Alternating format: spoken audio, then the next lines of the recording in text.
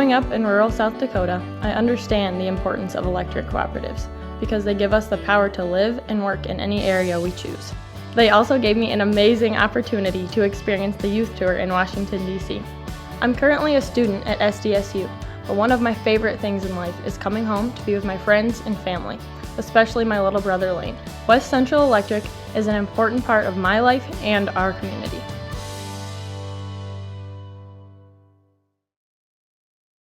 It seems around here every town is a sports town.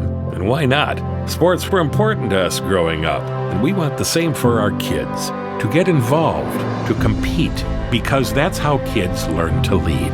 And why Farmers Union Insurance supports these programs. They know sports aren't just about building skill and strength, but about building character. Farmers Union Insurance. They don't just protect our community, they invest in it.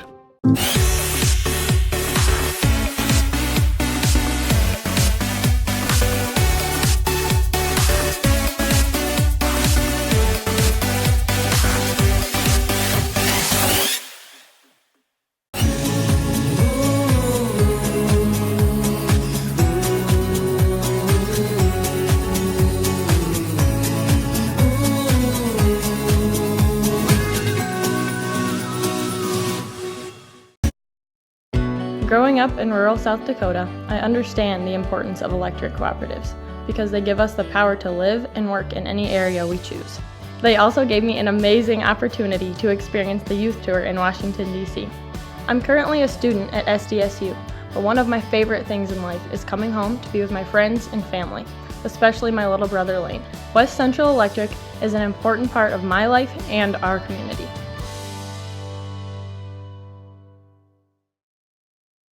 It seems around here every town is a sports town. And why not? Sports were important to us growing up, and we want the same for our kids. To get involved, to compete, because that's how kids learn to lead. And why Farmers Union Insurance supports these programs. They know sports aren't just about building skill and strength, but about building character. Farmers Union Insurance. They don't just protect our community, they invest in it. A message from West Central Electric, your local Touchstone cooperative. When you expect more, you expect more. When you expect more, Dakota Prairie Bank, providing great service right from the start. It's our promise to you that sets us apart. With every handshake and a smile, we go that extra mile. When you expect more, you expect more. When you expect more, Dakota Prairie Bank. The Golden Buffalo Casino at Lower Brule is proud of our area youth for their competitive spirit and participation in the various high school activities. It takes dedication and commitment to be the best you can be. It's all about sportsmanship and not whether you win or lose, but how you play the game. The Golden Buffalo Casino is your winning destination for great food and more ways to win, more often. Our youth, our future. We at the Golden Buffalo Casino say thanks for all you do. The Prairie Post in Presho, South Dakota is the area's premier convenience store stop. We are proud sponsors of all the boys and girls activities on Lyman Raiders Live. The Prairie Post has everything essential for your traveling needs and are tailored for fast breaks in your schedule. We have quality products and friendly staff, all devised for the demands of your travel. And if you have a few, stop in for some friends and fun at the Prairie Post. The Prairie Post in Presho, the area's best stop when traveling to or from the games in Lyman. Good luck in today's event. Right now is a great time to be planning for the next growing season. Fall fertilizer application can give your crops a strong start in the spring. Because the nutrients available and needed in each field vary, your Agtegra agronomist can help determine your specific nutrient needs and the benefits of applying them now. To optimize your inputs for next year's crop, contact your Agtegra agronomist for details or visit agtegra.com today. Hutch's Cafe, located just off Interstate 90 in Presho, has been family owned and operated since 1967. Hutch's Cafe and Lounge is a true piece of Americana preserved, where you'll enjoy a small town atmosphere with exceptionally warm and welcoming service. You will love their delicious food, including some of the best beef and cocktails in the Midwest. Hutch's is a proud supporter of all Lyman Raiders and Lady Raiders activities and invites you to stop in before or after the game. Everyone at Hutch's says go Raiders. Dakota Mill and Grain, located at 402 North Main Street in Presho, is your local grain warehouse and agronomy center. They are now a 110 shuttle load facility. During the harvest seasons, Dakota Mill and Grain can store your corn, sunflowers, milo, soybeans, white milo, and wheat. They will also provide you with high-quality fertilizer, pest control products, and chemical applications for all your farming needs. For questions, call manager Dave Cole at 605-895-2531 or stop by their location. Dakota Mill and Grain is a proud supporter of all Lyman school activities. Kennebec Telephone Company and their divisions, Charlie's Welding and Auto Repair, PowerCom, KTC Construction, Technology Communication Specialists, and Napa of Chamberlain proudly support all area youth in their various activities. Kennebec Telephone Company provides the Lyman area with high-speed internet, local and long-distance telephone service, Real Choice TV, computer repair, smart homes and farms, excavating, auto and welding repair, and Napa Auto Parts. Call their Kennebec office at 605-869-2220 and find out what they can do for you. Life's an adventure filled with excitement, challenges, and achievement. Farmers Union Insurance can provide you the safety net to keep you moving toward your goals and enjoying life's rewards. With multiple locations across the state, Farmers Union Insurance agents provide quick quotes and professional services you deserve. Since 1948, Farmers Union Insurance has focused on insuring the people of South Dakota. From the most remote quarter section to the busiest intersection, Farmers Union Insurance, insuring a brighter tomorrow. Growing up in rural South Dakota, I understand the importance of electric cooperatives because they give us the power to live and work in any area we choose. They also gave me an amazing opportunity to experience the youth tour in Washington, D.C. I'm currently a student at SDSU, but one of my favorite things in life is coming home to be with my friends and family, especially my little brother Lane. West Central Electric is an important part of my life and our community. A message from West Central Electric, your local Touchstone cooperative. When you expect more, you expect more. When you expect more, Dakota Prairie Bank, providing great service right from the start. It's our promise to you that sets us apart. With every handshake and a smile, we go that extra mile. When you expect more, you expect more. When you expect more, Dakota Prairie Bank. The Golden Buffalo Casino at Lower Brule is proud of our area youth for their competitive spirit and participation in the various high school activities. It takes dedication and commitment to be the best you can be. It's all about sportsmanship and not whether you win or lose, but how you play the game. The Golden Buffalo Casino is your winning destination for great food and more ways to win, more often. Our youth, our future. We at the Golden Buffalo Casino say thanks for all you do. The Prairie Post in Presho, South Dakota is the area's premier convenience store stop. We are proud sponsors of all the boys and girls activities on Lyman Raiders Live. The Prairie Post has everything essential for your traveling needs and are tailored for fast breaks in your schedule. We have quality products and friendly staff, all devised for the demands of your travel.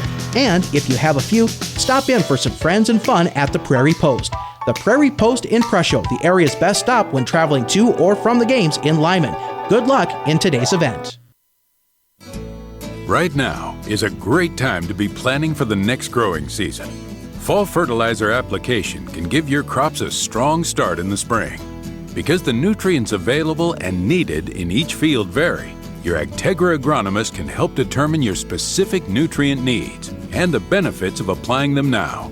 To optimize your inputs for next year's crop, contact your Agtegra agronomist for details or visit agtegra.com today.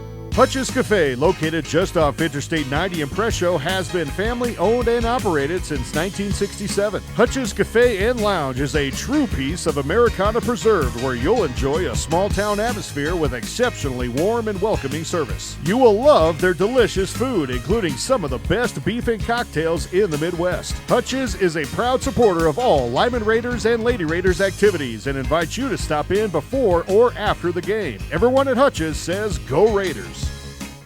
Dakota Grain, located at 402 North Main Street in Presho, is your local grain warehouse and agronomy center. They are now a 110 shuttle load facility. During the harvest seasons, Dakota Grain can store your corn, sunflowers, milo, soybeans, white milo, and wheat. They will also provide you with high-quality fertilizer, pest control products, and chemical applications for all your farming needs. For questions, call manager Dave Cole at 605-895-2531 or stop by their location. Dakota Grain is a proud supporter of all Lyman School activities. Kennebec Telephone Company and their divisions, Charlie's Welding and Auto Repair, PowerCom, KTC Construction, Technology Communication Specialists, and Napa of Chamberlain proudly support all area youth in their various activities. Kennebec Telephone Company provides a Lyman area with high-speed internet, local and long-distance telephone service, Real Choice TV, computer repair, smart homes and farms, excavating, auto and welding repair, and Napa Auto Parts. Call their Kennebec office at 605-869-2220 and find out what they can do for you. Life's an adventure filled with excitement, challenges, and achievement. Farmers Union Insurance can provide you the safety net to keep you moving toward your goals and enjoying life's rewards. With multiple locations across the state, Farmers Union Insurance agents provide quick quotes and professional services you deserve. Since 1948, Farmers Union Insurance has focused on insuring the people of South Dakota. From the most remote quarter section to the busiest intersection, Farmers Union Insurance, insuring a brighter tomorrow.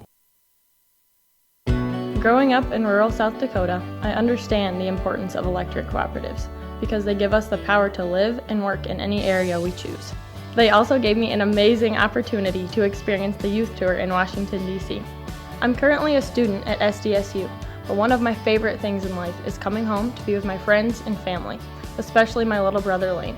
West Central Electric is an important part of my life and our community. A message from West Central Electric, your local Touchstone cooperative. When you expect more, you expect more. When you expect more, Dakota Prairie Bank, providing great service right from the start. It's our promise to you that sets us apart. With every handshake and a smile, we go that extra mile. When you expect more, you expect more. When you expect more, Dakota Prairie Bank. The Golden Buffalo Casino at Lower Brule is proud of our area youth for their competitive spirit and participation in the various high school activities. It takes dedication and commitment to be the best you can be. It's all about sportsmanship and not whether you win or lose, but how you play the game. The Golden Buffalo Casino is your winning destination for great food and more ways to win, more often. Our youth, our future. We at the Golden Buffalo Casino say thanks for all you do. The Prairie Post in Presho, South Dakota is the area's premier convenience store stop. We are proud sponsors of all the boys and girls activities on Lyman Raiders Live. The Prairie Post has everything essential for your traveling needs and are tailored for fast breaks in your schedule. We have quality products and friendly staff, all devised for the demands of your travel. And if you have a few, stop in for some friends and fun at the Prairie Post. The Prairie Post in Presho, the area's best stop when traveling to or from the games in Lyman. Good luck in today's event. Right now is a great time to be planning for the next growing season. Fall fertilizer application can give your crops a strong start in the spring. Because the nutrients available and needed in each field vary, your Agtegra agronomist can help determine your specific nutrient needs and the benefits of applying them now. To optimize your inputs for next year's crop, contact your Agtegra agronomist for details or visit agtegra.com today. Hutch's Cafe, located just off Interstate 90 in Presho, has been family-owned and operated since 1967. Hutch's Cafe and Lounge is a true piece of Americana preserved where you'll enjoy a small-town atmosphere with exceptionally warm and welcoming service. You will love their delicious food, including some of the best beef and cocktails in the Midwest. Hutch's is a proud supporter of all Lyman Raiders and Lady Raiders activities and invites you to stop in before or after the game. Everyone at Hutch's says, "Go Raiders." Dakota Grain, located at 402 North Main Street in Presho, is your local grain warehouse and agronomy center. They are now a 110 shuttle load facility. During the harvest seasons, Dakota Grain can store your corn, sunflowers, milo, soybeans, white milo, and wheat. They will also provide you with high-quality fertilizer, pest control products, and chemical applications for all your farming needs. For questions, call manager Dave Cole at 605-895-2531 or stop by their location. Dakota Grain is a proud supporter of all Lyman school activities.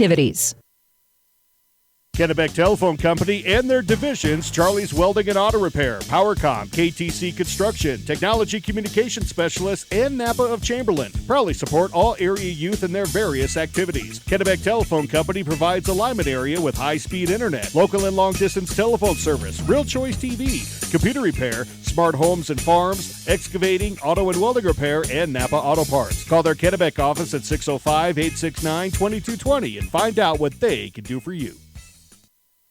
Life's an adventure filled with excitement, challenges, and achievement. Farmers Union Insurance can provide you the safety net to keep you moving toward your goals and enjoying life's rewards. With multiple locations across the state, Farmers Union Insurance agents provide quick quotes and professional services you deserve. Since 1948, Farmers Union Insurance has focused on insuring the people of South Dakota. From the most remote quarter section to the busiest intersection, Farmers Union Insurance, insuring a brighter tomorrow.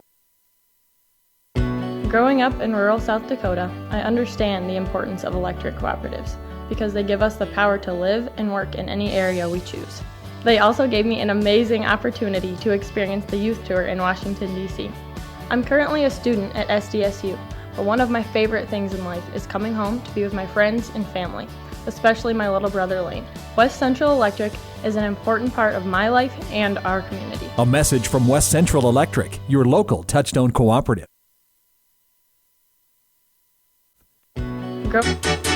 When you expect more, you expect more. When you expect more, Dakota Prairie Bank, providing great service right from the start. It's our promise to you that sets us apart. With every handshake and a smile, we go that extra mile. When you expect more, you expect more. When you expect more, Dakota Prairie Bank.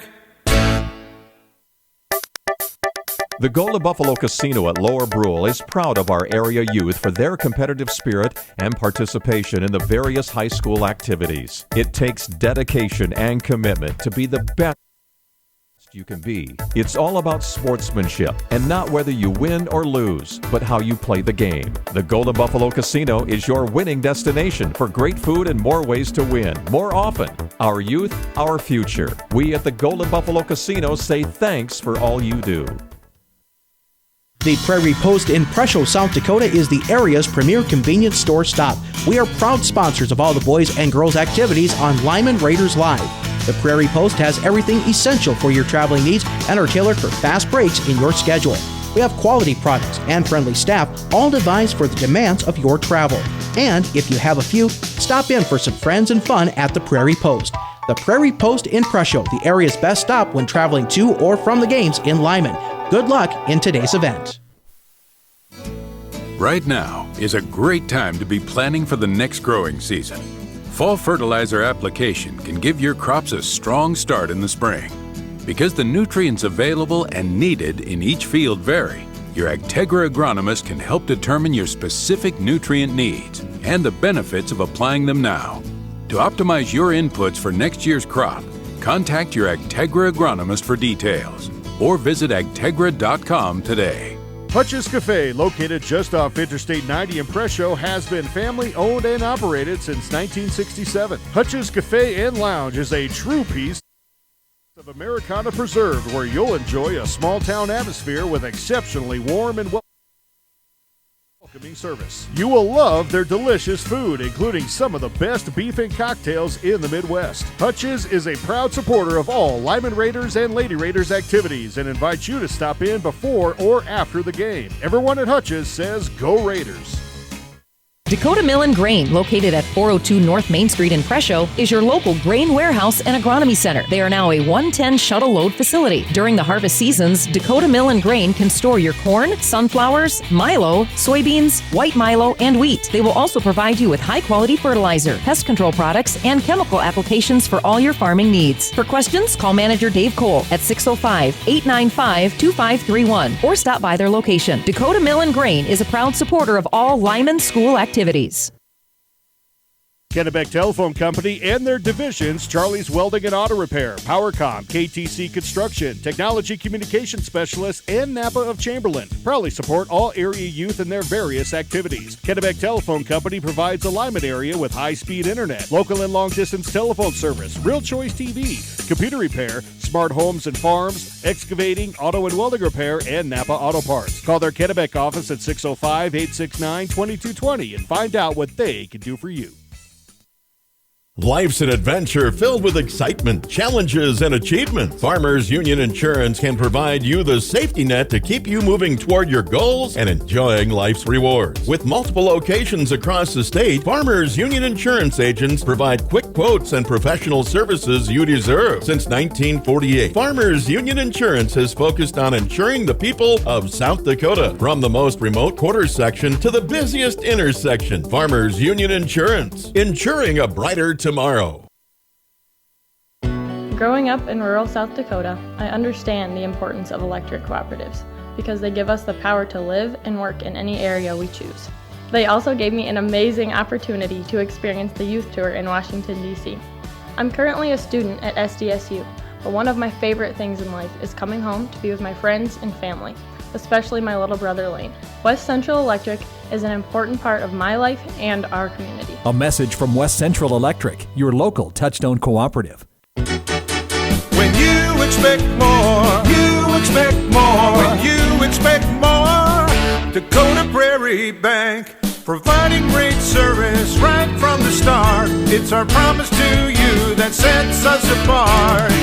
With every handshake and a smile, we go that extra mile. When you expect more, you expect more. When you expect more, Dakota Prairie Bank.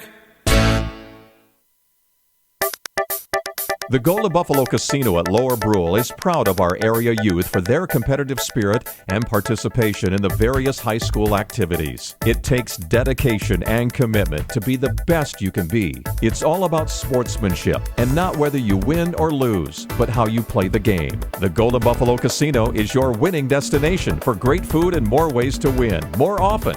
Our youth, our future. We at the Golden Buffalo Casino say thanks for all you do. The Prairie Post in Presho, South Dakota is the area's premier convenience store stop. We are proud sponsors of all the boys and girls activities on Lyman Raiders Live. The Prairie Post has everything essential for your traveling needs and are tailored for fast breaks in your schedule. We have quality products and friendly staff, all devised for the demands of your travel. And if you have a few, stop in for some friends and fun at the Prairie Post. The Prairie Post in Presho, the area's best stop when traveling to or from the games in Lyman. Good luck in today's event. Right now is a great time to be planning for the next growing season. Fall fertilizer application can give your crops a strong start in the spring. Because the nutrients available and needed in each field vary, your Agtegra agronomist can help determine your specific nutrient needs and the benefits of applying them now. To optimize your inputs for next year's crop, contact your Agtegra agronomist for details or visit agtegra.com today. Hutch's Cafe, located just off Interstate 90 in Presho, has been family-owned and operated since 1967. Hutch's Cafe and Lounge is a true piece of Americana preserved where you'll enjoy a small-town atmosphere with exceptionally warm and welcoming service. You will love their delicious food, including some of the best beef and cocktails in the Midwest. Hutch's is a proud supporter of all Lyman Raiders and Lady Raiders activities and invites you to stop in before or after the game. Everyone at Hutch's says go Raiders. Dakota Grain, located at 402 North Main Street in Presho, is your local grain warehouse and agronomy center. They are now a 110 shuttle load facility. During the harvest seasons, Dakota Grain can store your corn, sunflowers, milo, soybeans, white milo, and wheat. They will also provide you with high-quality fertilizer, pest control products, and chemical applications for all your farming needs. For questions, call manager Dave Cole at 605-895-2531 or stop by their location. Dakota Grain is a proud supporter of all Lyman school activities. Kennebec Telephone Company and their divisions, Charlie's Welding and Auto Repair, PowerCom, KTC Construction, Technology Communication Specialists, and Napa of Chamberlain proudly support all area youth in their various activities. Kennebec Telephone Company provides a Lyman area with high-speed internet, local and long-distance telephone service, Real Choice TV, computer repair, smart homes and farms, excavating, auto and welding repair, and Napa Auto Parts. Call their Kennebec office at 605-869-2220 and find out what they can do for you. Life's an adventure filled with excitement, challenges, and achievement. Farmers Union Insurance can provide you the safety net to keep you moving toward your goals and enjoying life's rewards. With multiple locations across the state, Farmers Union Insurance agents provide quick quotes and professional services you deserve. Since 1948, Farmers Union Insurance has focused on insuring the people of South Dakota. From the most remote quarter section to the busiest intersection, Farmers Union Insurance, insuring a brighter tomorrow. Growing up in rural South Dakota, I understand the importance of electric cooperatives because they give us the power to live and work in any area we choose. They also gave me an amazing opportunity to experience the youth tour in Washington, D.C. I'm currently a student at SDSU, but one of my favorite things in life is coming home to be with my friends and family, especially my little brother Lane. West Central Electric is an important part of my life and our community. A message from West Central Electric, your local Touchstone cooperative. When you expect more, you expect more. When you expect more, Dakota Prairie Bank, providing great service right from the start. It's our promise to you that sets us apart. With every handshake and a smile, we go that extra mile. When you expect more, you expect more. When you expect more, Dakota Prairie Bank. The Golden Buffalo Casino at Lower Brule is proud of our area youth for their competitive spirit and participation in the various high school activities. It takes dedication and commitment to be the best you can be. It's all about sportsmanship and not whether you win or lose, but how you play the game. The Golden Buffalo Casino is your winning destination for great food and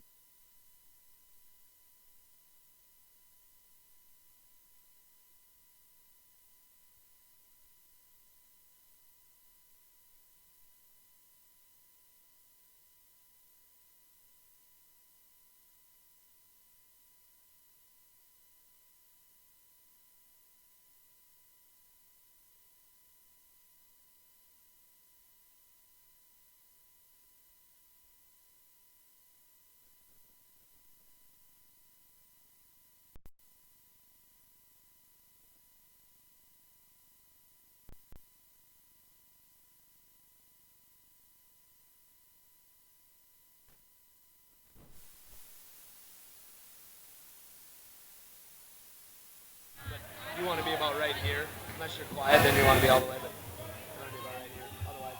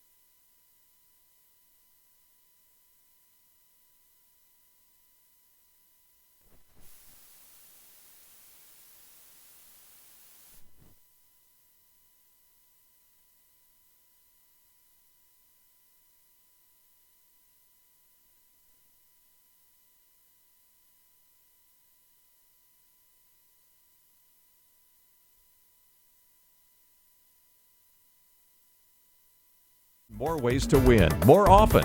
Our youth, our future. We at the Golden Buffalo Casino.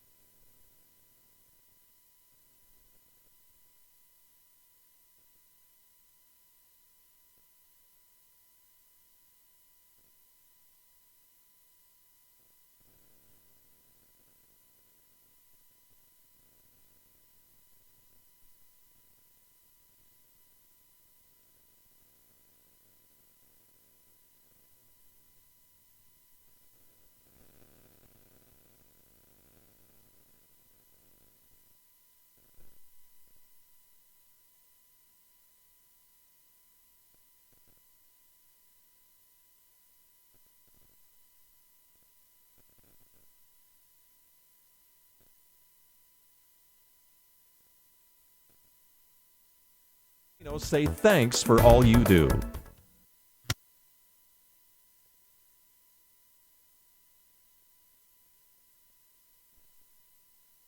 The Prairie Post in Presho, South Dakota is the area's premier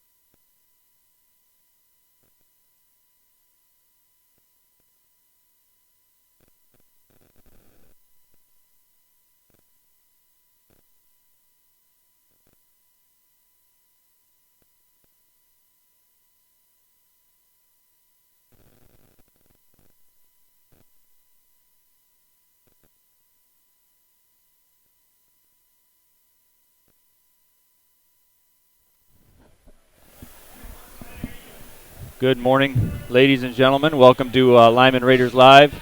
We're here at the Mid-Dakota Monster 2020. Getting started with 3 mats of action. I believe we've got 29 teams in the tournament this weekend.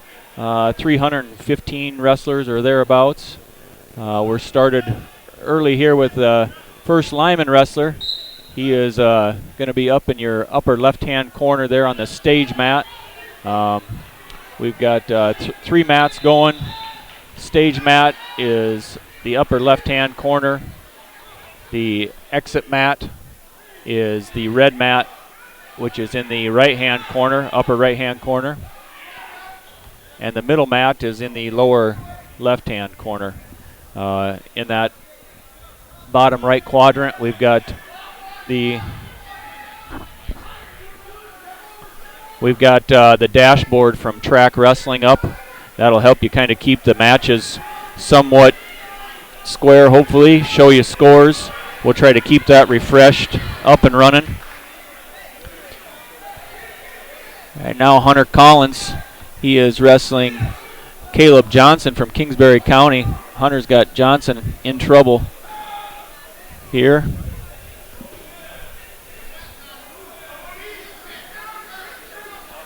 .40 seconds to go in the first period. Collins currently up 2-0 with some back points coming. Looking for the near fall here.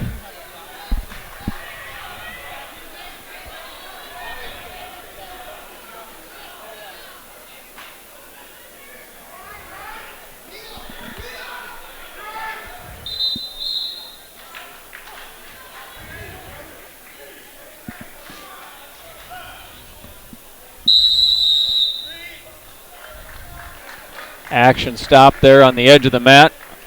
Come back to the middle. Collins now leads 5-0 in the first. You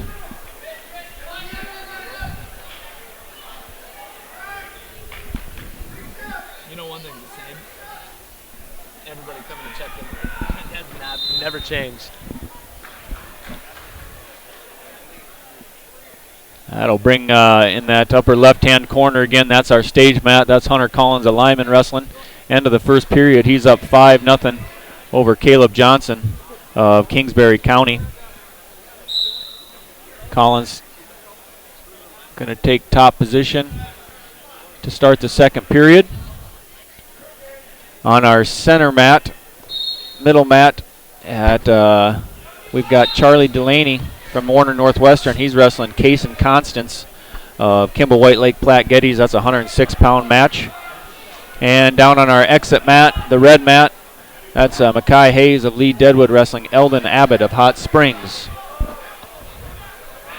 Again, we'll try to keep you up to speed here on each match. The mat, you can also try to watch along there with the Track Wrestling dashboard. Try to keep that refreshed and up and running.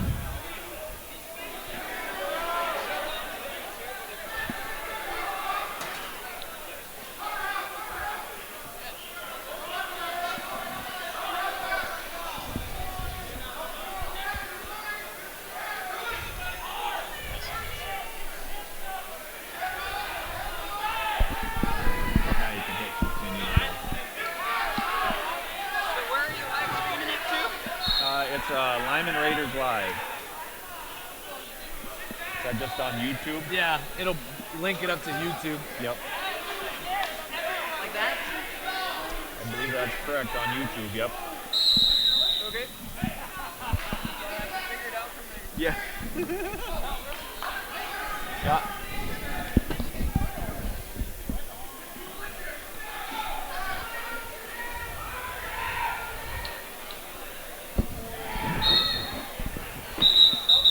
Collins still up 5-0 with under 30 to go in the second period. Working again for near fall on the edge of the mat. Nothing yet.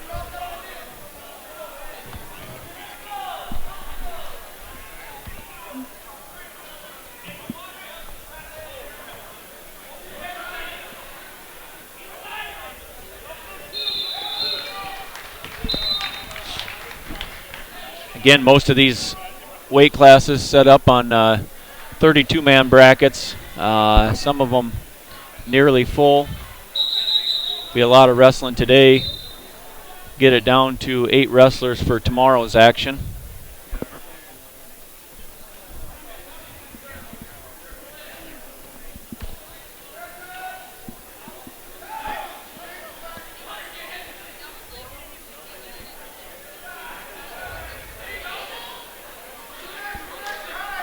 Collins with another takedown there. That's your upper left-hand mat, the stage mat.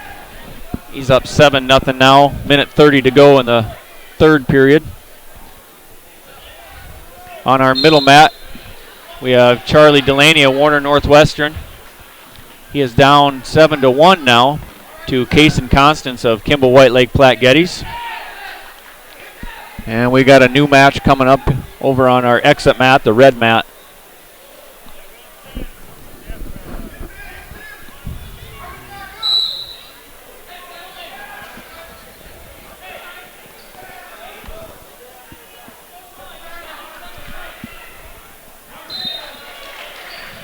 Collins with the pin there, 55 seconds to go in the third period.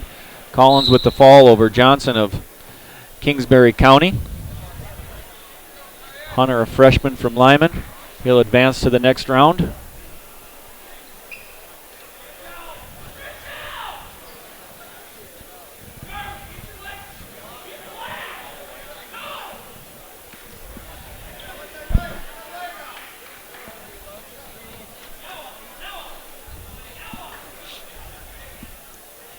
Constance at Kimball White Lake Platte Geddes now up 12-0 over Delaney of Warner Northwestern.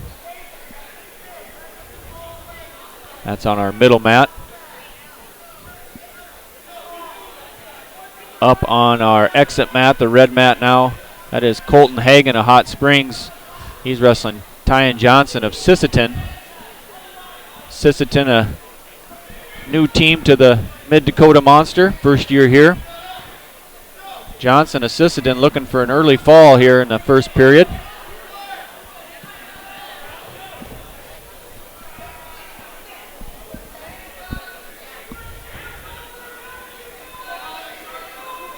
And coming up on our stage mat, that is Josh Hoffman of Spearfish.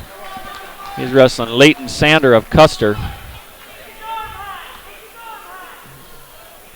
Again, stage mat is your upper left-hand corner.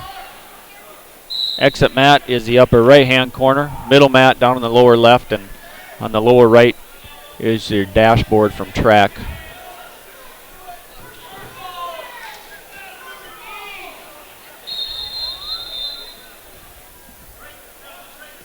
Constance gets the win over Delaney.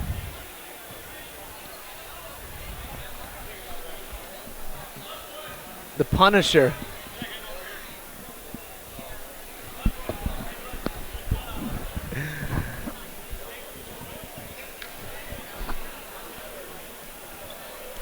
Was talking to Coach Slice earlier, and new addition to the wrestling team right here, the Punisher from Belfouche.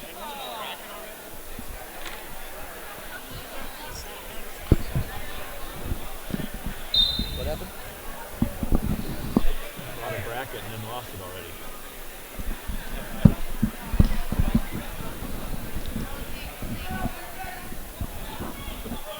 Punisher, also known as Damian Park, is that correct? Yeah. Freshman to Belfouche. He's wrestling Colton Brady, 7th grader from Stanley County. That's your middle mat at 120 pounds. Stage mat, we got a little blood time here. Get things cleaned up. Back at it.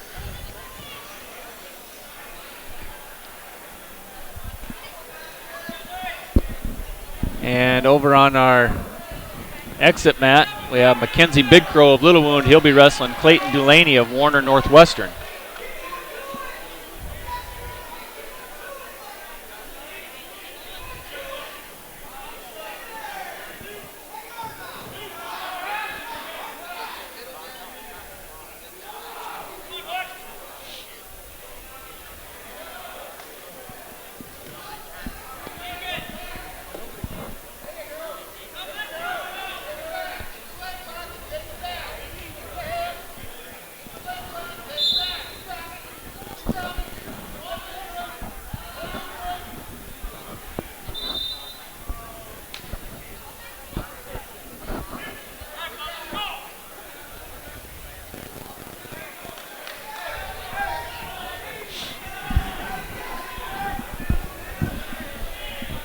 Colton Brady with a 2-0 lead here in the first period. 26 seconds to go on the middle mat. Stage mat, upper left-hand corner there. That's Josh Hoffman with a 2-0 lead of Spearfish over Leighton Sander of Custer. Tough on the arm bars, and Hoffman's mean on top. There's a stalling warning on Sander. Laid there for a little too long.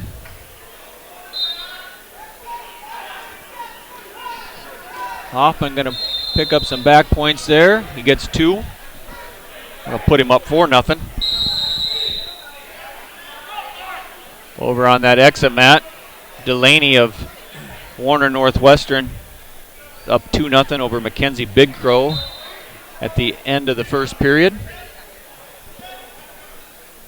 Or still in the first, 1:04 to go there. 120-pound match. Quick shout out to our Lyman girls last night, picking up a big win over Gregory. Coach Keeper's got a good start on the season here. We're gonna have interviews with him later. We're pretty pumped about that. Mike, we're getting an interview with you later.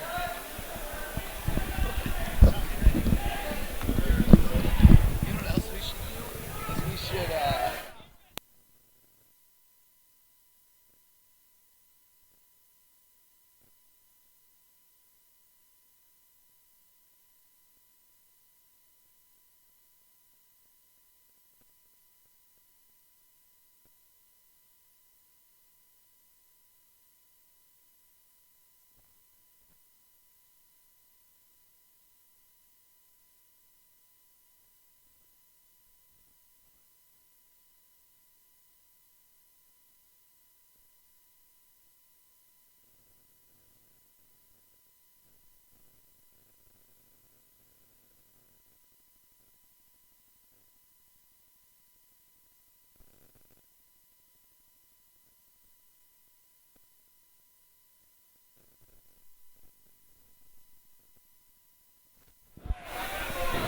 All right, we're back here at action.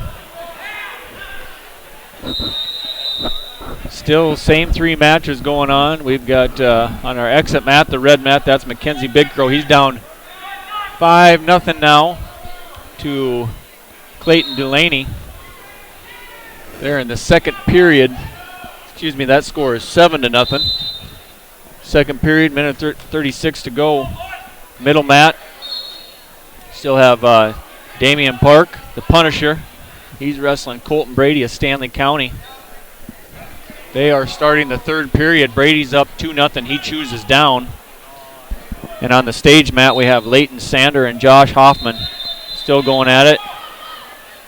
Hoffman with a 7-0 lead. We got a little blood time coming here. Sander bleeding pretty good from the nose there. Soaked up a cotton ball or 2 already, it looks like.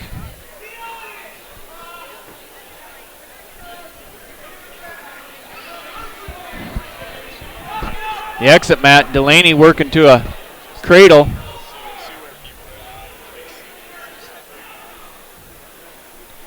Still leads there, 7-0.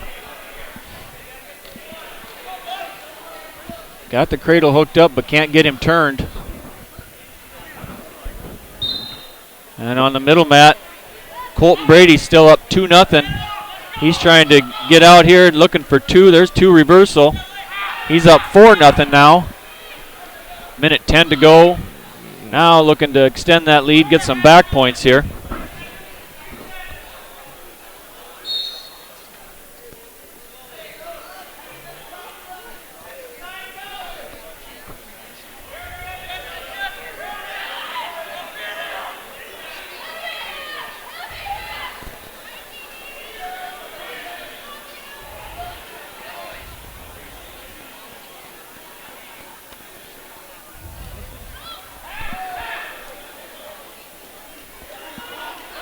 Brady, Stanley County picks up 3 near fall. He's now up 7-0 with 30 seconds to go in the third period. And Clayton Delaney, he picks up the fall with short time left there at the end of the match over Big Crow of Little Wound. Delaney of Warner Northwestern over Big Crow of Little Wound.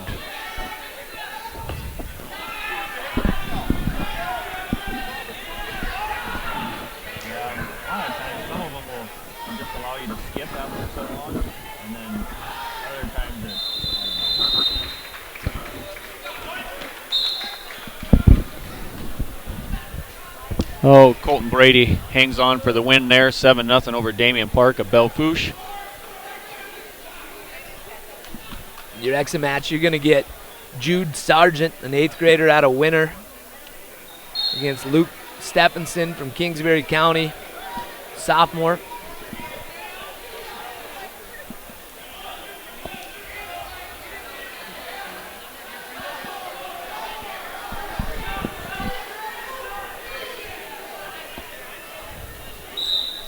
Also, you got a new addition to our officiating crew down on the exit mat. Dylan Kessler's going to join the team. Young, exciting, energetic official. Appreciate his company. Absolutely.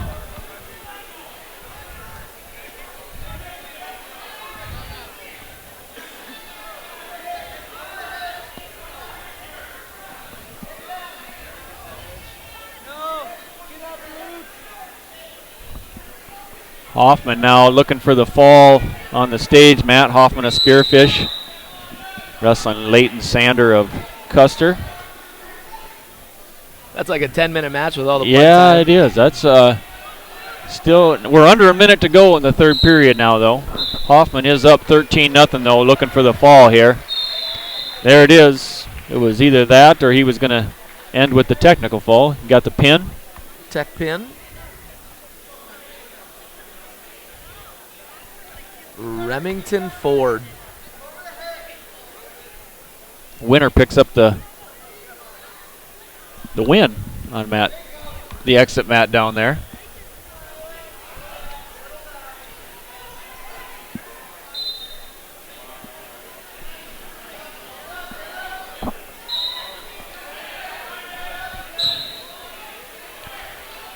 You got Chase Vanderboom, Newell down on the exit mat versus Damon Dubray, sophomore for Bennett County.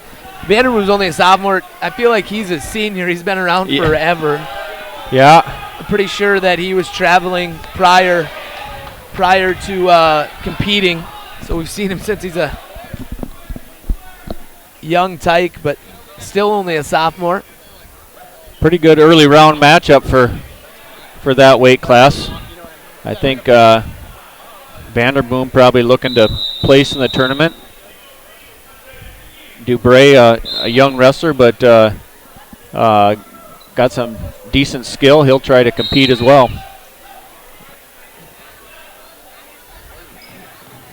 Up on the middle mat now is Trey Frost, a junior from Stanley County. He's wrestling Tristan Greenfield, an 8th grader from Lee Deadwood. It's 126 pounds. Frost with the early takedown. And now up on our stage mat is Rains Provost, Bennett County, a sophomore, wrestling Mason Schmitz, an 8th grader from Spearfish. Provost got Schmitz in trouble here, but Schmitz fights off his back. That'll put Provost of Bennett County up 9-2.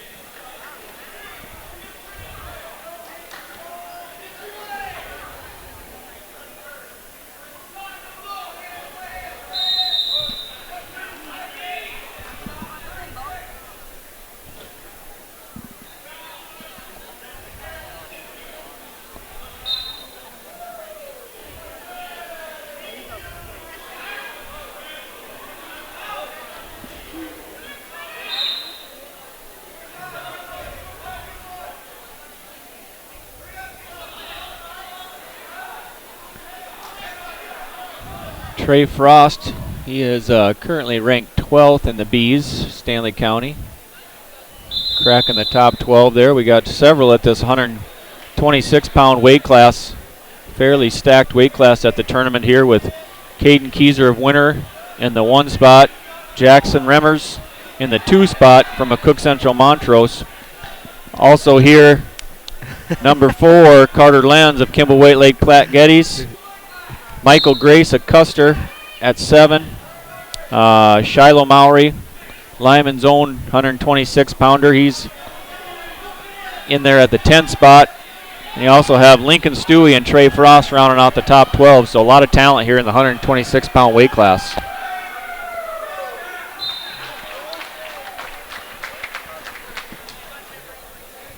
And I believe down 10-5, and I think you're correct. Schmitz comes back, gets the fall over Provost of Bennett County. Is that how that fell there? Yeah, made a lot of mistakes early. Ended up overcoming them.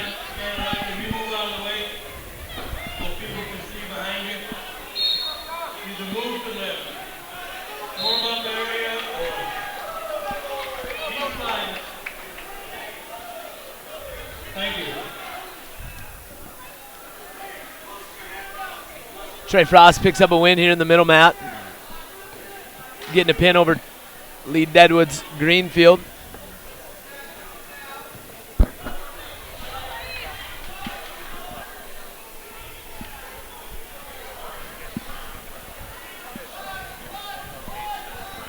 You guys will get a lot of close-up shots of these wrestlers trying to come in and check in at our table. Confused. All day long. Confused even folks. tomorrow. It'll happen again and again and again. Now our officiating crew complaining about it. Yeah. Up here on the middle mat now is Chase Sarda of Pierre. He'll be wrestling Connor Callahan, Kingsbury County. Chase Sarda, 9-1 freshman. Talented, young, scrappy wrestler. Vanderboom looking to finish. And finishes. He does get the fall over there on the exit mat over DeBray of Bennett County.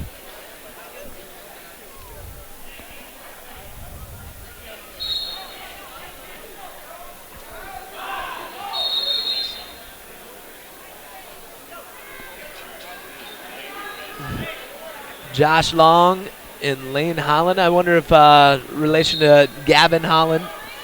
Kingsbury's, I don't know what's Holland at? 95, 182, something like that? That's a good question. I think you're probably about right. Coach had to pick him up from the weight room this morning. Sarda ends the match pretty quick. I had the luxury of watching most of the skin checks, if you can imagine how exciting that was, but Holland was one of the guys that probably stood out maybe a little bit.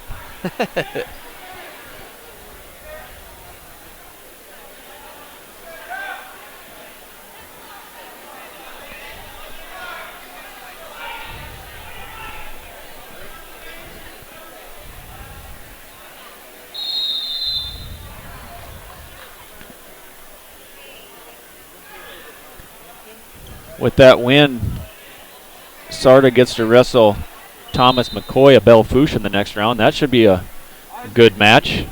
Both scrappy, young, strong wrestlers. That's at 126 pounds. That was very, very talented weight class there. We've also, you throw Sarda in the mix, who's actually the unattached wrestler for Pierre, not scoring. And then you've got Deegan Huska is their varsity wrestler. He'd be their scoring wrestler there. That's never a bad problem. No. But nice and deep there. So Huska got the 4 seed, and he's also ranked in the A's. So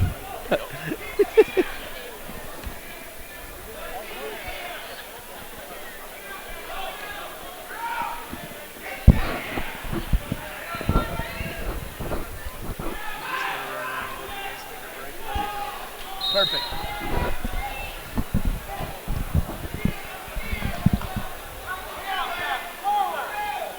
Jonathan Pellicati.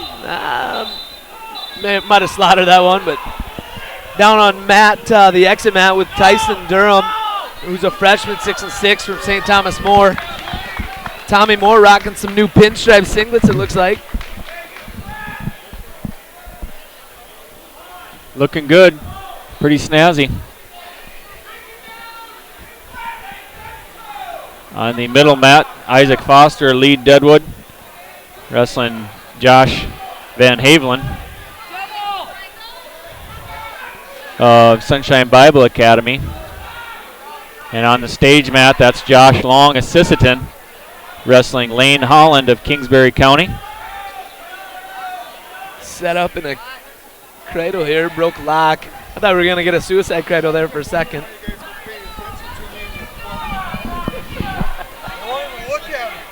If we got paid for how many wrestlers checked in, we'd be rich.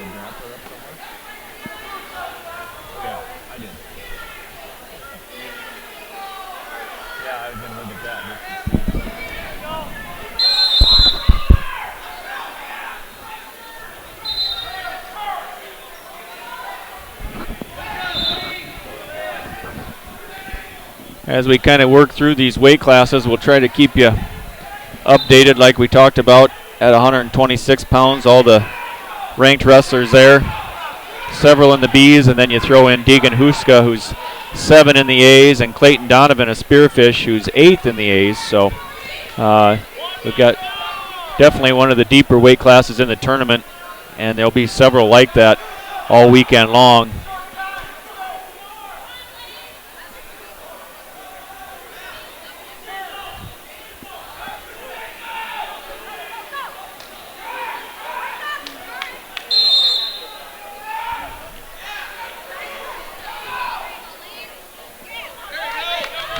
Not only do we have to break in the wrestlers from checking in at our table, but we also have to break in the referees from looking at giving us funny looks when we don't pay attention to them for keeping score or stopping the clock. Might have to be more strategic in the future of this placement, but it's working. I kind of like it. I do too. Not going to complain about center, front side, center view. Best seat in the house. On the stage mat, that is Lane Holland of Kingsbury County picking up the win over Josh Long at 126 pounds. And how's it going? On the middle mat, doesn't do any good to touch that screen, does it? What? Van Havelen picked up the win over Isaac Foster at Lead Deadwood.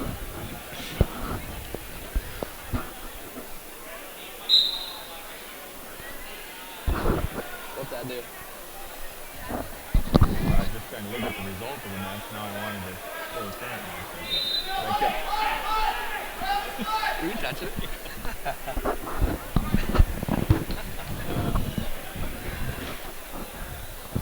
This is Parker Nome of Custer, 8th grader wrestling Colton Fleming, a freshman from Hill City, at 132 pounds on your middle mat.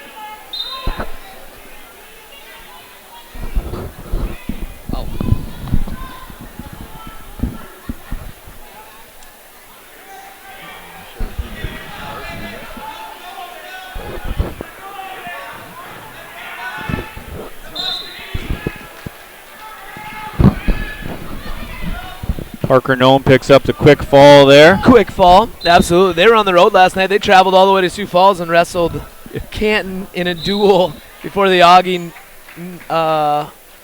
NSU duel. How'd that duel turn out? Any idea what the score was? I talked to Coach. He did not give me the details on the score. He said, don't look at the score. It was a good turnout for him, but the score did not have the same results. Canton, I think, handily took care of Custer in the scoreboard. But Coach was happy with the results, and glad he got to see some East River competition. Absolutely. Probably two of the teams that'll be in the state dual tournament at the end of the year. Looking forward to that. Yeah, the 3-day new addition to the state tournament is going to be kind of a fun, long vacation. Absolutely. For some.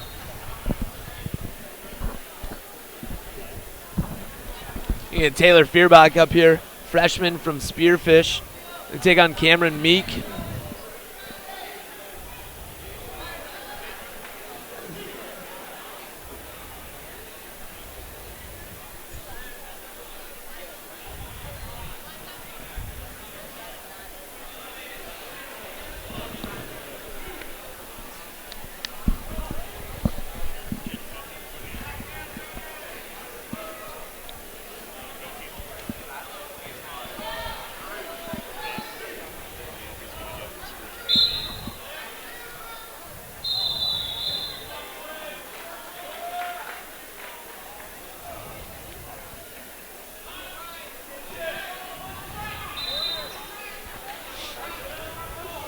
Leo Dominguez picks up a win over Jordan Lee down on the stage mat.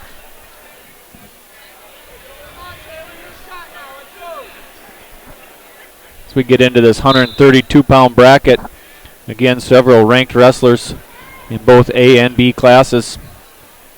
Leading it off, Jared Harris of Bennett County, currently sitting third. Wyatt Talbot of Kimball White Lake Platte Geddes fourth. Oakley Blakeman of Spearfish fourth in the A's. Jacob Steiger of Mobridge Pollock fifth in the B's. Jaden Wiebe of Pier sixth in the A's. Aaron Gilchrist a winner, sixth in the B's. Carter Randall of McCook Central Montrose, 8 in the B's. And you throw in Oscar Lopez of O'Neill, who pulls down an 8th ranking in Nebraska. And then Max Johnson of Lead Deadwood rounding out the top 12 in the B's for South Dakota.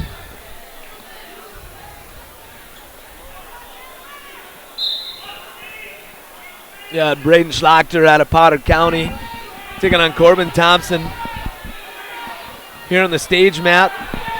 Schlachter, a junior, 11 and 12. Thompson, 8th grader, 1 and 7 out of Hot Springs.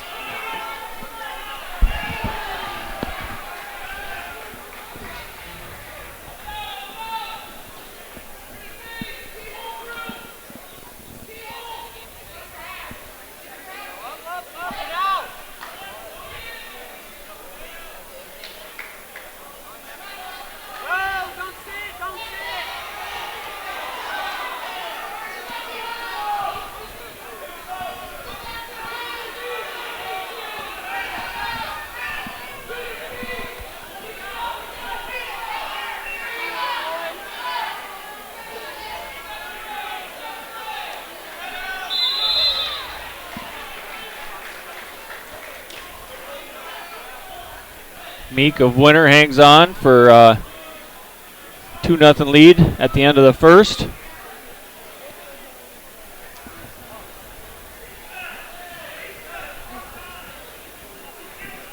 Schlachter going to try and beat the clock here.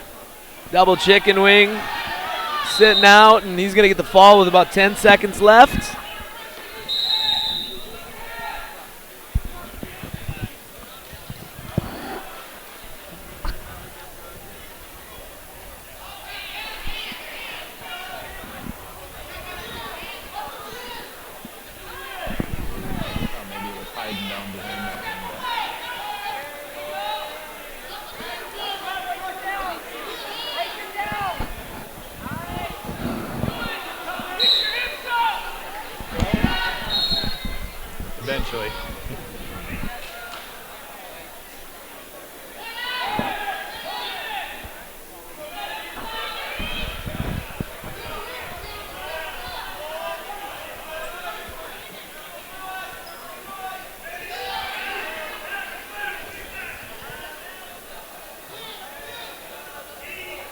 Now on the stage mat, a couple of Adams family members. That's J.D. Adam of McCook Central Montrose. He's wrestling Connor Adams of St. Thomas More. Connor Adams of St. Thomas More up to a 2-0 lead, but he's in trouble here. There's J.D. Adam with the reversal.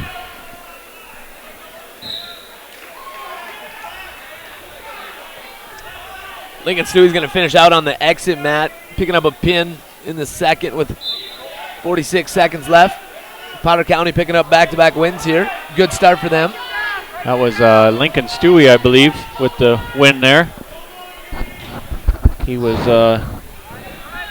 cracking the top 12, maybe at 126 now. Was there at one point anyway.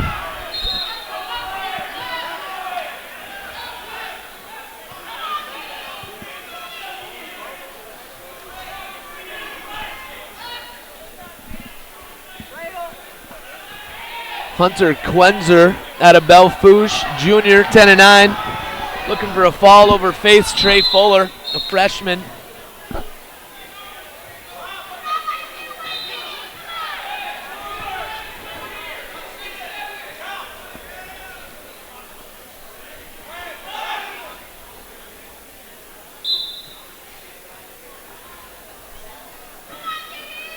Spearfish is going to ride out here.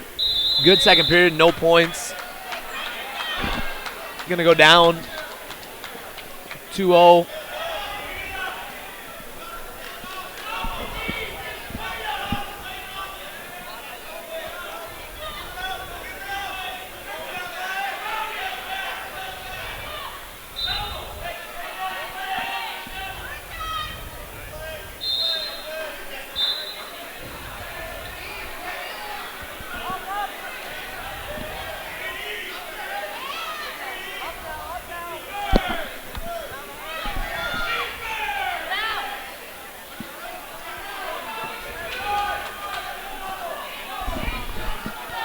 Adams family match on the stage mat, still knotted up at 2-2 now.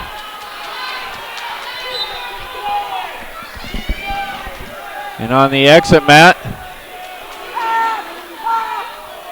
I believe that's Trey Tatrald of, Halsey Pierman of Todd County with the win over Trey Tatrald of Bennett County.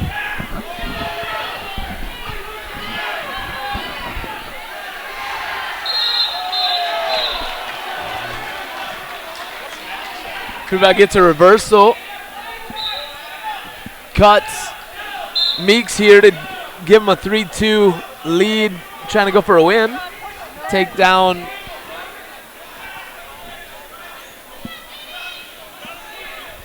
One minute to go here in the third period on your center mat. Meek in on a shot. Fierbach fighting it off. Going to go out of bounds here, start him over. 45 seconds to go in the third period.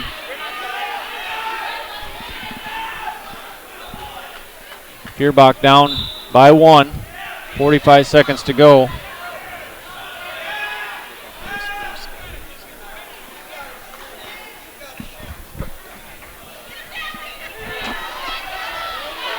Now Fierbach in on a shot. Meek fighting it off.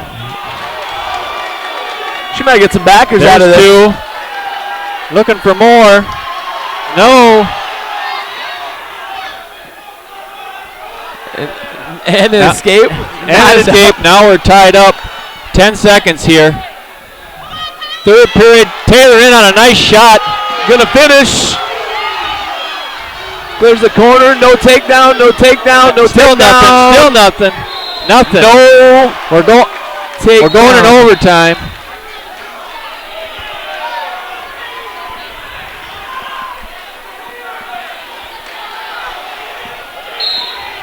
One minute sudden victory period here.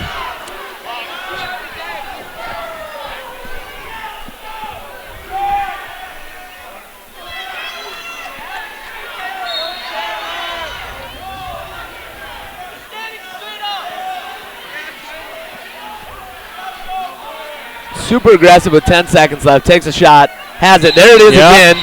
I thought she'd come right back to it. Got the leg trapped.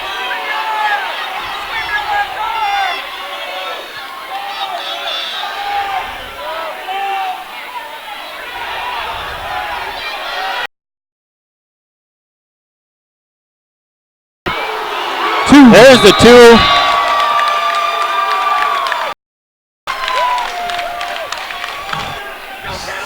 Still going at it on the stage mat. J.D. Adam and Connor Adams. Connor Adams of St. Thomas More. He's currently down to J.D. Adam of McCook Central Montrose, 7-9. They're under 30 in the third period. Your center mat, you got Caleb Clark, a 2-3 sophomore out of Kingsbury County, going to work on Andy Tonsager out of Belfouche, a freshman who's 6-12. And Clark is looking to finish early here.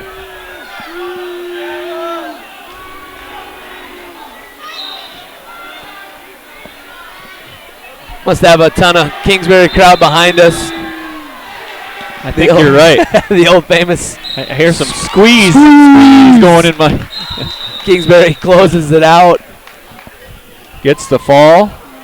50 seconds in the first period there. Mick King picks up the win down there on the stage mat for. Excuse me. Not Mick King. Adams picks up the win for St. Tommy Moore. You just don't know which one. Yeah, I don't actually.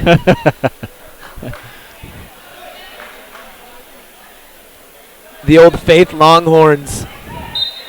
Back in action. Back in action.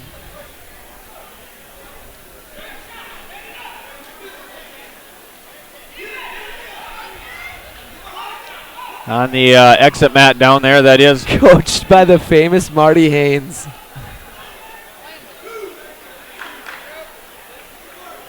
Mick King of Newell wrestling Robert Hewitt of Custer. Little blood time there. Clean up the mat, clean up the wrestler. Put a plug in the nose, and here we go. On the center mat, Tayson Jones of Faith wrestling Jaden Wolf, a senior out of McCook Central Montrose. It's on 138 pounds. On the stage mat is Eli Isaacson of Hill City wrestling Quentin Carlson, a spearfish. So all three mats now at 138 pounds. That weight class, some of the ranked wrestlers that we're going to see. Riley Orrell of Winter, he's number 2 in the Bs. Brady Thompson of O'Neill, he's 4 in Nebraska. Tyson Johnson of Pierre, number 5 in the A's.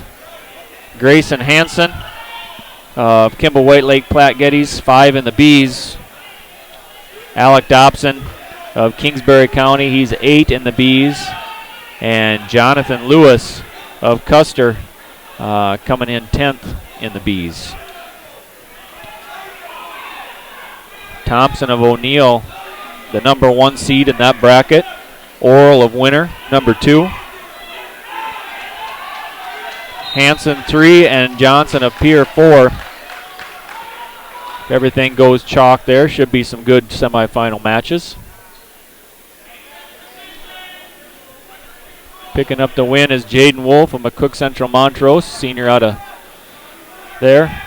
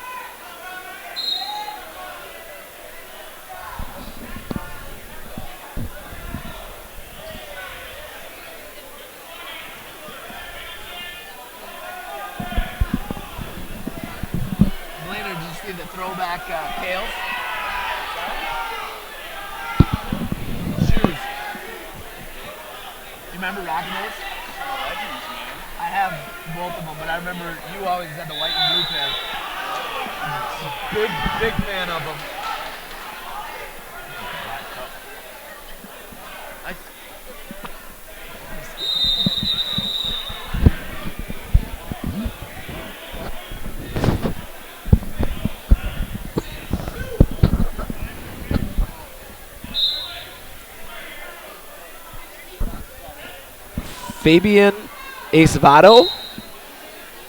Go with that. You got. Yeah, I think you got her. Fabian Acevedo. Acevedo. I'll go. Otto O'Neill, he's waiting for his opponent. That'd be Harmony Red Star from Little Wound.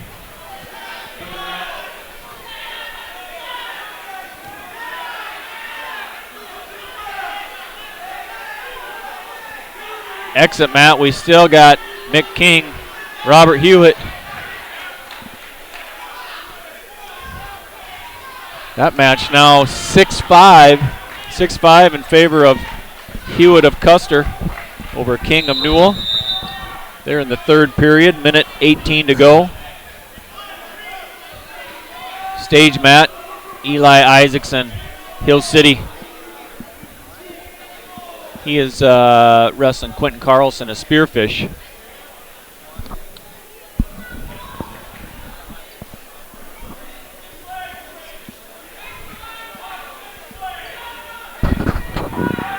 Going to get a different match on our middle mat. They just move a match, or did they? Was there a forfeit there? I didn't even see. I'm not sure what they ended up doing with the other one. If it was a forfeit or what they did there. Holden Havlick. Holden Havlick, just a 7th grader from Kimball White Lake Platte Geddes. Been around quite a while though, and definitely has the wrestling name. Wrestling Levi Druk out of O'Neill, who is a big freshman. Both these kids big for their age, I would say, and yes, you are correct. Levi maybe just slightly more mature than Holden. Holden definitely put some, had a growth spurt, I would say, over the last year or so. I know that last year him and my son Kellen were nearly the same weight. At 113, 114 pounds, something like that.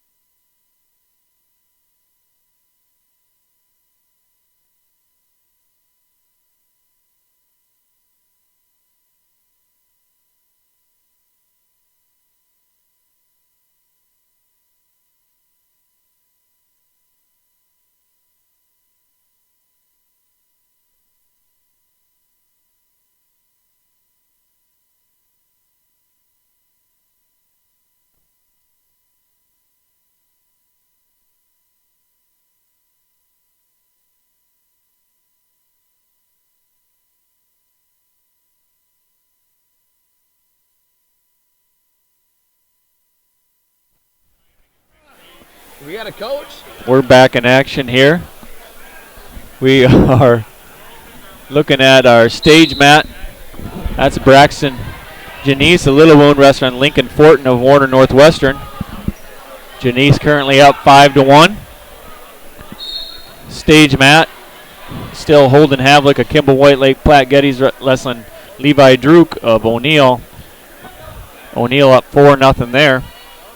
They're in the second period with a minute to go. And down on our exit mat, that's the red mat, is Jason Dillon of Pine Ridge wrestling Isaac McKinney of Belfouche. They are all knotted up at zeros. Nearing the end of the first period there. There's Dillon in on a shot. Doesn't look like he's going to get it finished though.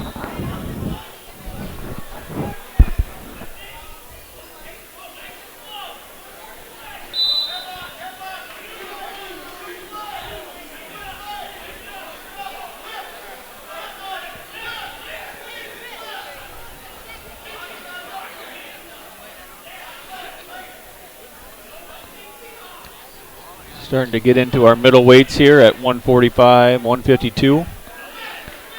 Center mat is 152. Exit mat's at 145, and the stage mat's still at 138. Fortin looking for a fall at the edge of the mat over there. Going to go out of bounds, but get 3 near fall. That'll put him up 6-5 now. Fortin of Warner Northwestern up 6-5 against Janice of Little Wound. They are second period, 44 seconds to go.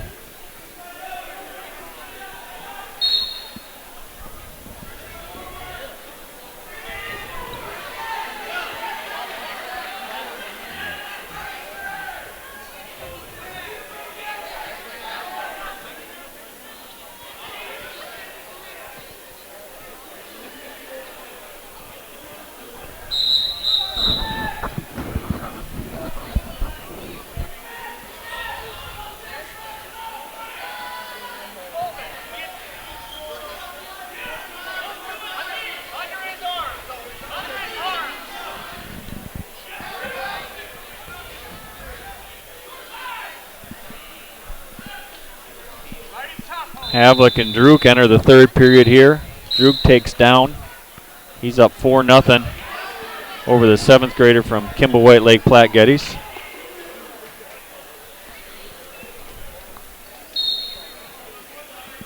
Gets the reversal. That puts him up 6-0 now.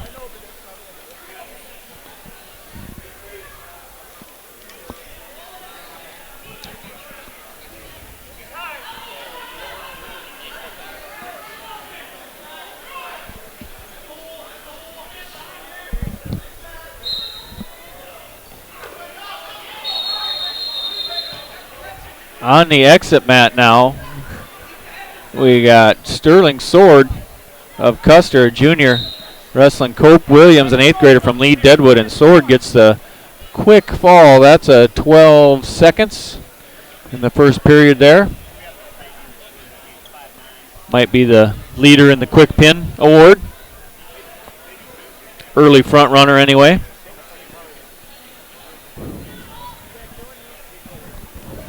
Strong approach anyways. Valiant effort. Yes. Jamie Collins quick pin award. I wouldn't be surprised. It seems like generally by the time the weekend's over, we get somebody in the single digits.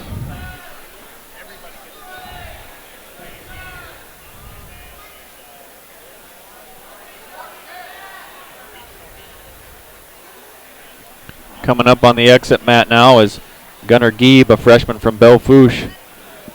He'll be facing Jeremiah Cartier, of a sophomore from Pine Ridge.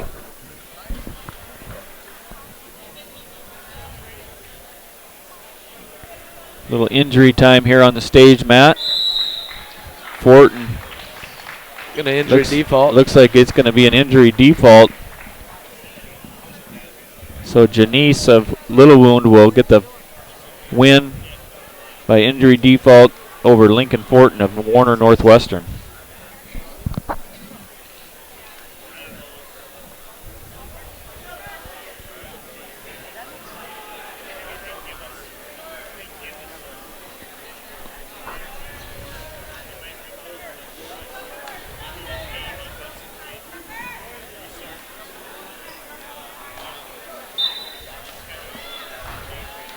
Caleb Rickenbach, 8th grader at Hot Springs, is going to take on Thomas Garcia here in the center mat from O'Neill.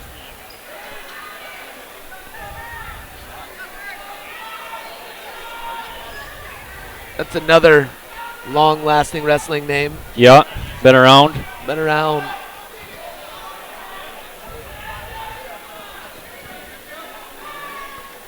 Stage match. You got Tucker Anderson from Kingsbury County going after a pin on Will Rodert out of McCook Central Montrose. Tucker Anderson, a freshman, 8'8", picks up a quick pin. Run through a few of these other weight classes as we go by at 145 pounds. Some of the ranked wrestlers that we're going to see this weekend. Number 3 in the A's is Cade Hinkle out of Pierre. Brennan Haynes from Custer, 6th in the B's. Jack Kruger of Winter, 7th in the B's. Ivor Paul, 8th in the B's out of Sunshine Bible. And then Anthony Benda, 9th in the B's from Sisseton.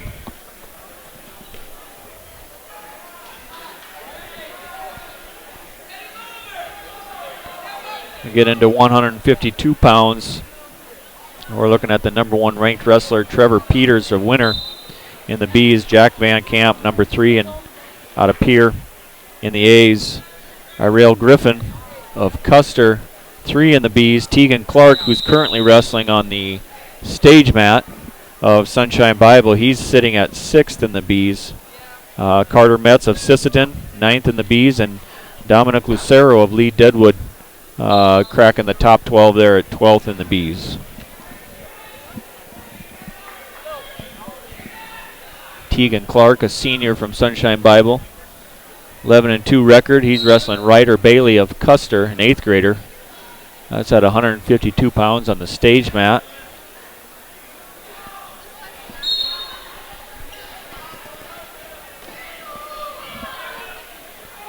The middle mat now, we have Jason Carr, a sophomore out of Belle Fourche.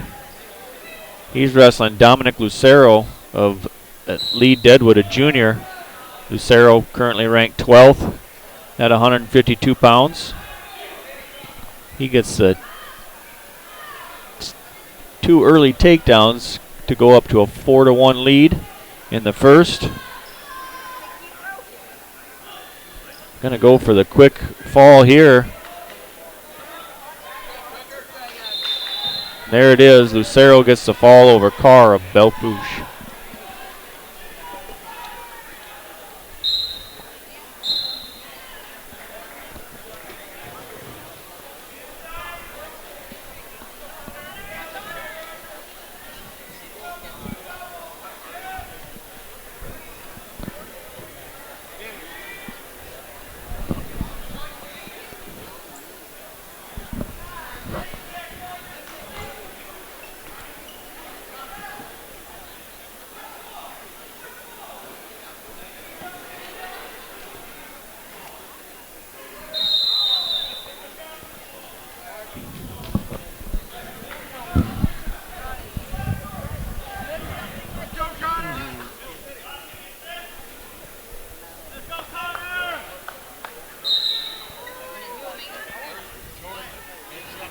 All right, coming up on the exit mat, that's Lyman's own Blake Broderick at 152 pounds.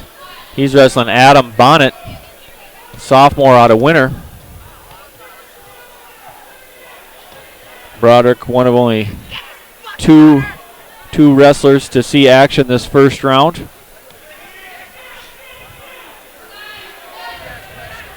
Nice takedown there by Blake. He'll go up 2-0.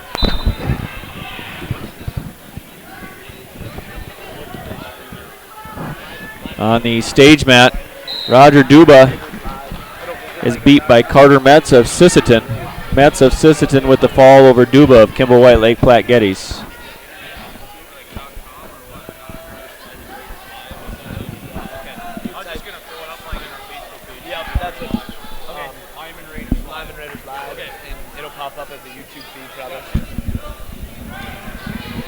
stage mat or middle mat here. That's Connor Johnson of Kingsbury County, an 8th grader wrestling Jordan Klein, a junior of Hill City.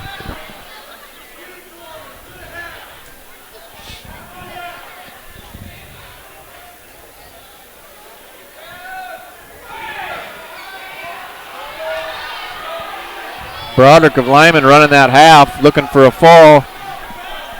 He's got 30 seconds in the first period here. There it is. Good win for Blake. Get to advance in the championship side of the bracket there at 152 pounds.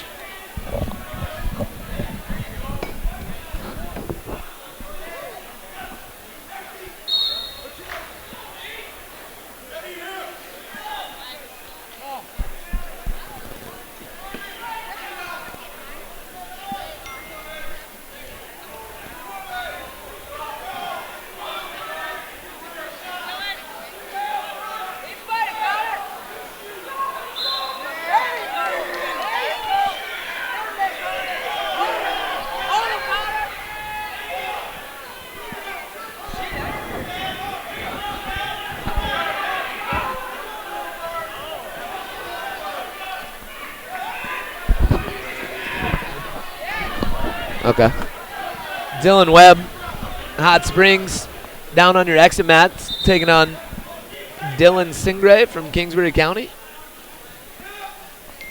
5-5. It's Stingray without a T.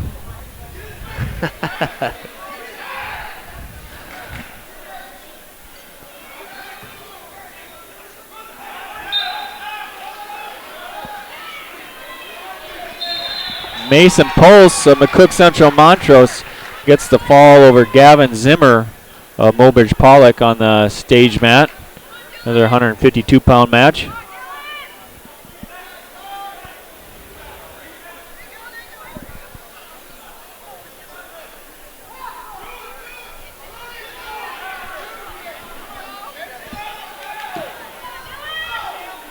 Stingray of Kingsbury County also looking for the fall here over Webb of Hot Springs.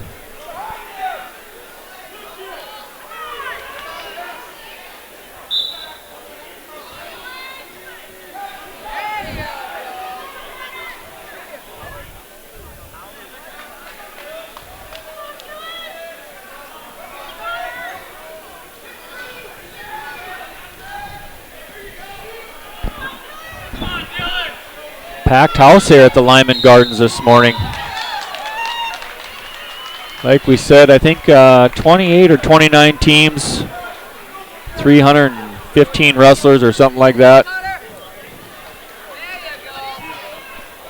Lyman currently going through a building project. We'll be looking forward to spreading this out just a little bit next year with the addition of an auxiliary gym, another mat. Give us some more room here. And be home for supper on Friday night, maybe? Yeah.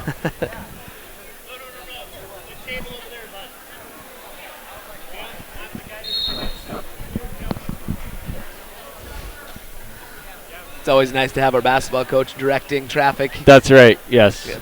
Much appreciated. Zane.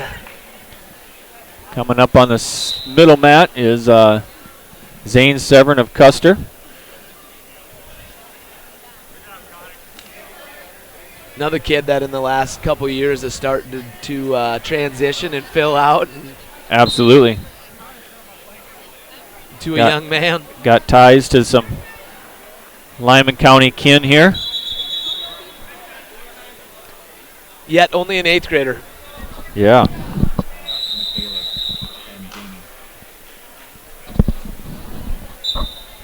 He's wrestling Nick Netzer of Mobridge Pollock, freshman. A couple of young wrestlers here at 152 pounds. Over on the stage mat is Tucker Holzer, senior from Mobridge Pollock. He's wrestling Griffin Clubb of Kingsbury County. And on the exit mat is Alan Salinas, a junior from Hill City, wrestling Cade Bickerdike, a sophomore from Belle Fourche, at 160 pounds.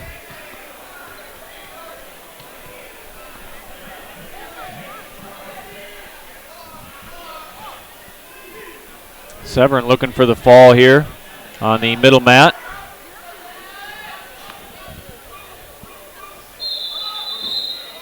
There it is. Minute 1 in the first period. Zane Severn of Custer picks up the fall over Nick Netzer of Mobridge Pollock. And Bickerdike also gets the win over Salinas of Hill City. That's out on your exit mat.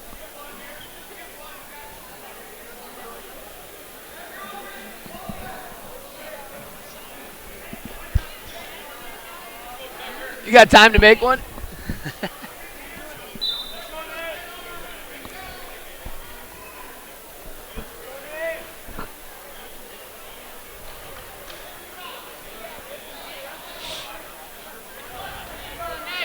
Still got Holzer and Club on the stage mat. Holzer at Mobridge Pollock up 4-0.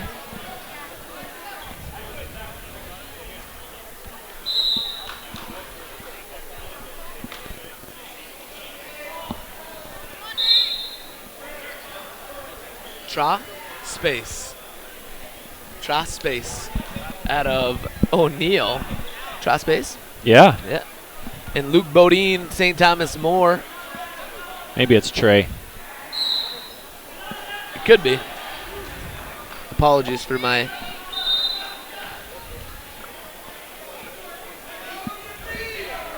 Oh. My grammar. Went for a throw there. Didn't quite work out the way he had it planned.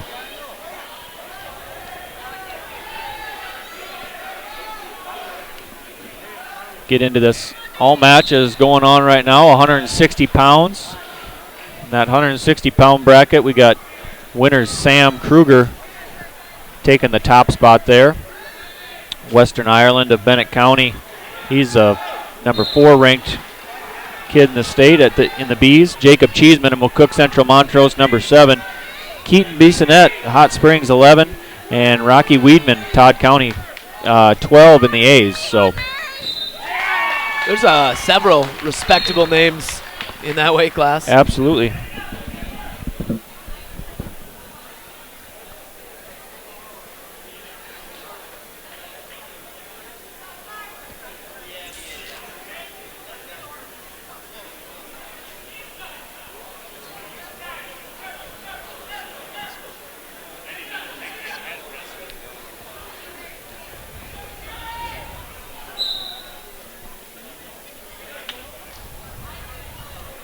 Another Lyman wrestler here up on the exit mat. That's Isaac McManigal.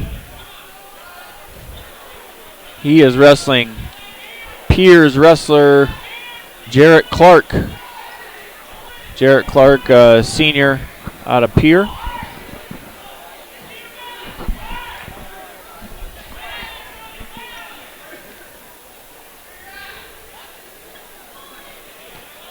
McManigal in trouble. Center mat, you got Cade Grocat from Central, McCook Central, taking on Isaac Cliff out of Stanley County. Grocat only an 8th grader.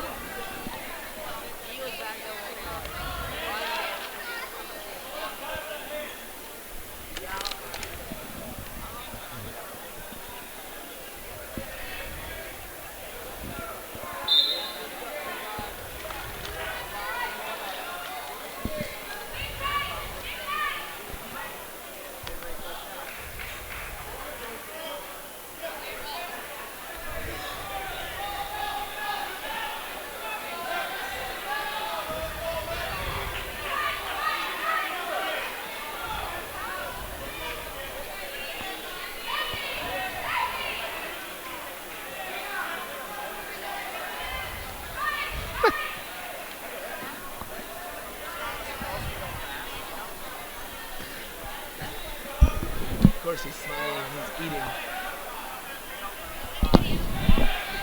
You gotta smile when you eat.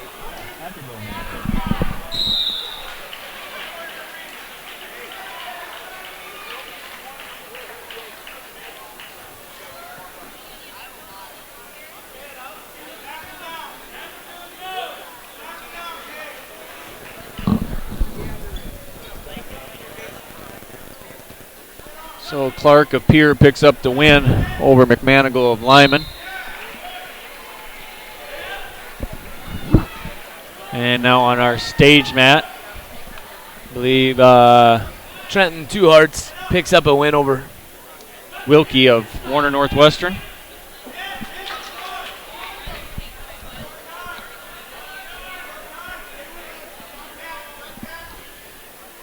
And on the exit mat, we will have Jesse Bearshart of Mulbridge Pollock. He'll be wrestling Elijah Johnson, Bennett County.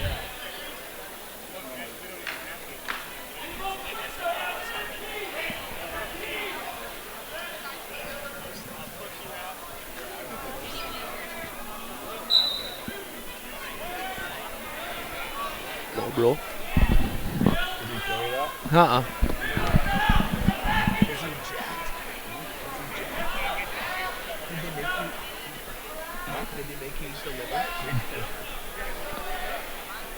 We've done it before, so.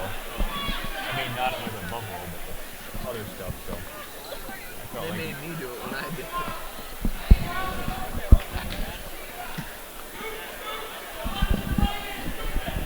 Now up on the stage mat is Kelly Walking Eagle, sophomore of Pine Ridge, wrestling Dawson Klepp, an 8th grader of Hot Springs. Again, stage mat, that is in the upper left-hand corner of your screen. Exit mat, the red mat, upper right-hand corner. The middle mat down in the lower left, and then the dashboard for track to help you keep them all straight, hopefully, down in your lower right-hand corner. We'll try to keep you up to speed throughout the day. We're in first round action. Again, most of these brackets, most of these weight classes in a 32-man bracket. A lot of wrestling to get through here today to get them down to the 8 place winners that will start tomorrow. Kick off the day tomorrow with semifinals. Could be a late evening, as it usually is. Yeah, we normally always focus on setting record times by beating 10 o'clock and 9 o'clock and 8 o'clock. It seems like it's gotten shorter the last few years. Year to year, we've kept shading off a few moments. Yeah.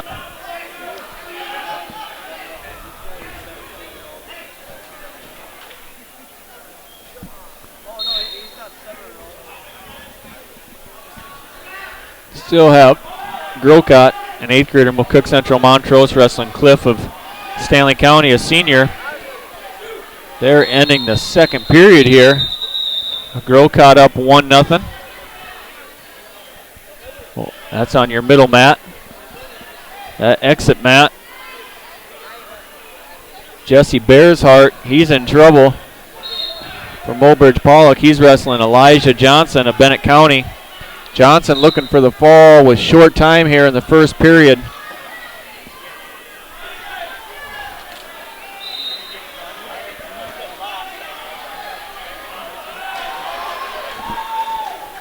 And on the stage mat, that's Kelly Walking Eagle. He's got Dawson Klepp in trouble here. A lot of time in the second period there. They're just under a minute 20. And now Isaac Cliff on the middle mat, working to pin Cade Grocott. Grocott rolling through, gets the reversal. That score now 5-3 in favor of Cliff in the third period. Minute 15 to go. Now Grocott's either got to turn him. Be a big decision here. They're going to go back on their feet. Coach is saying let's let him up and go to work. That'll make the score 6-3 now. 6-3 in favor of Cliff. Minute 5 to go. It's on your middle mat. Grocott of McCook Central Montrose. Cliff of Stanley County. Grocott in on a shot. Finally gets his legs or hands wrapped around one leg. Going to get 2 here. Coaches are trying to get him to cut him right away. Got 1.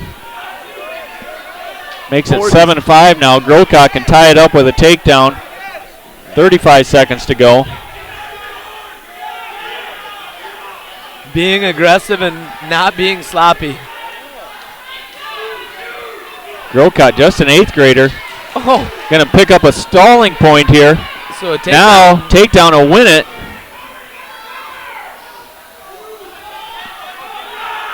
They're out of bounds. 12 seconds to go. Grocott and McCook Central Montrose down by 1.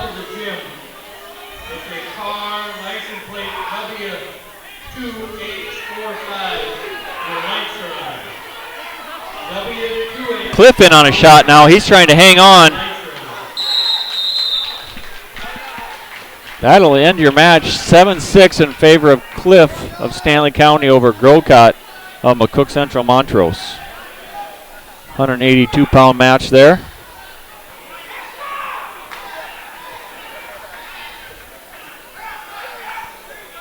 I don't believe we got to see any of the 170-pounders, did we?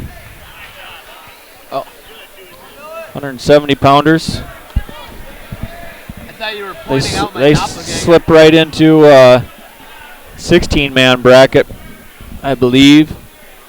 Going to see plenty action there later with several ranked wrestlers. Sam Kruger from Winter, #1 ranked in the state currently. Western Ireland. Cheeseman, that's 60 pounds. Sorry, we already did that one. 170 though, we got Blake Gesner, McCook Central Montrose. He's 3 in the B's. McGuire Rask, 4 in the A's up here. Micah Grace of Custer, 4 in the B's. Reed Wazorek of Stanley County, 6 in the B's. Spencer Hansen, 7. Kimball White Lake Platte Geddes. Pratt Williams of Lee Deadwood, he's 9th. And then Sisseton's Matthew Moen, 12th ranked wrestler. That's at 170 pounds. That'll be a fun weight class to watch also. We crawl up into 182 pounds. You got Joey Wheeler of Potter County, 4th ranked wrestler. Jacoby Krause of McCook Central Montrose, the 5th. Levi Nightingale, Kimball White Lake Platte Geddes. And the 6th ranked, 7 in the A's is Derek Webster of Spearfish. Caleb McGregor of Newell is 9 in the B's. Chase Bickerdike of Belfouche, 9 in the A's. And then Cody Rakow of Lee Deadwood, 10th in the B's. Brandon Sherrick of Red Cloud, 12th in the B's. Get back to our wrestling here. That's at 182 pounds on the middle mat. Gavin Stotts, Pier, freshman wrestling Ashland Abbey, freshman from Little Wound. He's going to go for the quick pin here. That's 5 seconds. He might be knocking at the door for a school record even. Officially 5 seconds, I believe. I believe I just saw Coach Lewis mouth, that's a school record.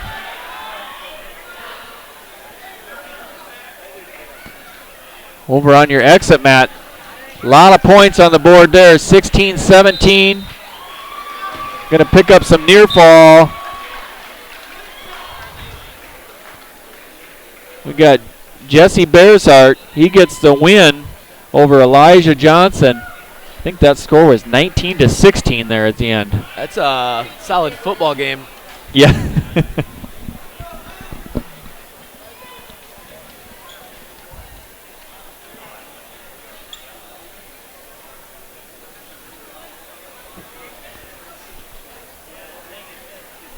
Now on our stage mat, Sydney Tubbs of Stanley County. Poirier of Little Wound.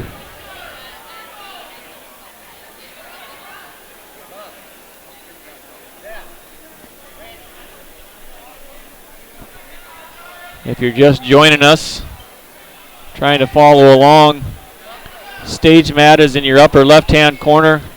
Exit mat is your upper right-hand corner. The middle mat, lower left-hand corner. and the dashboard from Track Wrestling down in your lower right to kind of help you keep them all square. Show you the score, who's wrestling. We'll also be talking about it as we move along here. On the middle mat now is Demry Hood of Lower Brule, sophomore. He's wrestling Jace Sharon, of a sophomore of Pier.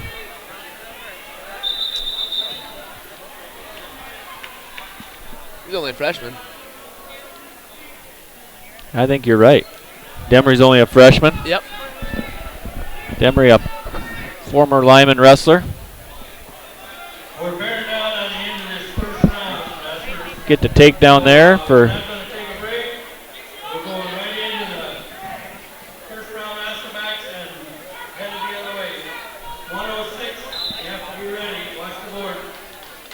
just got the announcement there that as soon as this round is over, we'll roll right into the next one. We'll get that second round on the championship side of the brackets and get into the first round of wrestlebacks for those individuals that lost their first match. So as soon as the 220 and 285 pounders finish up, we'll roll right into 106 in the next round.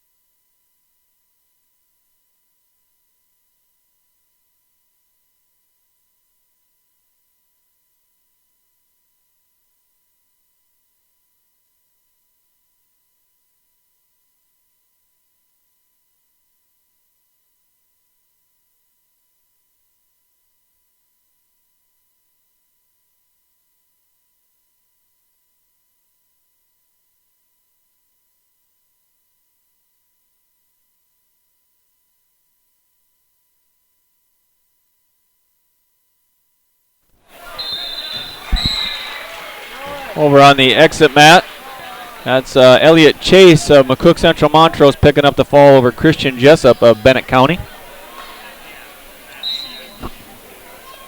We are still 0-0 on the stage mat between Lucas Poirier and Sidney Tubbs, Little Wound and Stanley County.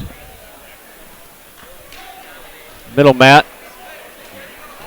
Back to the Littles. That's right. Dakota Buck, a junior out of McCook Central Montrose, is going to take on Carson Keyser, I believe. Keyser. 7th grader, 8-4.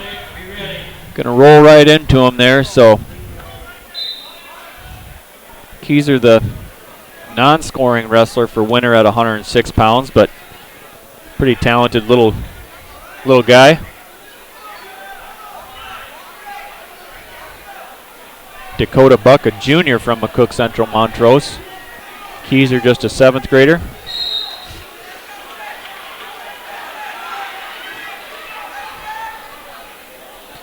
Hood of Lower Brule gets a fall over Sharon of Pier. Couple more big guy matches and we'll be all rolled into the second round.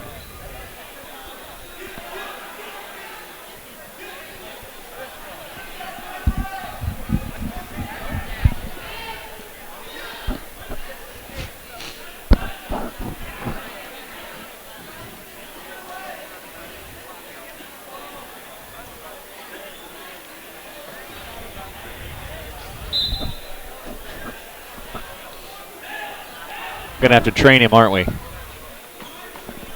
Oh, yeah, Dylan. He's still Still clueless. He'll get. Oh.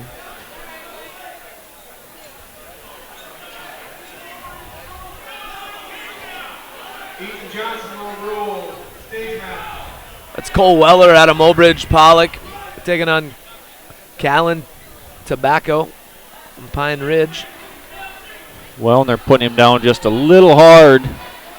Got a there. Slam right away.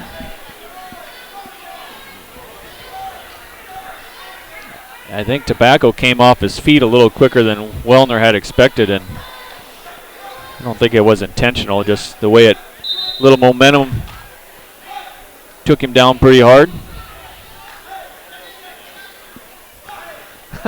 Mashad giving Kessler a hard time for not catching him. Supposed to break that fall, Mashad thinks.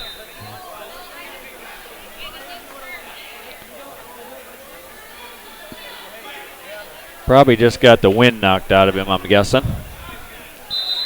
Going to be all right. Coach Mashad will talk him through it. Wonder if he made the trip to New York. I thought maybe I heard him say that he was going to be here today, too. Really?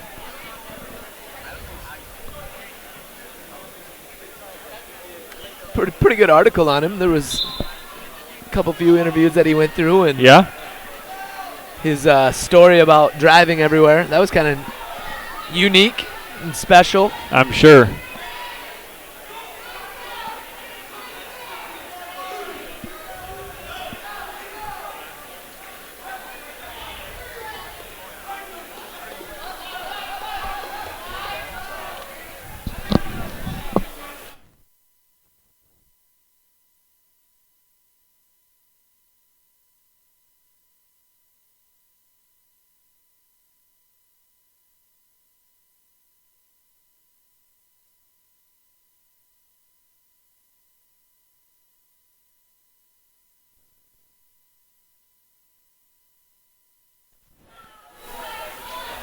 Back to action now. Wellner and Mobridge Pollock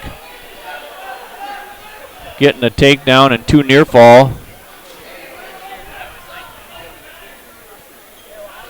And Tobacco gets the escape, so now 4-2 in the first period.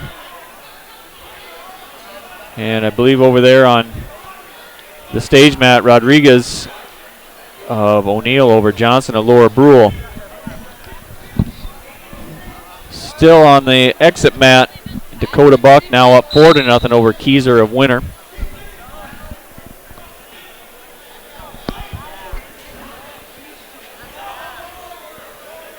And now on the stage mat, we've got Dawson Hanson of Warner Northwestern, a sophomore, wrestling Alex Hulse of McCook Central Montrose, a freshman. They're still 220 pounds there.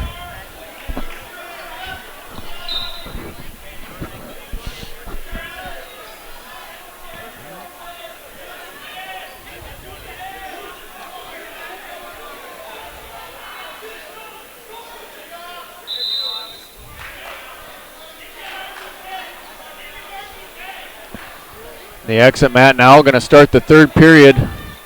Keyser a Winner down 4-0 to Buck of McCook Central Montrose. Going to take both up. Try to go to work on his feet here. Keyser in on a shot. Comes back up. Goes for the throw. Still working through it. Looks like Buck's going to fight it off and get the takedown. That'll put him up 6-0.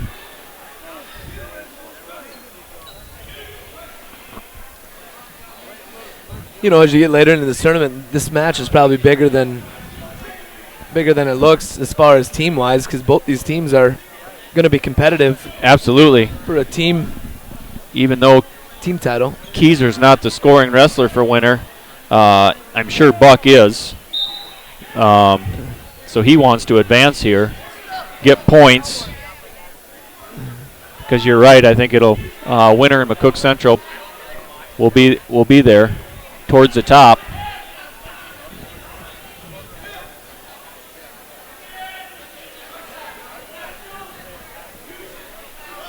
Kind of a big advantage when you got a unattached wrestler in your class and you're knocking off your your scores. It's a big game changer. Absolutely.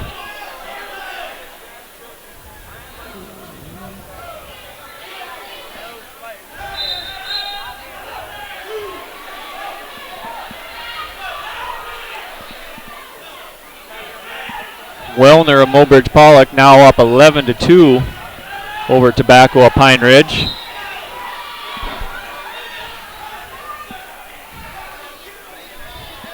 Keyser gets himself on the board here with a reversal.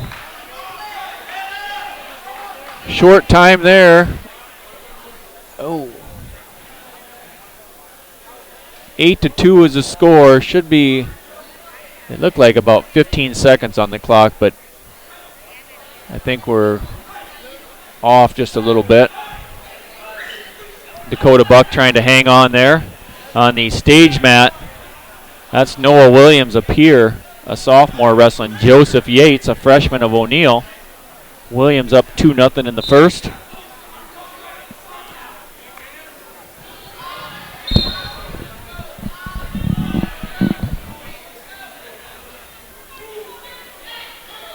Oh, Keyser looking to pick up some back points here. Not going to be enough. Buck's going to get down. He does get 2, but Buck hangs on for the win. Now Blake Judson up here gets the quick fall over Chancey Witt of Pine Ridge.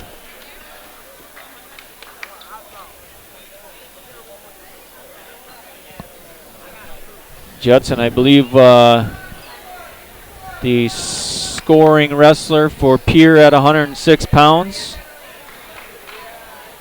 Also ranked 6th in the A's. Coming up on the center mat now is Chase Hansen of Stanley County. He'll be wrestling Lyman's Hunter Collins. Hansen currently ranked 7th in the Bs.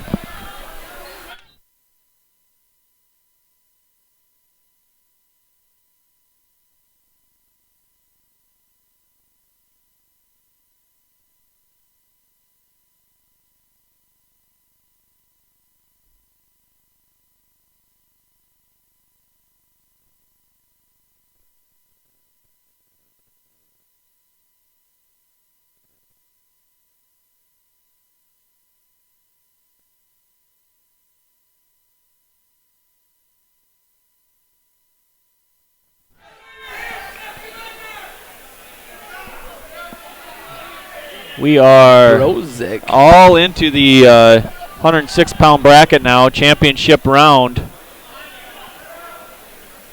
Some of these guys seeing their first action of the tournament. Collins, he had a match the first round, so he's facing Chase Hansen of Stanley County on the middle mat. Again, we got Maxton Brozick of Winter. He is up 2-0 over Jaden Wager of Potter County. Brozick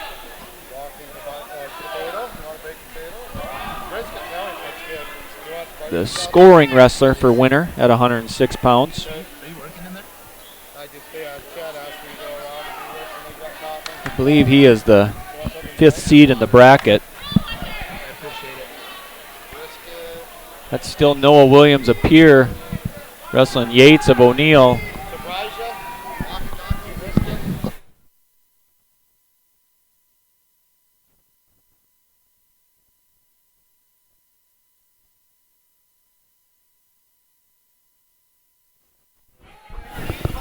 All right, that Chase Hansen with the win over Hunter Collins of Lyman. That'll kick Hunter back into the consolation side of the bracket. He'll continue to wrestle.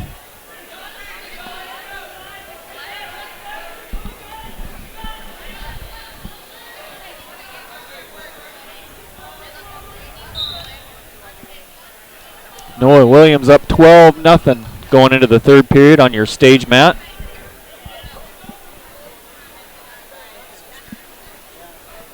I got to travel and coach with this little Gavin Reese here from Bennett County, and he's a fun little kid. So kind of going to be fun to follow him for the next few years. Yeah, young 7th grader. Young 7th grader. Looks like he just started getting his feet wet with some varsity action, actually. Take on Riley Steen out of Sisseton, who's sophomore.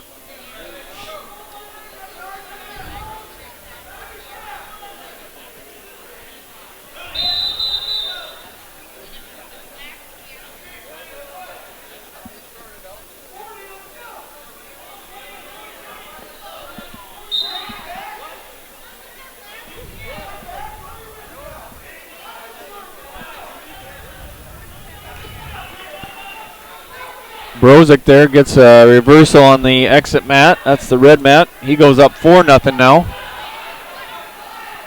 for Jaden Wager of Potter County.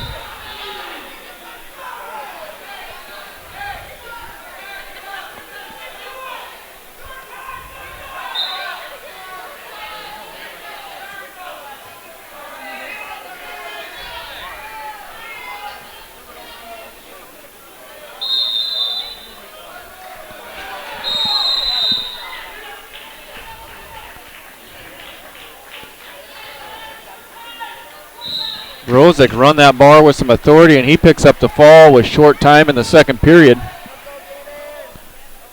Winner's got to like those bonus points. Williams up here, he picked up a tech fall, I believe.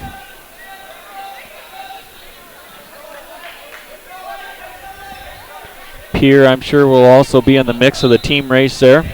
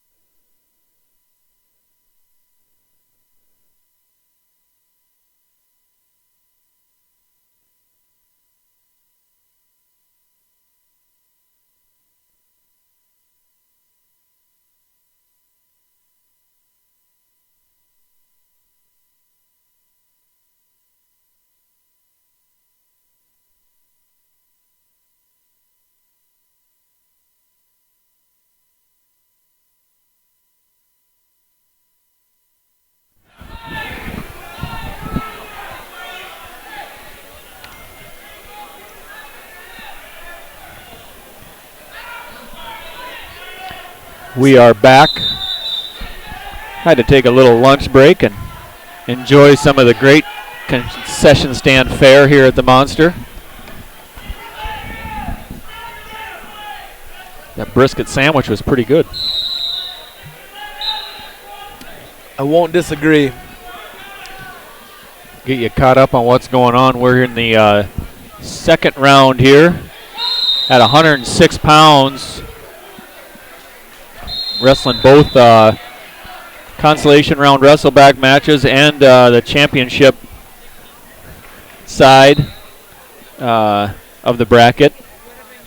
On the exit mat, which is the red mat in the upper right-hand corner. That's Elijah Braining of Bellefouche, 7th grader wrestling Tristan Tropel, also a 7th grader of McCook Central Montrose.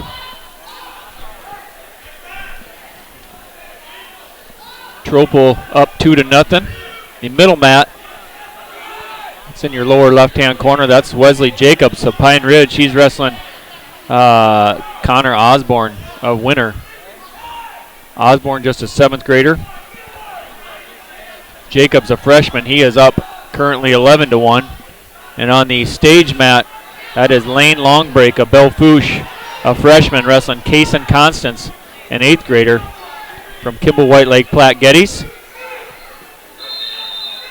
He's going to run out of real estate. Yes, he did, but he does pick up 3 near fall. Constance now up 12-1 over Longbreak. Kaysen Constance currently ranked 5th in the Bs at 106 pounds.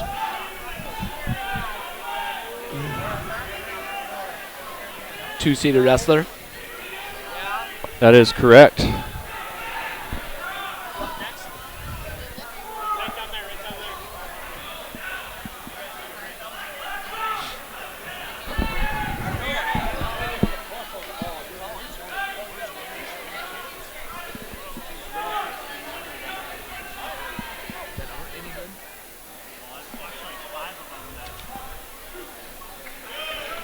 What do you mean? Yeah, those are all unofficial. That's what I assumed. They're Now up on the middle mat is Charlie Dulaney, Warner Northwestern 8th grader. He'll be wrestling Neil Hicks, Bennett County, 7th grader. just like 5 minutes ago. I think that's their varsity kid at 6. No, wait, that isn't the varsity kid.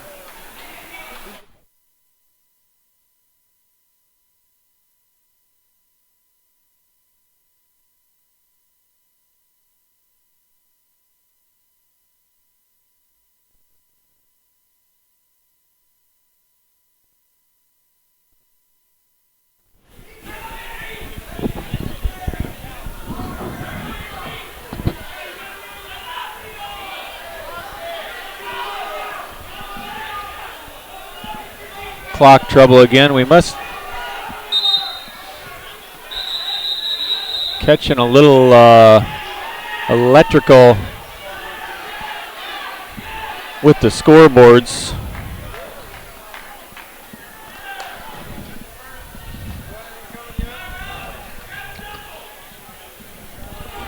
That's definitely probably needing to be addressed. Yes. 2 times in the last 20 minutes. It's outlet happens to be under a bleacher, and then somebody kicks it.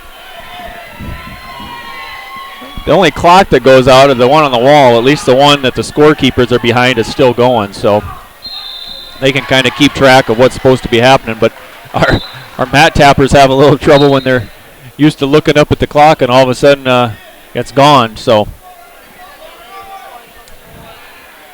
hopefully get that resolved. Braden Weiss and Micaiah Hayes over on the stage mat here. Braden out of Hill City is a sophomore. Lee Deadwood. Weiss recently moving down from 120. Has been at 120 most of the year. Was ranked 9th there I believe this is maybe his first action here at 113. I think third grade I hit 120.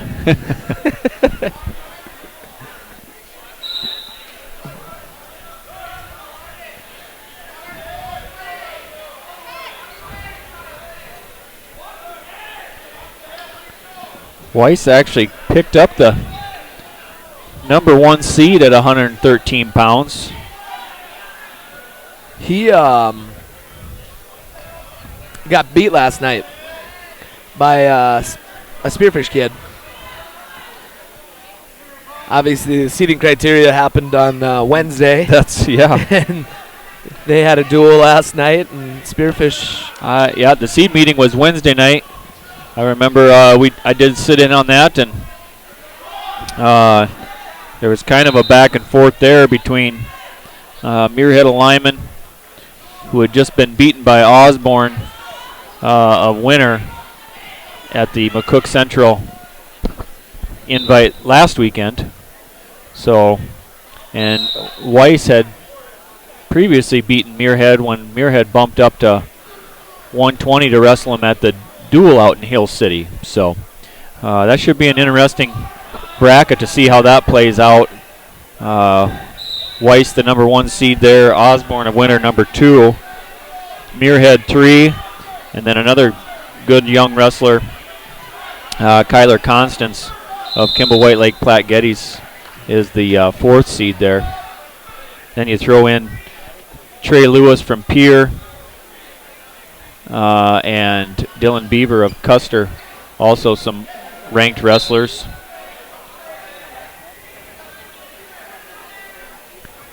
I believe initially in that weight class, Weston Remmers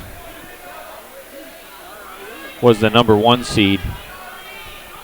He is also 5th ranked in the state, but must have came down with either with an injury or an illness. He is not wrestling today.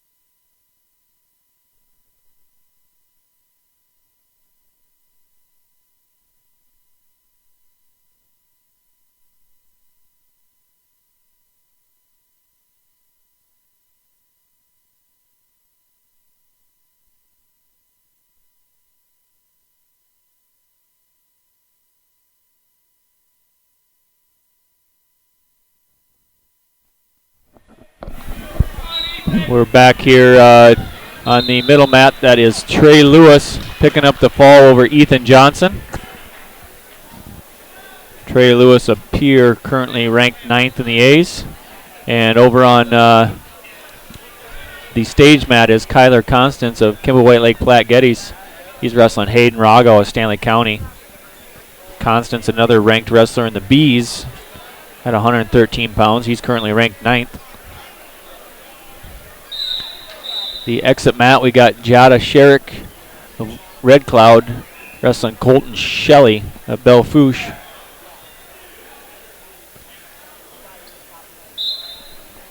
That match is currently 9-0 in favor of Shelley.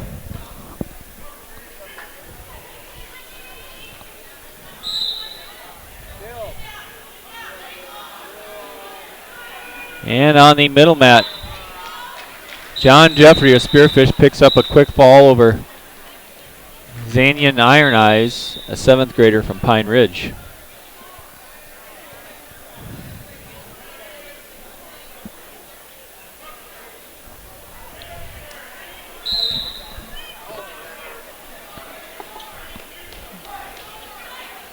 Into 113 pounds, and now starting to see a few 120-pound matches pop up here on the dashboard.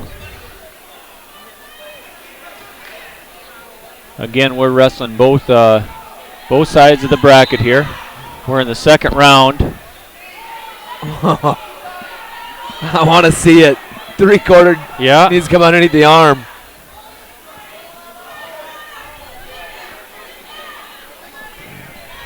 Jada Sherrick is currently down 10-0 to Colton Shelley, but trying to work that 3/4 Nelson.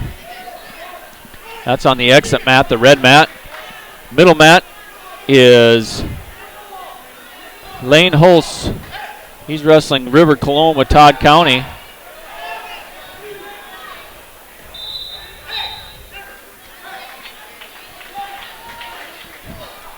Before I forget, I should shout out to Matt Bunker, our tech coordinator, for making this possible. Everything in front of us, technology purposes, camera purposes, smooth sailing under Mr. Bunker. Absolutely. Done a great job so far. Did a lot of prep work yesterday. A lot of stuff this morning to get things up and running on track, and if anything happens to go wrong, he'll be the one to fix it. So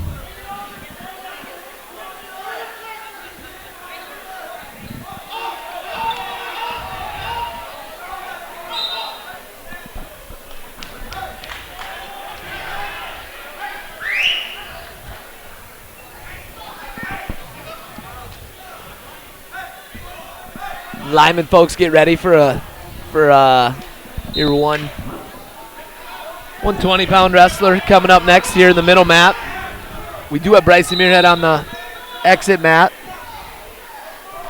that's correct. You got Bryson Muirhead, 113-pounder for Lyman. Currently ranked 7th in the state.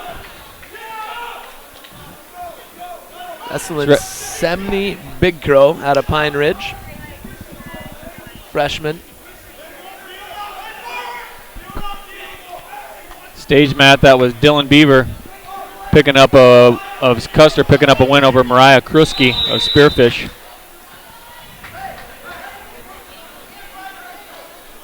Is there a few of those? Two.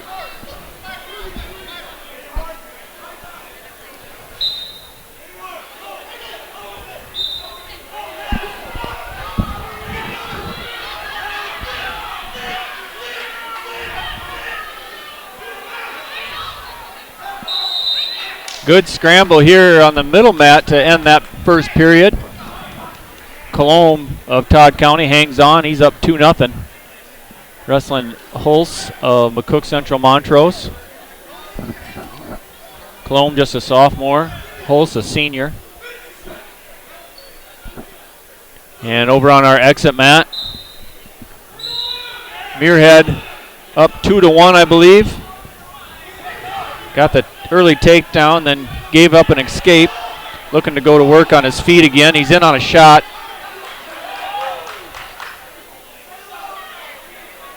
Muirhead of Lyman at 113 pounds on the exit mat. Another takedown, that'll put him up 4-1.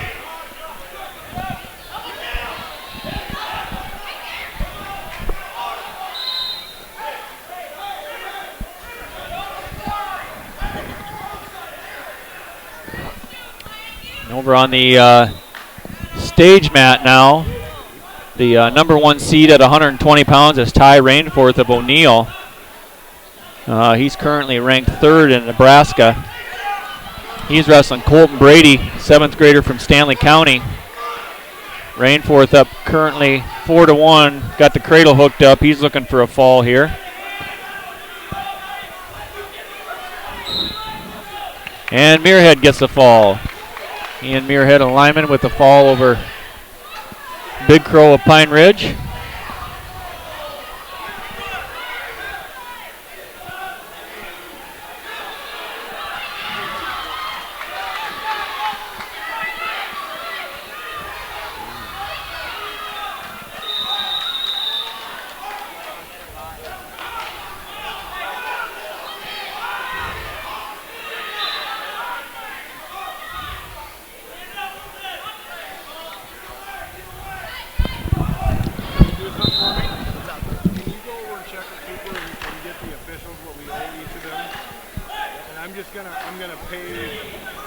Now on the exit mat, that's Sheldon Balderston, an 8th grader from Kingsbury County.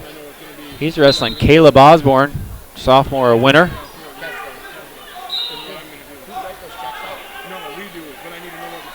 Caleb currently ranked 6th. Caleb gave up the early takedown there, but quickly gets a reversal, now going to work on top.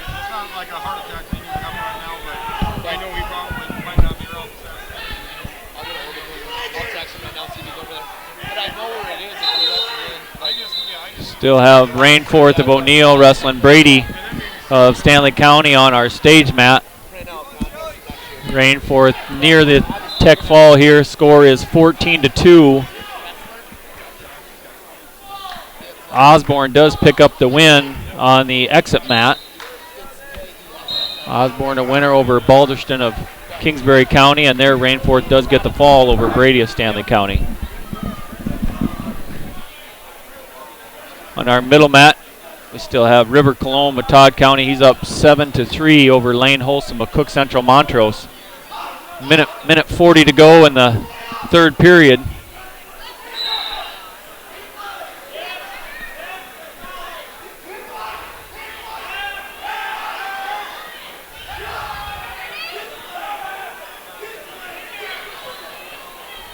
Now on the exit mat, that is Pierce Sword of Custer, sophomore, wrestling Remington Ford, a freshman at Mobridge Pollock.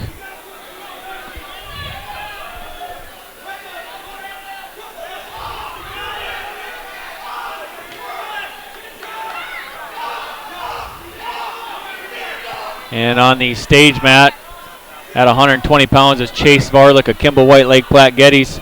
He's wrestling Tyne Johnson of Sisseton.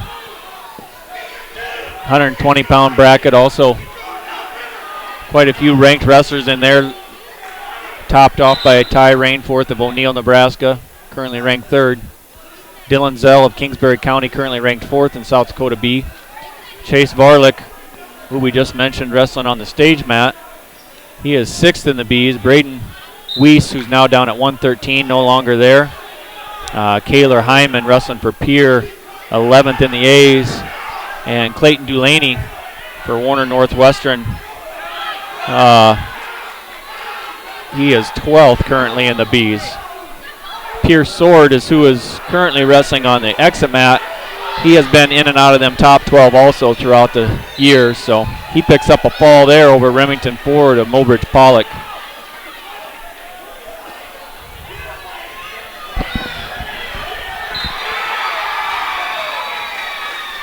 McCook Central, Montrose, Lane Hulse down 9-6, and he gets the fall over River Cologne of Todd County.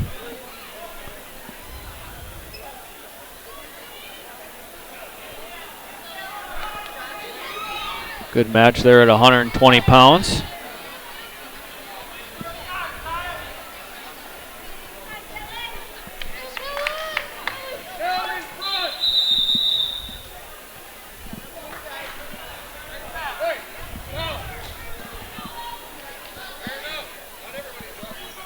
Middle mat, we're going to get our little 8th grader, Kellen Griffith, wrestling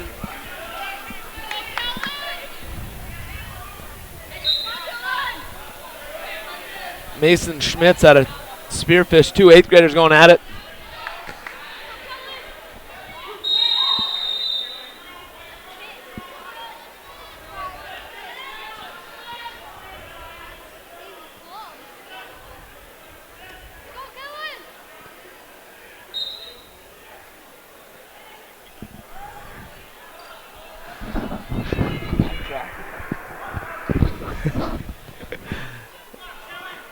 I like what I see. I like it. Big win for Mr. Kellen Griffith. Good way to get the day started.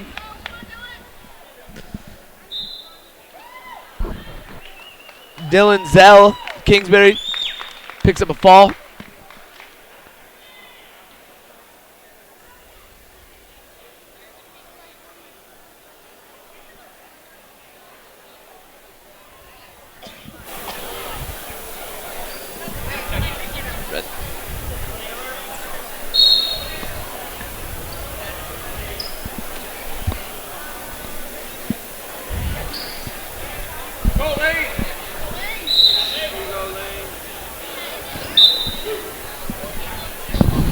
Keyser's going to work on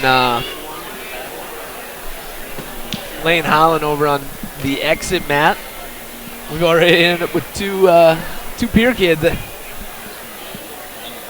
Nate Williams and Kaylor Hinman. Kellen gets the winner of this match.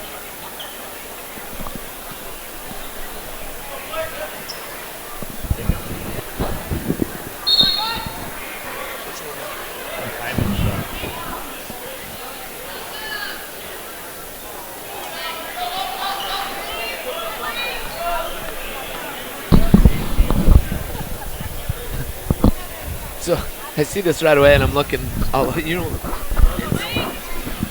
my head, I translated. Yes. Jared Harris and Jacob Harris out of Lee Deadwood and Clayton Delaney. Another good early round matchup there. Warner Northwestern. Pretty solid opponents.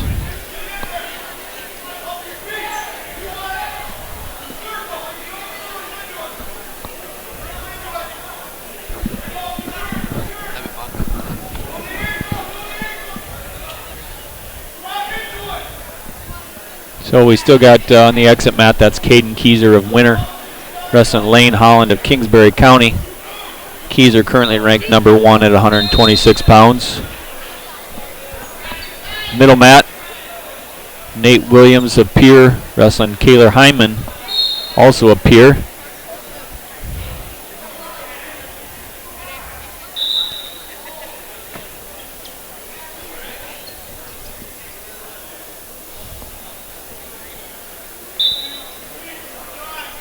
Hyman up 2-1. 15 seconds to go in the first period.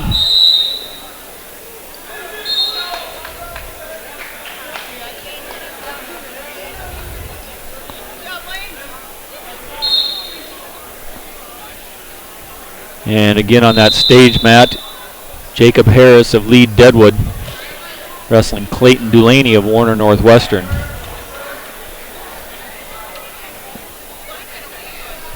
Delaney currently ranked 12th in the Bs.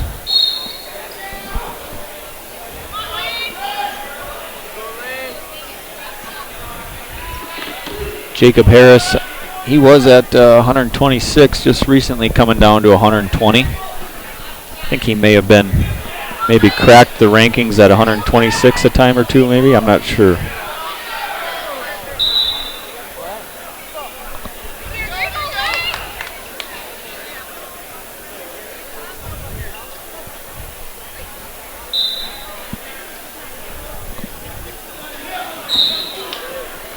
And Keyser picks up the fall on the exit mat. Caden Keyser of Winter over Lane Holland of Kingsbury County.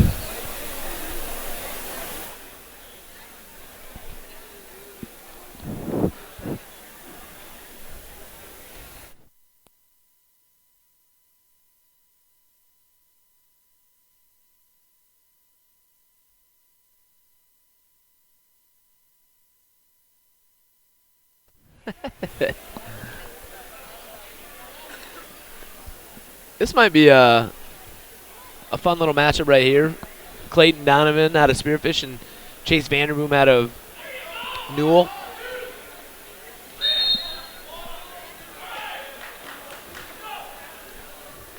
Have they met yet this year, do you think? I don't know if Vanderboom's wrestled yet this year. You might be right. This might be his first action of the year. These are both two wrestlers that are gonna, I think, knock on the door to place at a state tournament. Yeah. And Donovan's currently ranked 8 in the A's. And I would assume that Vandermoon probably is not ranked at all yet, just No. because should be. Yep. I mean, I'm thinking conversation at 12 or in that. But with no matches, no criteria, he's probably left off right now. On our stage mat now, we are all tied up after 2. Going into the third period, Harris chooses down. Harris a lead Deadwood. Wrestling Delaney of Warner Northwestern. They are tied 3-3.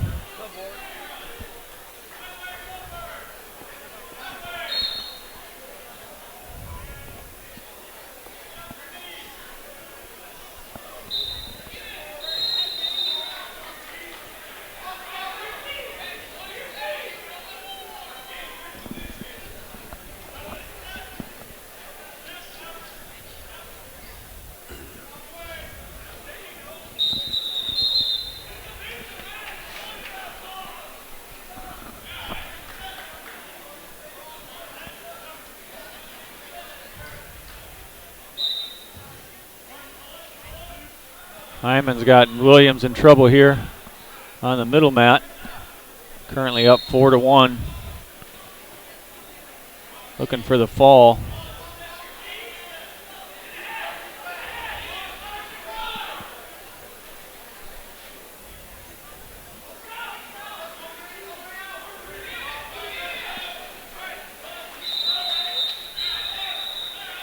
Harris gets the escape on the stage mat. That puts him up 4-3 against Delaney. Either one of these two seated. Good win, dude.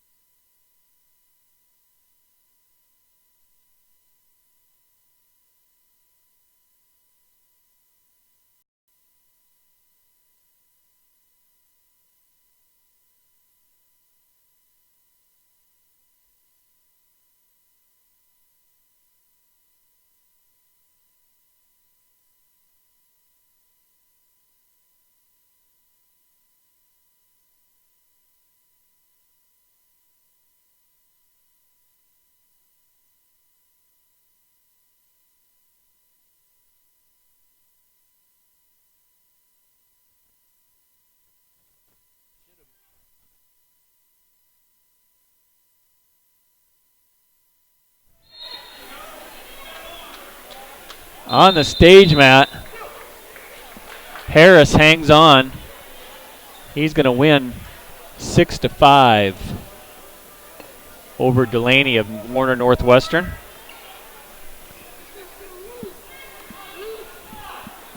Pretty solid early round matchup. Delaney will be looking to work his way back through to continue to wrestle tomorrow. Now up on the stage mat is Lyman Shiloh Mowry. He is wrestling Hill City's Jackson Johnson, junior from Hill City.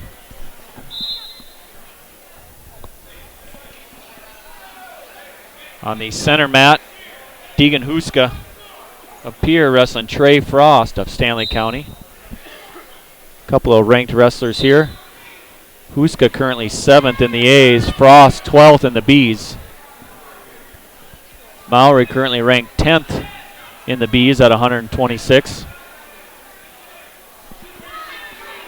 Still got a heck of a match going there on the exit mat.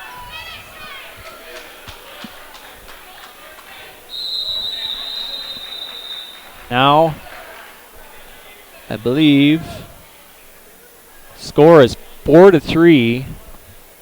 Yeah, 4-1, no, I think we're We have a mess up. Talking about the scoreboard there. They're going in just into the second period. 6-1. 6-1 it says now. Sure that will be updated here shortly on the dashboard. 6-1 in favor of Donovan over Vanderboom of Newell. Mallory gave up a takedown here. Now he's trying to work free from the bottom. Got to get his arm out. There he did.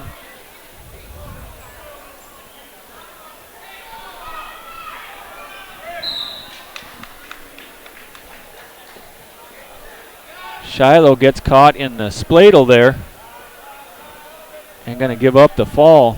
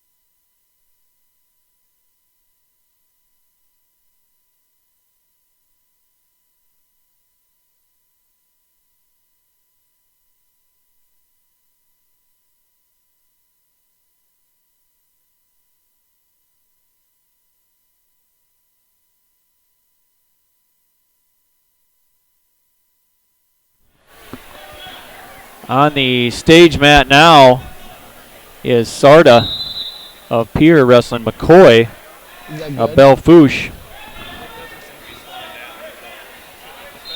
Sarda's got McCoy in trouble and he gets the fall.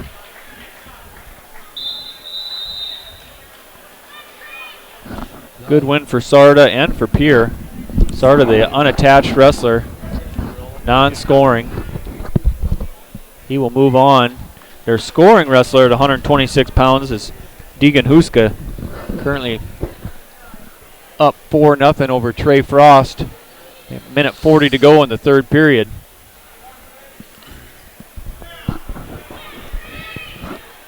Stewie Grace matchup.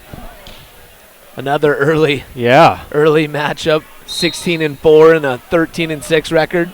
A lot of good matches coming up here early. Same thing on the stage mat. You got Max Johnson of Lee Deadwood wrestling a Jaden Wiebe of Pier.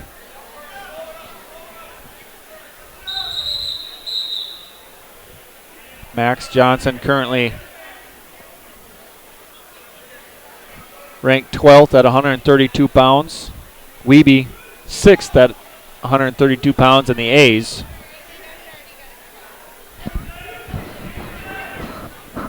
Huska Pier now up 6-0 over Frost of Stanley County. Huska with the 4 seed at 126 pounds.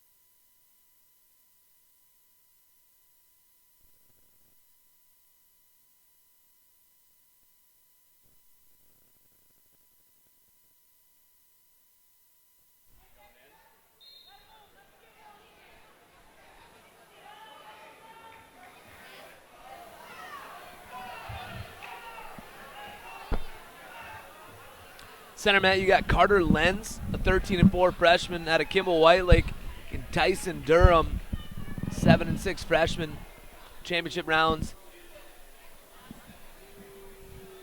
On the exit mat, Jaden Wiebe, Max Johnson.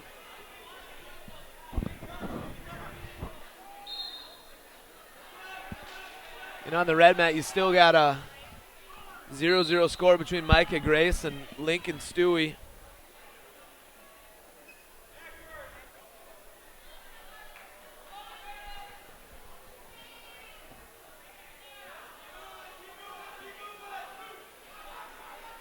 Micah is going to pick up a pin with about 4 seconds left.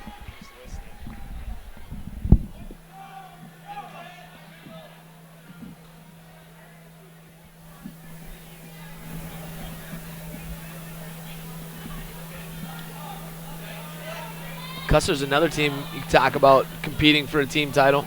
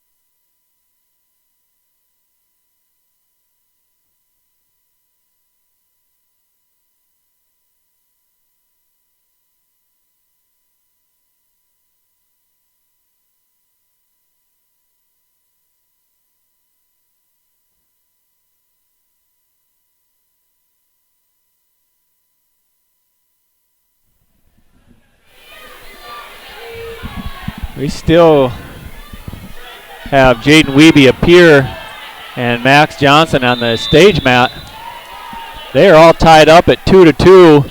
50 seconds to go here in the third period. Johnson working hard on top, trying to get a turn for some back points. Wiebe trying not to give anything up. Johnson's got him flattened out, got the boots in. Gonna go a little blood time here.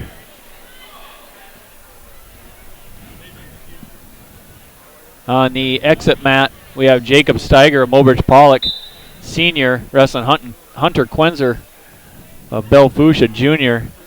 Steiger currently ranked 5th, I believe, in the state.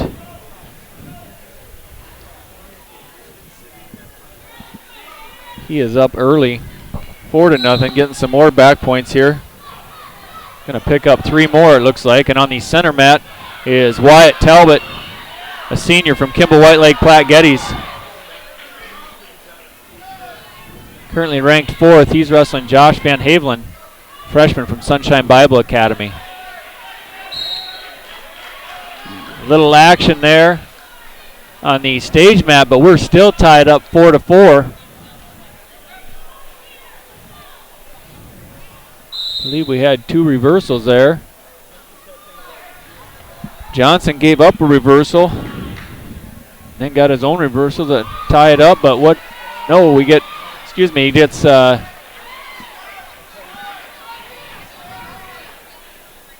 Wiebe gets the win there, 6-4 over Johnson.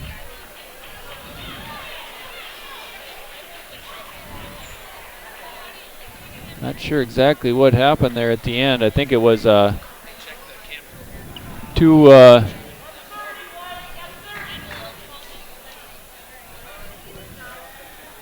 yeah, I didn't see what happened either.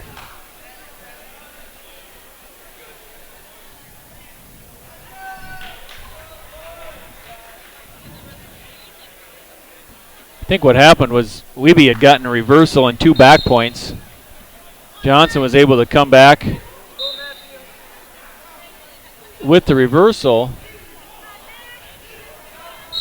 but not enough. So he got the 6th loss, 6-4. Wow. There's a quick match there. O'Neill's Oscar Lopez and Leo Dominguez facing each other, both from O'Neill. Lopez with the fall, 12 seconds.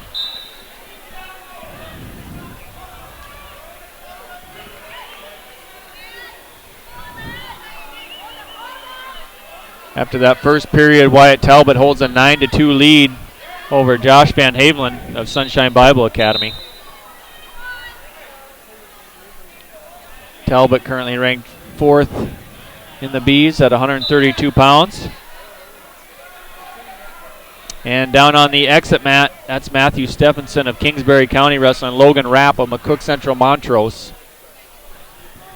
Stephenson now out to a 5-0 lead. And on our stage mat now at 132 pounds is Parker Noem of Custer, an 8th grader, wrestling Isaiah Grimm, a senior of Sisseton.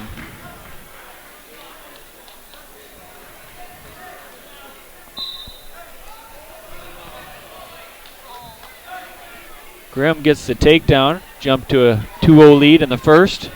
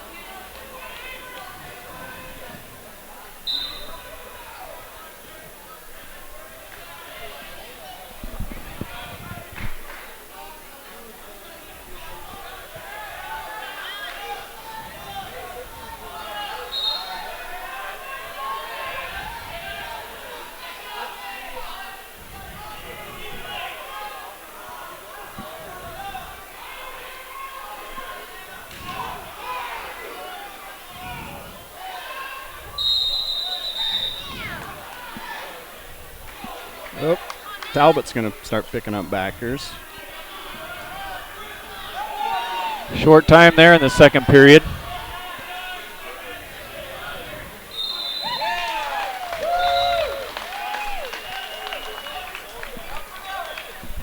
That's Stephenson with the pin on the stage mat, or the exit mat.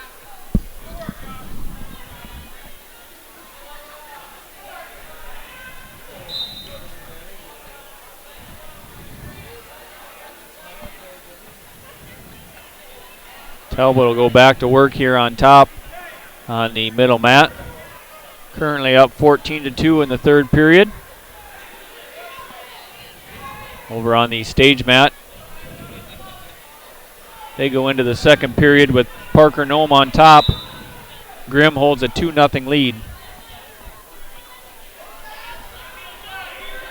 And over on the exit mat, we're going to have Braden Schlachter, junior from Potter County, and Jared Harris, senior from Bennett County.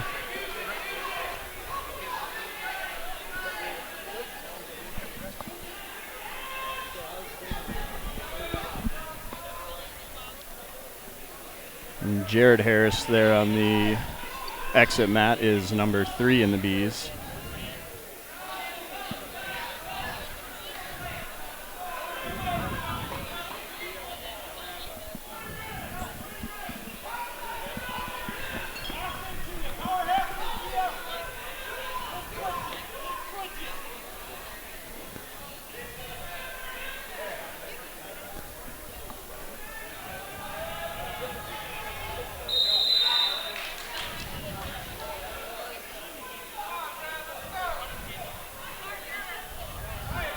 Grimm and Nome on the stage mat. Still 2-0 in favor of Grimm. Isaiah Grimm, a senior from Sisseton. Parker Nome, an 8th grader from Custer. Looking to pick up a fall here now. Looks like it's going to be a fall or technical fall for Wyatt Talbot. There he gets it. Fought him off for a while. Yeah. Just about survived the whole match. And Parker Nome with a big win there over Isaiah Grimm of Sisseton. I believe that Grimm was a state qualifier and maybe even a state placer last year for Sisseton. Probably not what he was looking for this round.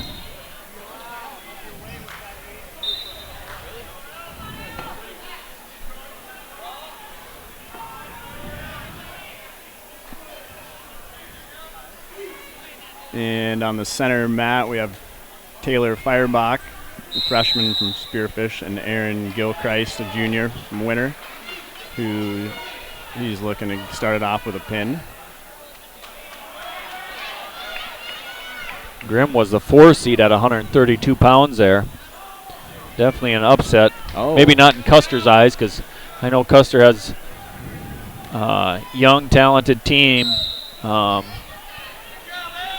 Especially in them lower weights. Good win for Parker Nome. For sure.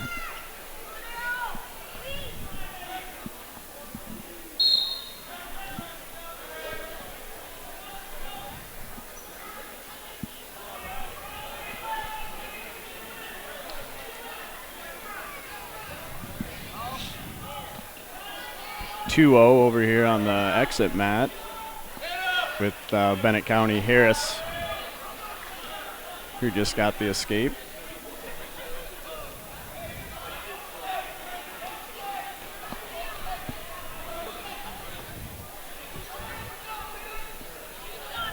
Now on the stage mat, that's Alec Dobson of Kingsbury County, a junior.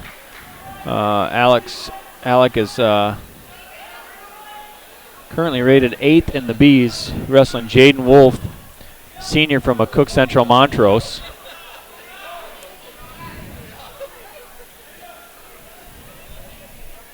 And on the middle mat, Aaron Gilchrist now takes an 8-0 lead over Tyler Feuerbach of Spearfish.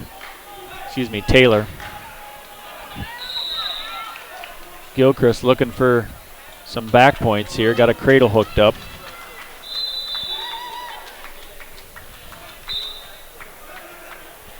Oh, we got blood over on the exit mat.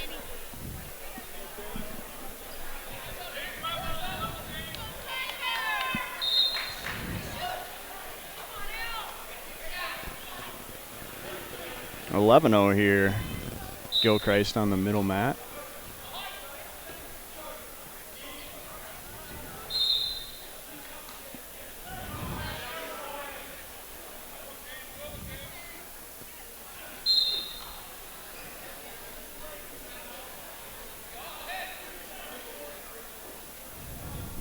Man, Winter is stacked in those middleweights. Yes, they are.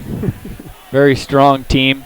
You know, currently ranked second as a team only behind Canton, who's also very strong. Heavily favored in the state individual and dual team tournament, probably.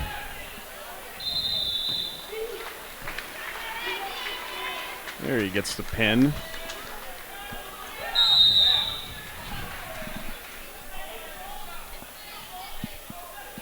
Got kind of a good one brewing over here on the exit. Yeah. Matt. Kind of scrapping. Schlachter, a junior at 12-12 currently. Harris, again a senior, currently ranked third. Looks like he's the second seed.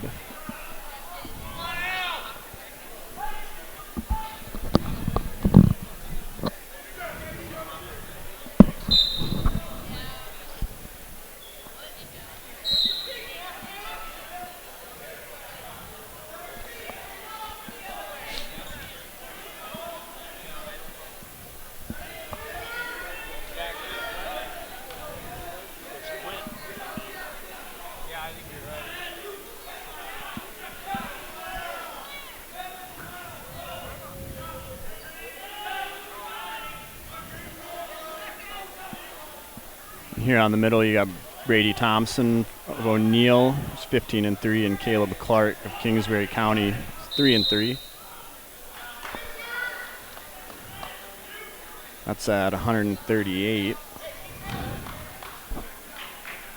Thompson, the 1 seed.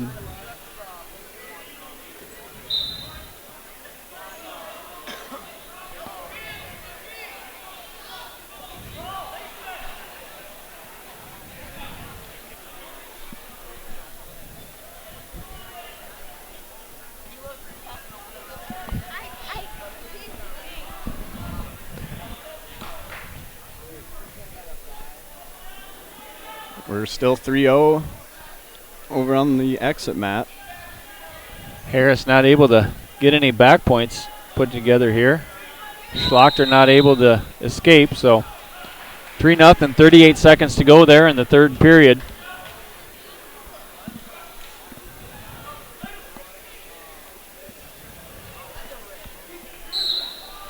See if he can get an escape here and make something happen. Back to up on his feet. He is going to get one. Make it 3-1. 25 seconds. Schlachter looking for the takedown to tie it up.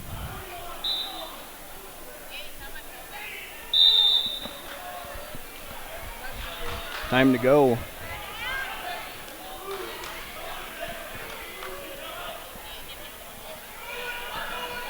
Oh. No. Close. Close. A lot of action there on the edge. Schlachter comes up empty. Harris trying to hang on. 4 seconds to go. Schlachter with another couple shots. That'll end it. 3-1. Harris over Schlachter. It's a good match. Absolutely. Schlachter fought hard. Yes, he did.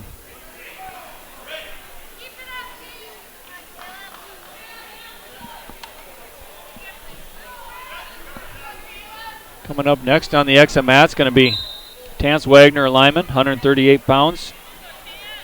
He's going to be wrestling Winkler of Newell.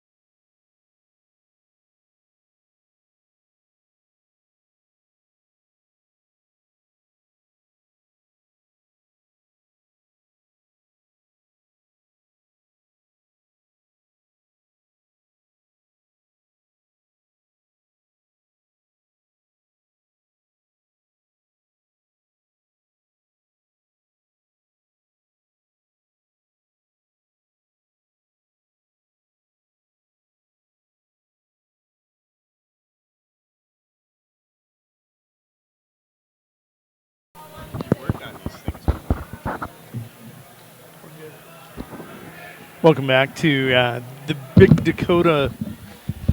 Dakota Monster here in Lyman, South Dakota. Presho, South Dakota. I got to clarify, don't Yes. I? We're in Lyman County. Lyman County. This is Presho, South Dakota. Momentary lapse in our audio. We got that corrected, and we're back to live action here. I think Youthy and Griffith are going to take this as an opportunity to jump away, so I'll jump like in they did. here. We'll go ahead and get you caught up over on stage mat. They're changing up right now. Center mat, you just saw, that was Blake Gessner from McCook Central Montrose. He'll pick up a fall on Matthew Kuehl. That's going to come in a minute 50 with an 11-2 lead. That will switch over to Bickerdike and Fanning.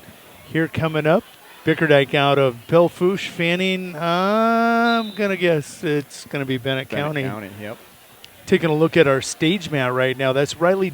No, that's I'm sorry. Exit mat. I got to flip flop him. Yeah. It's Gavin Stotts he's the freshman out of Pierre TF Riggs. He trails right now Derek Webster, the 15-8 freshman for the Spartans. Bickerdike is on the mat now. 6-5 senior for the Bronx, taking on Gabe Fanning, the senior out of Bennett County. The Warrior comes in with a record of 7-7. Taking a look at that stage match where I originally directed you. That's O'Neill, the Eagle. Riley Davis, a senior, 14-5 on the season. Nice little record coming in. Jesse Bearsheart out of Mobridge Pollock going to have his hands full there. It's just 2-0 with that takedown by David. Well, actually, we said 2-0 and then track immediately updates. Yep, That's how there it fast is. Davis is scoring. And it's now 6-1 over on the stage mat. Bickerdike and Fanning with a nice scramble here on center mat. They just going to go ahead and adjust these, and you might be able to hear me and yourself a little bit better. Yeah, that's a little better. Yeah, I can do some magic here with this. Yeah. This is Jody Brozick of LiveTicket.tv stepping in, just giving everybody a break. This is a monster of a tournament. For The sure. 2-day tournament. I was in McCook Central last week in Salem for their tournament, and I was talking about the 5 most influential tournaments of the season when it comes to state seeding. It's not even close. When you take a look at the 35 teams that are here, this one is going to be the most influential tournament of the year because you have teams from the north, the south. You got teams coming out of the northeast, the southwest, the northwest. So much criteria for the state tournament seeding is determined right here at the Mid Dakota Monster. Over there on that stage mat, Davis of O'Neill that was stage mat. I got to get my bearings here. Davis of O'Neill did get the quick pin, and we're going to switch out the stage mat. Caleb McGregor out of Newell, the irrigator, 18-0 senior. I missed that one in the rankings at 182. He'll be taking on Keeley Walking Eagle, the sophomore out of Pine Ridge, 2-2. And I'm not going to say Keeley, I better say Kelly Walking Eagle. I think that's the correct Looks like it. enunciation there of that name. Going to just go ahead and pull back up. And, of course, down in the corner, I got to keep an eye on track wrestling to make sure. Great feature here. Matt Bunker, he doesn't get enough credit what he does here with the IT and the streaming here at the Lyman County School District. Does a great job. Set up a feature where you can see track wrestling down in the lower right-hand portion of your screen. Just to go around your screen that you're looking at, the stage mat is the top left screen. Exit mat is top right. And, of course, we have center mat right out in front of us.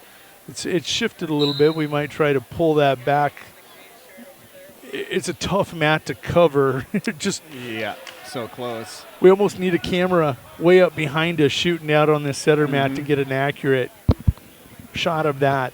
Gessner, he had just finished up. I'm going to get to some of the rankings here. At 182 on your exit mat, it is Derek Webster of Spearfish and Gavin Stotts of Pierre. And taking a look at the rankings, neither one of those two are ranked. Webster is. He comes in out of Spearfish. He is ranked 7 in the most recent rankings on that stage or exit mat. Bickerdike at 182 on the center mat at 182. He's coming in, I think he's ranked 9th. He is ranked 9th in Class A. He's taking on Gabe Fanning out of Bennett County, who is unranked. Of course, the stage match right now, Caleb McGregor, 18-0 out of Newell at 182. McGregor with an 18-0 record. Looks like he just picked up the win there. And he's unranked. Unranked. How does that happen? The only way I guess I didn't see. I just assumed it was McGregor there. 2-2 versus 18-0. I didn't hear the crowd erupt, so I'm guessing there was nothing special about see that any match. coaches going ballistic over there. So now, let's see, we're going to roll over that stage mat. It's Noah Shambrum out of O'Neill, a 5-4 sophomore for the Eagles, taking on TJ Atwood, the senior Bison out of Hot Springs, 13-5. Had a chance to. I was talking with Atwood and some of the other Bison earlier in the tournament back in the hallway. Some of these kids really have personalities. Atwood, one of the kids for the Bison that's just hilarious to see. Got it, huh? He does. He's got that moxie where he's having a lot of fun this year, and you can see it in his record. 13-5, he's wrestling loose. I'm guessing he's wrestling loose because he's sure loose off the mat. No, it looks like he's your 8th ranked wrestler there, so having a good year. Having a good year. Oh, yeah, I love when track wrestling takes us to their infomercials. And you know what's even crazy? I registered and got one of the premium accounts, and it still doesn't do away with those darn things. Oh, no, you get to see them, huh? Yep, you still get to see them. They're still going to sell their products. Atwood is, they got scoreless up on the scoreboard, but I'm sure it's 11-0 Atwood. But he's just going to get the pin anyway.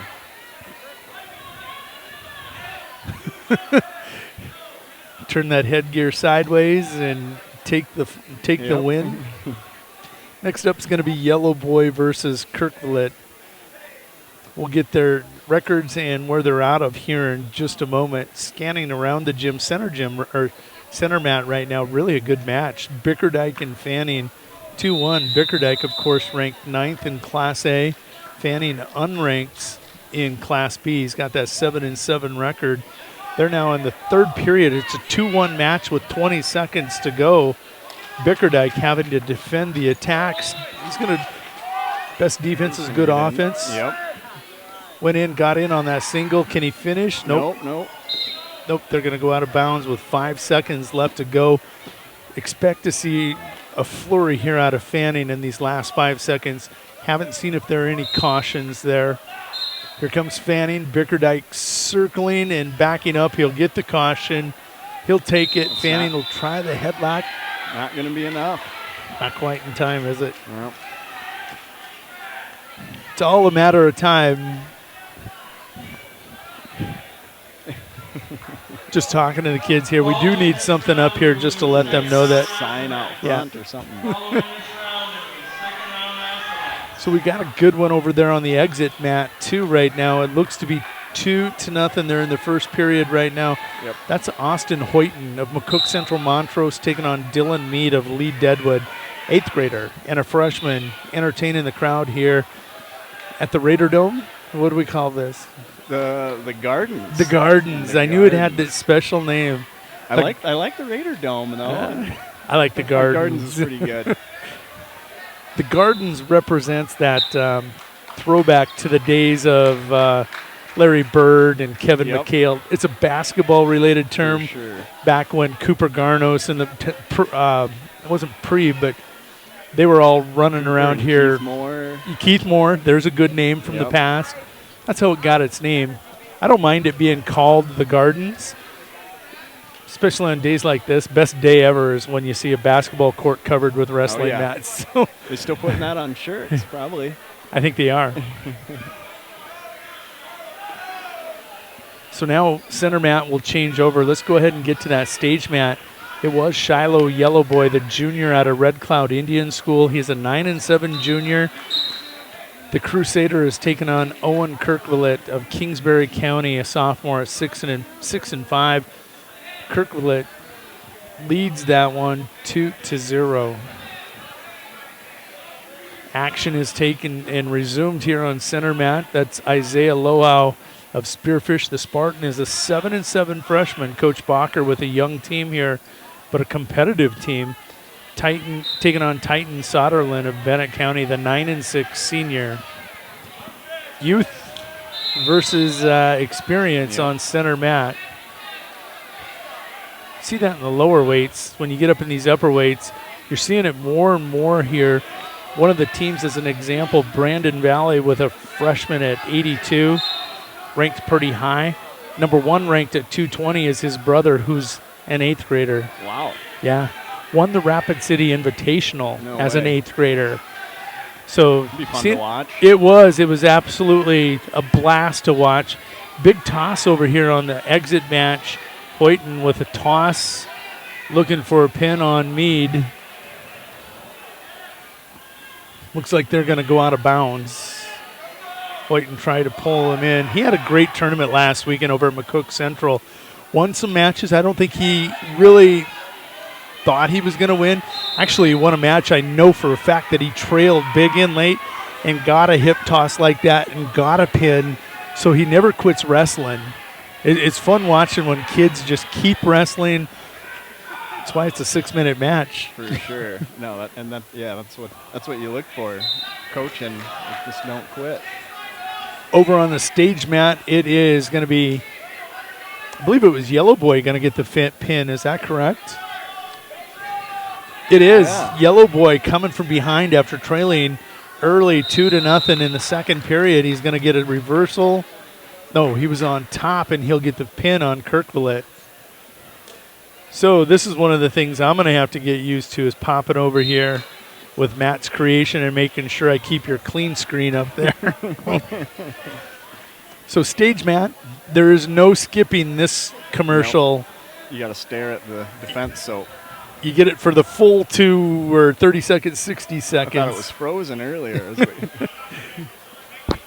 Stage mat now, Elliot Chase, the sophomore out of McCook Central Montrose, 3-6, taking on Evan Herr, 17-3 at 220. Herr ranked 3 in Class A. He was ranked, I think, 1 or 2 when that 8th grader stormed through the Rapid City Invitational, and defeated Herr on the way. It was a 6-0, 8-0 match.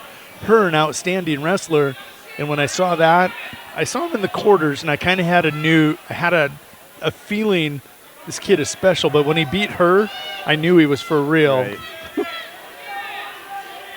Right. To beat a senior top ranked or top 2 ranked senior, it was just really, really impressive. So taking a look at some of the other kids out here, Hoyton is not going to be ranked at 95, I don't believe. He's not. Atwood was earlier that we saw on the mat. Right now, Dylan on the exit mat, it's Dylan Meade, the 8th grader, and Austin Hoyton. Neither one of them ranked, but they're basically wrestling to advance and get more experience, more mat time. The more mat time these kids get, the more successful they're going to be in their future.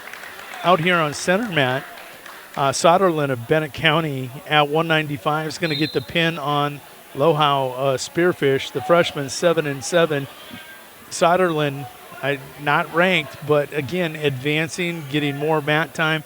That was in the championship bracket, so he's going to get a chance to advance and see if he can get to that quarterfinal or maybe the semifinal where you're guaranteed that top 6 position or medal. I never quit talking, so jump in on me, pound away. You're doing great. I'm used to doing this solo, and sometimes I'll run over an announcer that's with me. You got to cut me off and just hold me off because I can't shut up. Herr with the big lead down there on stage mat, 9-2 right now. That one's going to go to period 2 with a 9-2 lead. We just turned over center mat. That's the O'Neill Eagles, Salvador Rodriguez, the freshman, 6-10. The Eagle will be taking on Jacob Larson, the junior, out of Pierre. Yeah, that's correct. Yep. Yeah, he's your number 8 in A's. Jacob Larson, ranked 8. I'm going to make one. Did you hear that click out on us? Uh-huh. I don't know what that was. No. Don't know. She powered down for a second on us, but we're back and rolling.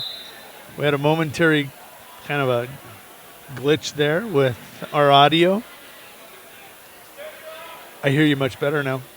Yeah? I do. Yeah, I can hear myself better. It's a takedown for Larson on the center mat. He leads 2-0. He's looking for the fall on stage mat. Her in period 2 wasted no time getting off the mat with Chase. So up next is going to be LaPointe, and LaPointe will be taking on a Hill City Ranger. If we go like this and drop down on our box here, it'll show Blaine LaPointe, a senior out of Todd County, 3-10, will be taking on Tanner Davis, a sophomore out of Hill City, 10-5. Nice record for the sophomore. Mm-hmm. Okay, we don't want to look up anything track. There we go. Want to get back to these. We'll just refresh. There you go. That always fixes everything. Got a couple other mats turning over. Center mat is going to be Marcus Harkless. He is the biggest character I've ever met in my life. I loved the conversation I had with Marcus. Harkless is a very successful wrestling family, and he is this year too. 14-2. I think he got second to one of the Brandon Valley kids out at the Rapid City Invite. Actually, he lost in the finals to the young 8th grader. Okay. It was Harkless in the finals of the Rapid City Invite. So you're seeing Marcus right now ranked 3rd in Class B on the center mat, taking on Demery Hood of Lower Brule, the Lower Brule Sioux, with their wrestling program rejuvenated and back in function. I love it. But Marcus, absolute character. If you ever get a chance just to go to a wrestling tournament, folks, just drift down by the mats, the outer skirts of the mats where the kids are standing there talking with each other, watching mats or matches out there taking place. You might be able to slip in on a conversation, and if you can believe it, I just butt in on some of them and facilitate them. Some interesting men out there. We're back up. Sorry, Matt. Didn't see that at all.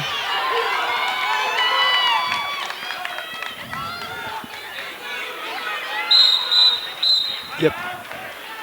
It will, too. We're back and we're running. We went down momentarily. We apologize about that. I think what we're going to do, I'll occasionally pop over and check this. I'll occasionally just pop back over and check that. That's first time I think it's dropped here in this tournament, right? As far as I know also. So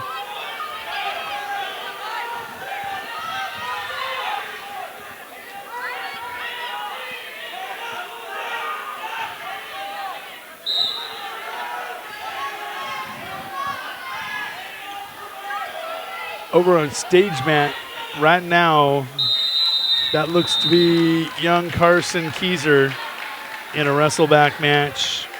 Carson is at 106. He's taking on Sander of Custer. So Sander of Custer and Carson Keyser of Winter are on the stage match. Keyser 8-5, 7th grader. Sander 2-5, 7th grader. Just rolled over your exit mat. It's going to be in a wrestleback. It's going to be Balderstone of Kingsbury County taking on Abbott of Hot Springs once they get out there. Still, this is entertaining. This has been got a good one out front in the middle mat. Wesley Jacobs up 3-2 on Gannon Gilligan. Taking a look at the rankings. Neither one of them ranked, and that's okay. Don't expect that this early in the wrestlebacks. They're both wrestling hard. Nice switch and re-switch over out on center mat.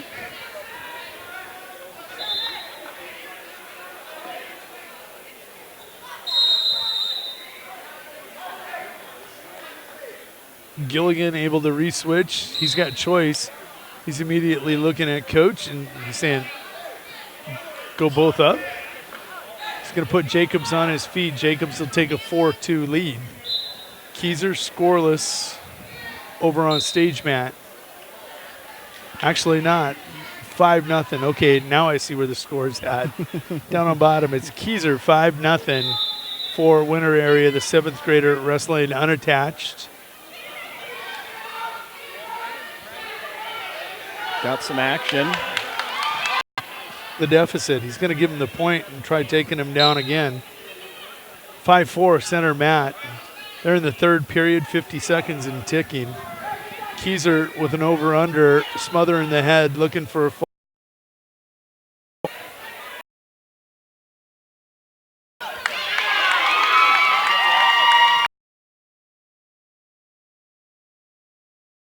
And just right now, it's only 2-1, but the way he acts, he's dominating that match.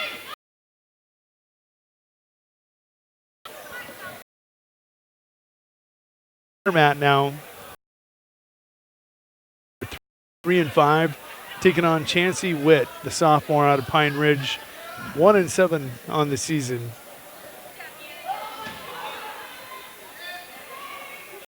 Chancey, one of the maybe handful of female. It's good to see. The one that was really impressive, got a first, or maybe a second round victory, was Feuerbach out of Spearfish. Yeah, that was that first round. She had a good win there. Looked really good, too. She had a 7-4 record going into that second round match with Gilchrist.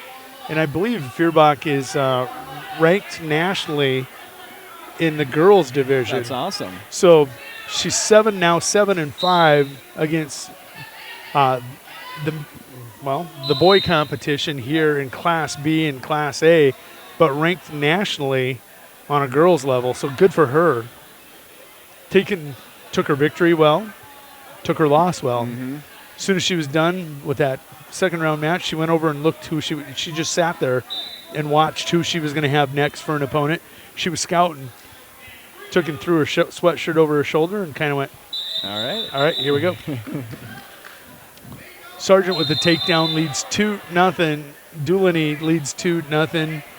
Over on exit mat now, we do have Rains Provost out of Bennett County with a 2-1 lead over Remington Ford of Mobridge Pollock. Ford 4-9, Provost 0-1 on the season. So this must be an all wrestleback round to get everything caught up. I was waiting for some quarters come in there, but no, we're looking at. This is kind of our break, just to relax, enjoy some wrestling, and then we get to get jacked up.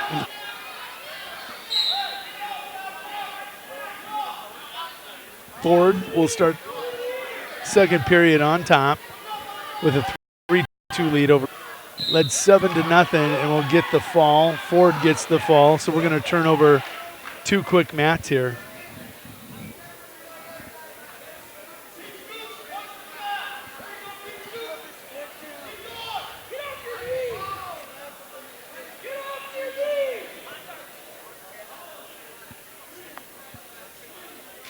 So let's go to the stage mat quickly. And it's going to be Colton Hagan of Hot Springs in a wrestleback at 120. He's a 7th grader, 1-3. He'll be taking on Nate Williams out of Pierre High School. The governor, a sophomore, 6-4, and he is wasting no time. Williams says, I belong on the other side of the bracket. Yep. I'm going to keep moving deep. So up next on stage mat is going to be Mackenzie Big Crow out of Little Wound. She's an 0-1 Mustang. She'll be taking on River Colombe, the sophomore out of Todd County. The Falcon is 5-6. Back to the exit mat. Let's get over there. That's Mason Schmitz of Spearfish. He's got a cradle locked up at 120. 8th grader, 4-2 on the year, is going to get the takedown, and he's got back points. He's wrestling Owen Schroeder, 7th grader out of Bellefouche, the Bronx. Doolany out here in front of us on center mat, still 7-2 over Chancey Witt of Pine Ridge.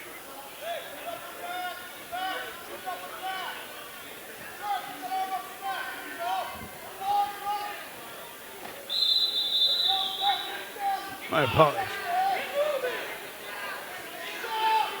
Smith's going to take down some backers right away, going up 4-0. over on the exit mat. You know, those two teams 10 miles apart, and they go halfway across the state to have this Right. match. I always love that.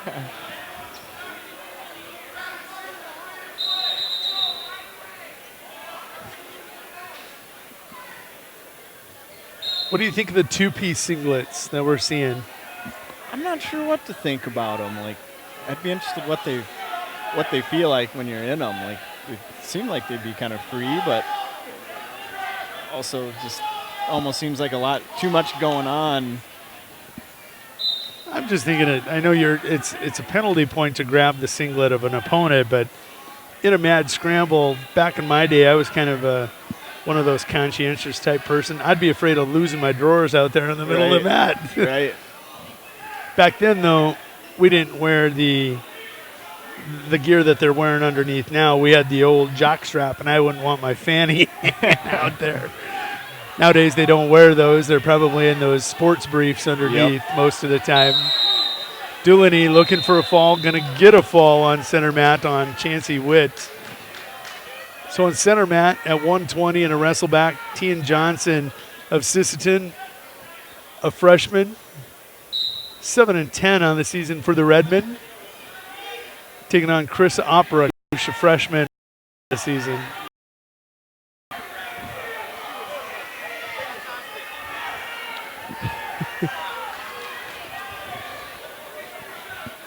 They'll figure it out. They look confused. They're like, where do we check in? Okay, I got to check in down here. I'm on that mat then. Nope, you're still on this mat. Say by tomorrow night in finals, we'll have it figured out.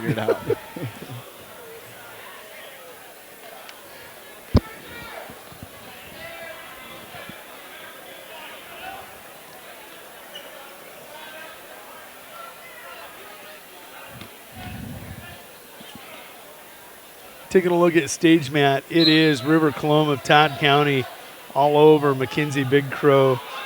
Big Crow, he is the Littlewood Mustang. Only his second match of the year. River Clome trying to even up at 6-6 on the season. He's got that big 8-0 lead.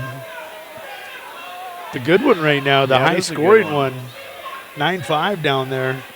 Maybe has even changed since we last looked. 9-5 with 16 left in the second period.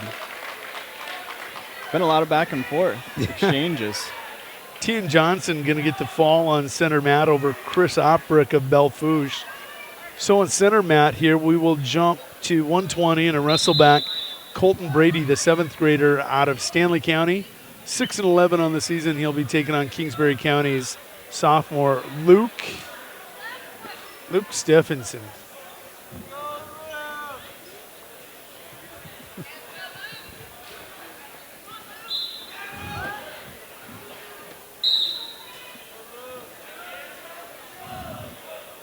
We did roll over the stage mat. River Clome did get the victory over there. We'll queue up who's next. Looks like St. Thomas More and maybe Lee Deadwood. Tyson Durham of St. Thomas More and Tristan Greenfield, Lee Deadwood. Freshman and an 8th grader. And again, these two kids go halfway across the state to hook up. Spending some time with the St. Thomas More Cavalier Wrestling coaches. They brought 8 kids here. They have 15 in their wrestling program this year. Pretty good numbers. They're starting to develop a little more depth. Didn't bring the entire squad. They're one of those teams that have been building and building in Class B ranks. Get a pin over on the stage mat as I say that. It's going to be, guess what? Oh, no, that's exit mat, excuse me. Shredder or Schreeder? I like Shredder. It sounds like that. Leading 12-5 in that high-scoring affair. Going to get the 5-11 sophomore out there on your exit mat. 2-0 stage mat, scoreless on center mat.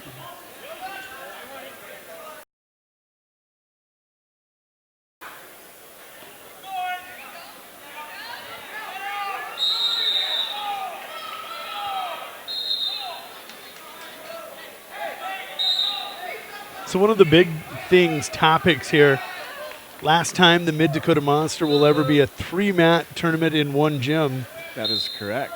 They're saying by next fall, the addition will be done, and we'll probably be running 4 wide by then. 2 mats in this gym, 2 mats in the other gym. Having a chance to talk to Coach Chad Johnson. Once we get to the finals, it's coming back to the Gardens. Once they get him down, the championship matches will be over here.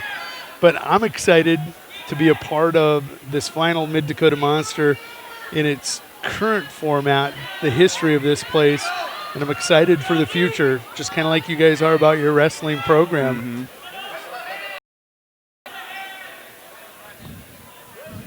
4-0. Still scoreless center mat, and out on our exit mat, still scoreless.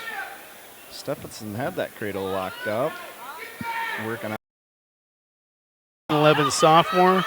He'll take on Belfouche's Thomas McCoy, a freshman.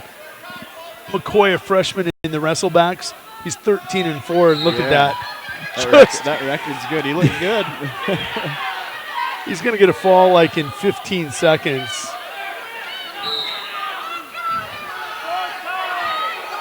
Going to be a fall on stage mat. It is Dunham. He's going to get the fall. Brady working for the pin here on the center mat. And he's going going to get it right at the buzzer. For all 3 mats at one time. An 8th grader, 3 and 14 will the 1-1 sophomore irrigator. 1 and 7 8th grader. Another look at listen at County. This is Brozick with 64 that season, and he missed a tournament in which he at least would have picked up 4 matches.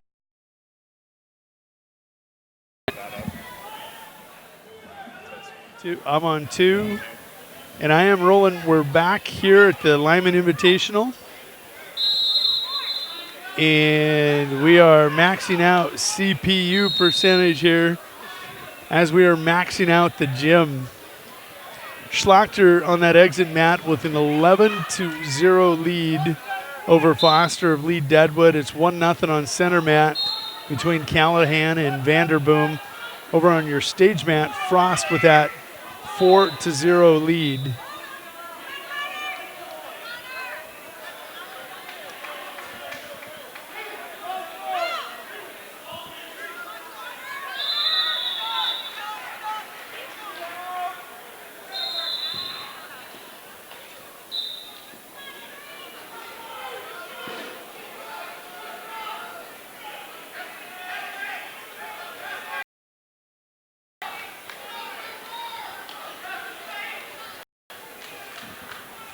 Our signal.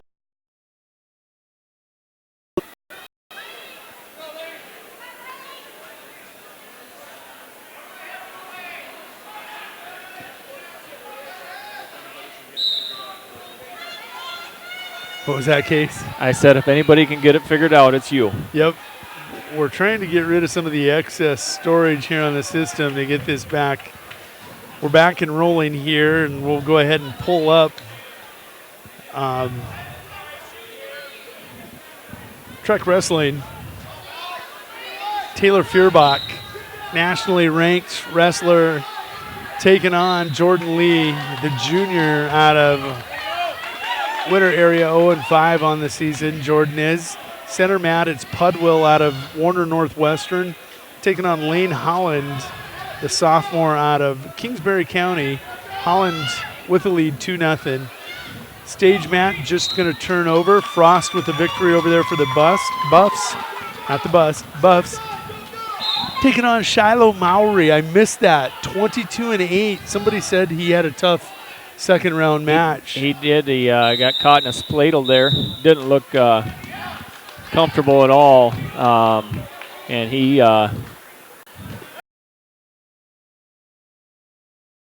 back here. We've seen Nate Williams out of Pierre, 13-4. Shiloh out here 22-8, taking on 6-12 Patrick Hamling. 31st match of the year. He's won 70% of his matches, and he's in the second round wrestleback. Yeah. That is live. Okay, we are back here at the Mid-Dakota Monster. We're going to go ahead and get everything pulled back up. Mowry still wrestling on the stage mat. He's currently up 10-2 in the second period. Looking for a fall here. Center mat. Cameron Meek of Winners wrestling Leo Dominguez of O'Neill. Dominguez up currently 6-1 on that exit mat. Got Hunter Quenzer of Belfouche wrestling Colton Fleming of Hill City.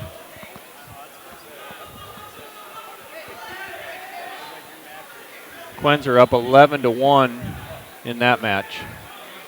Looking for a fall here now, right on the edge of the mat.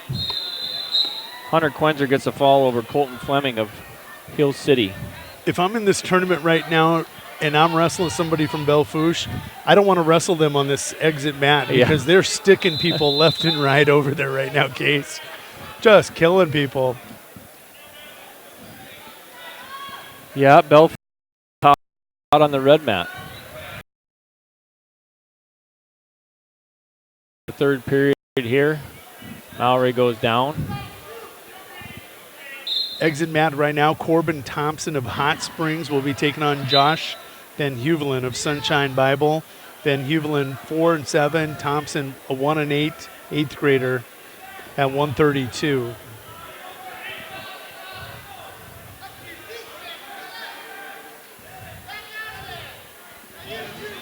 Did a couple things, gained about 10% of my processor here, so we should function a little better. We're down to 80, 72. Look at that. There we go. Got her coming back to earth. I like this. Now we're up to 99 again.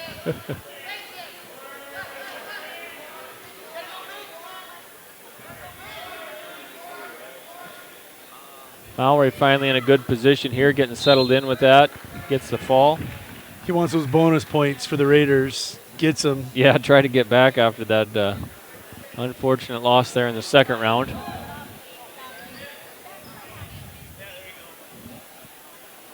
So now on that stage mat, let's go ahead and queue up. It's going to be Trey Fuller, a freshman out of Faith, 0-5.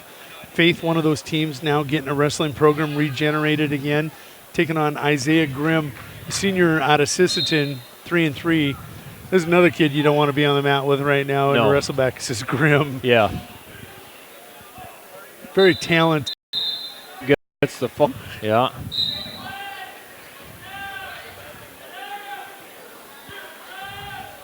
So with that, let's go ahead and roll over the stage mat to Halsey Pierman of Todd County, the 7-8 Faith, 7-8 freshman from Todd County.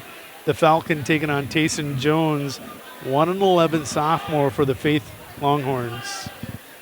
And down on that exit mat, we've got Eli Isaacson of Hill City, a freshman at 2-4. He's wrestling J.D. Adam at a 7th grader, 2-9 from McCook Central Montrose.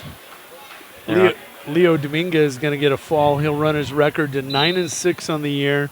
He's taking on, and we'll get the fall on Cameron Meek, the freshman out of Winter, who will fall to 0-10, but he will be forever known for the overtime match with Feuerbach. Yeah. What a match. It was. That was a good match. Taylor just picked up a win not too long ago over there on that exit mat, so she advances back on the back side of the bracket there. Here on center mat now in front of us, it's Custer's Robert Hewitt, a 4-7 junior, taking on Andy Tosinger, a freshman out of Belfouche, 6-13.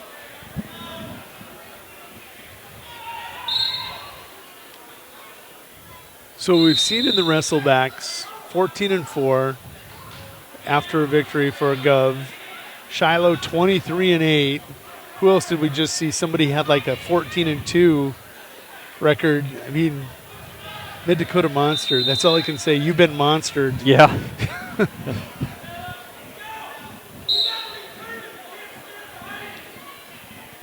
don't know if you got a chance to go back and listen last week, but by far and away, I said the Mid-Dakota Monster, most important tournament in the state as far as seeding when it comes to criteria for the state tournament.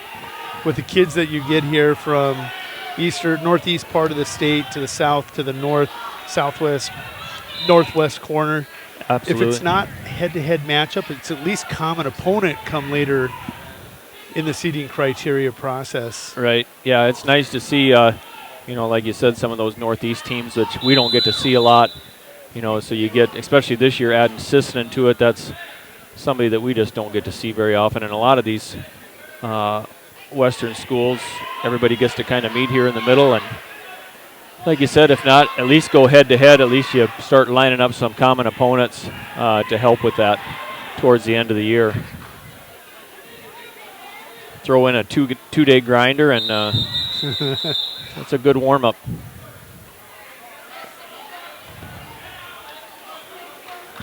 Quick takedown on the stage mat. They're in period 1. That's 2-0. Excuse me, that's on the exit mat.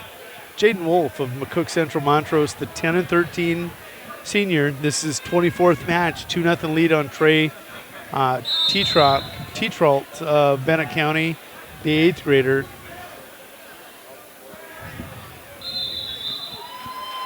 He's not going to waste any time. He's going to go to 11-13, does Jaden Wolf with that victory. Up next is going to be Lincoln Fortin of Warner Northwestern taking on Tance Wagner of Lyman. Freshman, but again, 16-11. His 28th match of the season, coming here in the 3rd round of the Mid-Dakota Monster. If he keeps winning, you could be in your 30s, low 30s, getting out of here if you can continue on. You bet, and I know what Tance would like to do. He'd like to get back on track here and advance himself on the backside. Hitting 138, that's your weight class across the board. After this round, we go immediately to the quarterfinals, correct? Correct. Will we go all quarterfinals, or will we go wrestle back on one of the two? Correct. Yeah, there's going to be a quarterfinals and wrestle back round.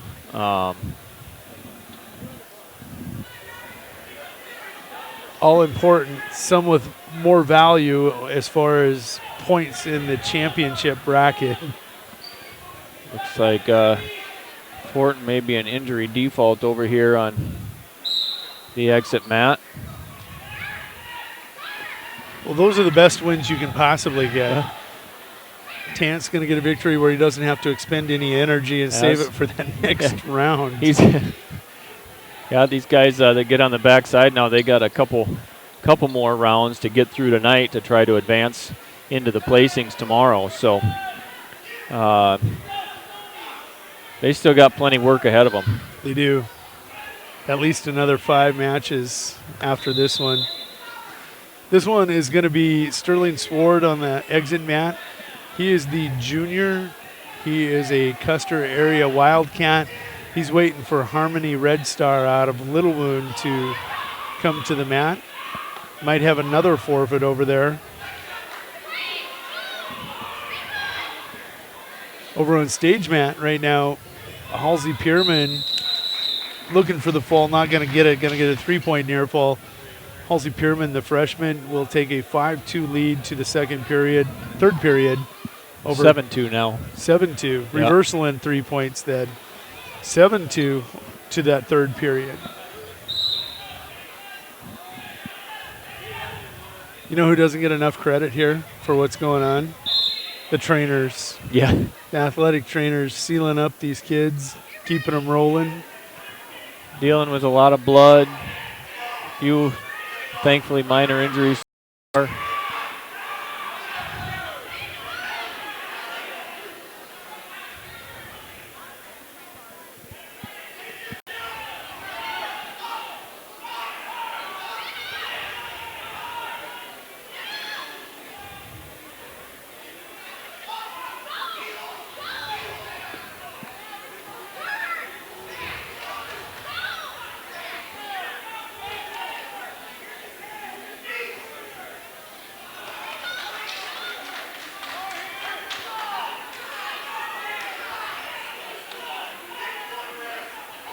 Honziger there. Belfouche picks up another 2-point reversal.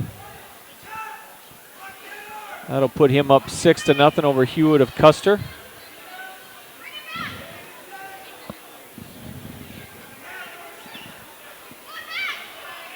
So we're going to wait on this exit mat. Looks like they're waiting for. From Little 145 pounds. You're on deck, you're up on mat 1, 145. Red Star from Little Oak. They're waiting on you.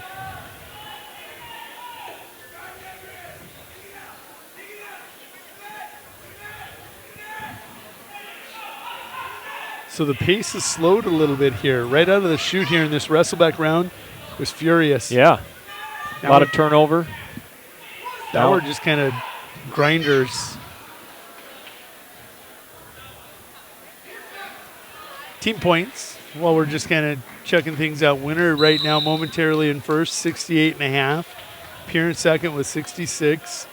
McCook Central in third with 63. Kimball White Lake right there with 55 in fourth. Custer in fifth with 53. Belfouche in sixth with 49.5. O'Neill in seventh with 44.5. Spearfish in eighth, 43. Lee Deadwood with 41. And Kingsbury County and Stanley County with 40.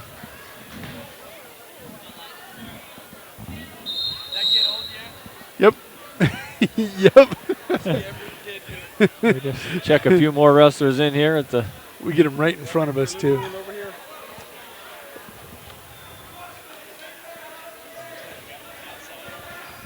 I think state or exit match, Little Moon. Yes, that's where they were wanted, but I see we've moved on now. Exit mat now has Will Rodert, 8th grader at 3-9 at McCook Central Montrose, and he gets pinned by Isaac McKinney, a junior at Belfouche. Red mat, Belfouche. Yeah. How many bonus points do they have on that red mat here this round? They're racking them up. Taking a look at your stage match, Caleb Clark of Kingsbury County is taking on Mick King of Newell. King is a 9-12 junior. Clark, a sophomore at 3-4. Center mat, Quentin Carlson of Spearfish, the Spartan 8th grader, 4-3, taking on Connor Adams, a freshman, 3-9 for the St. Thomas More Cavs. St. Thomas More with another wrestler on the mat, Logan Sauter, senior, 8-10 at 152, taking on Holden Havlick, the 7th grader out of Kimball White Lake Platte Geddes, 6-10 on the year. Your Killen and my Killen both used to have to wrestle Holden. I talked about that earlier in one of his matches. I think it was the first match that he had in the tournament. He drew the kid from O'Neill, and both rather well put together kids, but Holden's just a 7th grader, and I'm sure a year ago he was weighing 132. A couple years ago he was 32, but he probably cut to get to 52. So he's probably weighing 60. He's got to be probably close to 60. He definitely hit a couple growth spurts over the last 2 years where he has grown considerably. So, isn't that amazing? And I know from conversations with his father at the time, there was a chance that he might go to the dark side. He's a hell of a basketball player at the time, too. Ends up staying here with wrestling on that very talented Kimball White Lake Platte Geddes squad. And, you know, right now Holden, 6-10, holding his own. Yeah. No pun intended. For the Wildcats. But, you know, I think back to my Caleb. He ended with 194 wins in his career. 140 of those come in his sophomore, junior, and senior year. But he never gets those big seasons with 40 and 50 wins unless he pays his dues as a 7th grader like Holden is. Holden's got that capability, and I know his father well. He could be a 200-win kid, as can your Kellen. I mean, he's got, 20 matches already this year? Yeah. You start thinking about some of those accomplished milestones years ago, decade ago. Only the elite got there. And now it's become attainable for not just those Olympic gold medalist type people, but kids that are going to be competing for state titles for 1, 2, right, even 3 state titles. So I love it. I love it. Well, and it's for somebody, especially Holden, we see those 7th and 8th graders a lot at the lower weights. We do. But when you start getting into them upper and middle weights and you start seeing these 7th and 8th graders come in there, and, he's one that I think, will compete this year and definitely in the future. So you saw Harkless here earlier, right? Yeah. He got second at the Rapid City Invite. He got second to an 8th grader from Brandon Valley at 220. You don't see that. I mean, Nash Hutmaker set the standard when he burst onto the scene at 285 and won state. Now you're seeing all kinds of kids in those bigger weights. Right. Holden got a bleeder out there. Him and Sauter scoreless. Clark, real quick, running you around here, the garden. Let me clarify that. Yeah. Caleb Clark leading 6-2 over Mick King, center mat. Fabian Acevedo, 2-0 lead over Cope Williams, the lead Deadwood, 5-0, and he'll take an 8-0 lead. I love that name, Fabian Acevedo. Yeah. And I think I'm close on the pronunciation. I don't know that I'd do it any different. But back to this youth being served, wow.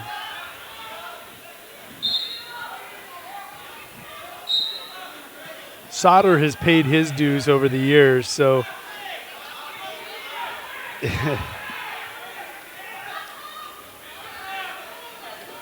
what's he have, a 2-1? No, Holden leads actually 1-0 in that match as far as my track wrestling. Yeah, he's up 1-0, but he's about to get turned in a cradle here. Getting some swipes.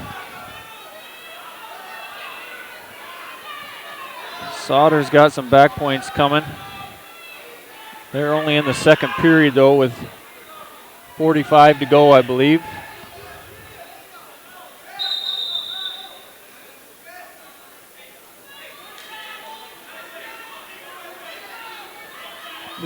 Spladel coming here.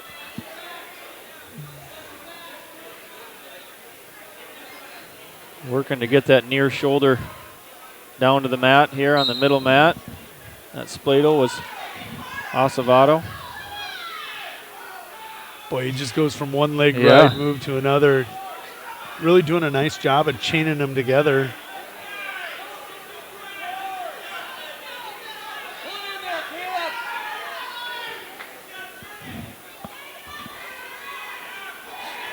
So Holden's going to get out of there. I think it's 3-1 as they go to the third period, if I'm correct. I can't quite see. There it is. Track is updated. Hang on there, Caleb. Sauter will win the battle off the whistle there. He's to his feet, explodes, and it's not going to get free. Acevedo. Wow. That was a convincing victory there. Next up, Adam Bonnet, the sophomore out of Winter, will take on Dylan Singray, a sophomore out of Kingsbury County. 6-6, Kingsbury County. Adam 2-7 for Winter.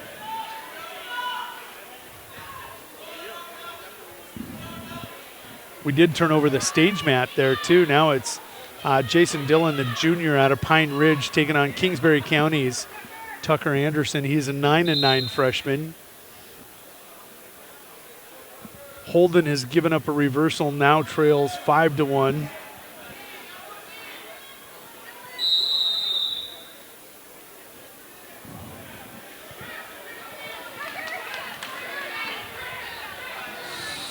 Scoreboard and by the table says 3-3, but I don't believe that's correct.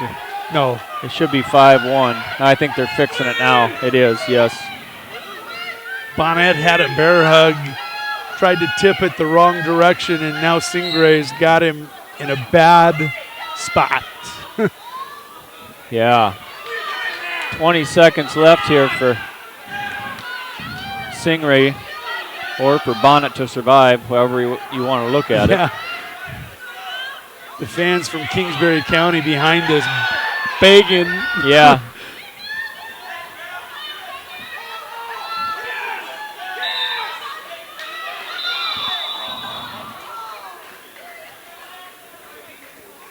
You know what? He trails 5-0. But you remember last week at McCook in the quarterfinals? Trevor Peters, defending state champion, gave up a headlock and fought off his back through the period. Yeah. To get to 5-0. Give yourself a chance. Yeah. Peters went on to win that match. You always got to give yourself a chance. Bonnet did. Bet he goes back to that bear hug. Yeah. I bet he goes the right direction this time. Oh, Holden in a bad spot now as I look across the gym at the exit mat. Double boots kicked in by Sauter. He's got that arm extended.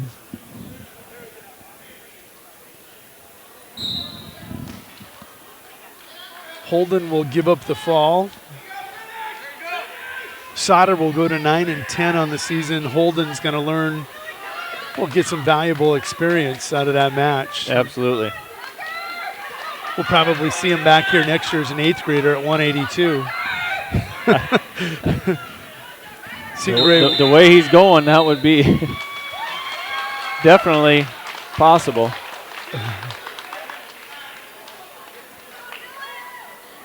Singray now with another takedown to start period 2, leads 2-0. Let's turn over that exit mat as we take a look. It's going to be Zane Severin of Custer, 8th grader, 6-3, taking on Jason Carr of Bellefouche, a sophomore who's 2-6. That is a 152-pound wrestleback on your exit mat.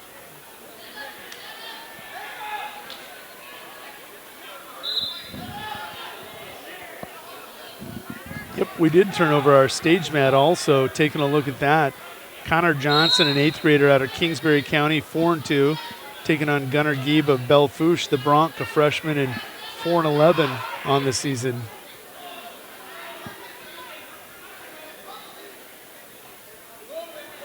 I always love when I jump back to Wirecast just to check it, and it's still there. Yeah. This Bonnet's not a name I recognize for winter. Is it a new one or been in the program and just cracking the... Graduated with his father. I did back in Stone Age. Let's just to put it in generality. It's been it's been over 30 years ago. Adam, no AAU experience, came out just working with the Willowites in the weight room and decided he wanted to give it a shot. And here he is. Gave himself a shot. Absolutely. Adam going to get himself back in the match here. Was that a cow catcher he hit there? Did he have the double underhook cow catcher? Yes, yes. That's what I used to call the cow catcher. Yep. We'd throw it to the side. So he's trying to bear hug, now a cow catcher. Looking at Singray and him, don't they have about the exact same bodies? They look very similar builds. Adam lives in the weight room. Super strong. His father was super strong. He just needs that mat experience. AAU is so important to the depth of a program, but you got to have these kids too. He's a sophomore. May never win a state title, but what if he medals by his senior year, developing that experience on a 4-year career? That's a great addition if you can pick kids up like that and keep them. Especially, you can tell that he's, like you said, strong, athletic, just needs the mat experience, and if they can hang in there, you could see him potentially being a state placer before. Point earner. Yeah. I go back to Sturgis, that title they won, not one single state champion, but they won the state title by placing 13 kids that year. That's okay. And some teams just need those. If you're going to do damage as a team, you need those kids that are going to win a match, get you bonus points, keep them together, keep them as a unit, keep them cohesive, and tight-knit group is the key. I was at your AAU program watching you last night run the AAU program, and looking at that, you've got good numbers. That's generally, it seems like over the last several years, I think we generally start out the year with 30 to 35 kids, and by the time we get down to that district tournament time, end up probably, 20 or 25 maybe, and but hopefully they go out and have fun and learn a few things, and more importantly, come back. Absolutely, yes, yes. So I'm going to go to exit mat real quick. Adam's going to get a reversal. He's going to get this to 8-7. He's got 30 seconds to get a tip. Now he's going to cut him. 9-7. So this is where you develop that experience. 9-7. On exit mat. Singray going to come around the corner. Too elongated. Yep. I mean, he knew what he wanted to do. He knew he had to get a takedown, but just didn't take the best shot, put himself in a bad position, and gave up another 2 points. Matches like this, I think, give an opportunity for coaches when you do situational wrestling. All of a sudden it registers with them. Okay, when the coach says we're doing a situational wrestling, I'm down 2 with 20 seconds to go. You take it a little more serious. Right. Oh, yeah, I've been there before. So I got to get to this exit mat here. I keep trying to. It's Blake Broderick of Lyman, 26th match. He's 13-12, sophomore, taking on Hot Springs. Dylan Webb, a freshman, 3-9. Stage mat right now. They're in the third period now, 141 and ticking. Gunnar Gieb, 9-4 lead on Kingsbury County's Connor Johnson. In front of us, it's Jeremiah Codier of Pine Ridge, the Thorpe, a 5-4 sophomore, taking on Jordan Klein, a junior. The Rangers 2-5. A lot of rolling around there on the stage mat between Johnson and Gieb. They've been back and forth. Gieb currently up 13-4. Minute to go in the third period. Oh, what's this on that? Is that a reversal? Yes, it is. Johnson gets the reversal. He's got Gieb in trouble here. He's got the honeymooner. Yeah. Can't get him bumped. Needs to get him hooked in.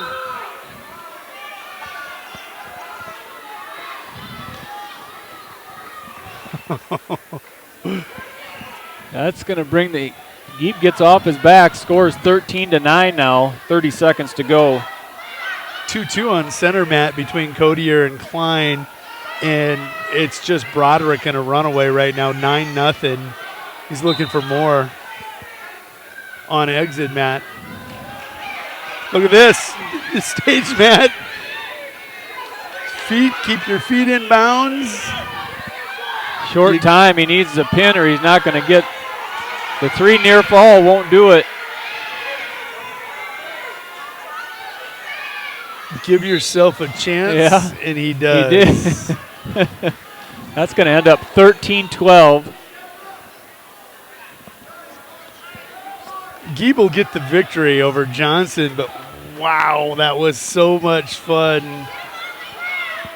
25 points in a match in a wrestleback with the abbreviated first period. Yeah. Next up on stage mat, Cale Schoenfelder at Kingsbury County. Let's do it again, Kingsbury County. Taking on Levi Druk. Druk? Yeah, we're going to go with Druki. Freshman. This was the 152-pounder I was talking about that Havlik had to wrestle. I think first round they met. Very well put together kid. Oh, yeah, Peters had him in that second round match, and I was like, yes, holy cow, this kid's put together. We're 6'3", Codier with the lead on Klein on the center mat, and Broderick still leads 9-0 in his match. Look at this, Kingsbury County again, chin whip. Codier going to get the fall on center mat. Yeah.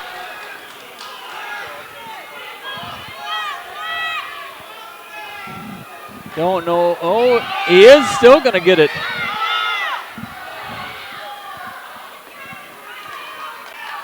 Center mat going to roll over to Caleb Rickenbaugh of Hot Springs, the 8th grader.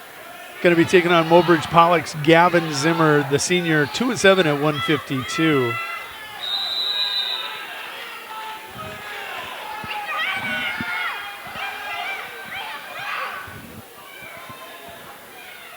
I knew somebody from Lyman was wrestling out there. The towel tapper is going to break my eardrum. Might blow our equalizer right over here.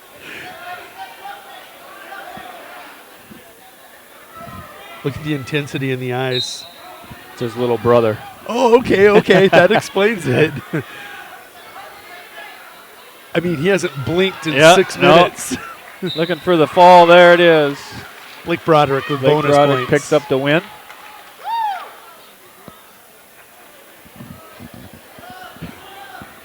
His brother just blinked. Yeah. Look at the smile.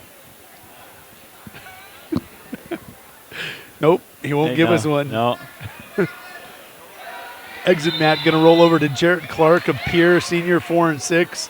He'll take on Hill City's Alan Salinas, a 2 and 5 junior Ranger. Heck out on center mat. Rickenbaugh going to get the quick pin. He gets the fall over Zimmer of Mobridge Pollock.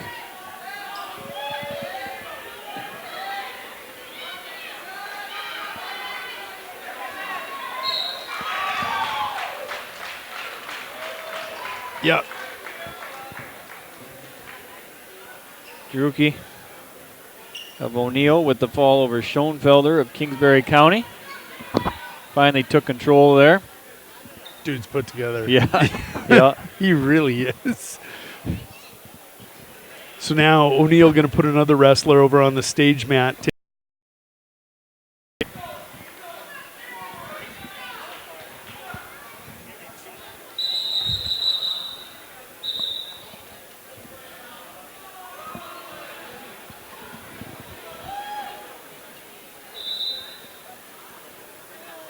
Are your team scores updating? I do not. It looks the same as it has been for quite a while. You know what? If we scroll down, they're updating. A lot of the teams right now that are probably out in front have more kids in the championship bracket. So we're seeing more movement at the bottom of the team scores right now with bonus points. I mean, look at Belfouche. They've got to have – we saw 3 consecutive pins on the exit mat, so they're moving. Exit mat right now, Jarrett Clark 2-0 lead over Salinas of Hill City.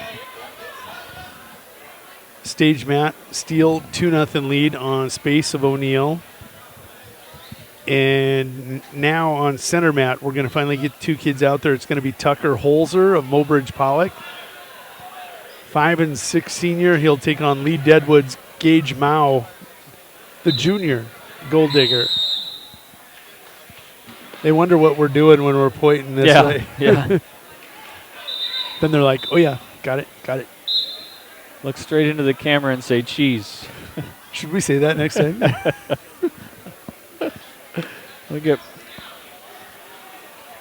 I'll do it. Plenty of close-ups.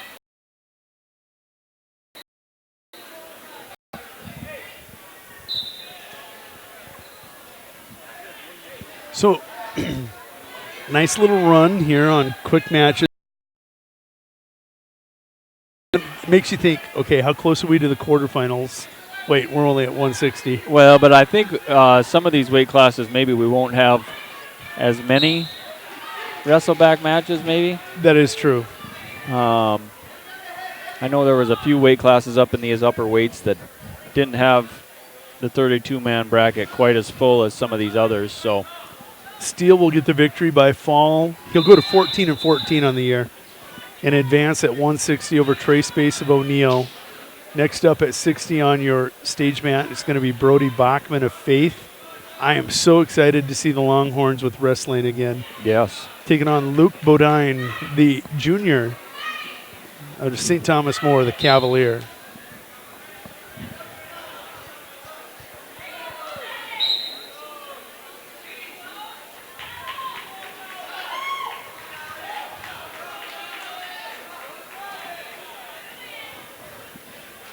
Jarrett Clark getting the fall there on the exit mat over Alan Salinas.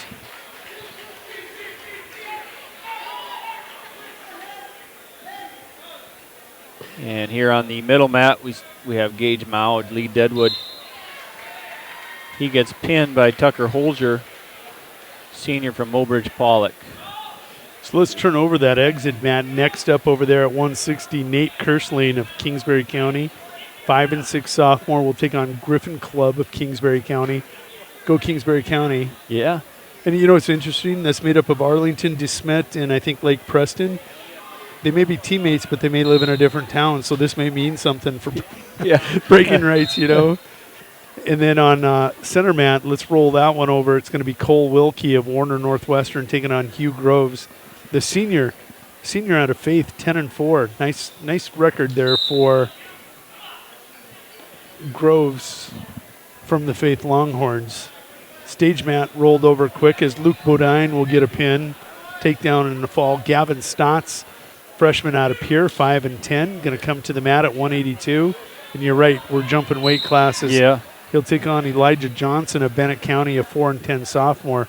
And look at that. Groves of Faith goes to 11 and 4 with the 19-second fall over Wilkie. Next up on center mat, Weston Woodward, a freshman out of Custer. He'll be coming center mat to take on McCook Central Montrose's. Gotta give me a second, folks. As you can see, Grocott. Yep. He had a nice tournament last weekend. Yeah. Coach Andal putting together some youth, bigger kids.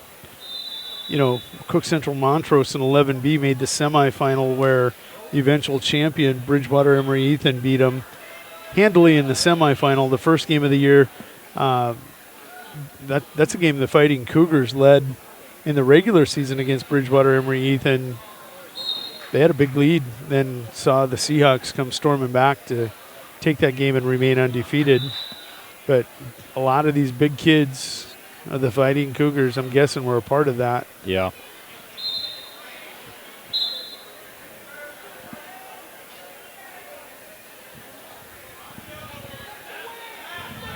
Two nothing stage mat. Stotts will take that 2-0 lead to period 2.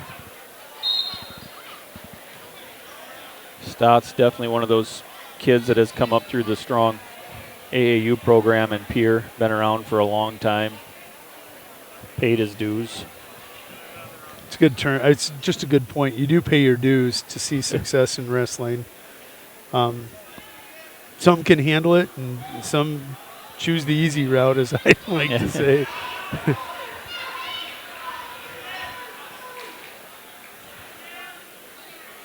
A wrestler is a special breed, and by far and away the largest fraternity in the United States. Yeah.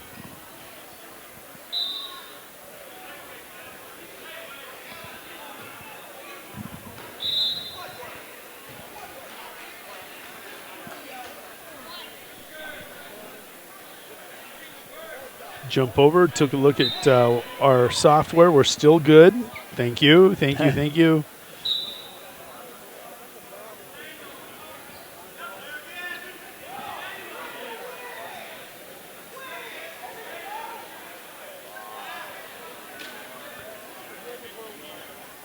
Grocott with not first takedown. No. Or in the second period. That must be. That's a second takedown there, I believe.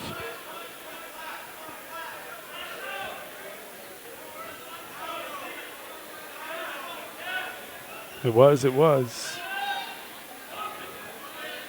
He's going to he's going to lever over Woodward.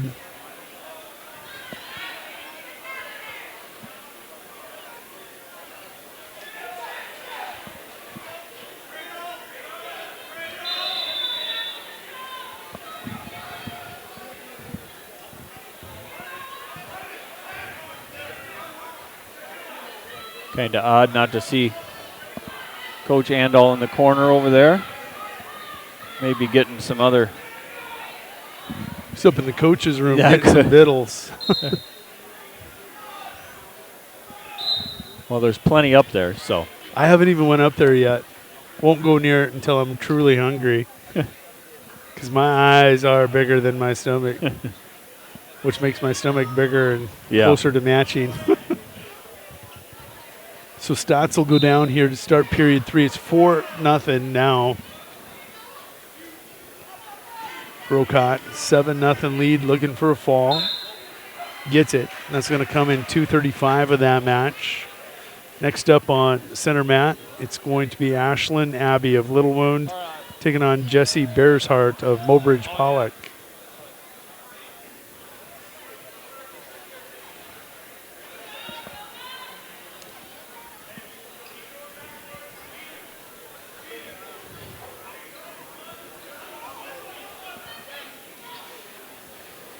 Woodward was trying to take the singlet off. Coach Webster caught him and said, nope, don't you dare.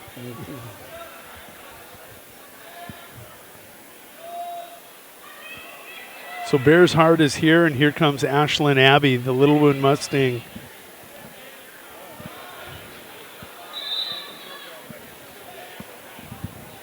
Stotts with a minute to go, clinging to a 4-0 lead. He's on bottom, and I think just kind of riding it out. I think just trying not to get himself in trouble. Not going to push anything here. See there, he gets more explosive on bottom. Didn't win the whistle, but he's nervous. There's something about Johnson that has him conservative at times. Johnson rolling around nicely out there. We're ignoring the exit match right now. Nate Kersling with the lead over his teammate, but we don't like to get into those teammate battles.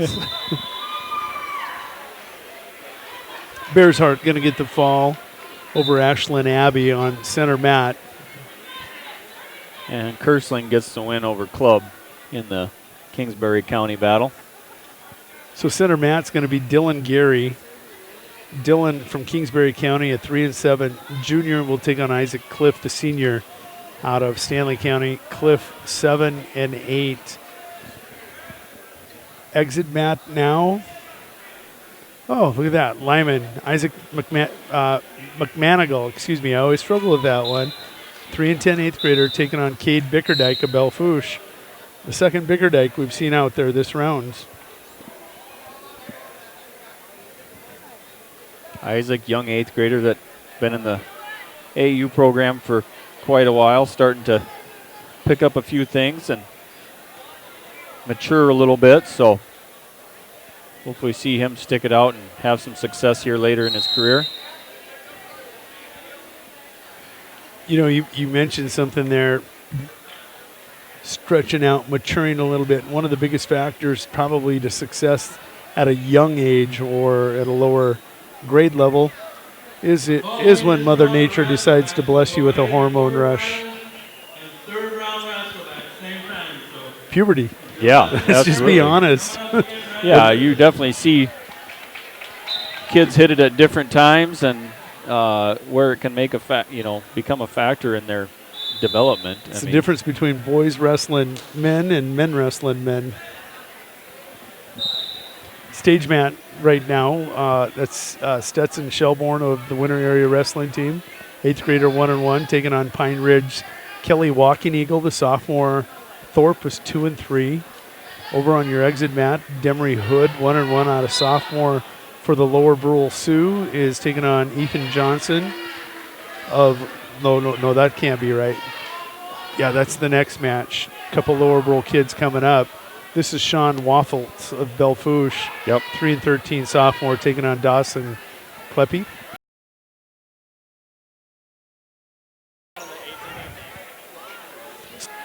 Next up on stage mat at 182, Spearfish's Coulter Robbins, an 8th grader, 0-1.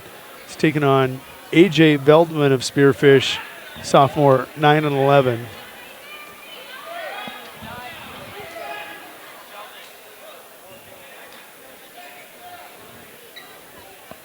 It looks like the way this round is progressing now, we should be wrapped up by 5 o'clock, I would say. Pretty close to it. Yep. Then we get to roll right into another, our quarterfinal matches, plus another round of wrestlebacks. So, oh, the quarterfinals. What time does semi start tomorrow morning? 10 a.m. tomorrow. Hold on, folks, because that's state caliber level. Yeah. We've got some crazy semifinals that could happen depending on what happens in the quarterfinals.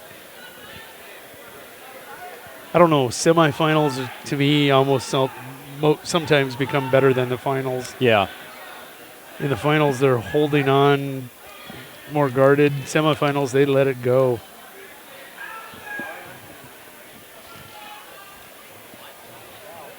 There's an old saying, second place is first loser. Yeah. But I'll tell you what, when you're wrestling in the semifinals, all you're thinking about is, I want the semi, or I want the finals.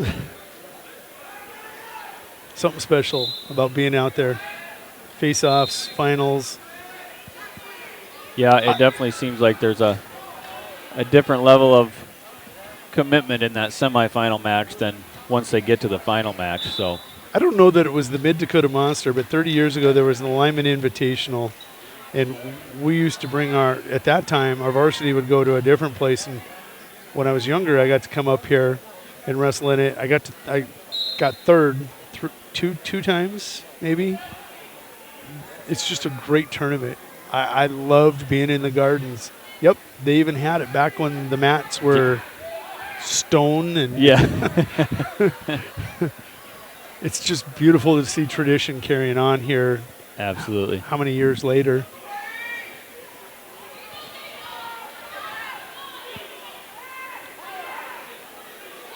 I don't know who's who out there for Spearfish yet. I'm going to pull.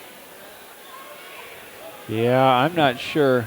Veldman has the lead currently, 3-2. What's his leg man? Green. Okay. Coulter Robbins, the 8th grader, now leads 4-3. And he just had his teammate on his back, Yeah, almost a pin. Gary will go down here to start the third against Isaac Cliff of Stanley County in front of us on center mat, leading 6-0. Cliff leading 6-0. And we did roll over to Hood and Johnson of Lower Brule. Ethan Johnson of Lower Brule, the 7th grader, trailing Demery Hood, the sophomore for the Sioux, who's 1-1 on the year. There you see the one-piece singlet and the two-piece singlet. Yeah. Same team, different singlets.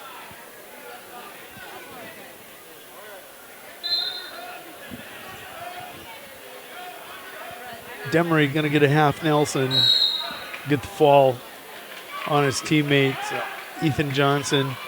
This is always fun. I like to see how they react coming up. Yeah.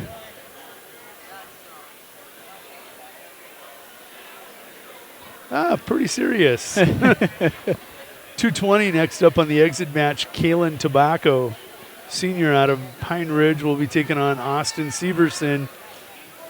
11-9 senior for Kimball White Lake Platte Geddes. That will be on your exit mat.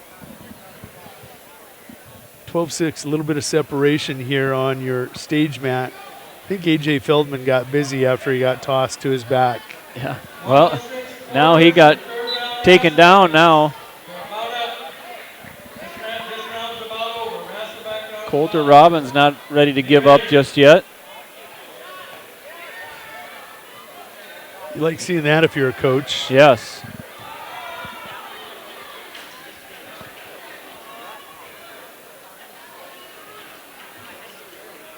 Severson getting after Tobacco.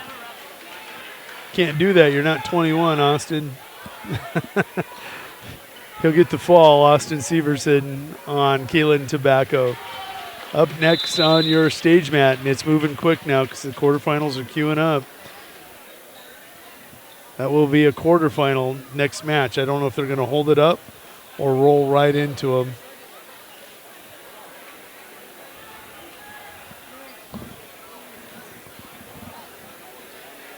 Next up on center mat, Dawson Hanson of Warner Northwestern, a 2-3 sophomore, will be taking on Christian Jessup of Bennett County. 2-7 sophomore.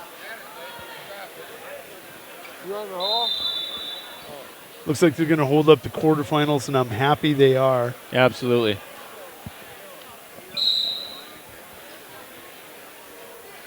$14-10 going to be your final. Veldman with a victory over his teammate Robbins. Up next at 2:20 on the stage mat, Jace Charin, sophomore out of Pierre Governor's Wrestling Room, taking on Salvador Rodriguez of O'Neill, 6'11" freshman on your stage mat. Hansen wasting no time out here on center mat. Takedown and reverse half. Got the reverse. That's there's the fall. Quarterfinals are rolling. 106 on your exit match. It's Piers Blake Judson, 15-5 sophomore, taking on Dakota Buck, 13-12 junior out of McCook Central Montrose. Now we get to start checking the rankings. Yeah.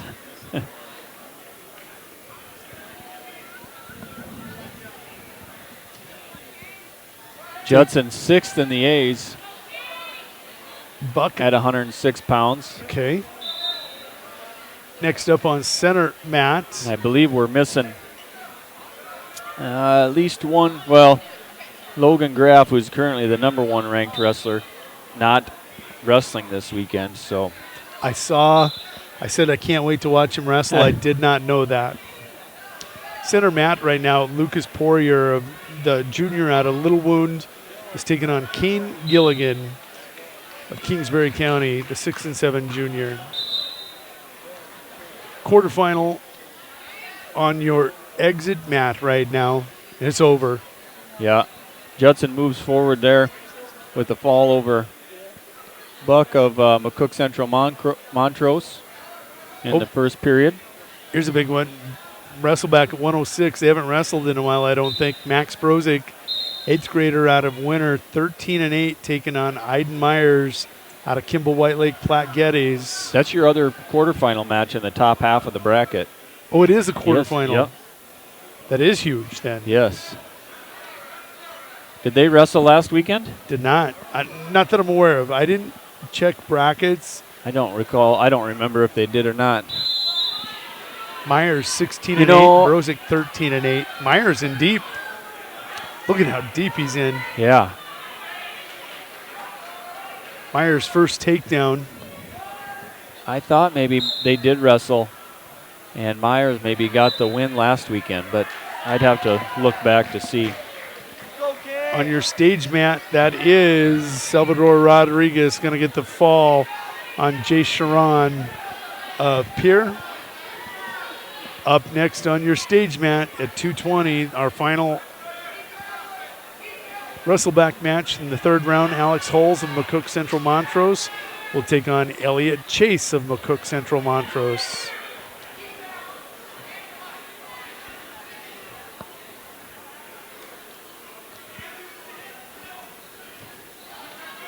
Brozik in a little trouble there on the edge of the mat on our exit mat. Myers picking up some near fall points, yeah.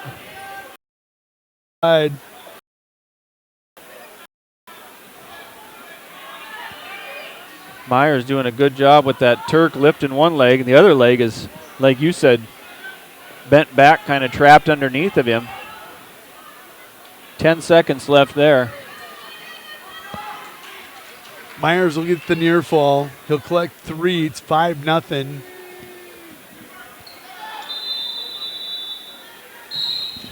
It's going to be a fall over here, and on stage mat, Chase will get the fall over Holes. Center mat, Gilligan with a fall. So at 106 in a quarterfinal on the middle mat, Josh Hoffman of Spearfish, 14-8, will take on Kaysen Constance, the 17-4 8th grader out of Kimball White Lake. On your stage mat now at 106, it'll be a wrestleback, Lane Longbreak, freshman out of Belfouche, 14-8, taking on Dylan McGregor, a 7th grader, out of McCook Central Montrose, and it's 9-9 on the season.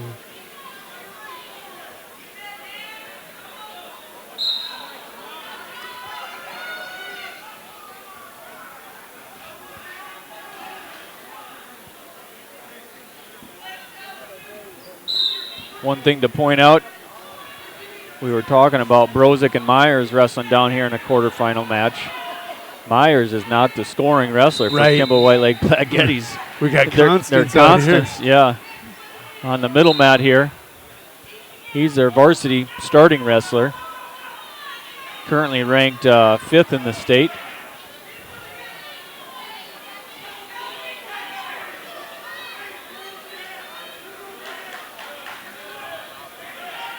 And I believe, if I remember correctly, through the AAU years that Iden Myers was wrestling for Chamberlain, maybe through AAU the last few years. I don't remember that.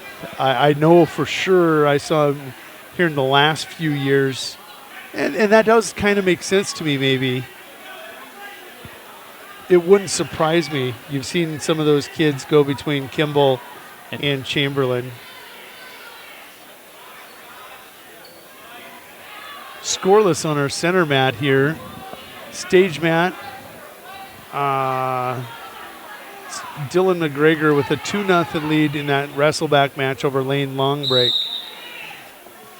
This is going to be a win. 9 seconds and ticking for Myers. Brozick going to get a count, a swipe.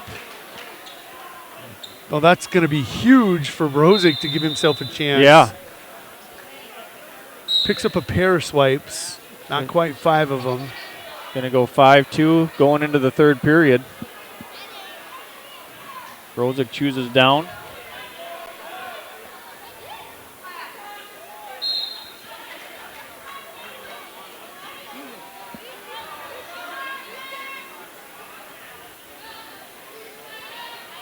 Sure, on our middle mat here that Constance should be up 2-0. They're not showing a score, but we're in the first period and Constance has been on top pretty much the whole time. So that score should be 2-0 in favor of Constance.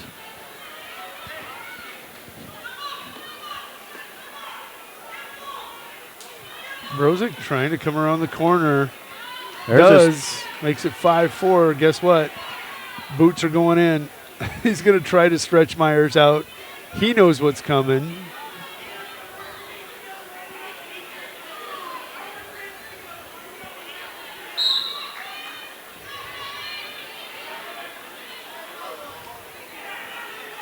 Oh. Myers doing a good job of pulling him off the top there.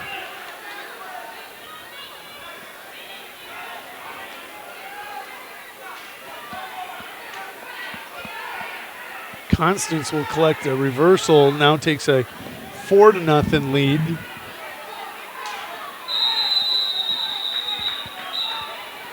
Under a minute to go in that match on the quarterfinal. I think that's a 4-5 matchup there. Brozick's down by 1. They're down to about 30 seconds now. Yep, you got to cut him and take your shot. Myers hanging on to that 2-on-1 there.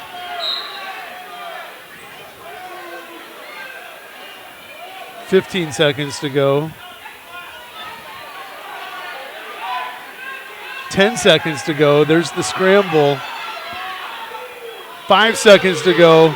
Brozick going to get a come from behind victory, trailing 5-0, and will win that one 6-5 in a great match. We're tied up, aren't we? 6-6, I believe. Oh, yeah, 6-6 because he put him on his feet. That's right. 6-6. Yep. Takedown wins it here. Bad shot.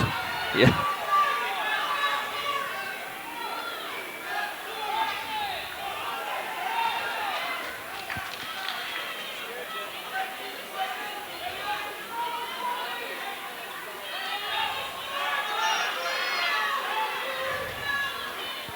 I'm turning to watch my brother in the stands.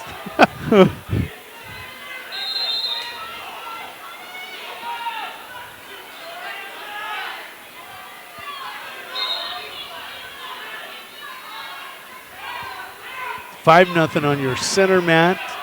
Still 2-0 on your stage mat. Got our first sudden victory quarterfinal. 15 seconds on the exit mat.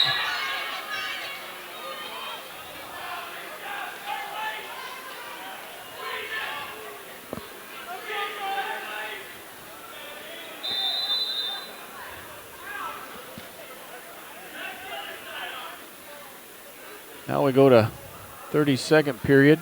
Yep. Myers gets choice. He defers. Maxon's going to go down. Got to get his one. Here we have Hoffman with an escape, now within 5-3 of Constance.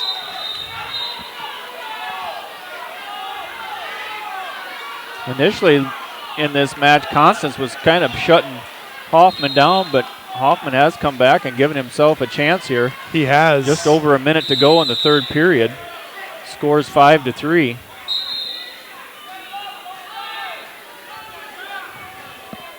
Still, it's 5-0 on your stage mat now. Dylan McGregor over Lane Longbreak. Brozick with an escape. That's how we'll end overtime period 1. We'll go to overtime period 2 now. Brozick leads 7-6. Looking for a ride out. McGregor gonna get the fall on Longbreak. He does. We go stage mat coming up. Carson Kieser and a wrestle back on the stage mat. 9 and 5 7th grader taking on Charlie Doolany, an 8th grader out of Warner Northwestern. 4 and 5. Brozick's got a boot in, trying to spladle. He's trying to hang on here. He's got that ankle hooked. 4 seconds, 3 seconds, 2 seconds. 7-6, Max. And they're good friends. You saw them hug each other after that match, and you'll see the respect again. Yep. Good friends. They were part of, I can't remember the wrestling group out of Kimball a few years ago. Edge. The Edge wrestling Yep. group. So former practice partners in that club. So now we're going to roll over the exit match after a great one. Red mat's been crazy today. Quarterfinal at 106, Noah Williams, an 11-4 sophomore for the Governors, taking on Stanley County Buffalo. Chase Hansen had himself quite a season, has made some huge strides this year. He's 15-4 on the season. We're 7-3 with 3 seconds to go on our center mat in this 106-pound quarterfinal. Kieser in his match, takedown in a 3-point near fall. He leads 5-0.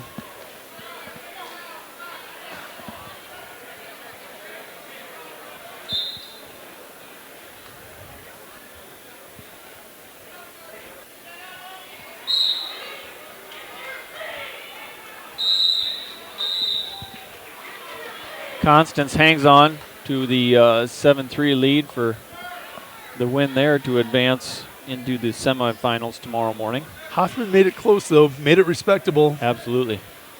Now up, Lyman Raider, Hunter Collins, 11-12 on the season. He'll take on O'Neill's Joseph Yates. Both are freshmen. Yates 2-3, Collins 11-2. 106-pound wrestleback here on center mat. Oh, pancake by Kieser.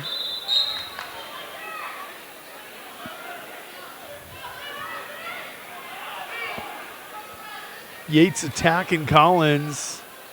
He's going to get called for clasping.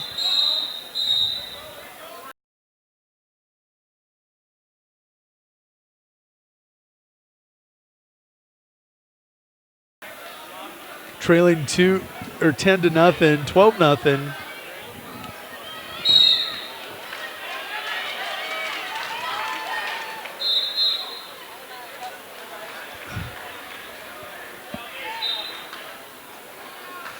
Yates will go to 3-3. Collins will go to 11-13. We'll now go 113-pound quarterfinal. Kyler Constance of Kimball White Lake Platte Geddes, a junior, 14-5, taking on the freshman governor, Trey Lewis. He is 13-7. Any rankings? Constance? Constance sitting at 9th. They're both ranked 9th in their respective class. There you go. Should be a good match. Little A versus B here. Constance in on a shot. Lewis trying to fight it off. Constance has him to his hip. Got his head popped out. He's going to cover for 2. I think Hansen has taken a 3-2 lead down here on your stage mat. It was 2-1. They were on their feet. Hansen with the takedown. Nope, they went to the second period. Williams still leads, but Hansen giving him everything he wants right now. Not looking for a right out. He's looking to score. Yes. Kieser leads 13-2, and we'll get a tech out of this one. No, he won't. Best it could be 16-2. Bonus points would be huge as Pierre is starting to run away. Williams is the unattached wrestler here for Pierre, and he's a 3 seed.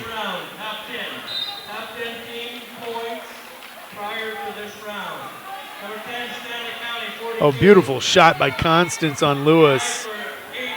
Sweep single, goes far leg. And Hansen has Williams on his back now. That's going to make that 3-2 for sure. 3-3, I think. Okay, 3-3. Yeah. Kieser got the big win in the quarter, or the wrestleback on the stage mat. Now, quarterfinal, Hill City's Braden Weiss, sophomore, 9-2, taking on Colton Shelley of Belfouche, a junior at 12-8. Neither one of those two ranked at 13, but a quarterfinal matchup with very respectable records, 9-2 and 12-8. Weiss just came down from 120. Okay. So he was ranked at 129th in Class B. So this will be his first action, I believe, at 113. He did, I know, when we had a duel with Hill City earlier in the year, Bryson Muirhead bumped up from 113 to 120 to wrestle Weiss, and we lost a 2-0 match there. So he'll be right in there. I believe he did get the 1 seed in the bracket. Or I shouldn't. He got the 1 seed after Remmers of McCook Central withdrew. Yes. Okay. So Hansen did take a 5-3 lead. No. Yes, a 5-3 lead. Yeah, he's up 5-3. They've went to the third down there on that stage mat, the red mat. Exit mat, the red mat. Lewis and Constance have had some mad scrambles here on this center mat. We're going to have to watch that knee there. Yep.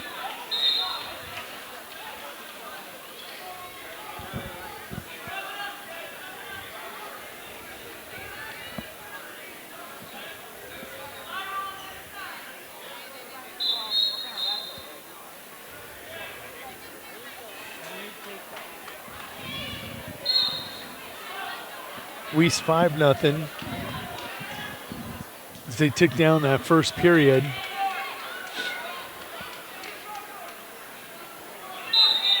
You know, Trey Lewis, another one of the kids, Kellen Griffith, used to wrestle all the time, right? I don't know that we wrestled Trey much. Okay. We've battled a lot of the governors. Yes, yeah.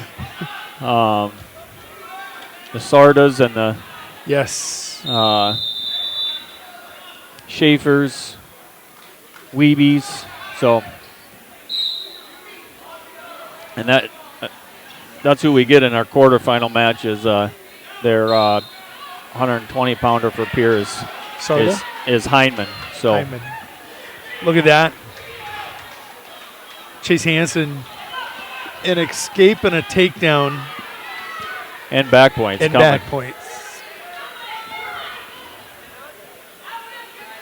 Chase looking to go 16-4 for the Buffaloes. Noah Williams still an impressive 11-5 if this holds true what we're seeing. Oh, that headlock. Yes, that's the ugly headlock. I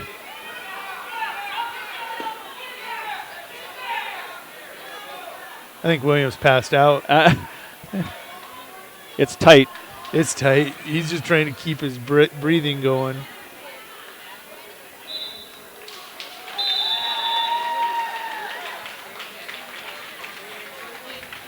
Chase Hansen on to the semifinal at 106. Noah Williams will go to 11-5. Next up in a wrestleback, Gannon Gilligan, an impressive little 7th grader for Kingsbury County, is going to take on Jaden Wager. Jaden Wager, a freshman out of Potter County, who's 2-6. And on that stage mat, Weiss does get the fall over Shelley of Belfouche to advance to the semis tomorrow morning. Next up over there will be Bryson Muirhead, 20-4 senior for the Lyman Raiders. He'll be taking on John Jeffrey, the 8th grader for the Spearfish Spartans, who is 9-8 this year.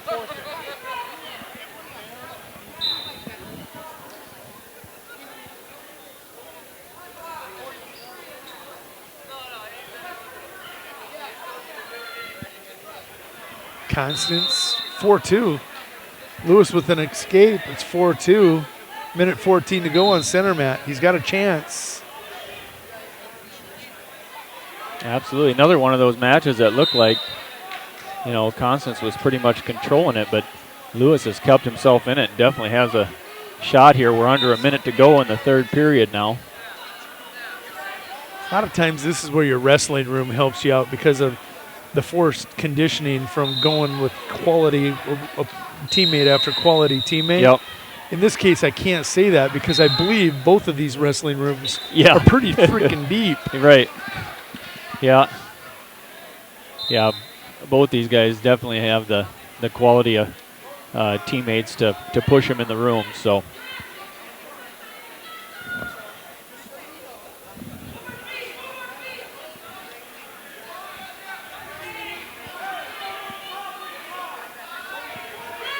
Gilligan and Wager scoreless going to the 2nd. Muirhead and Jeffrey. Bryson.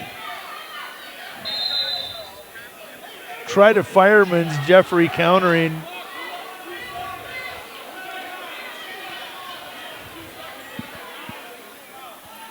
Seven seconds here in center mat. That's it. It's 4-2. With 7 seconds to go, Lewis of Pier in that white and green singlet trails Constance 4-2. This will be a mad finish. Jeffrey did get the takedown on Muirhead. Gilligan still scoreless in his match. That wrestleback match on the exit mat, the red mat, him and Wager scoreless. Lewis tries the headlock, comes around, and that's how it'll end. That ended up being a really, really good match, and that's going to be a good win for Constance. That's going to be a very competitive bracket throughout this tournament, I think. Even 113 stacked. Yeah, when those guys get on the backside, the guys that are in these quarterfinal matches work their way back through. It'll be interesting. Next up on center mat in a wrestleback at 113, Sheldon Balderston, an 8th grader out of Kingsbury County, taking on Mariah Kruski of Spearfish, 2-1 freshman. Kruski versus Balderston. Muirhead had an escape before the end of the first, so it's 2-1. Now he's trying to get a reversal, stands and switches. Jeffrey does have the inside hand on the inside of that knee, left knee of Muirhead, keeping control still. I think Dozart gave the 2. He did? Yes, I think. He did. Actually, on the scoreboard, I do see that now. Gilligan with the fall over on the exit mat, the red mat. He will pin Wager of Potter County and advance at 106. Quarterfinal, Dylan Beaver, an 8-6 sophomore for the Custer Wildcats, taking on Caleb Osmore, 9-2 sophomore for the Winter Area Wrestling team.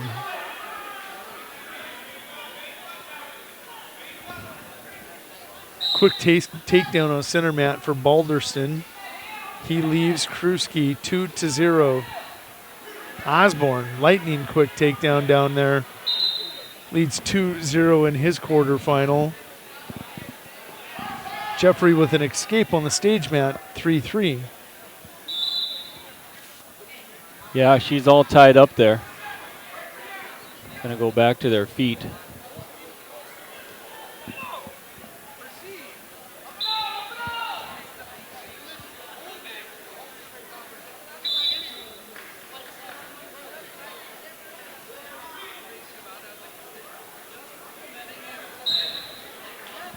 Osborne, short work down there of Beaver. He'll advance to the semis at 113. Up next at 113 and a wrestle back on that exit mat, the red mat, Giada Sherrick of Red Cloud Indian School. The Crusaders 3-9 and a 7th grader will take on Mekhi Hayes of Lee Deadwood, a 1-1 8th grader. Giada. There's, I thought, maybe a handful of girls here. I think there might be 2 handfuls of girls wrestling. We may be pushing double digits, I think, with the girls wrestling. I think you're right. There's no doubt. We got Kruski out here. 2 of them on the mat right now. 10 seconds to go in period 2. Jeffrey and Muirhead. It's kind of like an NFL game. A lot of times we just want to tune in to the final 30 seconds. Yeah. It's like the final 2 minutes of a football game, but we got to pay attention. Muirhead gave up the takedown there, the final second of that period. That's like giving up a bomb before halftime. Yeah, that's Spearfish threw the Hail Mary and at the end of the half and scored off of it. Muirhead with work to do on mat 1, the stage mat. He likes his top position, so he's got to look to score here. He's down 2.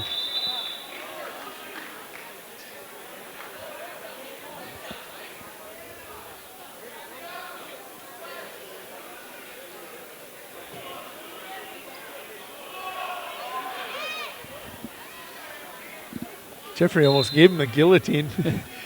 If he could have reversed, kind of butterflied, he had it. Yeah. Muirhead with boots kicked in now, 2 of them. Power half.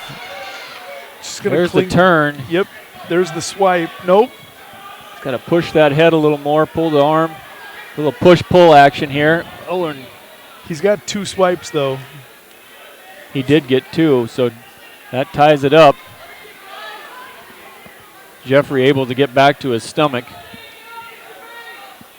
No disrespect, but we're turning to the stage mat with the semifinal at 113 for Muirhead and Jeffrey. Muirhead, the Lyman Raider, here on Lyman Raiders Live. That's right. Trying to advance into the semis. We're tied up with 44 seconds to go.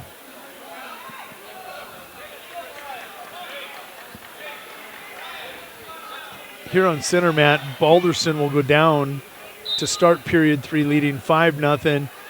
Micaiah Hayes of Lee Deadwood leads 7-0 over Giada Sherrick of the Red Cloud Indian School. 30 seconds on your stage mat. That's your quarterfinal. Muirhead got both boots in again, trying to get him flattened out.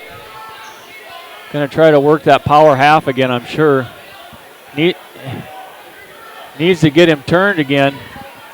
That match is tied up. He's got time. 10 seconds right now. You hate to see the stalemate.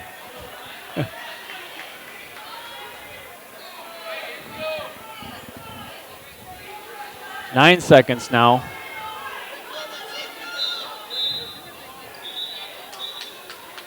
You know what's worse than a Hail Mary at half? A Hail Mary at the end of the game. That's right. Don't give up anything. Now go back to that period. The end of the second period, that takedown you give up at the end of the second period. Absolutely. That crucial. Makes the difference here. That's going to put this into overtime. We go sudden victory, 1 minute.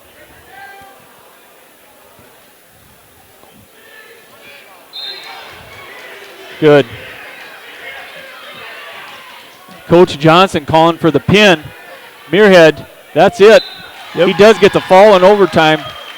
Good bonus point victory there for Bryson Muirhead. The senior from Lyman advances to the semifinals tomorrow morning at 10 a.m. Good win for Bryson. Hard-fought match, but that's definitely what Coach Johnson wants to see out of his senior, is to, in a close match like that, at least we come out on top, but then he knew to finish it there for the extra bonus points, and having the brother and dad there to push him along doesn't hurt. Now on stage, Matt, Hayden Rogo, a 7th grader out of Stanley County, 6-11. In a wrestleback at 113, will take on Ethan Johnson of Kingsbury County, 4-7. Taking a look at your other scores, Balderston now leading 7-0. 5 seconds and ticking in that match over Mariah Kruski of Spearfish.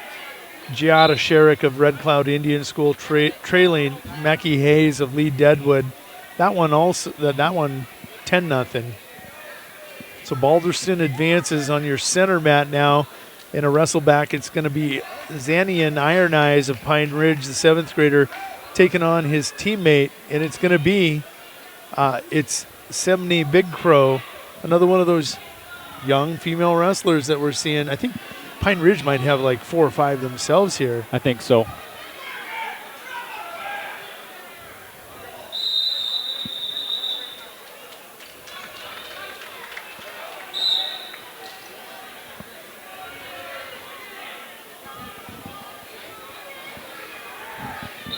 Two 2-0 lead for Ethan Johnson of Kingsbury County on Hayden Rogo for the Buffs. And Giada Sherrick will fall to Mackie Hayes of Lee Deadwood by a score of 10-0. Getting to a quarterfinal on the red mat, Chase Varlick of Kimball White Lake Platte Geddes. 6-5 sophomore take on Pierce Sword, 17-6 sophomore for the Custer area Wildcats. 16-5, 17-6, 33-11 between them. Let's go have some fun. That's right. Varlick currently ranked 6th at 120 pounds, and I know at one time Pierce was in the top 12. I think he has fallen out recently, but definitely a formidable opponent in the quarterfinals here. Coach Webster just keeps rolling them out, doesn't he? Varlick back trips that single for a takedown, 2-0 lead. Rogo draws to 3-2 with a takedown against Ethan Johnson on your stage mat. Zanyan Iron Eyes has a 5-0 lead on his teammate, Semney Big Crow. And Zanyan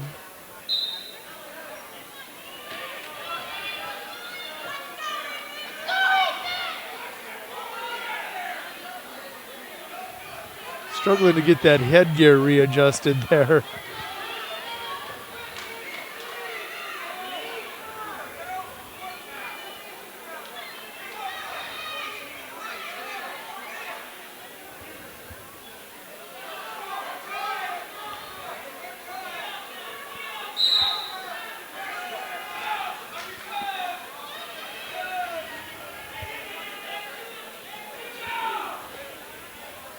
Hey, next up on the middle mat, some kid named Kellen Griffith. We're going to turn your mic off and let you go be a dad. Yeah. I'll probably have to do that. He'll be taking on Hinman. I think I got to sit with you here 3-4 years ago with Caleb in the same position probably. Did I turn off the mic? Or yeah, did I try no. I think you stepped away. Oftentimes when I could get away from a mic, it was good. We're not FCC regulated, but my goodness, I could educate some people with my language. Varlick giving up Pierce Sword is getting Art Varlick in trouble there. He did get a reversal on a couple back points. And then Varlick gets the escape. 4 over there on the exit mat. That's just the first period. That's just the first period. 2 on your stage mat.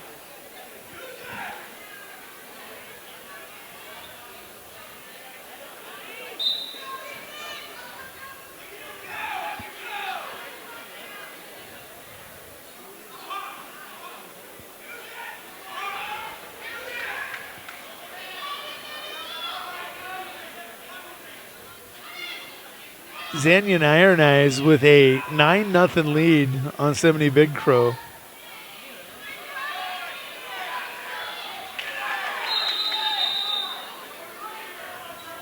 Huh. Thought she'd hit the chin whip. Semney trying to get into a Peterson roll. Yeah. He's going to get it. Nope. Oh.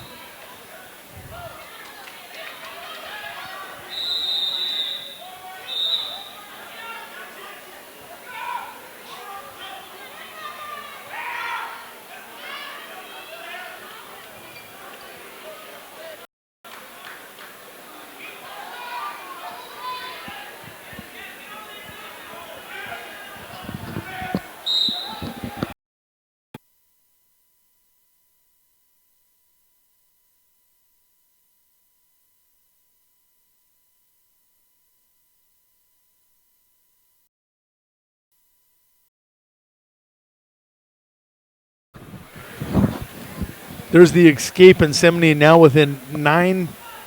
Going to roll over Ethan Johnson, the stage mat. 8-2 victory over Hayden Rogo of Stanley County. Up next, 120-pound quarterfinal on your stage mat. Ty Rainforth of O'Neill. Undefeated sophomore, 18-0, taking on Lane Halls of McCook Central Montrose. Senior, who's 8-9. Rainforth, undefeated, 18-0. Number 1 seed in the tournament. Looking to advance here. No scoring in period 2 after that first period of 9-4 down there. Go figure. Yeah. Rainforth is ranked 3rd in Class B down in Nebraska. And like you said, that match between Varlick and Sword There's now, a I believe, is 10-4. 10-4. In I hear favor you. of Varlick. I hear you loud and clear. Yeah. Ooh, Rainforth looks mighty smooth.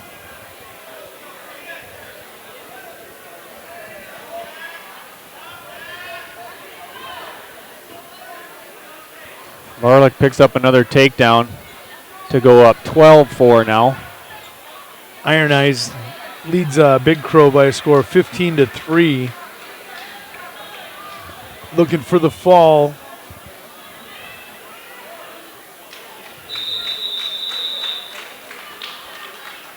Won't get the fall, but we'll get the decision. So, do we cut your mic and let you go? I got to kick you out of here. It's time. Absolutely. Go have some fun. Be a dad.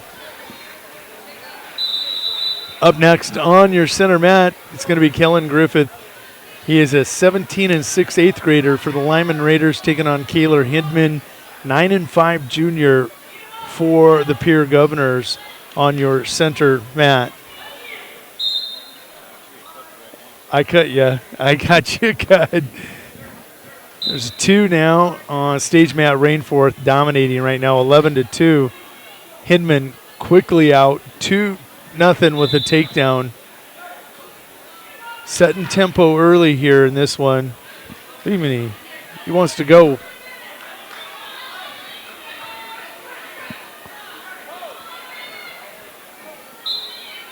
Hindman with a butcher, getting some swipes. Varlick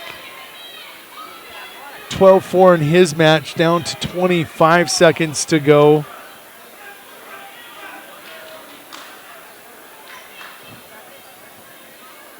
And it's Rainforth big, 14-2 on your stage mat.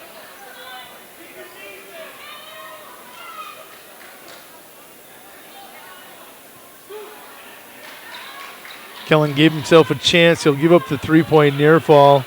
Collect and escape. It's 5-1 there.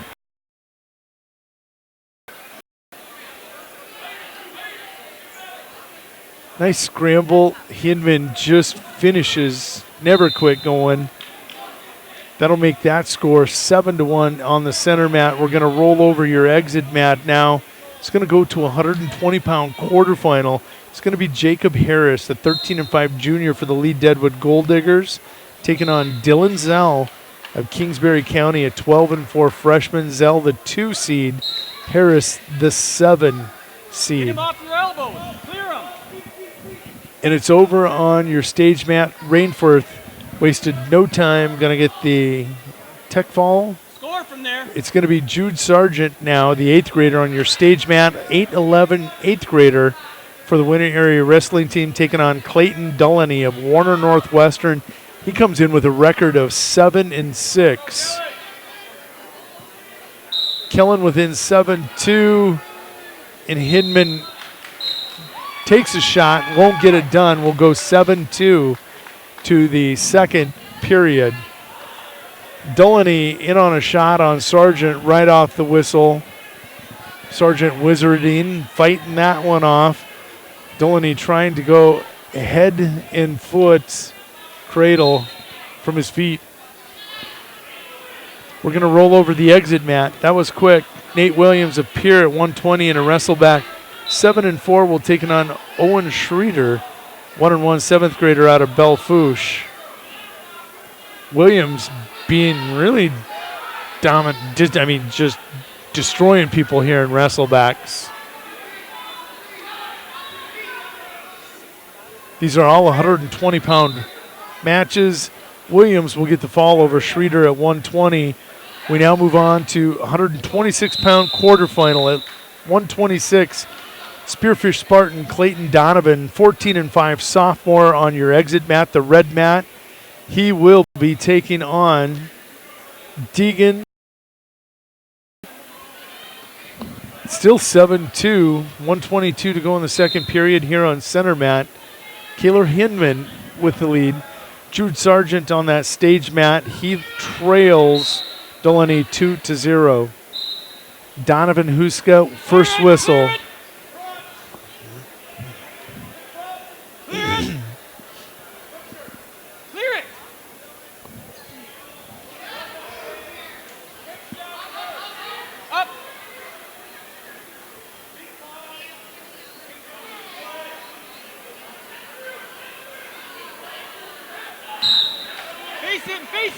Jude Sargent's going to lose in his match. Delaney will get the fall.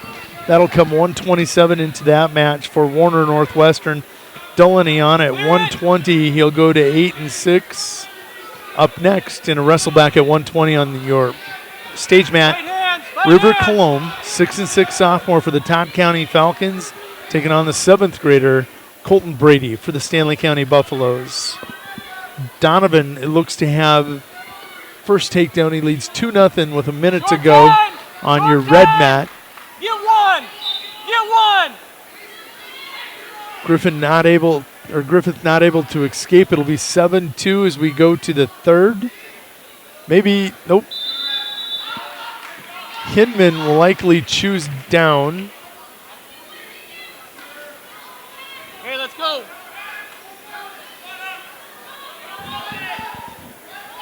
Quick takedown for Brady over on that stage mat. He leads 2-0. Hinman with a sit out and a roll, countered nicely by Griffith. Clayton Donovan with that takedown leads 2-0 on Deegan Huska. 126 on the red mat. The other two are 120-pound matches.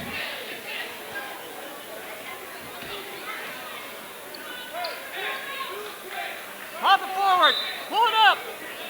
Pop it. Pop it. Keep working.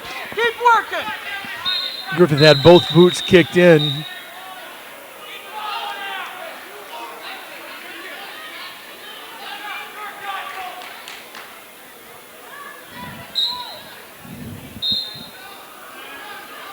(3-2) Cologne with an escape and a takedown. 3-2 Griffith, 7-2, minute 10 and ticking. Donovan still 2-0. Power half, power half. Power half. Power half. Power half. Killen's high. It's going to be a reversal for Hidman. Keep scooting, get your arm through.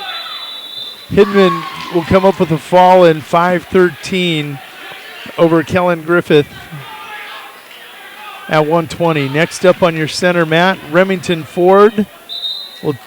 It'll be Remington Ford of Mobridge Pollock at 120, taking on Tian Johnson of Sisseton, 8-10 freshman, still 2-0. Donovan with the lead over Huska. Wild one over here on the stage mat. It's 4-3, Brady with the lead. I'll wrestle back. Clayton Donovan at 126 leads 2-0. give River Clome the pin. He'll get it over the 7th grader Colton Brady. He'll advance at 120 on your stage mat. Next up in a quarterfinal, White Lake Platte Geddes, Carter Lenz, a freshman, 14-4 on the season. He will be taking on Chase Sarda, freshman, 11-1 for the Pure Governors at 126.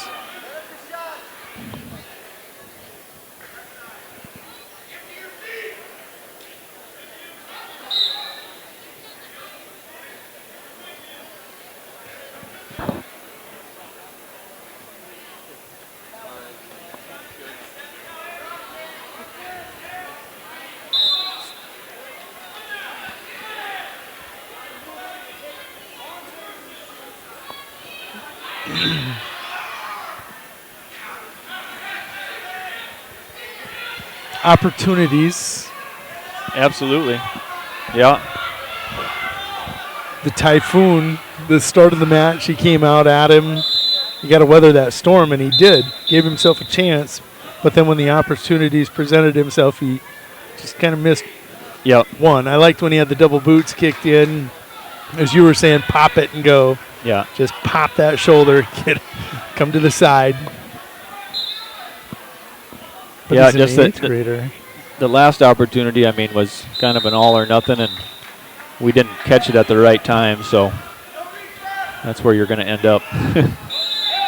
It's going to be a clasping hands on Tian Johnson, and Remington Ford will take a 1-0 lead on the clasping hands. Clayton Donovan and Deegan Huska, 14-5 and 14-8. Donovan's going to go to that third period. He's got a 2-0 lead. First takedown. How often would we tell kids, got to be good on your feet if you're going to be successful? Yeah, absolutely. And Huska's currently 7th in the A's, and Donovan currently 8th in the A's. So, wow. And that's only a quarterfinal right. at the Monster. And on the other end, it's not, that's Carter Lenz, who is currently ranked 4th in the B's, and he's wrestling Sarda Pier, who is their unattached wrestler. But I would be willing to bet we're that very familiar with. Yes, yeah.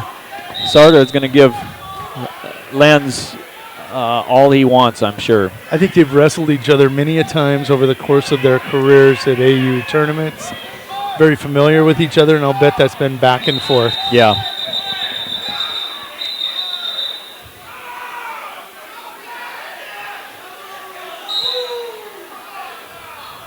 Ooh. I'm not sure what was called here on that exit mat.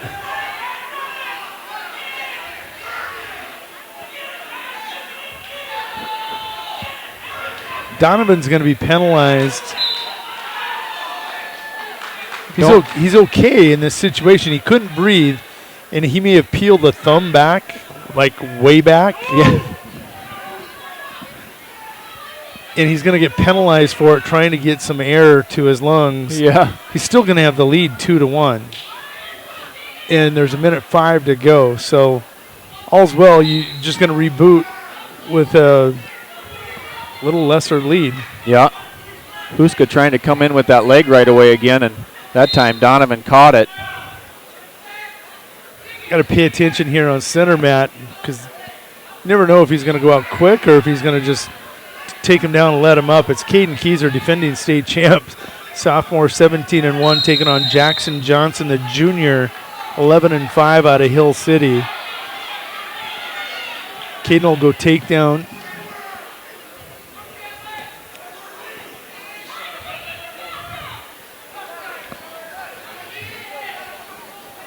Some seconds left in that Donovan match.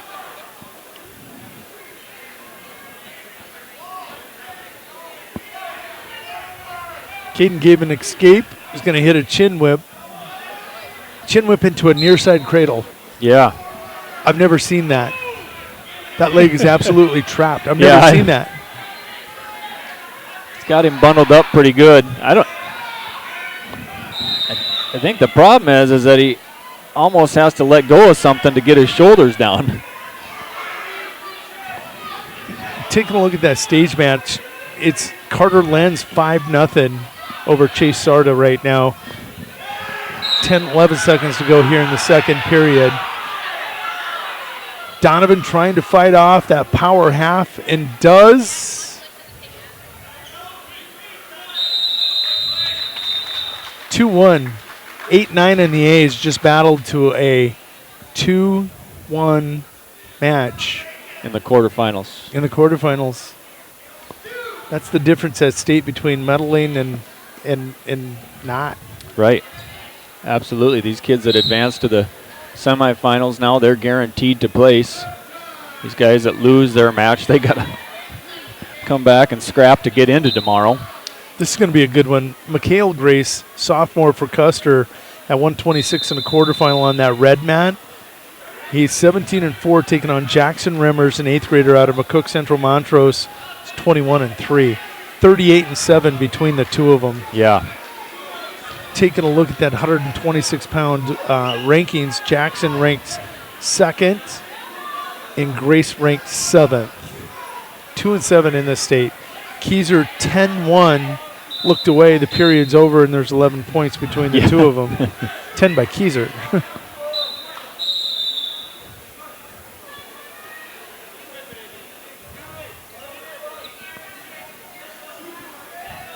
There's that cradle again. Your side cradle. That one wasn't the chin whip into it. No, it was just hooked up. This one's slower and more deliberate.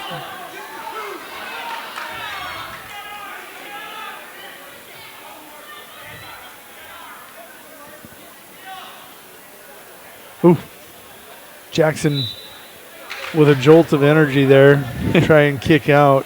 Still Lenz 5-0. Keyser, by the way, I think is ranked. He is 1 in the Bs. Johnson, is he ranked? I don't believe so, no. Okay. Keyser will get the fall. That'll end that 126-pound quarterfinal. Next up, Trey Frost of Stanley County, an 8-7 junior, will take on Newell's Chase Vanderboom. This is a 126-pound wrestleback on your center mat. Lenz 15 seconds away from a 5-0 victory. A reversal and a 3-point near fall, I believe. I'll go through the scoring on that one. Nope, it was a takedown, then he got an escape and a takedown. 2 takedowns and being able to get out from underneath. What do you tell your kids? Good on your feet, get out from underneath. Absolutely. So Carter Lenz advances at 126. Next up on the stage mat, Thomas McCoy of Belfouche, 14-4 freshman in a wrestleback, taking on 8-7 Tyson Durham of St. Thomas More. 8-7, 14-4 wrestleback. Center mat, it's going to be Vanderboom with first takedown on Frost. Jackson Remmers still staking a 2-0 lead as they go to period 2.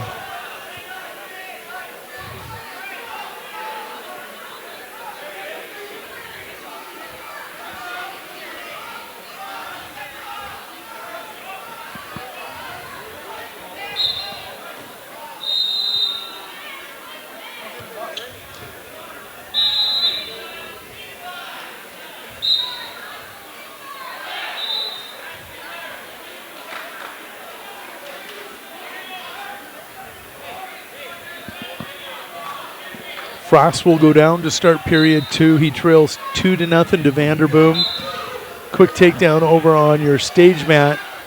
It's 2-0 over there.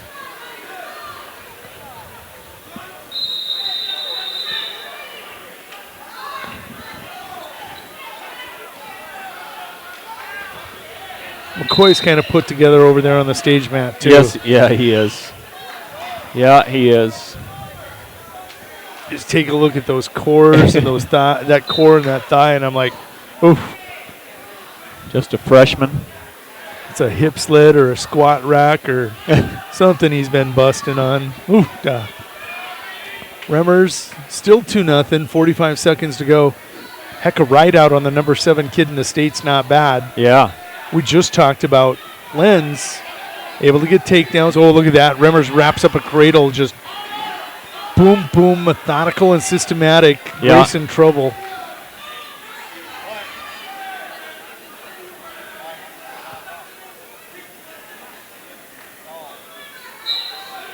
Grace will live to fight another. Well, there's still 20 seconds left. Yeah. I better not jump the gun.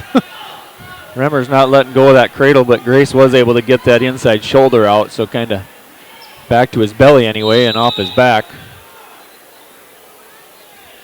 Going to make it 5-0 to end the second period. Vanderboom still leading 2-0 on center mat. McCoy trails. My apologies to the St. Thomas More Cav fans. It's Tyson Durham with a 5-0 lead on McCoy. Durham 8-7, McCoy 14-4 in that matchup. I'm not sure, but the two scores are conflicting each other.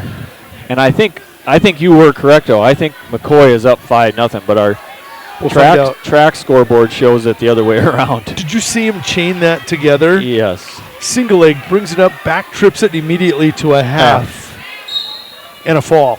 If he trailed, who cares? Yeah, that's right. It doesn't matter now. The score is McCoy wins by fall. So on your stage match now, Shiloh Mowry, kid's only 23-8, taking on Lane Howland, sophomore out of Kingsbury County, 6-7. We saw one of the Williams boys in the wrestleback with a nice record, only 4 losses, like 15-4. He punished his next opponent, I think, while Kellen was out there wrestling. Yeah. He was out there like 20 seconds. He's mad. He is mad. Shiloh now, 23-8. Is he going to be mad? Go out and take care of business? He should. He definitely should show some urgency here and want to get on the fast track here and move things in a positive direction. Frost has an escape for the Buffaloes in the third period. He had one in the second period. Vanderboom now with an escape. It's 3-1 on your center mat. It's a 126-pound wrestleback. And Remmers up 7-0. Then he gets the fall with 47 seconds left in that third period. You know what you call those kind of victories? Leave no doubt. Yeah, Send the message for the next time we see each other. Oof. Very tough. Have you ever talked to them or their dad? No, I haven't. Absolutely incredible. All great, just incredibly humble and character kids and parents. I love that. Way out of my league. Yeah. On your exit mat, it's Caden Dillman of Lee Deadwood, a senior 4-3. That is Lincoln Stewie, the junior, 13-7 for the Potter County Battlers. You know that person? Yeah, I do. I think you do. Yeah. That was the quickest neck rub I've ever seen in my life. Could have stayed there for a while. Frost gets a takedown. He'll tie it with 20 seconds to go. 3-3, center mat. Mowry, 2-0 lead in the second period. Frost looking for a turn here. He's going to get a couple swipes. That's going to be the match there if he can hang on. Vanderboom. Oh, don't give up, Morton.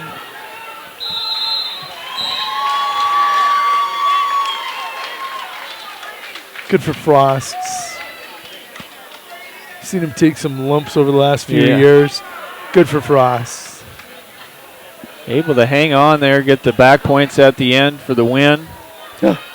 Look what we have in front of us. A quarterfinal at 132. Ace. Wyatt Talbot going to take the mat for the Kimball White Lake Platte Geddes Wildcats, and we'll let this roll through. This is Peer Governors at 132. This is Jada Weeby, right? Jaden Weeby. Yep. Hoofda. Talbot comes in with a record of 16-4. Jaden Weeby, 10-5 for the Govs. On your exit match in a quarterfinal at 132 now, it's Parker Noem, Custer's 8th grader. He's 10-6, taking on Oscar Lopez, the 17-3 senior for the O'Neill Eagles.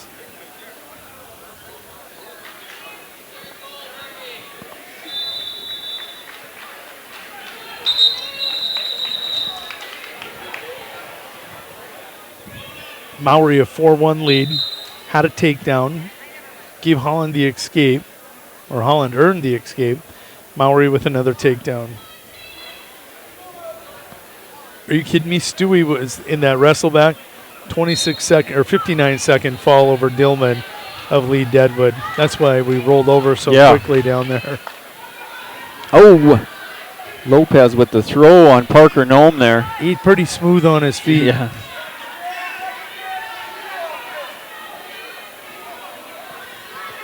Oh, beautiful arm drag by Talbot. Can't finish. Good defense there by Wiebe. Wiebe just a freshman, another young wrestler for Pierre.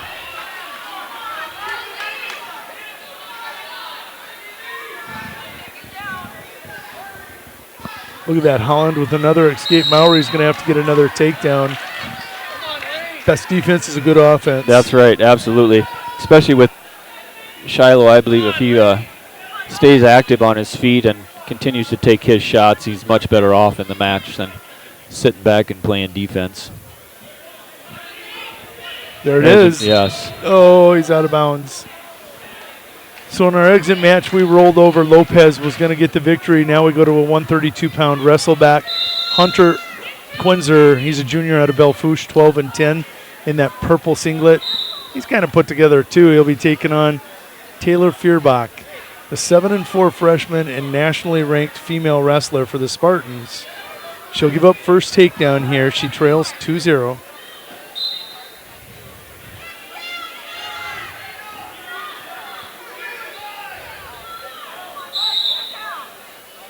Feuerbach with an escape.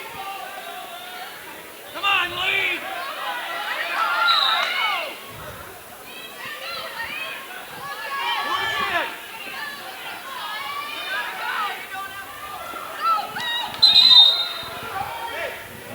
He about took one in the beak. Mowry trying to hang on here. You're on Mowry. Short time, still 4-2. He's hanging on to a 2-point lead. Holland goes for the headlock. Shiloh will hang on and he'll advance on the backside. He's still got some work to do tonight, so. 24-8, and I'm sure he's happy to do it. Yeah. At 132 next on your stage mat, it's Matthew Stevenson of Kingsbury County in a quarterfinal at 132. He's a junior for the Knights. He's 9-4 on the season. He'll take on Jared Harris, the senior for Bennett County.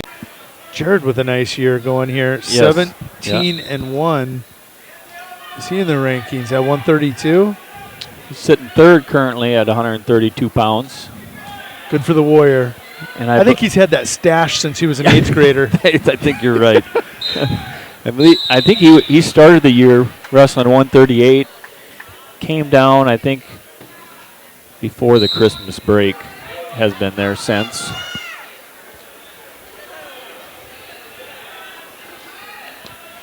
Now, I got to see the #1 kids last weekend, as you did, in Braden Sir and Kellen March at 32 and 38.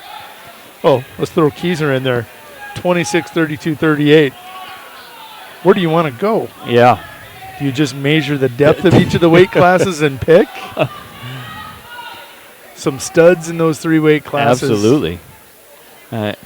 Both 26 and 32 here. I mean, and 38's no slouch either. But 26 and 32 definitely 2 of the deeper weight classes here at this tournament, just like they were last weekend. It's just the way it is. Is that a song? Yeah. That's just the way it is. That's right. Feuerbach with the lead, 3-2.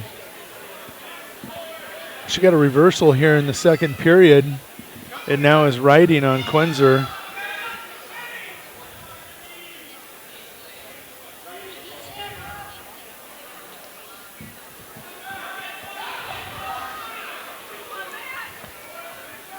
Under 30 in the second period over there.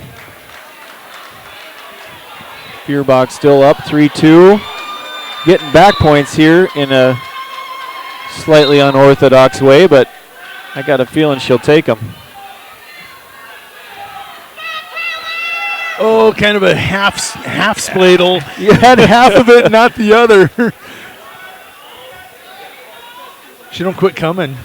No. 5-2 now, going into the third.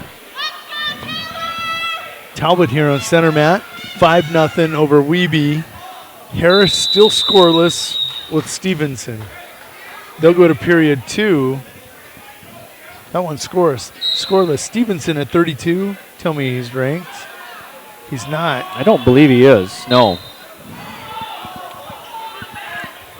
And I think Harris has a tendency sometimes to keep matches close, maybe not open up, but you don't see him lose many either, so. Got his escape. Didn't take much time getting out there. You're not going to score on him easily either. No. So he's comfortable with those low-scoring affairs. Absolutely. He doesn't give up much, so he's comfortable with a 3-1 match or 4-2, whatever it needs to be.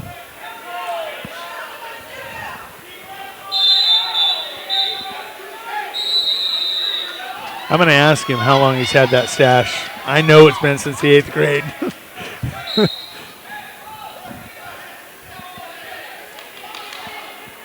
You know, he's one of those kids that's been wrestling many years, putting on high 20s, 30s wins a year. He's got to be creeping close to that double century mark. Yeah. Would be my guess. Somewhere for sure in that 150 range, 150 to 200. Feuerbach, what are we doing down there? It's 5-3. I believe it's still 5-3. Now going to be 7-3. Talbot will advance for the Wildcats. Wyatt Talbot will go to 17-4 with that 5-0 victory over Jaden Wiebe, the freshman for the Pierre Governors. Up next in your middle mat at 132 in a quarterfinal, Aaron Gilchrist, one of those kids that's he dropped from 45 to 32 for winter and has started piling on the wins and against good quality opponents. This is one of those kids ranked ahead of him, I'm guessing. Gilchrist, the 6th seed here in this tournament. Jacob Steiger of Mobridge Pollock, 16-2. Yep, he would be ranked 5-6 in the state here on your center mat quarterfinals. Gilchrist, nice shot by Gilchrist there. Single, high C, switch to the double and gets the takedown, 2-0. And look at his wrestling partners. Caden Keyser, Riley Orrell. You can throw in Jack Kruger because he still goes up and wrestles at 40. He wrestled with him when they were wrestling off. Actually, was the varsity 45-pounder. Beat Kruger at the before the Kimball tournament. He beat Kruger in wrestle-offs. So he goes from 45 down to 32. So that's that wrestling room. Feuerbach with the victory. Yes. Feuerbach. She is a rock. Very solid. Next up on your exit match, Isaiah Grimm. He's in a wrestleback. He's 4-3 for the Sisseton Redmen. Taking on Leo Dominguez of O'Neill, the senior for the Eagles, 9-6. I'm guessing that exit mat could get explosive. Yeah. Keep an eye on your red mat, folks. That one could be fun. Harris, I think you said something about he enjoys winning 3-1 matches. Yeah. 3-1, folks, and he's comfortable. Steiger now with the takedown of Gilchrist, 3-2.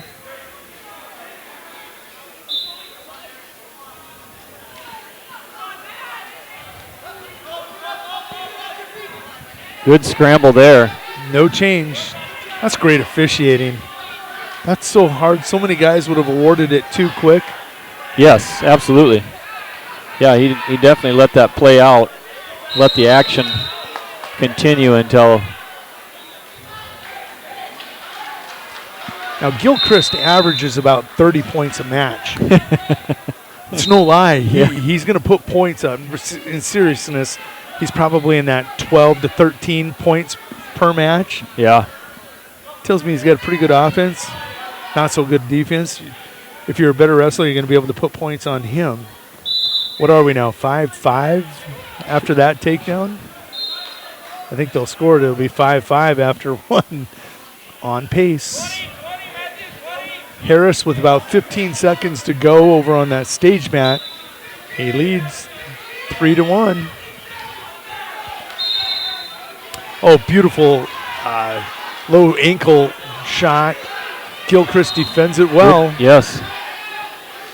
Looking for a spladle.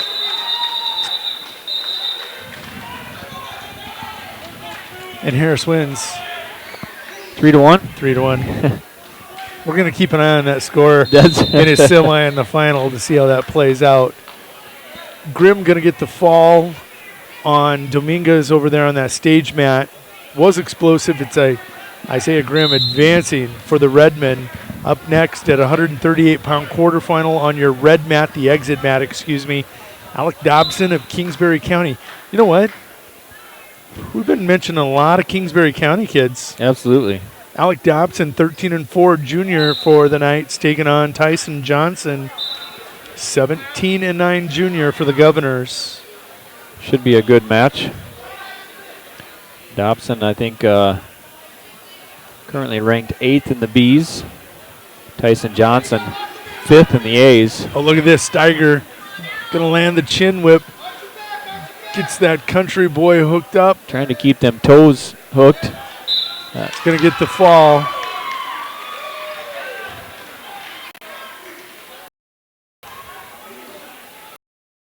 He's been in the finals of the Mid-Dakota Monster for sure once, maybe twice already in his career. This is his senior campaign. He wants one more. I think he really had a standout sophomore year, and then he maybe was a little bit off last year. Yep. Because I think sophomore year, I think he was 3rd or 4th in the state. Yeah. And then last year, I think he kind of was back and forth, maybe struggled just a little bit. I think he did get maybe 8, 7. Back in the state, placings. So now at 132 here, real quick on this center mat, Max Johnson and Lee Deadwood. It's a wrestle back at 32. Johnson, 12-5, taking on Josh Van Huvelen of Sunshine Bible Academy, a freshman at 5-7. But Max Johnson, you were monstered. Yeah, yeah. I mean, currently ranked 12th in the state, but fighting here to stay in the tournament just to place. So he does get the fall over. That's one of those kids wrestling mad. Yeah, yeah. He wants to make sure he's coming back tomorrow to wrestle.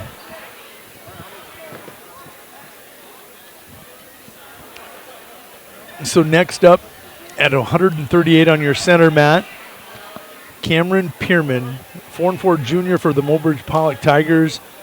Pierman's been around forever, it seems like. Yep.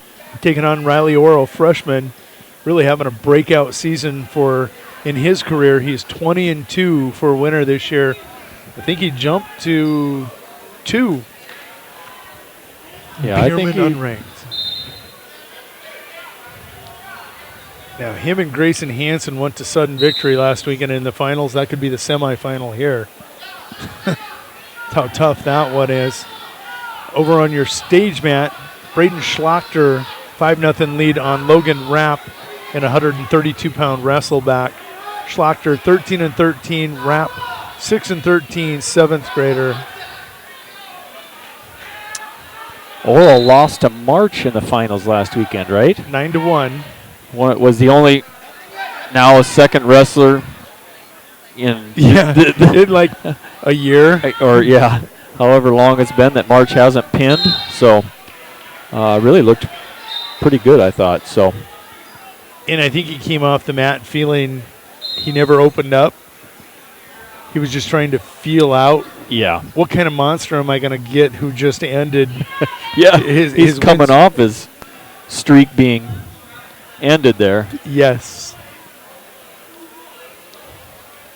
So this is an interesting matchup because Pierman's so tall and lanky. Oral's other loss is to the number 1 seed, Brady Thompson, in the semifinals of the Valentine Invitational, 3-0, tall and lanky. Okay. And I would say in general, probably Riley's probably used to being the taller wrestler. I mean, he's not. It's not like he's not maybe your typical short, stocky kid, but because he's definitely got some height to him too. Exit mat, it's a 4-0 match down there between Tyson Johnson and Alec Dobson in that 138-pound quarterfinal. Oral finally going to get a takedown. I'm watching the O'Neill, those are the O'Neill kids. They got to be careful. They've been warned, and that's a team point you don't want to lose.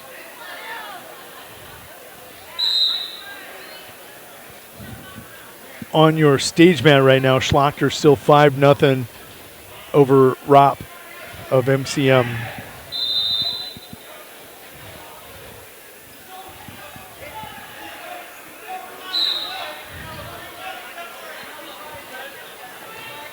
Oral finally gets the takedown, and he'll take a 2-0 lead to period 2.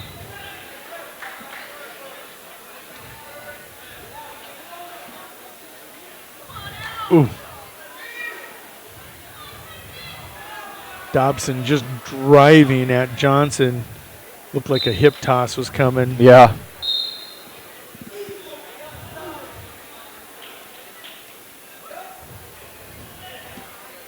$9-0 now. You're scoring the third period. Tyson Johnson with complete control of that match. Looking for the fall. Almost had it. He's got another couple swipes.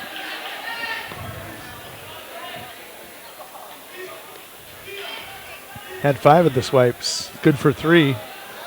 Yeah, he's up 12-0 now.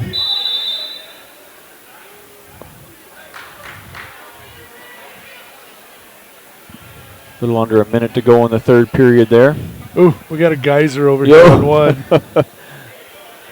Schlachter. Time to switch cotton balls there.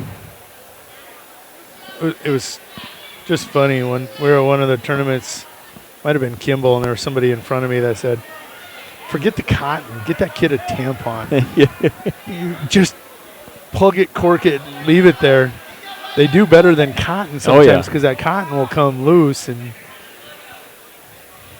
true. Well, most of the time, if the trainer makes it there, they're plugging them. And those things, they don't come out. Cotton ball seems to soak it up and just slide right out. Here's the leg ride. Oral's got Pierman flattened out. This is where he's got to, instead of pulling him this way, he's got to take him towards the head with that arm. There he's got it. Now go towards the head is what you're looking for. Reach. Yeah. Pierman too long. Yeah, absolutely. So we do have a final. It was Johnson victorious on your exit mat over Dobson. Final there was a tech fall in 5:43, 16-0. Now up in 138-pound wrestleback on that red exit mat, Andy Tonsiger, a freshman out of Belfouche. The Broncos 7-13, taking on Braxton Janice of Little Wound, 1-1. Janice first takedown. On cue. So no points scored in the second period. It's 2-0. Pierman hanging in there. Yeah. Not giving anything up anyway. Schlachter will get the 5-1 victory over Ropp. Next up on your mat, stage mat, 138-pound quarterfinal. Everett Paul, the junior out of Sunshine Bible Academy, taking on Grayson Hansen, the 15-5 sophomore out of Kimball White Lake Platte Geddes.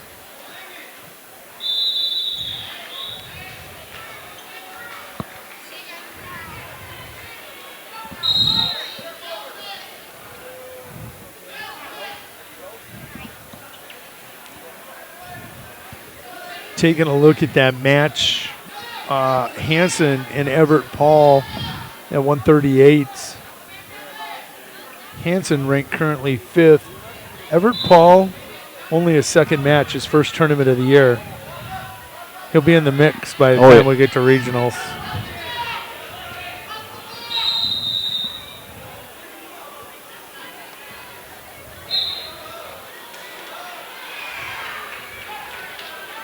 And Janice with the pin on Andy Tonsiger, and he's happy. Yeah, he is.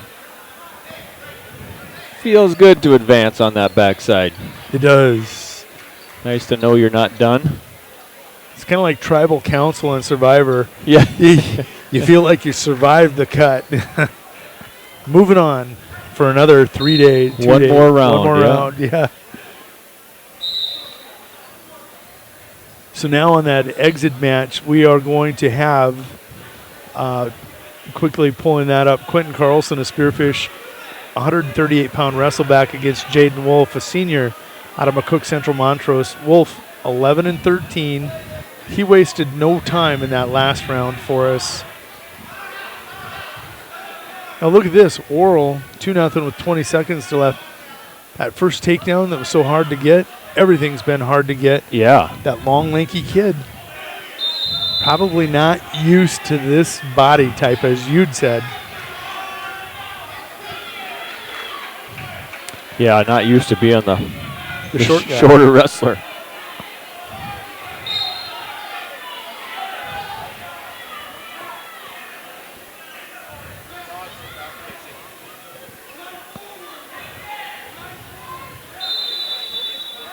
That's how it's going to end. Riley Oral will win over Cameron Pierman 2-0, and I think he's going to be happy with that victory. Up next on your middle mat and the consolation wrestleback, it's going to be Tance Wagner. Know that kid? Yes, we do. 17-11 freshman. He'll be taking on Caleb Clark of Kingsbury County, 4-4.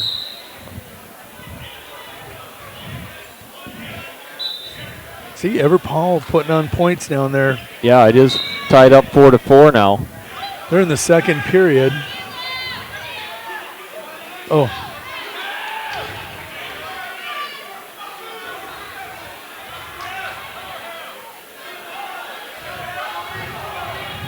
Yeah. Wagner going to get that reverse half. He's going to try grabbing that far elbow and torquing him back over. He's too parallel. Yeah, he's got to get teed up here. There you go. Needs to get teed up chest to chest. If he could have reversed that half right away, I think we'd be better position now. Come back to the half. Should be able to run it. Wolf didn't disappoint. No. Going to get that quick fall. Up next, it's going to be Jack Kruger versus Ivor Paul. Ivor Paul, a senior for Sunshine Bible Academy, 12-4. Taking on Jack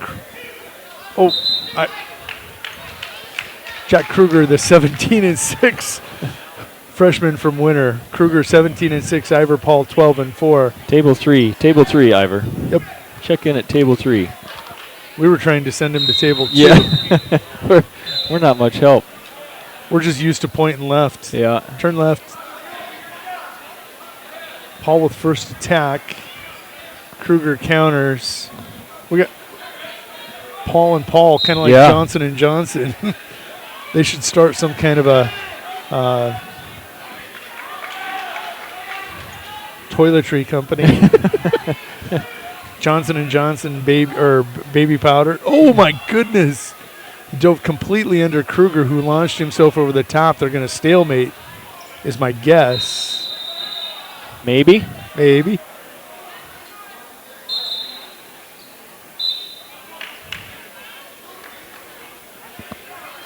In a runaway right now, it's Tance Wagner, 9-0. Tance, a freshman, at 138, 29th match. Been in the program several years. In the AAU years, he was kind of back and forth. Kid loves to work. He's got a really good work ethic. His family ranch and farm, and when they start calving, it's hard to keep Tance in the wrestling room. So he missed out on a lot of AAU stuff towards the end of the year. Didn't compete a lot probably when he was younger, but has definitely been there the last probably 3 years, kind of middle school years, and now that he's in high school, I think fully committed. So good to see. Got that country boy strong type look to him. Oh, yeah. Gets the fall in 2:08. Up next on your center mat, a quarterfinal at 145. Max Saylor of Spearfish, only a second match of the year, taking on Mason Heath, a freshman out of Bennett County, who's 11-7. 145-pound quarterfinal on the exit mat, the red mat, and the middle mat. 138-pound quarterfinal on your stage mat. Grayson Hansen now with a 8-4 lead on Everett Paul. They're in the third period, minute 30 to go, and ticking. That match seems like it's been going for quite a while for some reason.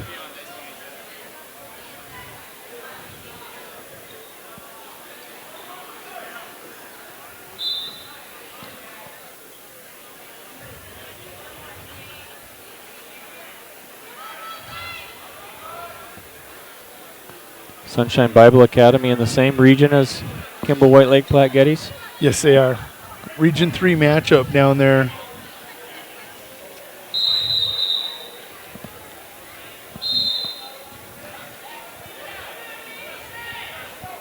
Coach Konechki out of the corner saying, come on, let's go. 55 seconds and ticking in that stage mat. Saylor with first takedown. Kruger leads 5-0 there in period 2. 1:19 to go down there on your exit mat. Hansen going to get a reversal here on the stage mat, plus pick up a point for clasping. That's going to put him up 11-4.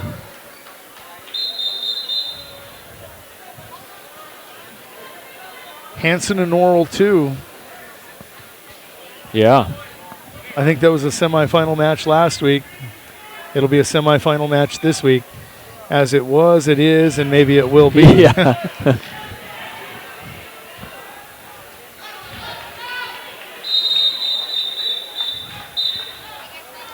Hansen on to the semis. Over on the stage next at 138. It'll be a wrestleback. Halsey Pierman of Todd County, an 8-8 freshman. The Falcon will take on Eli Isaacson, a freshman out of Hill City, the Rangers.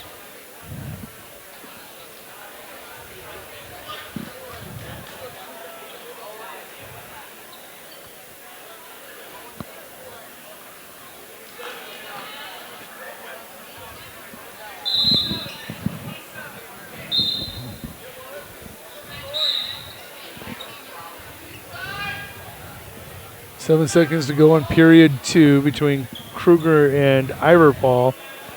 Coach Novotny just said 7 seconds. You have time. Get one. It's to his feet and cannot score. Paul going to hang on there. It's still 5-0 in favor of Kruger. Saylor going to hit a Peterson roll right in front of us. That'll be a 2 and a 3.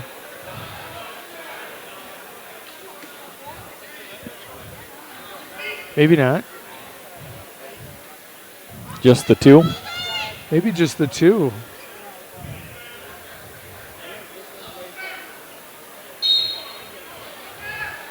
That was odd. I got to look at the scoring on that one. It was a takedown, an escape, and a takedown. It was a Peterson, though. In a scramble, he ends up in a Peterson for the takedown. Iverpaul trying to get a reversal. Kruger clinging to that ankle.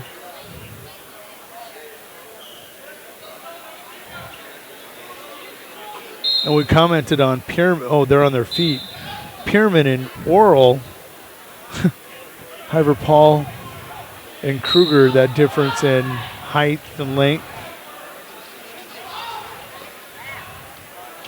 Ivor now trails 7-0. That takedown with 1:08 to go in the third period. Looking over at the stage mat.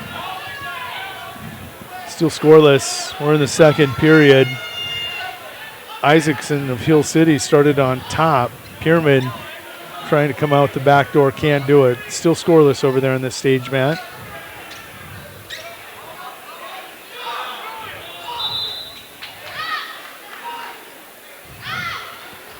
Sailor with an escape now leads 5-1 on center mat.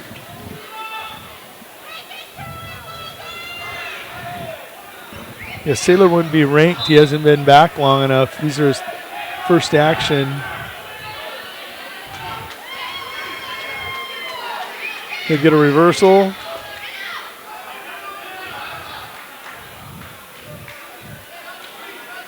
Yeah, even though he's not ranked, he did manage to snag the number 1 seed here. Because of last year's efforts. I believe, yes. He'll get the fall on Mason Heath of Bennett County. Official time's going to be 5:39. He will face the winner between Kruger and Paul down there. It looks like Kruger will hang on. Next up on our mat in front of us, Tyrone Odenkamp of the Lyman Raiders will come to the mat.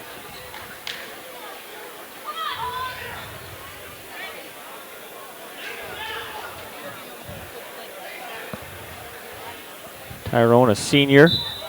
He's definitely looking to get a win here and advance in the backside. He's taking on Tucker Anderson, a freshman out of Kingsbury County.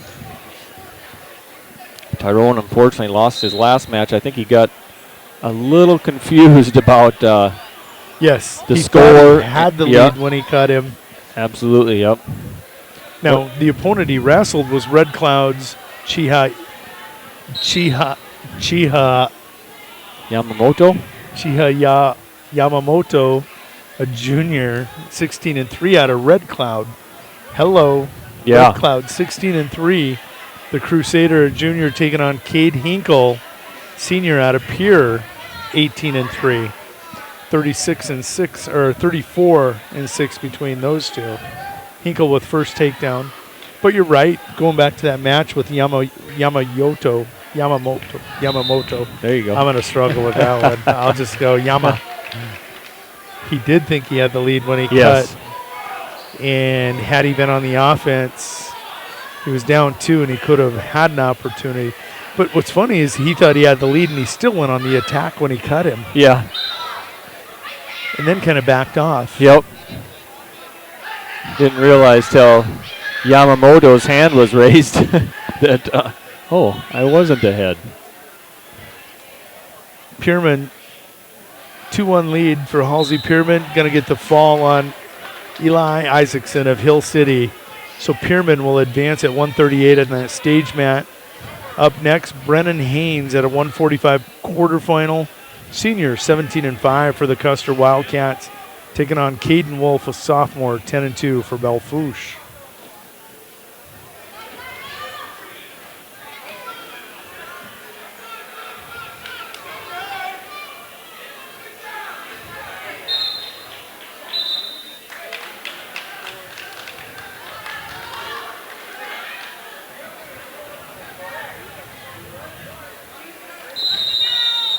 Stage mat, Caden Wolf, sophomore, 10-2.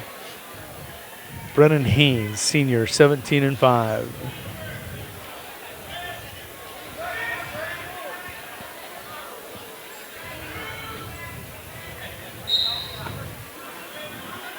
Ooh, Hinkle out 8-1, 8-0. Yeah. Yamamoto trailing. Hinkle currently ranked 3 in the A's at 145.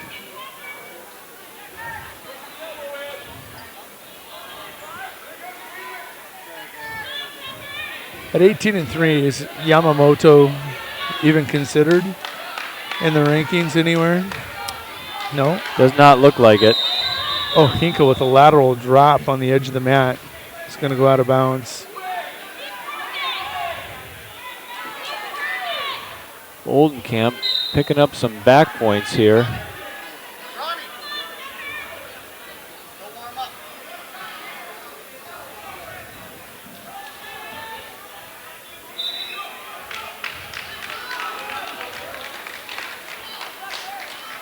So he'll go up 5-0 after the second period.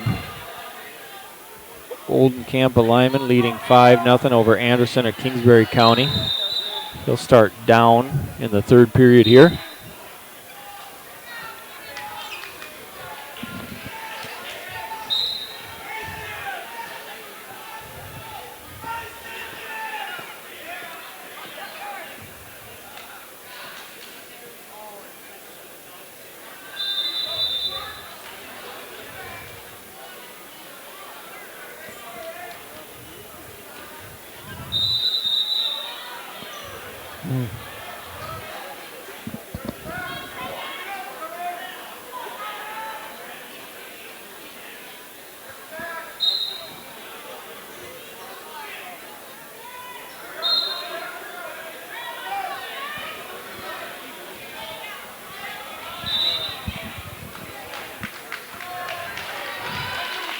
Hinkle, another takedown, now leads 10-0 on Yamamoto.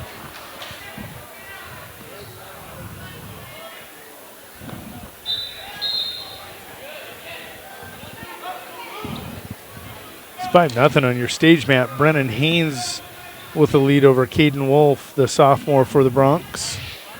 Haynes currently ranked 6th at 145 pounds for Custer. He's going to give up a takedown though here. Oh no, he's going to say out of bounds.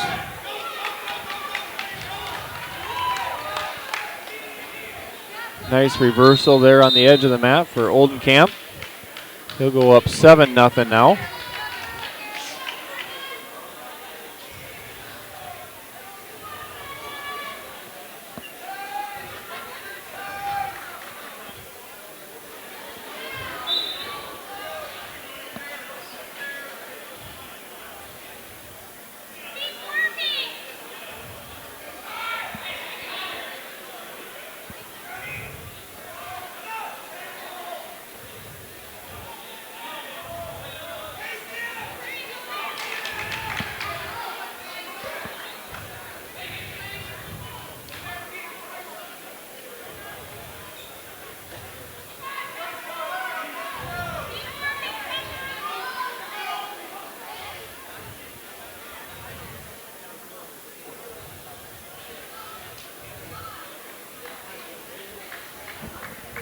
Boy, he's just stringing stuff together. Yeah.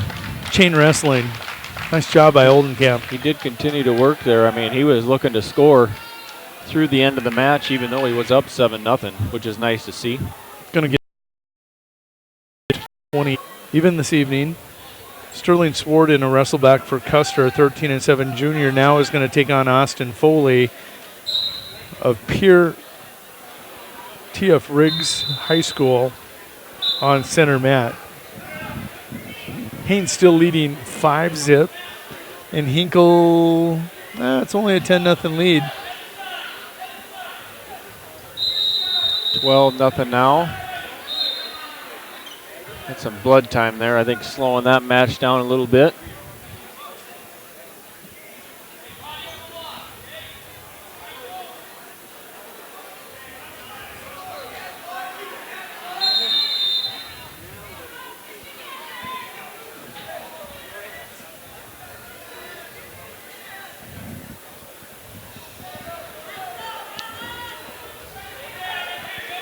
Yes. 6-2 there on the stage mat, or here on the middle mat. Sword picks up the win over Foley. Up next on the center mat at 152 pounds, Trevor Peters, 17-0 of winner. He's going to take on Lee Deadwood's Dominic. Toss there by Lucero on the middle mat.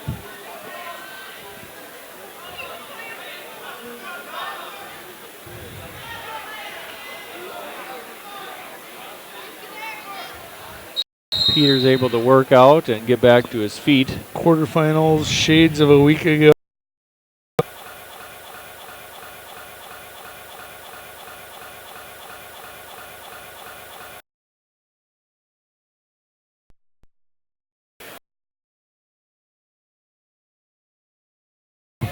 Pork Lucero doing everything to fight that off. He did get a 2-point near fall, so it was 4. It is 4-3. Yes. He got 2 and 2.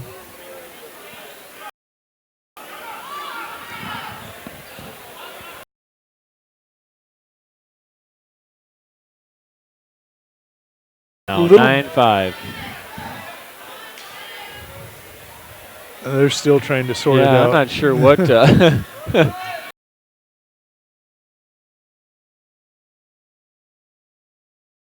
See the veins popping, and Coach can't be.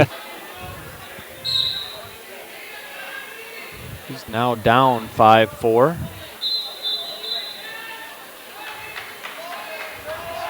Peters Lucero currently ranked 12.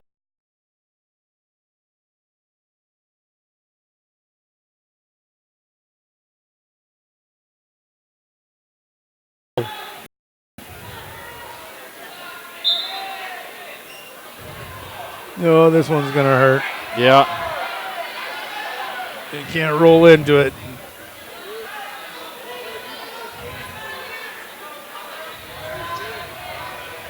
Got 5 swipes for 3 points, did Peters. He now leads 10-4.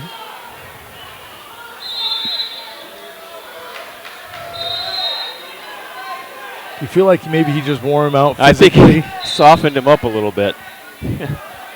Were you thinking that exact thing right there? Yeah, absolutely.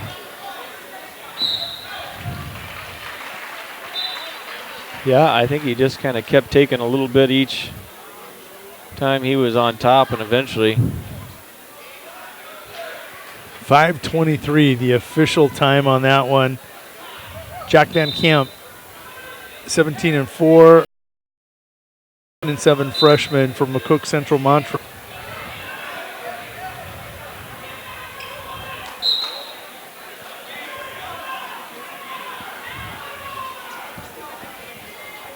A lot of green out there. Yeah. Van Camp currently ranked number 3 in the A's at 152 pounds. I think at the Rapid City Invite, he might have finished 3rd.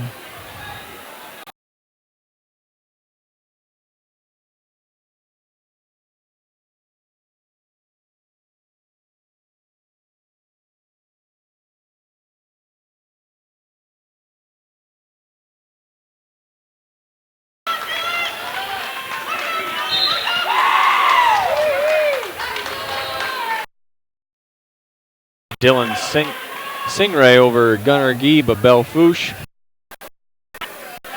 And on the stage mat, Irina Custer, a senior. Matt's a freshman at 15-6 from Sisseton.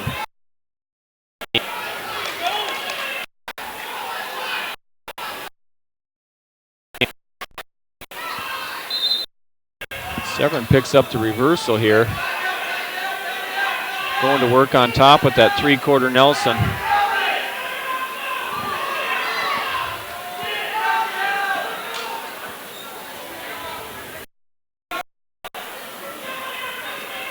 Now he's in trouble again.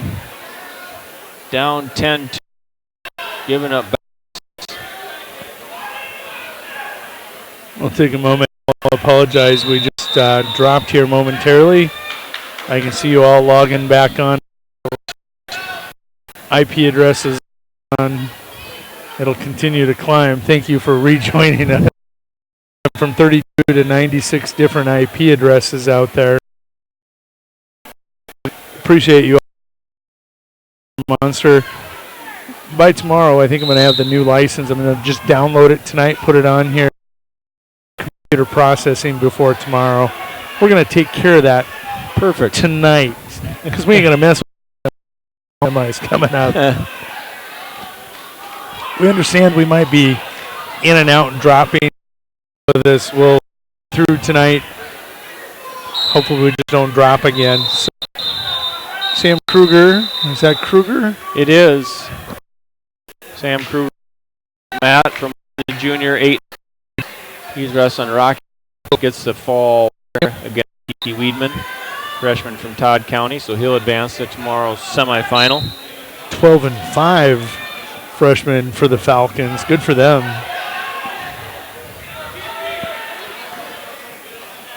Now up, it's going to be Servando Gonzalez taking on Western Ireland on that exit mat, that red mat, a quarterfinal at 160. Servando is a 9-8 junior. Weston, a 14-2 senior. 14-2 gets you number 4 ranking right now. That's it.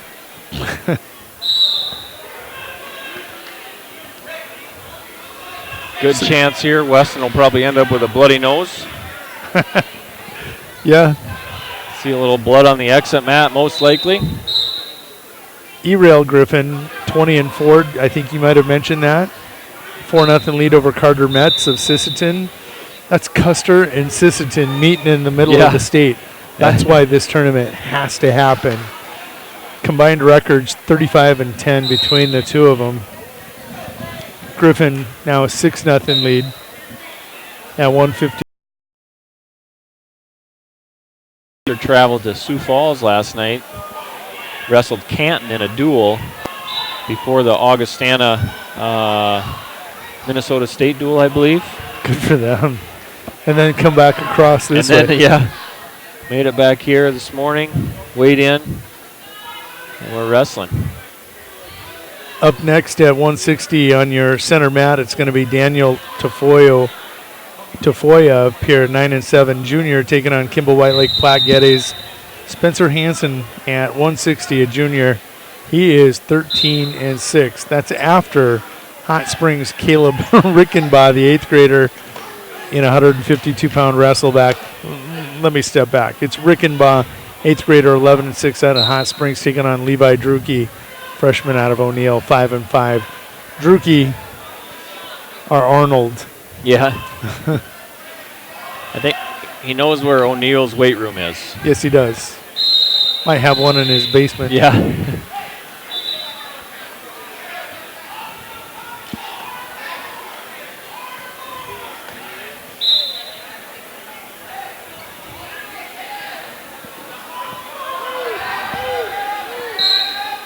And as predicted, you're pretty good with your predictions today. Western Ireland is bleeding.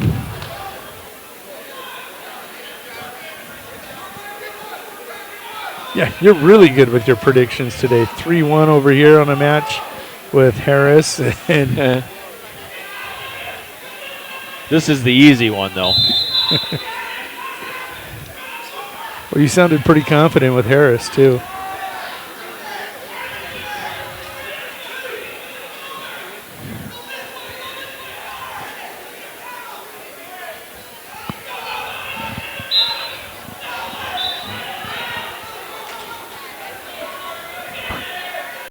Griffin will give up a reversal at 6-3 on your stage mat. That is Sisseton's coach you hear in the background lighting it up. I believe that is maybe his son wrestling. I'm assuming it's his son wrestling. And I'm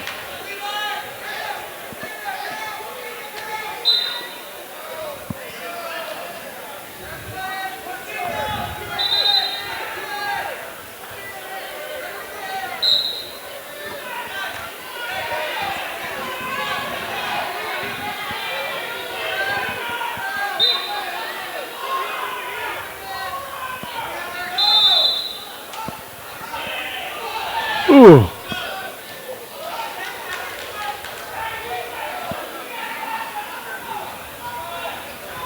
Rickenbaugh, 2-0 lead on Drucke. Griffin with a nasty. Was it Meats that threw the crossface? It was. No.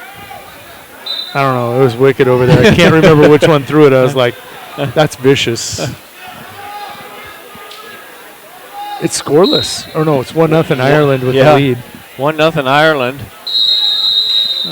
We still got a minute 15 in the second period.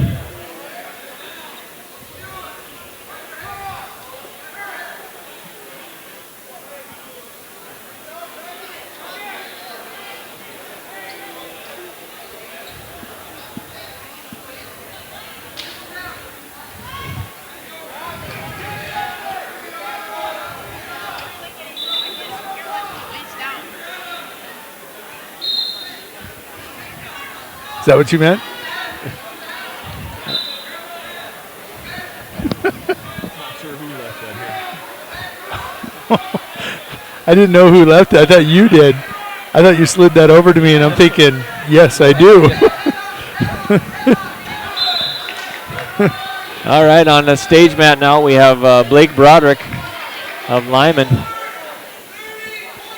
He is wrestling. It's Pine Ridge.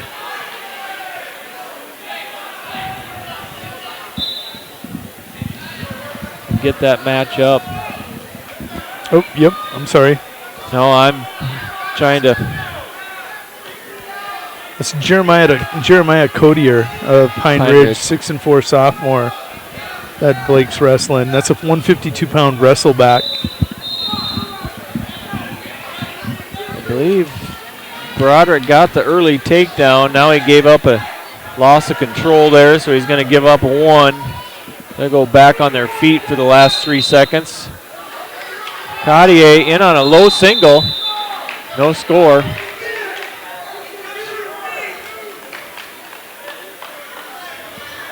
Codier's choice. He's going to go top. With choice? With choice. Had choice. Took top. Oh, and he got caught clasping right away. Broderick should capitalize on that and hits a switch. Codier pulls both ankles. Now Broderick trying to swim out from underneath, come out the back door.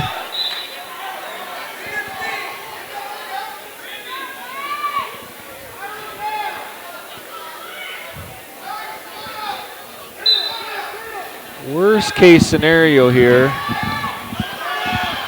Broderick gets to start over and gets 1 point for clasping. Best case scenario, he gets a reversal, +1. No, he's going to stop it, stalemate. Going to give Broderick the 1 point for clasping. He'll go back down.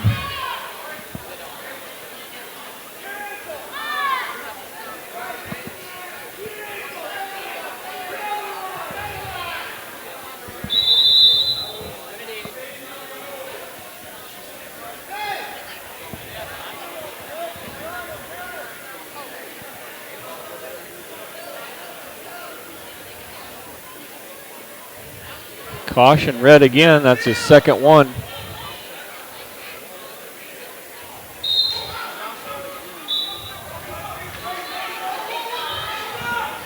Good movement there by Broderick. Not quite able to get away though.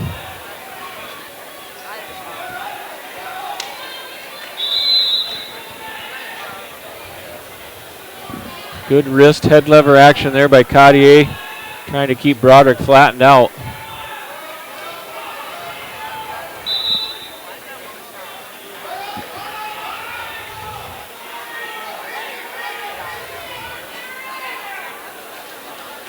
He knows what he's doing. He's stringing some nice moves together. Well, we're getting there. He's got to get off his hip here, though. Bad habit, turn into our hip like that, especially when you turn into that half.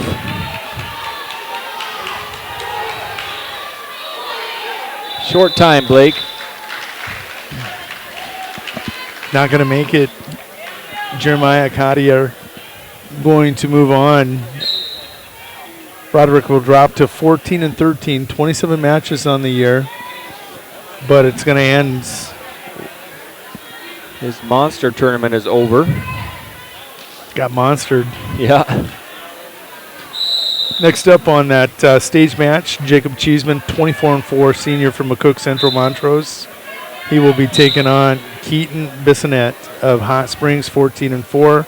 Your center mat, Spencer Hansen, 13-6 junior, Kimball White Lake Platte Getty, is taking on Daniel Tafoya, 9-7 junior. It's a 160-pound quarterfinal.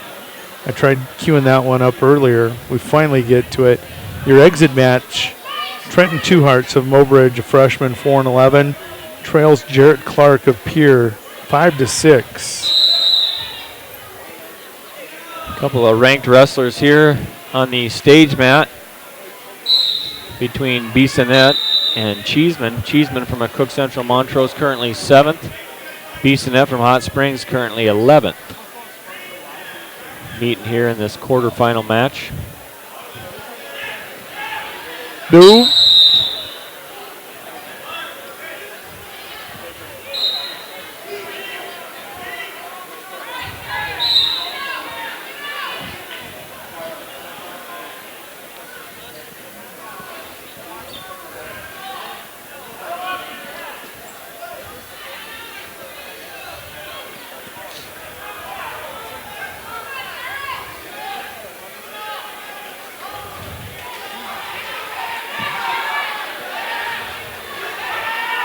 Over there on the exit match, look at that, Trenton Two Hearts.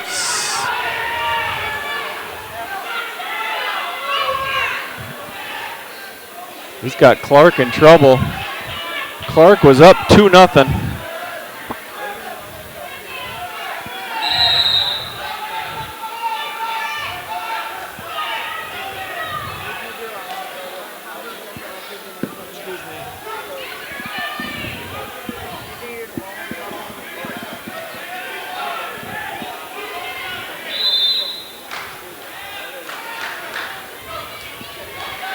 Boy, he's got to bury that half. Yeah. You don't want to lose those opportunities. Oh. Got in a hurry there then after he. And he knew. Yeah. Head down, he's like, ugh. Went to that full Nelson. That's going to cost him one and get Clark back to the center.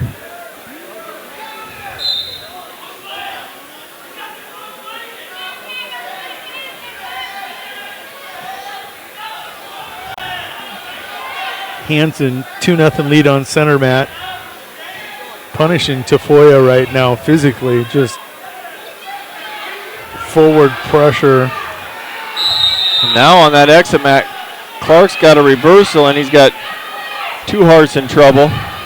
Good scramble here.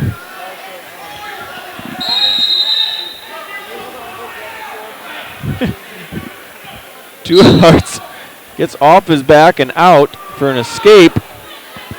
They're going to make sure we got the score right. So Clark now with a 7-4 lead, 15 seconds to go in the second period. Going to start back up on our feet.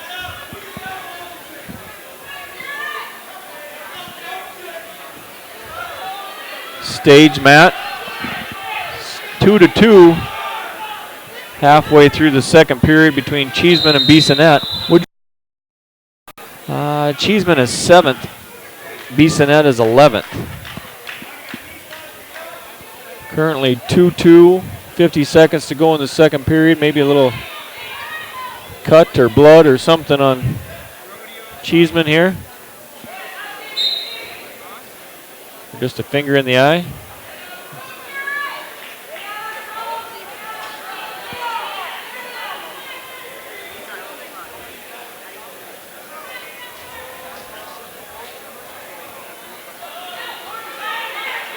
They started blood time, but I didn't see any blood.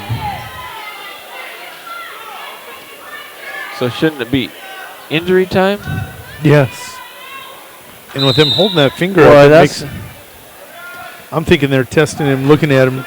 Did he hit his head? Yeah, did he get bonked? Well, Cheeseman, nice Granby. Create a scramble here, but nothing yet. Hansen will come free on center mat. Now leads 3-0 over Tafoya. Clark gets the victory over on the exit mat. Now at 160 in a wrestleback, Elijah Steele-Custer, 14-14 junior. He will be taking on Nate Kestering, 6-6 sophomore for Kingsbury County.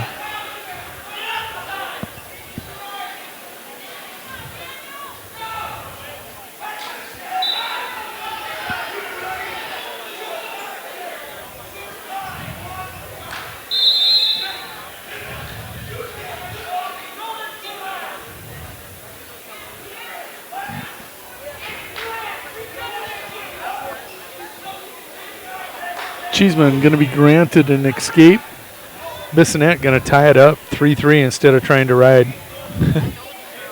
Coach Andal is excited. He's out there in the middle of the mat.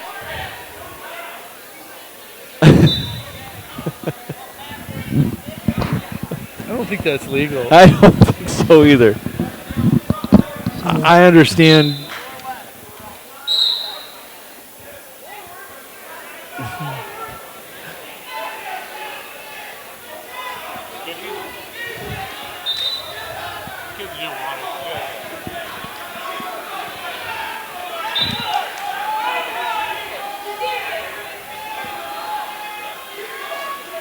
Hanson 5-0 lead. But the match we're all watching right now, 4-2, Bissonette and Cheeseman out on your stage mat. Steele and Kirstein, of Kingsbury County scoreless. Is that score right? 4-2 in favor of Cheeseman? It is. Okay.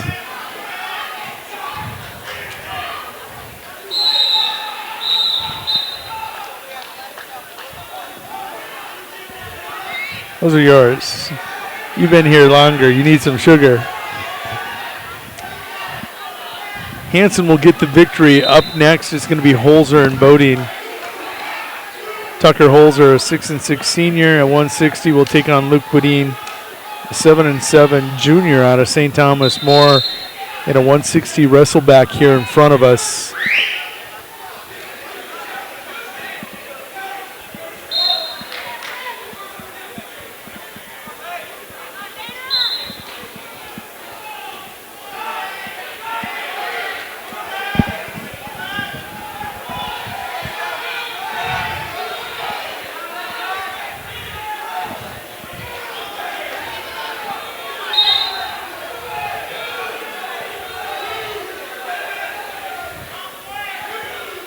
Still no points. No, I agree. Boy, I wrap that hip.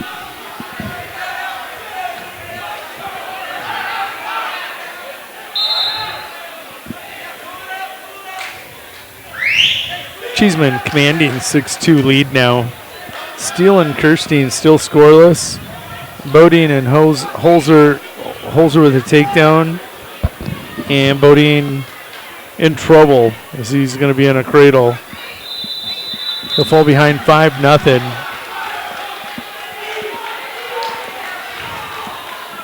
I think that's blood time. Yeah, definitely got some.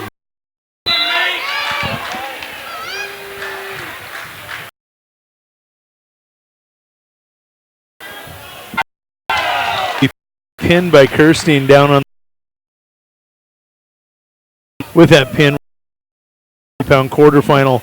Kimball White Lake Platte Geddes, Levi Nightingale, a 15-5 sophomore, will be taking on Gavin Holland, a senior out of Kingsbury County. He is 7-1 on the season. 170 quarterfinal on that red mat.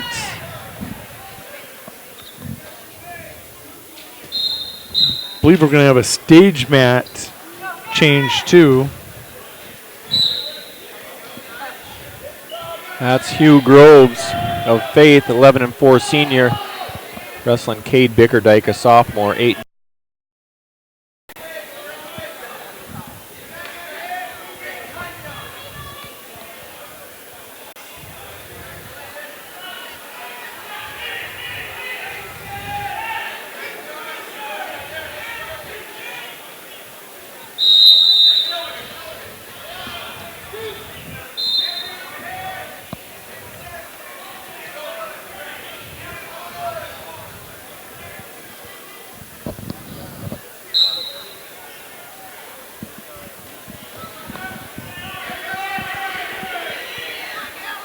Grove's been impressive. He really has. He leads 2-0. The senior for the Faith Longhorns trying to get to 12-4. Continue on here at 160. Ooh. Nightingale and Holland. That's going to be a war. Nightingale ranked 6th. Holland unranked. And Nightingale was ranked at 182. He's now down at 170. I got to assume Holland is close to those rankings. He hasn't cracked the top 12 yet, but he's got to be right there.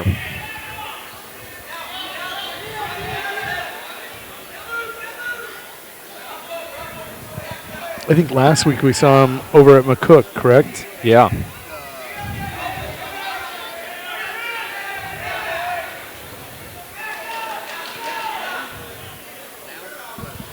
I don't recall where he finished there. Did he end up placing? 7-1. He had to have at least. Yeah. I don't know if he made the finals or if he finished 3rd. Those were the only two places he could be. Yeah. Holzer will get the pin. And at 170 on your center mat, McGuire Rasky will take the mat. The 8-3 junior for the Governors will take on Joey Cole, the 9-9 sophomore for the Winter Area Wrestling Team.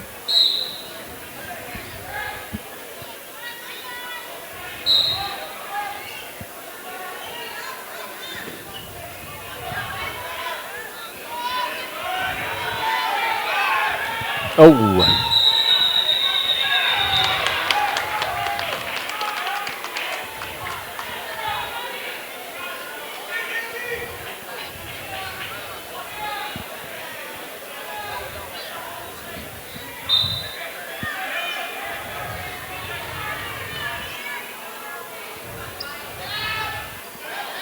Oh, McGuire Rasky, you better be careful with the length of Joey Cole. Yeah. There he got her done. He did. That was Rasky's, then Cole's, and now Rasky's, all in that scramble.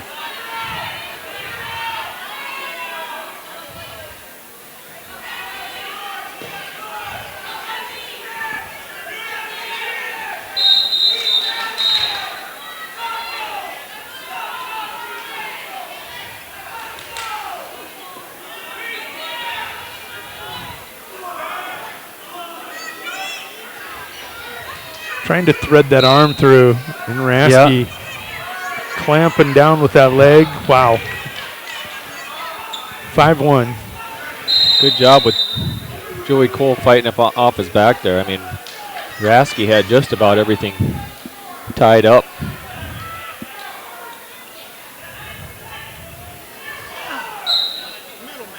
Gonna have to keep an eye on that Nightingale and Holland match down there. That's 2-1, 15 seconds to go in the second. Nightingale trailing Holland 2-1. Wow. Rasky at 4 in the A's at 170 pounds. Yep. I mean, he's in his junior year now, and he's been on that scene since his 8th grade year. I remember him maybe out at the Rapid City Invite. Seems like he's been around for a long time. Yep. Started his varsity career at 52. So one of those early maturing kids and still putting on weight, muscle weight.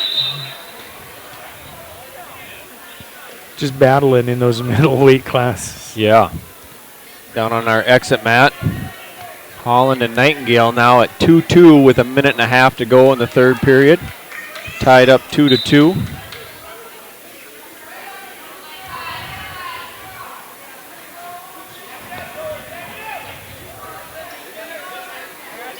Holland a senior, Nightingale a sophomore. Speaking of somebody who's been around since they were very young, Nightingale. Yeah. It's hard to believe he's only a sophomore. It is.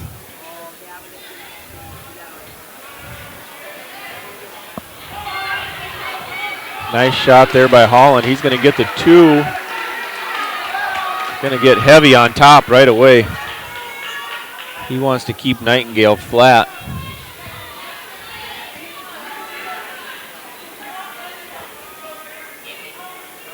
Rasky with a 9-1 lead.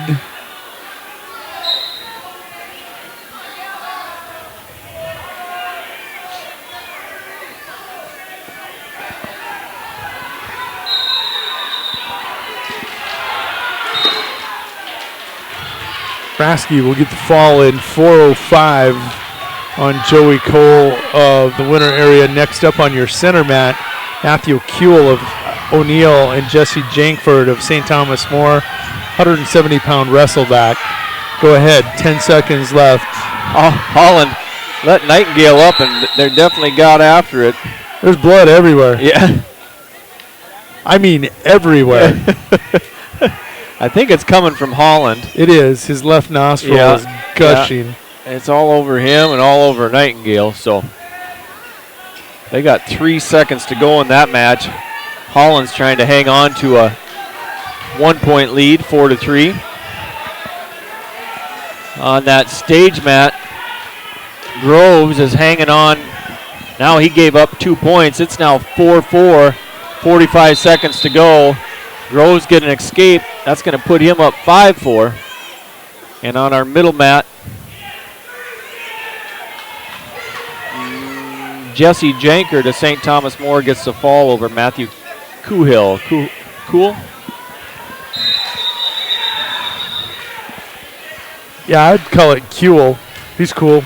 Maybe cool. Yeah, cool. Next up at 170, Ronnie Rubidoux of Todd County is going to be taking on Ace Hahn of Bennett County, a 3-8 sophomore.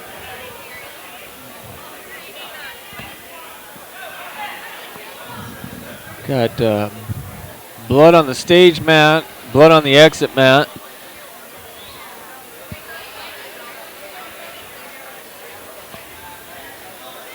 Nightingale and Holland looking to finish this out here. 3 seconds to go. They're going to start both up. There might be more blood spilt.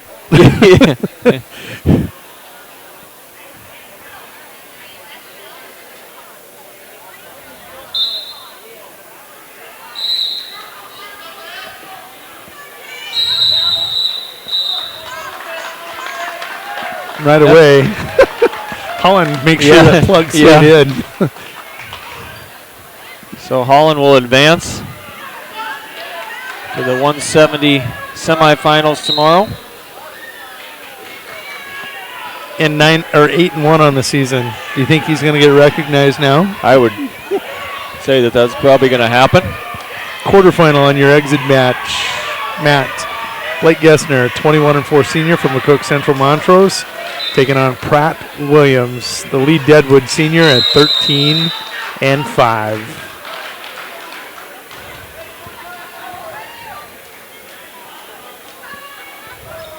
5-0 on your center mat. It is Ace Hahn with the lead on Ronnie Rubidoux.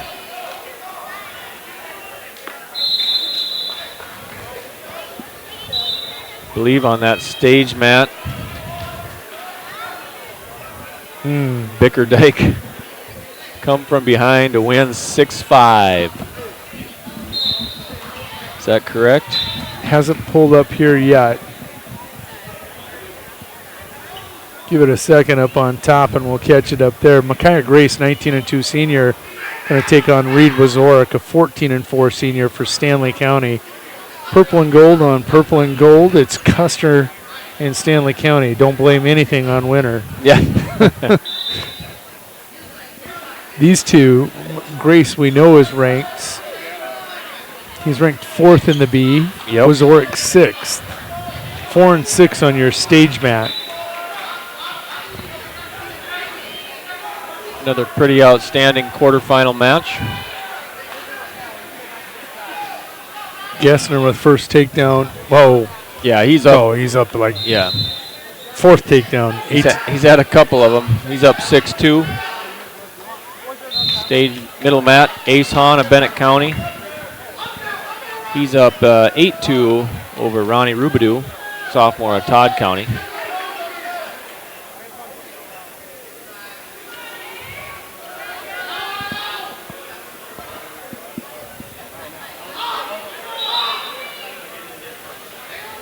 Ooh.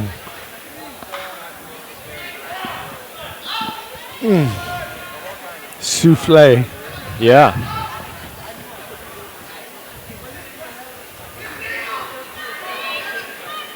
Is that a nose plug out there? I think it was just a piece of tape off a finger or something. Okay. I saw it sitting there, though, and I was like... Let's check our camera. I think it got bumped, but maybe we're all right. See, the beauty of it is we can just pull the tripod.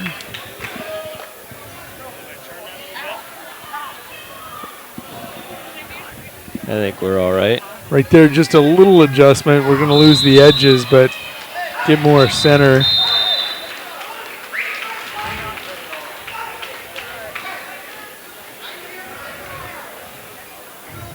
Coach Ireland showing his age, crawling across the mat.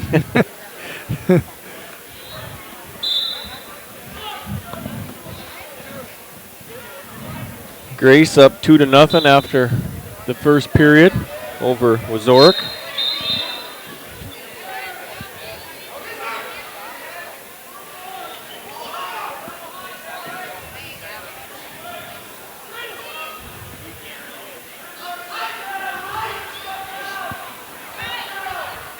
Gessner slowing down a little bit.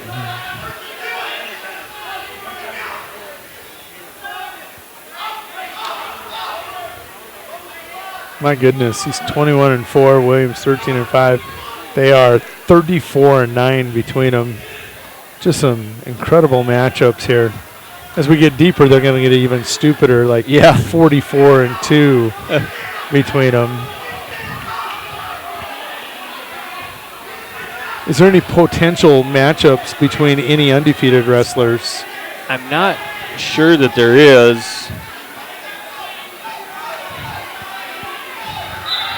I can't.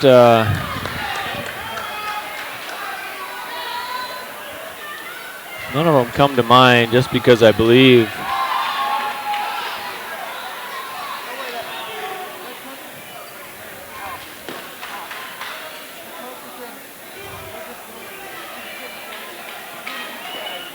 Yeah, I sure don't see any potential undefeated matchups. Up next, Joey Wheeler, the 15-3 senior out of Potter County, will take on Brandon Sherrick, a 13-3 sophomore for Red Cloud Indian School Crusaders. That is your center mat here. And Joey Wheeler, one of those guys that don't play. He's just going to be in your face. Effort, effort, effort. Physical effort.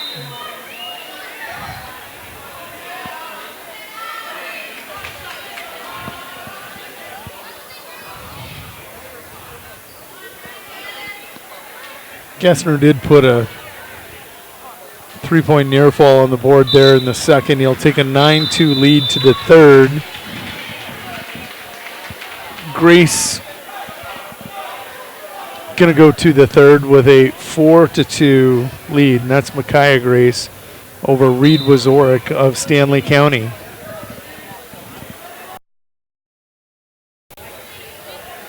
Micaiah has been around forever along with that shoulder sling. Yeah, yeah. Did you ever get a chance to watch any of his highlight clips from football? No. Wow. Hell of a football player, too, for the Wildcats.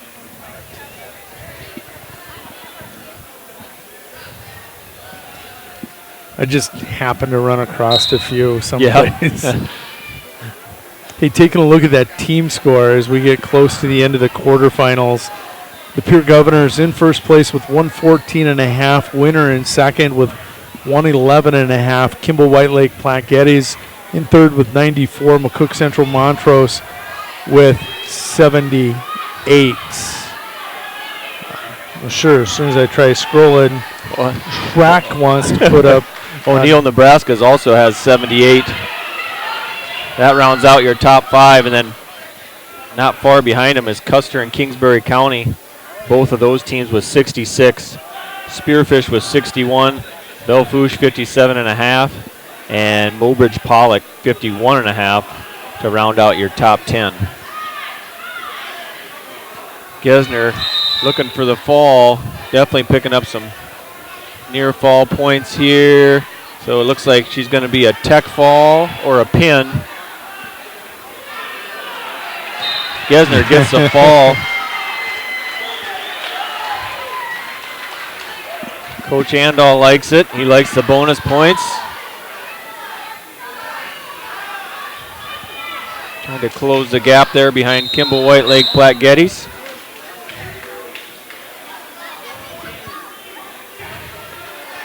Wheeler still battling here with Brandon Sherrick. 4-0. Sherrick, he is currently ranked 12th in the Bs.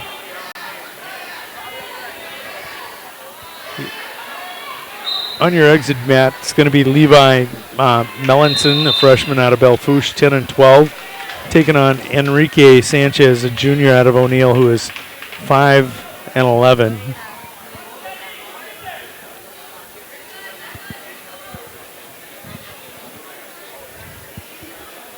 Grace hangs on, I believe, there for the 4-2 victory over Wazorek. As number 4 and 6 should battle too. Yeah, that's something like that. About right.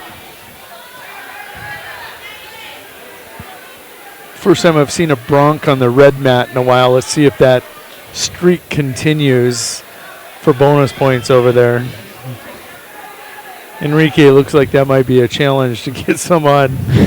I don't think the coaches liked his decision on letting him up there.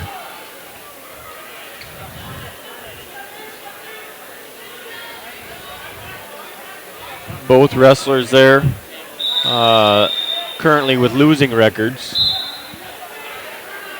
I can understand that, watching some of the technique, crossing the feet, not getting those hips and hands low. Yeah.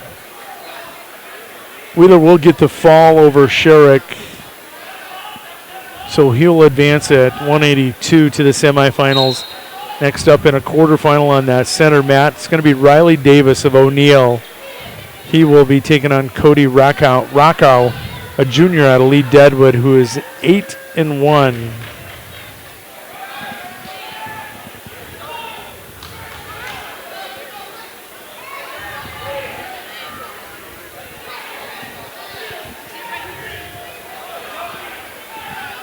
Stage match right now, Preston Cavalier, 7th grader at 170 for Warner Northwestern, has a takedown and is looking for a fall on Cody Groven of Hill City.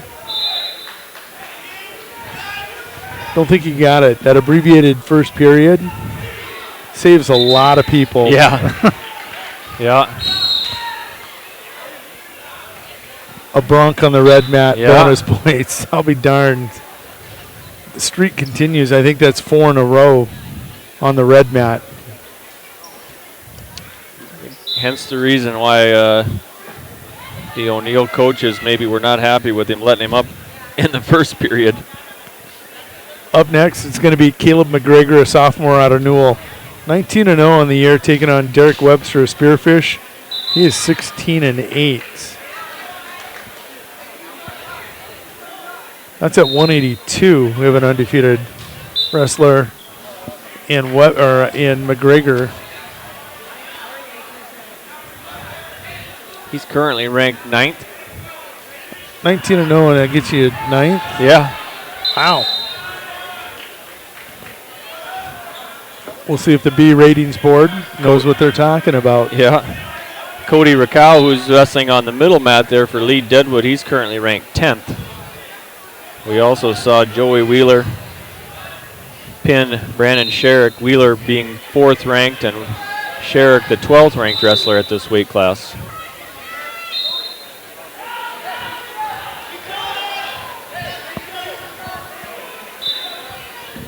Cody Groven weathered the storm and got himself a reversal here in the second period. 5-2, he's back in that match. Looked like Cavalier was going to, first period. Abbreviated first period may have saved Groven. Will it pay dividends? Oh, Groven with a reversal. Yeah.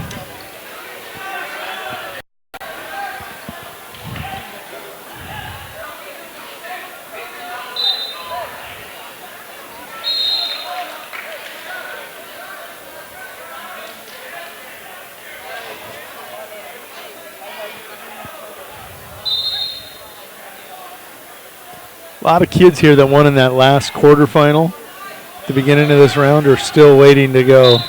Think of those 106-pounders. Yeah. They're sitting there cooling down. That won't happen next year with the fourth mat. No. I don't remember what time we started this round. I don't either. 5 o'clock. I mean, it was pretty close. I think I made a comment at some point. Yes. About 4:45. We were in the 195 weight class, maybe something like that. And I said, I think we'll get that quarterfinal round started about 5 o'clock. So we're we're working on about a 3-hour run. Yeah. We're 2.5 hours in so far. So. Following this round, we're going to take a short break. Coaches will be We get to go have food. Yes. steaks are available up there now. Steaks in the coach's room? We got to go, folks. There's Yeah. steaks. Yeah, we'll just leave you the sights and sounds of the Mid-Dakota. No kidding.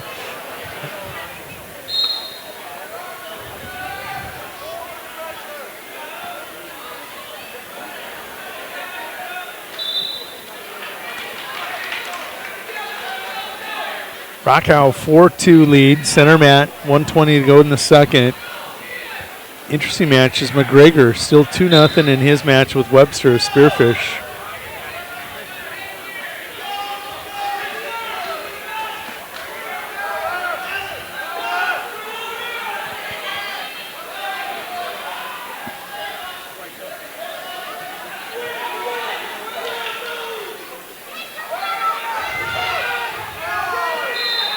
Yep. Rockow looking for a knockout.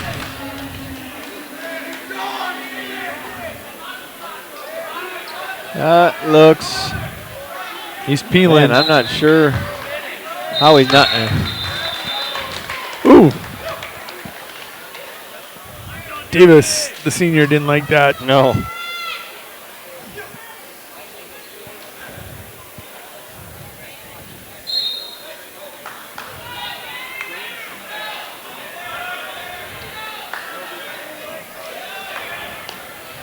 Up next on the center mat, we're going to jump to 182. It's going to be a wrestleback match. Cade Grokout, 8th grader out of McCook Central Montrose, 3 and 4, will take on Gabe Fanning, 7 and 8 senior out of Bennett County. Grokout and Fanning. 2-1 now down there on that exit mat, the red mat. 42 seconds and ticking here in the second period. And McGregor in deep again, going to get the blast double. Stage mat, that's Jacoby Kraus, junior, that's 21 and 6 from McCook Central Montrose.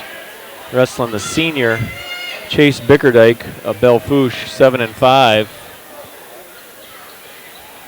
That's a quarterfinal at 182. Yep. Kraus currently leading 2-1, now going to be 4-1. Kraus currently ranked 5th at 182. Bickerdike 9th in the A's.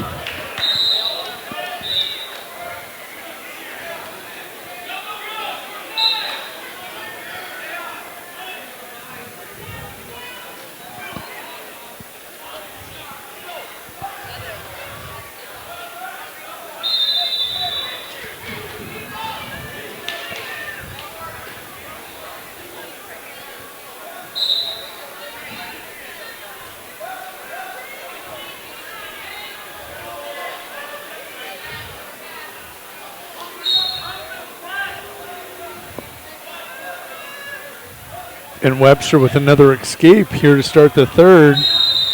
He'll make it 4-3. And McGregor with another. Did they give him the 2? I don't think they did.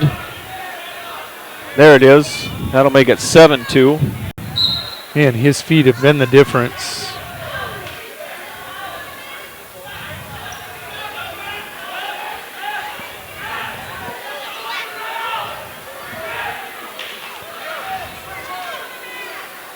Grocott 4-1 now.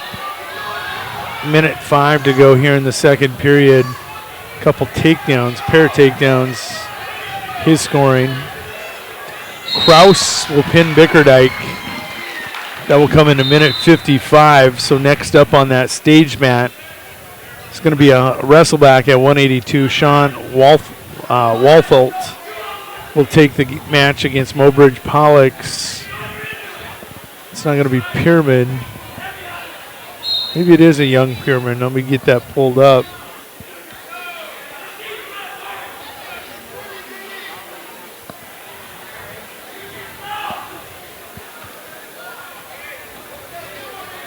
No, it's Jesse Bearsheart, 2-5 freshman for the Tigers.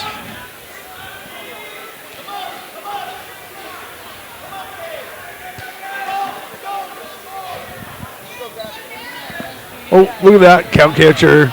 Last double with the elbows out. That'll cost you every time.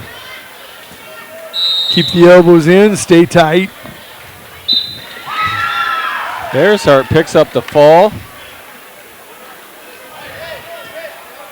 So with that fall, we're going to quickly move along here on the stage mat.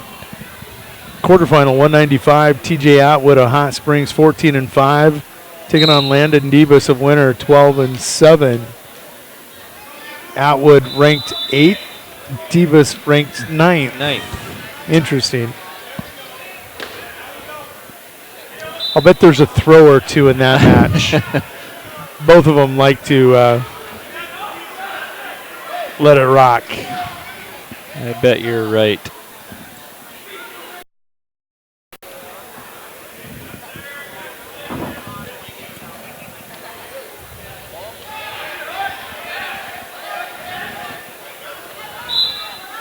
Yeah.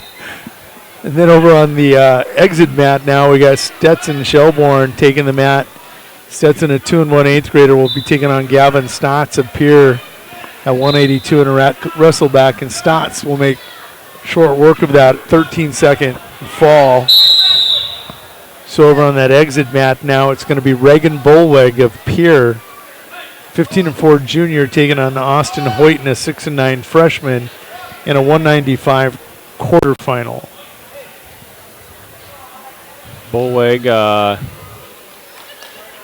currently ranked 5th in the A's. I believe last year he wrestled for Miller Highmore Herald and placed in the state tournament. That is correct. I think he was like 7th, 6th. 6th or 6th, maybe.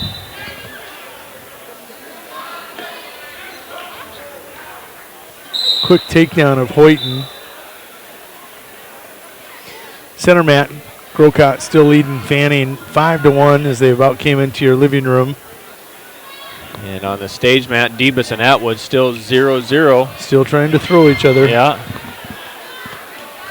Hanging on the heads.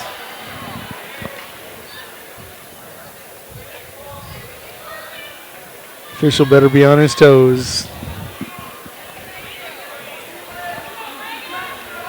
That one could end up in the stage. Yeah. Just like that.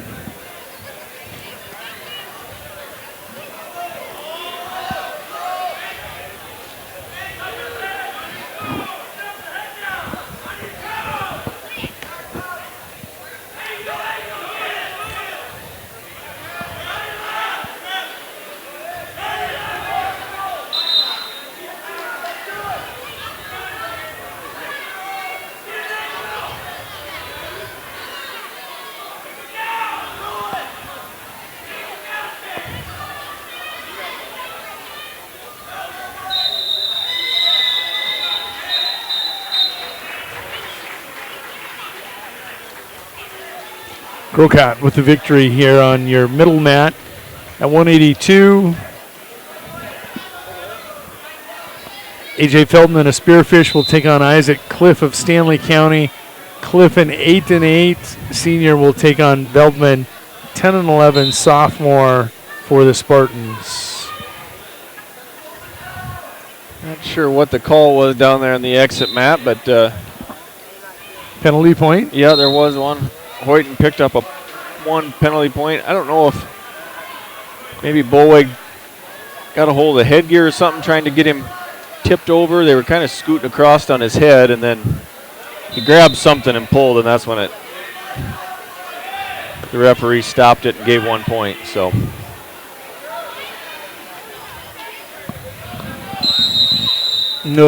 No. Atwood with a takedown. Debus with a bad knee. Winner minus Nord at 220, Willowite at 285. Trying to think of who's normally at 95 for winner.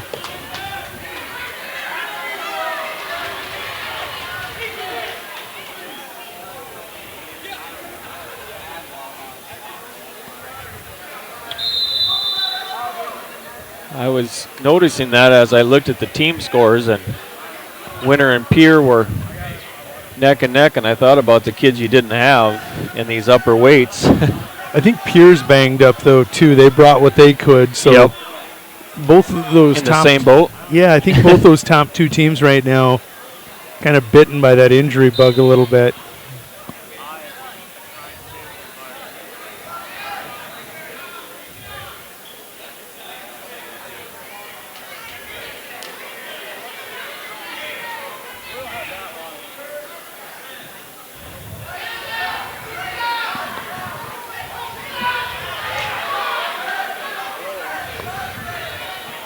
Debus continued on.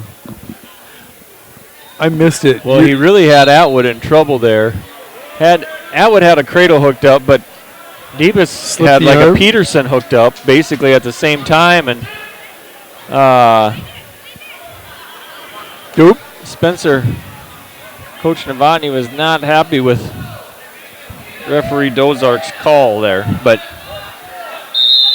it really, both of them had scoring holds, and Atwood's the one with control right now, so I don't know how you go. Well, Atwood did roll flat for some period. I don't know if it was.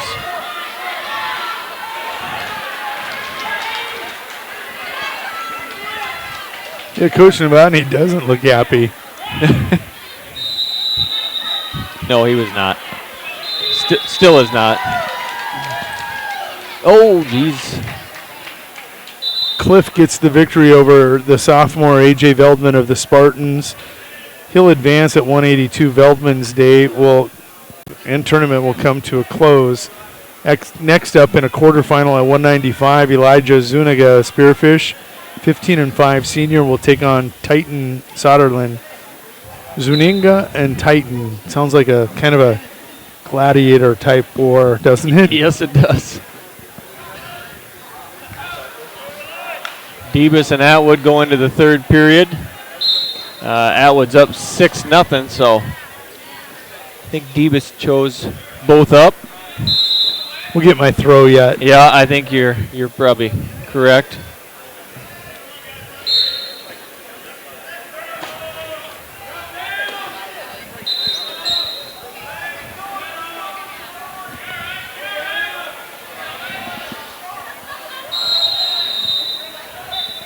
We keep losing people off the edge of the mat. Yeah.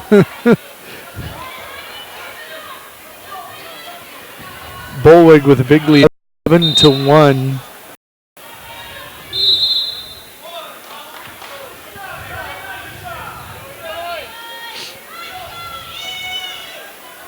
Now 14-1.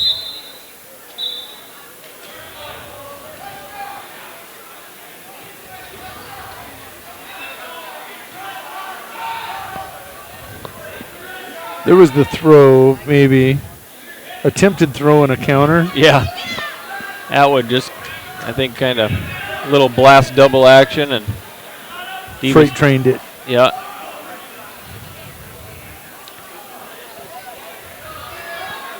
That puts him up 8-0 there on the stage, Matt.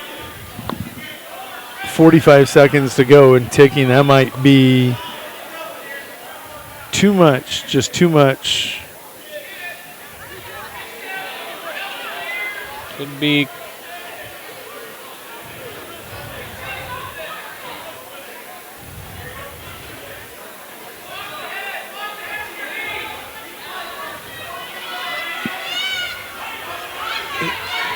Zuniga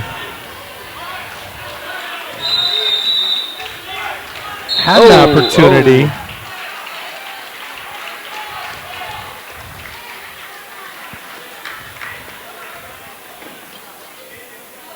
Bullweg will advance over Hoyton.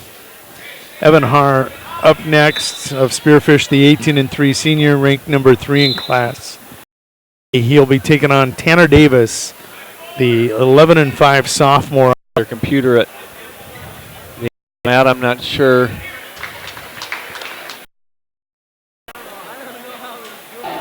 we are back.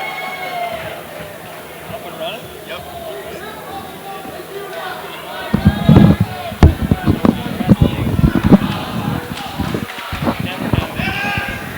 We are back up and running here again. That wasn't us. That was a complete internet failure in the building. Absolutely. I think a lot of people are thinking, oh, those guys. Wasn't us. Picking up the win there on the stage mat is the Sisseton Redmond. You guys catch that action coming right at you there on the middle mat. Hope you caught that. Might have threw it right out of the corner of the screen.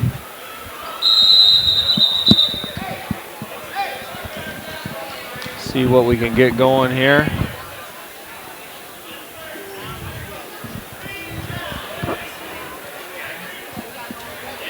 Marcus Harkless of Hot Springs, a 15-2 junior, wrestling Cole Wellner, freshman at 6-4 from Mulbridge Pollock.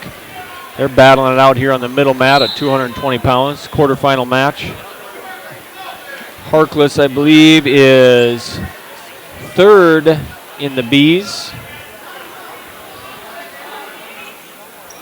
Wellner currently not ranked. Definitely giving Harkless a run here. Harkless up 1-0. Showing absolutely no fear. No.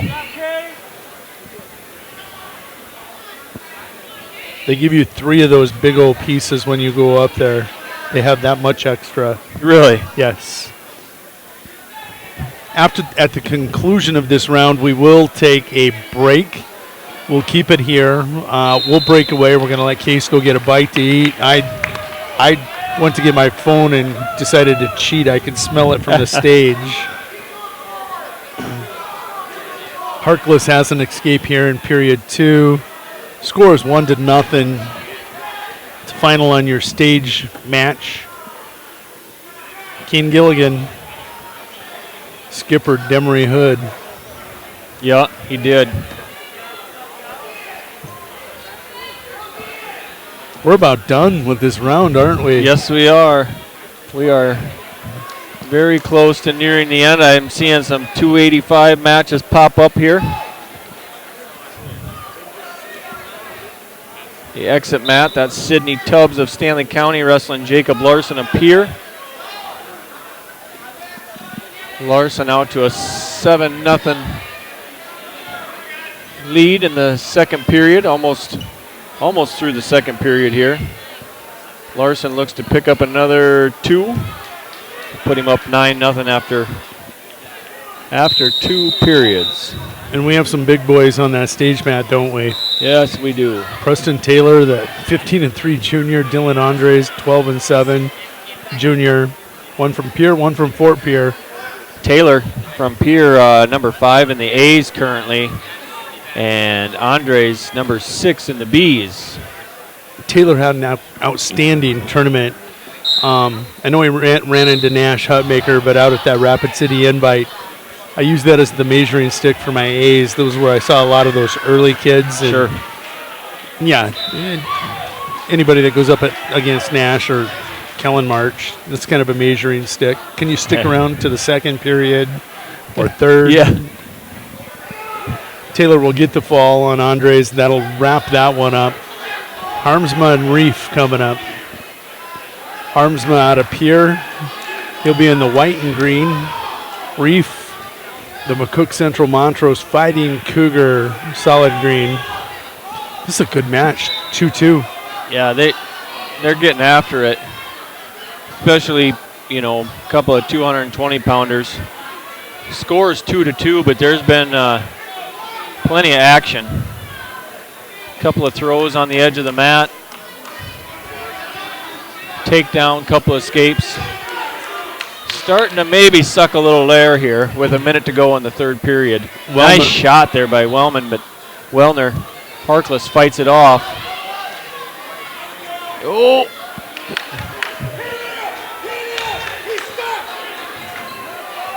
Harkless picking up some back points now. Edge of the mat. So there's a 5-point swing right there. You wrestled so well for 5 minutes and 10 seconds. An errant attempt at a throw. And he had a nice shot, like you said. He did, yeah. Harkless defended it well. And then probably rushed a little bit there at the edge of the mat. Looks like he maybe got his feet tangled up some there with Harkless and ended up on his back. So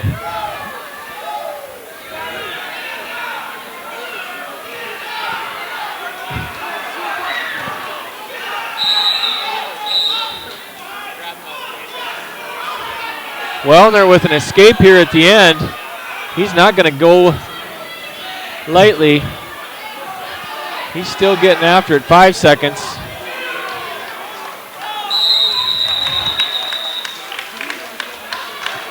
That's respect. Finish the match. Absolutely. 7-3. Harkless hangs on. Not sure where Kyler Pierman was currently ranked from Mobridge Pollock at 220 pounds. He cracked the ratings at the number 12 spot. So I'm not sure if he's injured, sick, but I could see Wellner making some noise there if he keeps that up. Ooh. Now on that center mat, right in front of us, Isaac Pulse of McCook Central Montrose taking on Dante Bravo, the 10-1 senior for Pine Ridge at 285. Bravo not ranked, but he'll be competitive. Honestly, Bravo looks like he's thinned up from previous years. Yeah. A leaner, meaner version of the Bravo that we'd saw back in his junior campaign. Leads 2-0.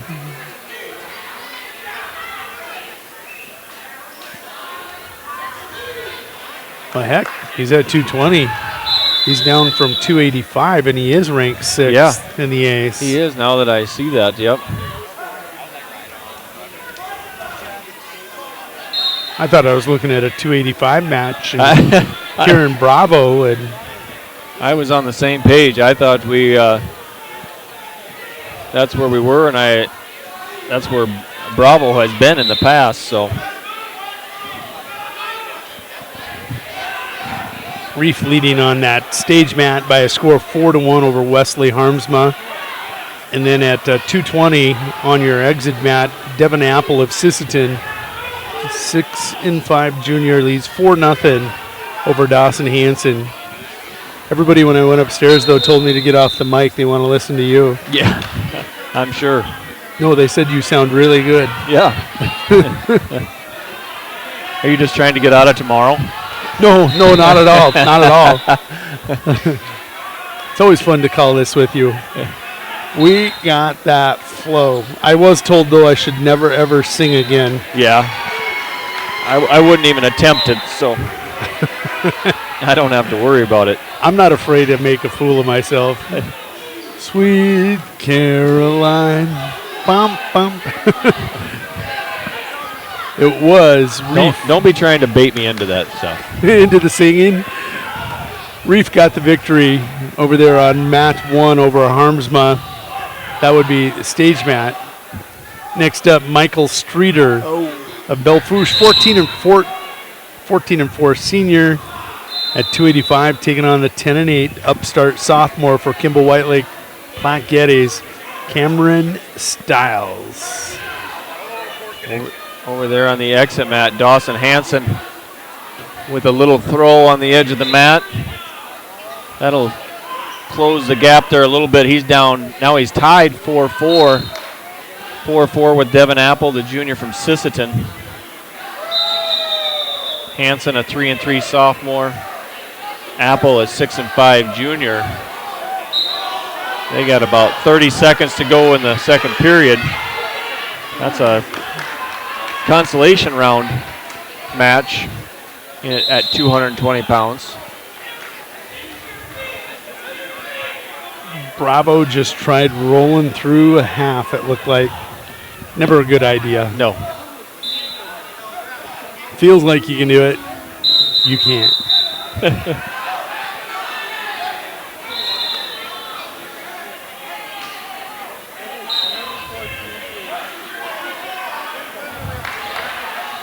Oh, yeah, he's I'm impressed with his off-season work.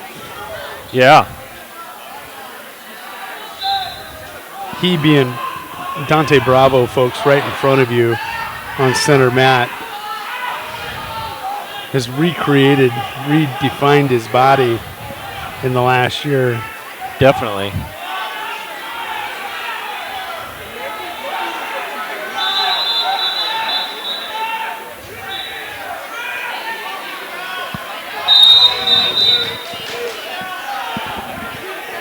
Streeter and Stiles still scoreless down here. Yeah. And we're tied 3-3 on the middle mat. And we're also tied 4-4 on the exit mat.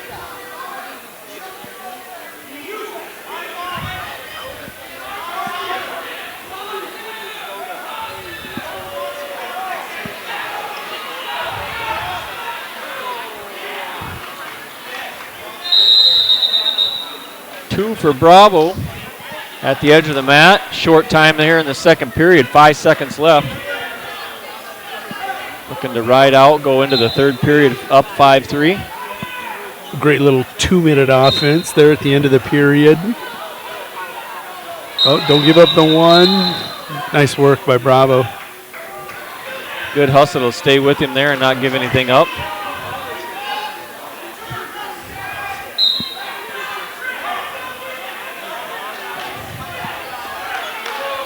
Coach Andal pushing that corner rule again.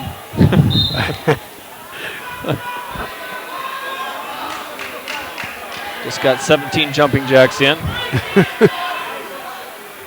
A bunch of the kids from the A schools that have never seen him are kind of laughing and mocking him and doing their jumping jacks along as he does. I'm not sure that many of them could keep up with him. They probably can't. 1-0 Streeter over Stiles. They're in period 2, 120 and ticking.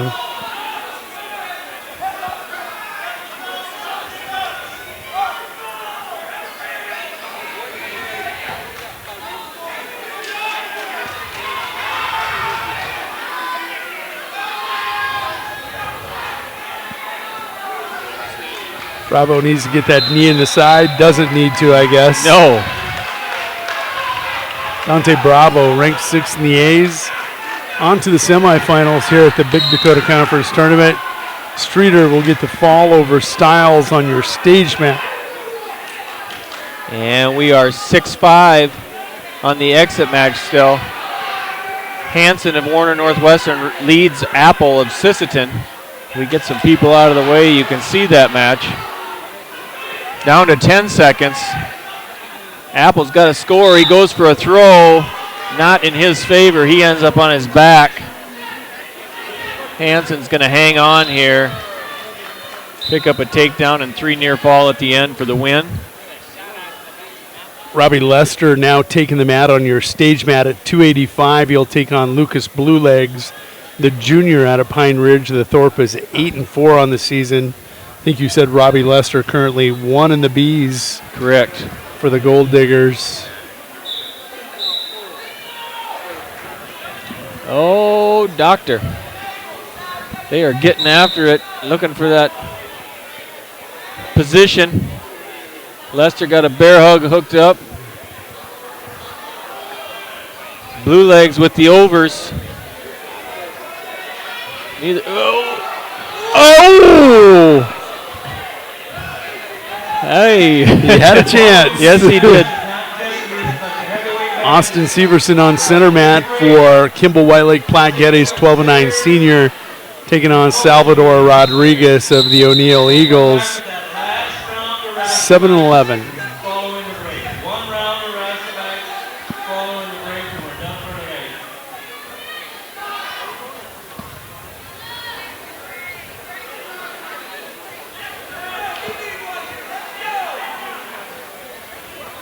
And then exit match, that's a new one, right? Elliott Chase of McCook Central Montrose at 2:20, taking on Blaine LaPointe, the 3-11 senior for the Falcons. And Robbie Lester now looking to put the finishing touches on blue legs over on that stage mat.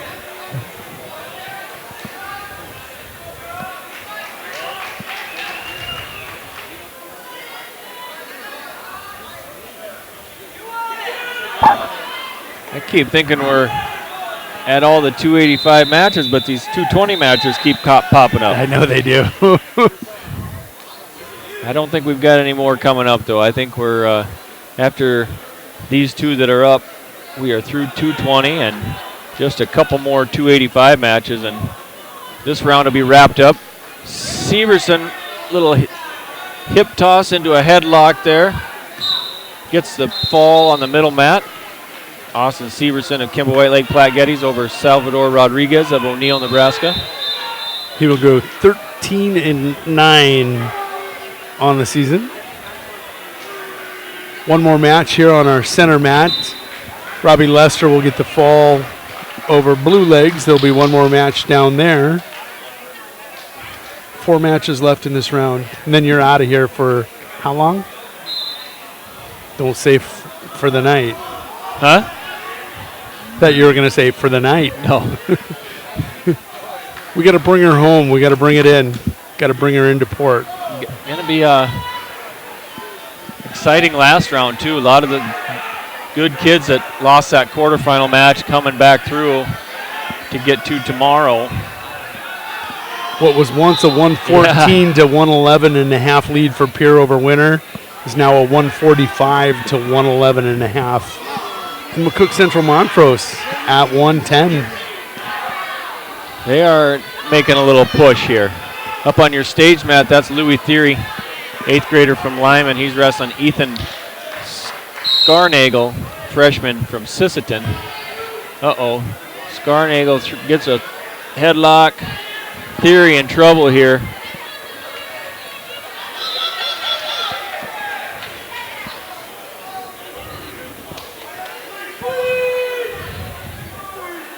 On the middle mat, that's Austin Croteau of Spearfish with striker Clifford in trouble.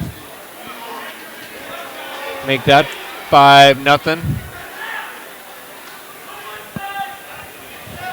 I think we're dead on the stage mat. No more. Yeah. We're down to 1, 2, 3. They should move that one match all the way down. Yes, they should.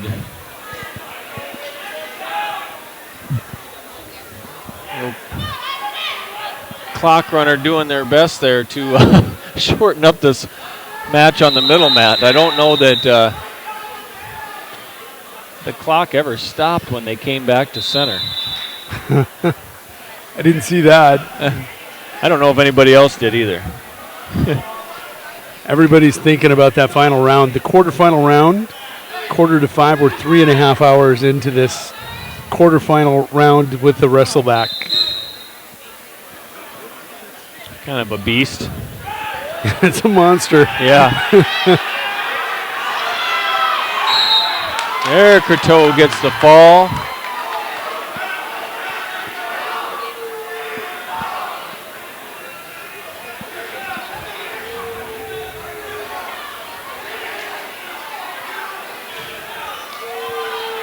We got one match to go. One this match. round. And it's all on the exit mat. So what we're going to do is probably just pop over to that one.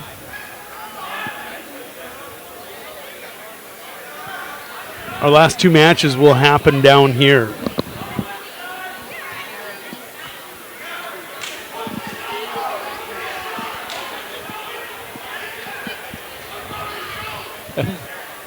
Get all these kids back out on all these 106-pounders that wrestled their quarterfinal match 3 hours ago. They got to get back out here, get warmed back up, get ready to battle. Going to try to get into the... You know what? I can bring this home in the last 2 matches if you want to go grab a bite to eat. Oh, I'm fine. Okay. I'm going to pass on the steak anyways and eat when I'm all done because... Can I tell you that you're making a mistake? Yeah.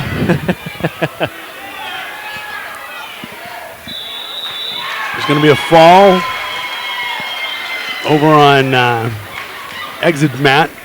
Elliot Chase will get the fall. Next up, wrestleback Ethan Coloma of Lower Brule will take on Marcus Stanley, the freshman out of Hot Springs. Coloma the junior, Stanley the freshman. Coloma currently ranked 5th at 285 in the Bs. I am not sure. He unfortunately drew in and had to wrestle Lester. First round? First match of the day. Oh my goodness.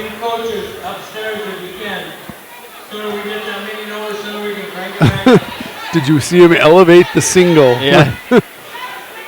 Marcus Stanley in trouble here. Let's see if Dozark is hungry. Yeah. He's assumed the position. He's looking hard, I got a feeling he's not getting up from there without the match being over. That's how she'll end. That will be the fall to end it. We're going to take a break. We're going to jump away. We will be back for 4th round wrestlebacks, I believe it is. I think that's correct. Something like that. Yep. Yeah. 4th round wrestlebacks when we return. 1 round to go in day 1 here. We're going to take a break. Take a break with us.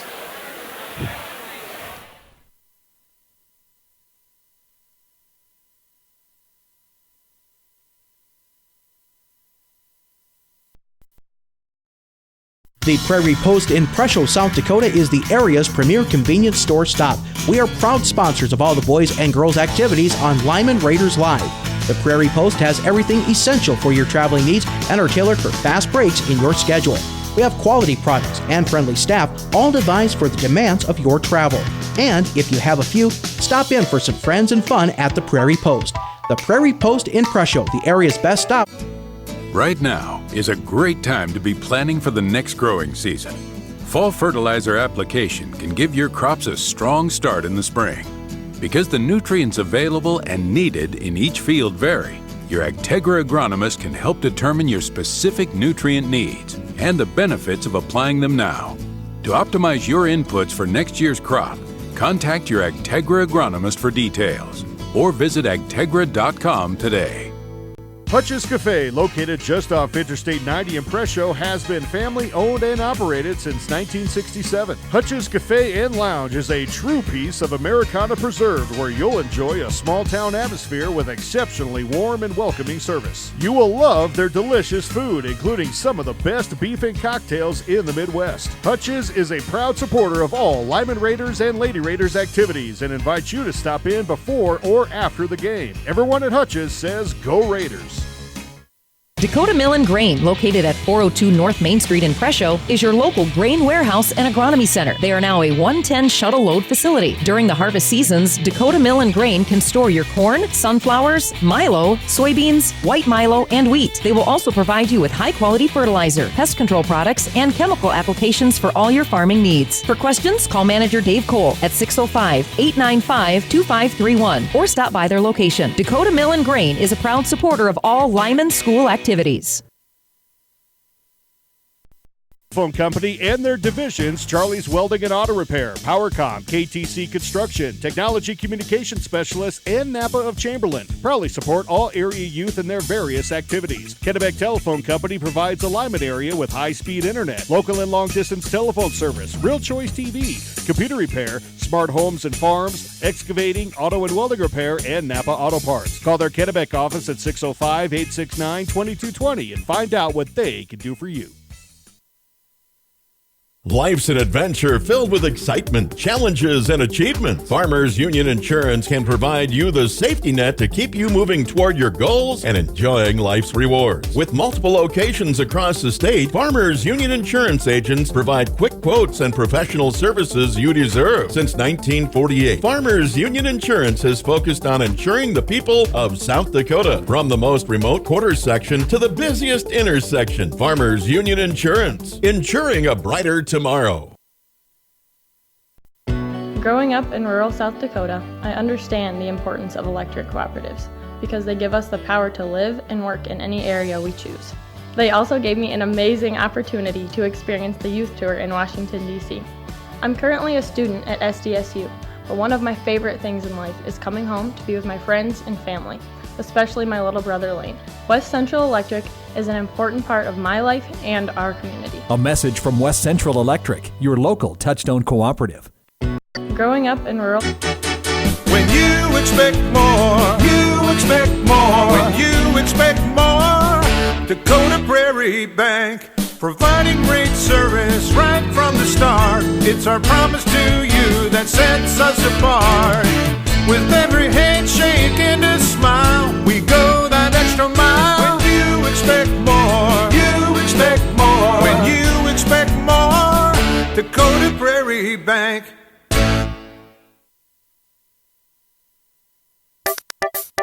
The Golden Buffalo Casino at Lower Brule is proud of our area youth for their competitive spirit and participation in the various high school activities. It takes dedication and commitment to be the best you can be. It's all about sportsmanship and not whether you win or lose, but how you play the game. The Golden Buffalo Casino is your winning destination for great food and more ways to win, more often. Our youth, our future. We at the Golden Buffalo Casino say thanks for all you do.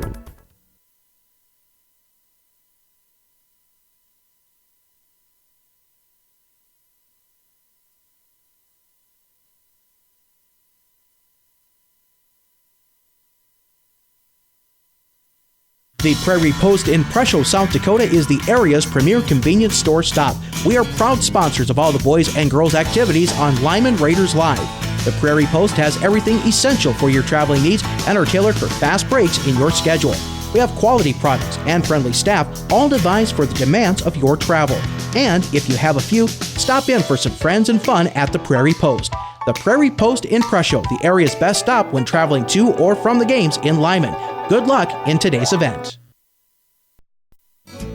Right now is a great time to be planning for the next growing season.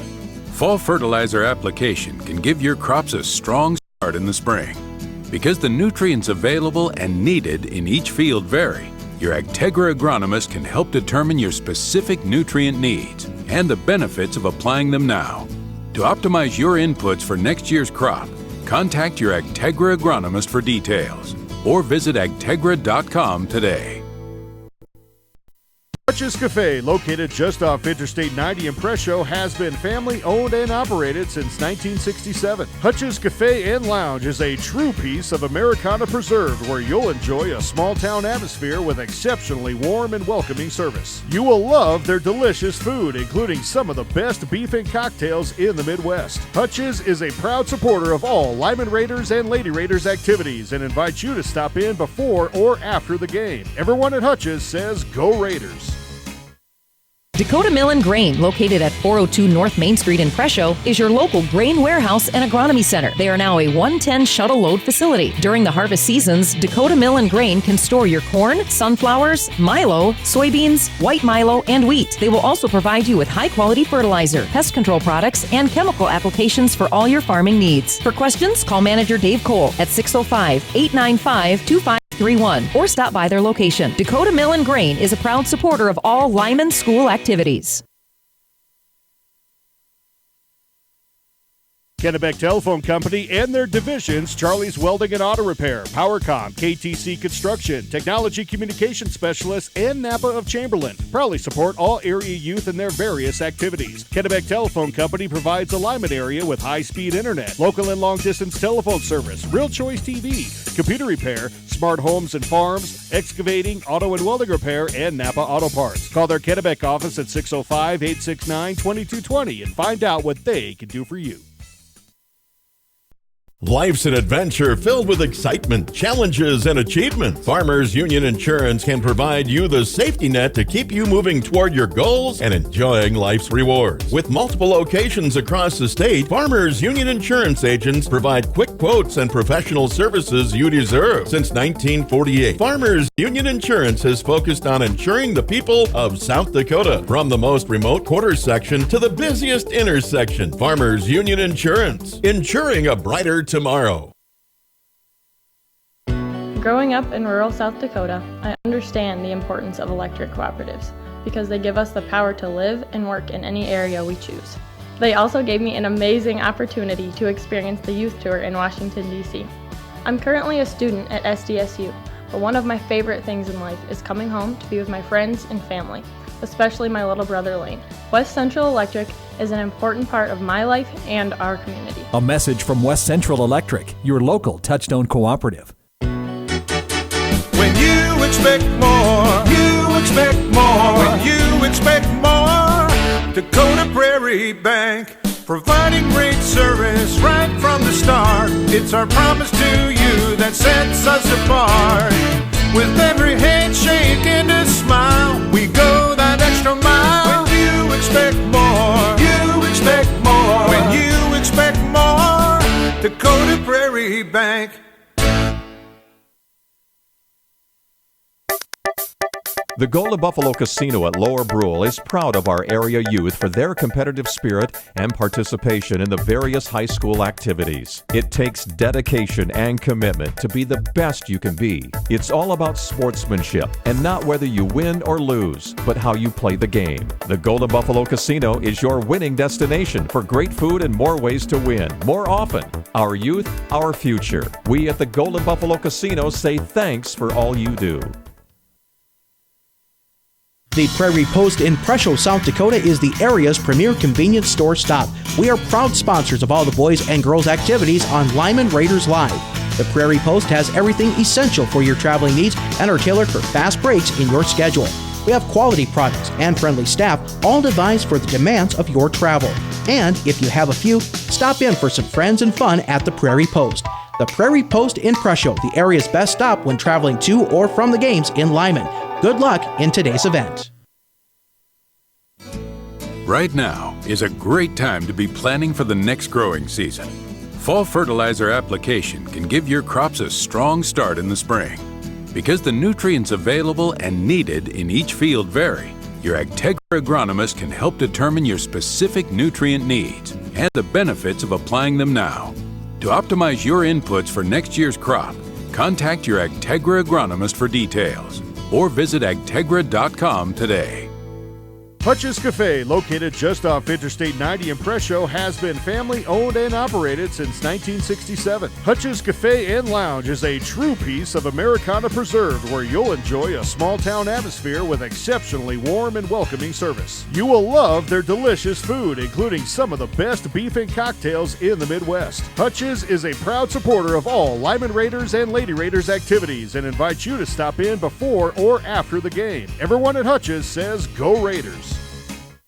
Dakota Grain, located at 402 North Main Street in Presho, is your local grain warehouse and agronomy center. They are now a 110 shuttle load facility. During the harvest seasons, Dakota Grain can store your corn, sunflowers, milo, soybeans, white milo, and wheat. They will also provide you with high-quality fertilizer, pest control products, and chemical applications for all your farming needs. For questions, call manager Dave Cole at 605-895-2531 or stop by their location. Dakota Grain is a proud supporter of all Lyman school activities.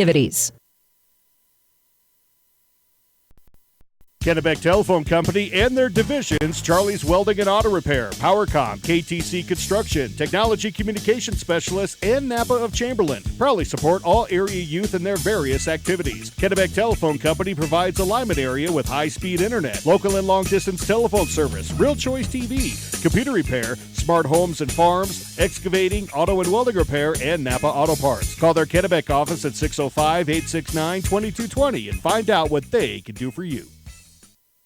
Life's an adventure filled with excitement, challenges, and achievement. Farmers Union Insurance can provide you the safety net to keep you moving toward your goals and enjoying life's rewards. With multiple locations across the state, Farmers Union Insurance agents provide quick quotes and professional services you deserve. Since 1948, Farmers Union Insurance has focused on insuring the people of South Dakota. From the most remote quarter section to the busiest intersection, Farmers Union Insurance, insuring a brighter tomorrow.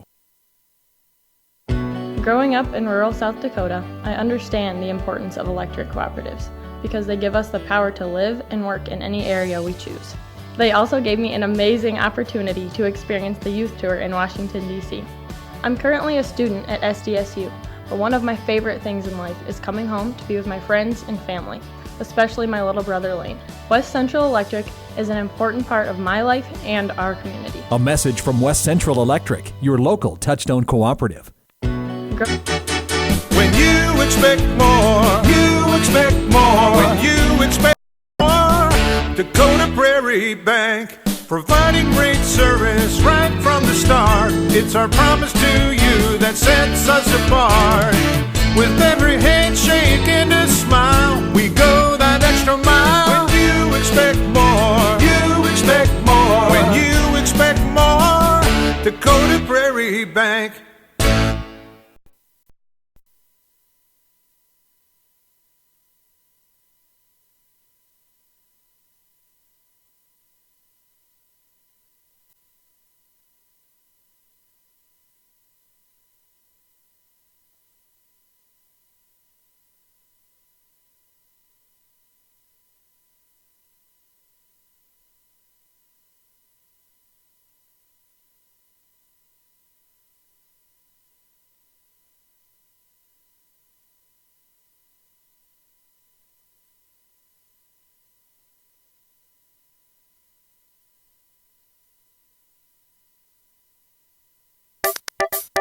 The Golden Buffalo Casino at Lower Brule is proud of our area youth for their competitive spirit and participation in the various high school activities. It takes dedication and commitment to be the best you can be. It's all about sportsmanship and not whether you win or lose, but how you play the game. The Golden Buffalo Casino is your winning destination for great food and more ways to win, more often. Our youth, our future. We at the Golden Buffalo Casino say thanks for all you do.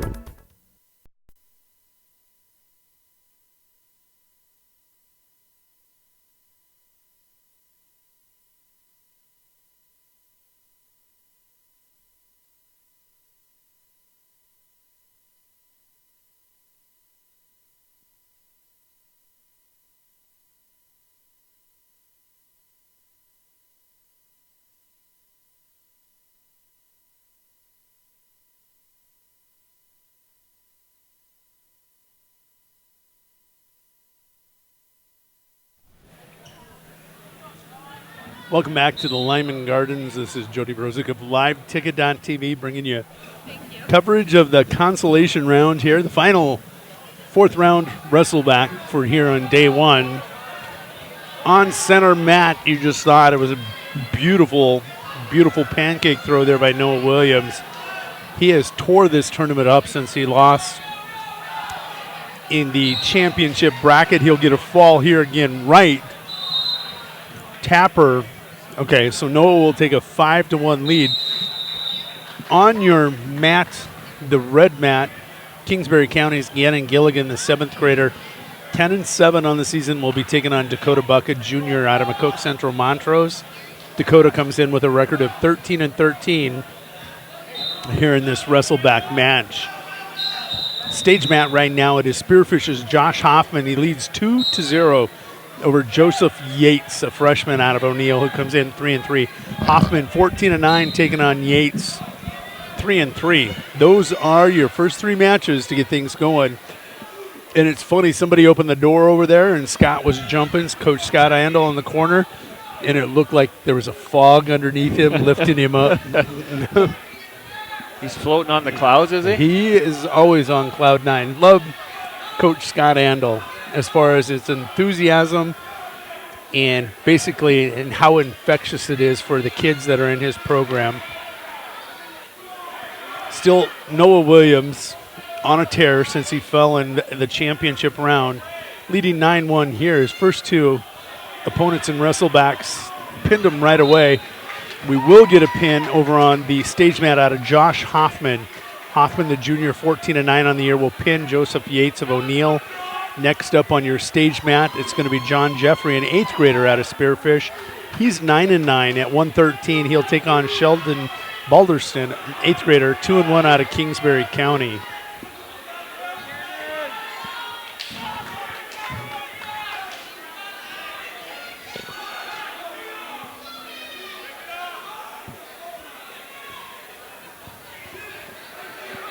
One thing about this round, 2 matches per weight class, right? No, 4. 4. Yeah, 4. We're still at 4, yeah.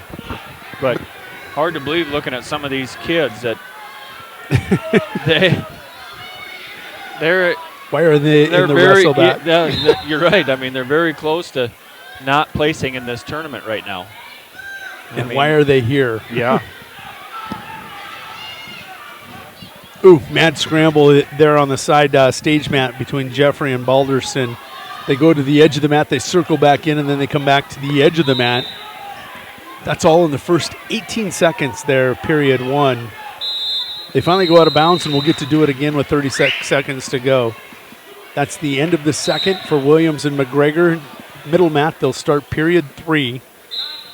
Again, this at one point, going to take a look at team points before we get too far into the wrestlebacks. Pierre led this 114. Winner was 111.5. Pierre scored 31 points in that final wrestleback round to distance themselves from winner. Winner didn't score another point. Pierre in command of the Mid-Dakota Monster here in 2020. Yes, they 2020, crystal clear, baby. It looks like it's going to happen. Now, there's Cook Central also had a good round there. They did. They really came up, put themselves in contention for that second spot. Just a 1.5 behind winner now. And looking to score some points here. 2 wrestlers on the mat. I'm guessing maybe one of them is a non-scoring wrestler. I believe McGregor would be the non-scoring wrestler here. So Dakota Buck, though, he's working on a pin against Gannon Gilligan on the exit mat. Gilligan, maybe one of those undersized 106-pounders, but has been very, very competitive here against some of these bigger 6-pounders that he's taken on. Even if he doesn't continue on, nothing to hang your head about there, Gilligan. No, absolutely not. Like you said, seventh grader, probably not a real 106-pounder. Guessing about 96. Yeah. Might have to drink water to make weight, possibly, one of those types. Exit mat now will roll over, and it's going to be Mecky Hayes, the 8th grader out of Lee Deadwood. He's in that bright gold singlet. He's 2-1 on the season. He's got a tough opponent in Trey Lewis. Trey Lewis, a 13-8 8th grader for Riggs High School Governors. Trey ranked 9th in the A's at 113 pounds, so definitely no slouch. He goes to work quickly. Got a cradle. Knee in the side, and it looks pretty flat. Yeah. Noah Williams will get a win. Lewis will get a fall. Pierre still scoring points. Yep. So we lost somebody over. I don't know if it was Jeffrey. We'll try to get a result there. Jeffrey led 5-0 and must have gotten a fall. Doesn't state yet. So On mat 1, Jacob Harris of Stage Mat. That's not right.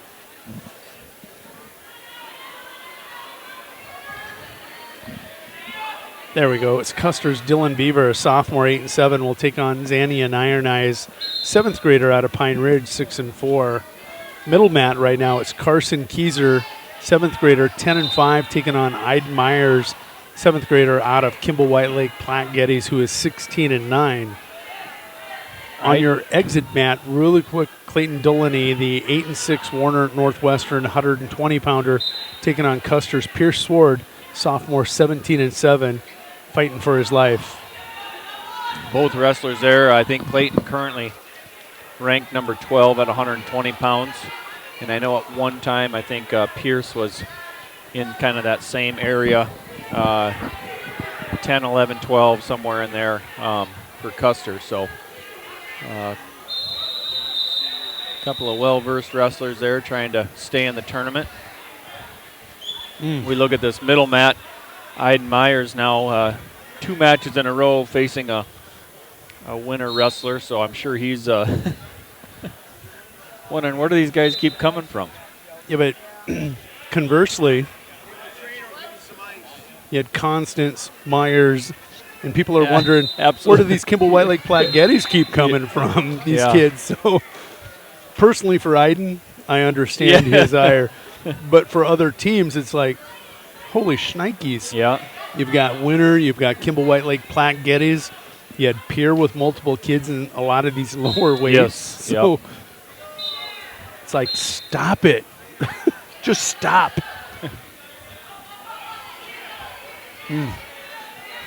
Good mat return there by Keyser. Good scramble there.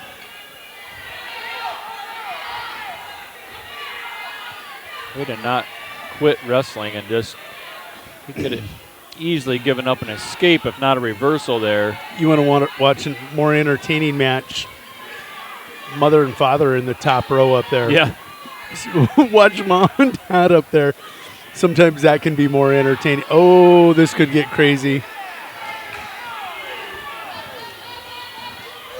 Recovered nicely for a very poor throw. Yeah, yeah. Didn't end up nearly as bad as it could have. 3-0 Myers with the escape now.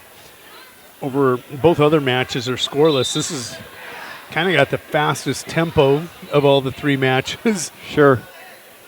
And the only score, so we'll keep it here until we hear the crowd indicate to us we need to go elsewhere.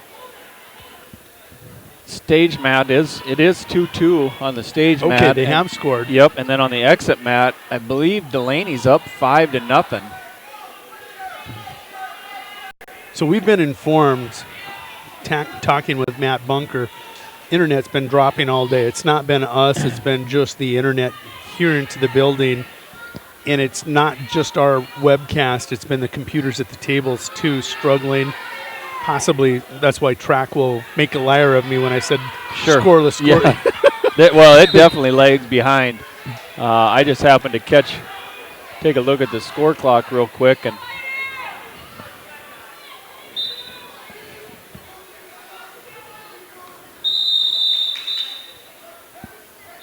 $18 seconds left to go in this second period between Myers and Keyser.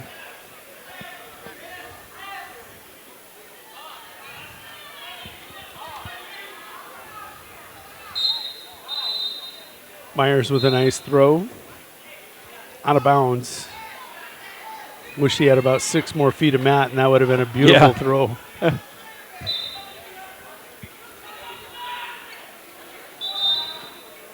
They go to the third period, 3-0. And same thing down there on the exit mat. They're in the third period now. Delaney of Warner Northwestern up 5-0 over Sword of Custer. Stage mat, your best match. We kind of got away from it. Zanny and Ironized 3, now falling behind Dylan Beaver of Custer 4-3.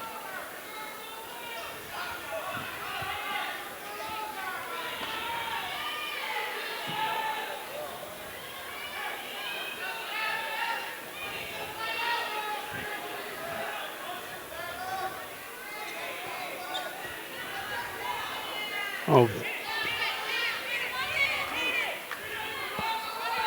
You heard they hit it. They're thinking chin whip. I think he pulled it the wrong way. He was trying to do that pull through off the Wizards throw.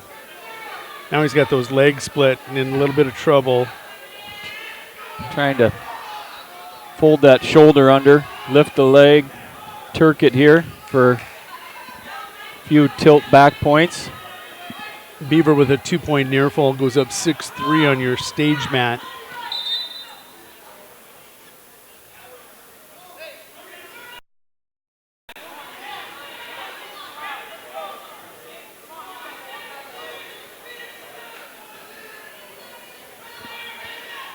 .54 seconds to go center mat in 10 seconds in period 3. Delaney will move past Pierce Ward. That's all she wrote on stage mat. Stage mat will now go to Jacob Harris of Lee Deadwood, the 13-6 junior. For the Gold Diggers, he'll take on Tyan Johnson, 9-10 freshman out of Sisseton. Your exit mat is going to be Nate Williams, 8-4 sophomore for the Pierre Governors, taking on Lane Halls, an 8-10 senior from McCook Central Montrose, the Fighting Cougar. Myers going to ride this one out. Keyser to his feet. This is going to be his one last shot. Myers will drop down on that knee.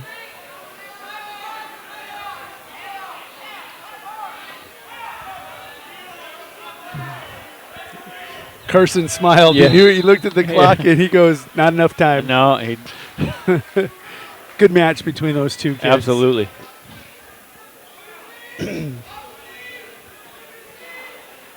Couple of 7th graders. Yep. I'm sure they'll get to do that a few more times probably. Bet they do. So now we're going to roll over this center mat at 113. Ethan Johnson of Kingsbury County, a 5-7 freshman. He's going to take on Colton Shelley, a junior from the Belfouche Bronc Wrestling Room. Shelley. Ooh, Shelley's got that long body also. Yeah. I mean, when he shot, similarity at a different weight class, I think of Sam Kruger and how far he can shoot. Yeah. It's like a The reach, 13-foot shot with the arm, the legs. Scoreless going to period 2 on stage, Matt. Another Williams looking to advance. Yeah. And he will.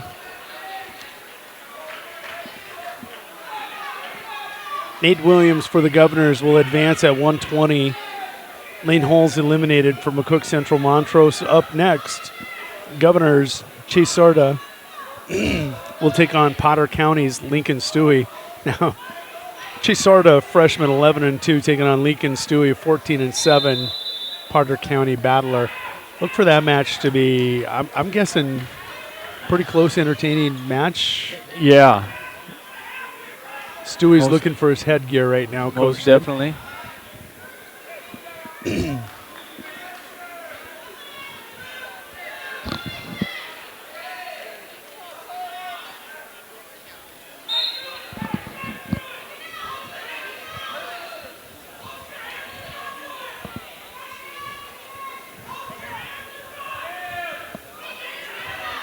Johnson assisted and now up 2-0 over Harris. Looks like Harris potentially here looking for a reversal on the stage mat.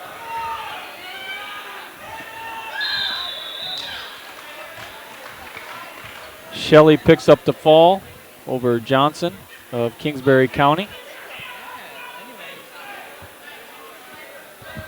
You gonna ride the mat or the mic, or are you gonna go solo? I think I'll be all right. I never screamed into the mic one time, I can tell you, in Huron. Little disappointed in Caleb's effort against Sturgis Scooper because they make kids look bad at times. That's how the Scoopers wrestle. All you heard was Your version of the mic drop? Yeah, I guess so. Yeah. Playing on there right now, we're watching Alan Griffith with a 4-0 lead on the center mat. 50 seconds to go here in the third period. It's 2-0 on mat. I believe it's McCoy on the stage mat. It is McCoy of Belfouche leading Grace of Custer.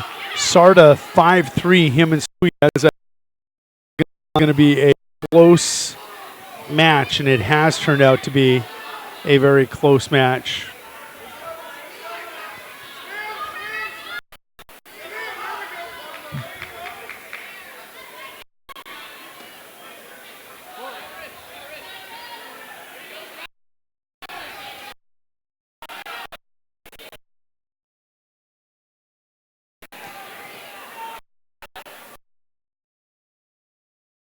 Guarantee tomorrow that we'll have better processing.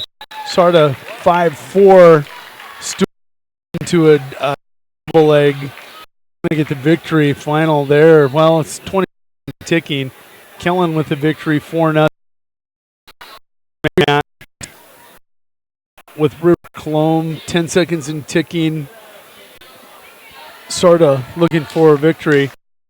It's going to be Aaron taking on Schlachter, Braden Schlachter, County. Mat 1, still 2-0. Tom McCoy 4 versus 7-5. One of them's going home. That's right. Without a. Michael Grace currently 7th in the Bs. And it's hard to believe that he's not knocking on the door somewhere there in the rankings. Some of the matches that we may have missed, things kind of fell off. Johnson has beat Harris Wood. Griffith did hang on 4-0 over Coloma. And Sarda, he did Stewie of Potter County. So Sarda of Pierre over Stewie of Potter County. Out there, I like Trey Frost. He's a real effort kid for the Buffaloes. The junior 9-6 on Jackson Johnson, a junior out of Hill City, 11-6. Gilchrist on that takedown here over Schlachter. You got to win in this round.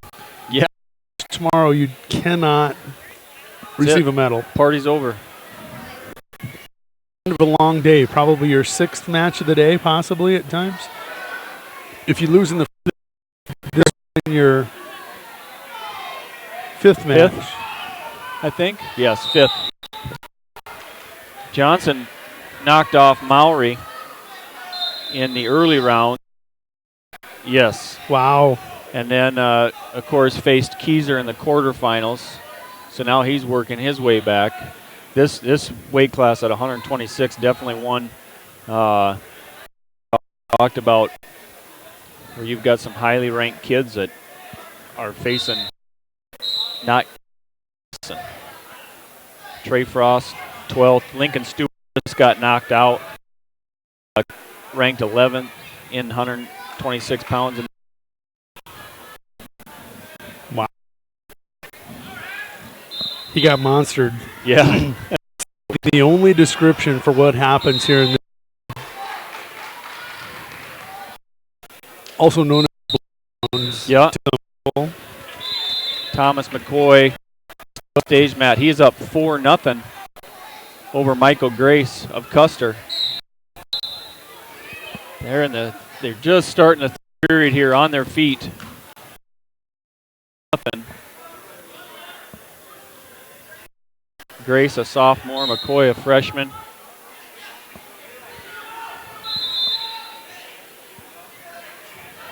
Tomorrow at 126, Keyser of Winter face Donovan of Spearfish in the semifinals. The other semifinal will be Lenz of Kimball White Lake Platte Geddes and Remmers of McCook Central Montrose.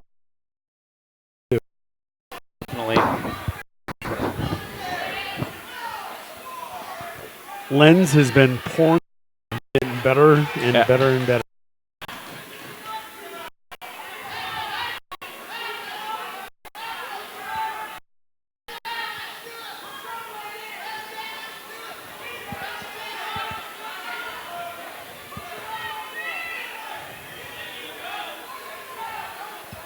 Oh. Just, as you said, throw it, run it through, slide your hips as you throw it. Yeah. Not get anything going here against McCoy. Gets 2 and gives up 2 almost immediately. Down 6-2 with under a minute to go there in the third. He'll go down.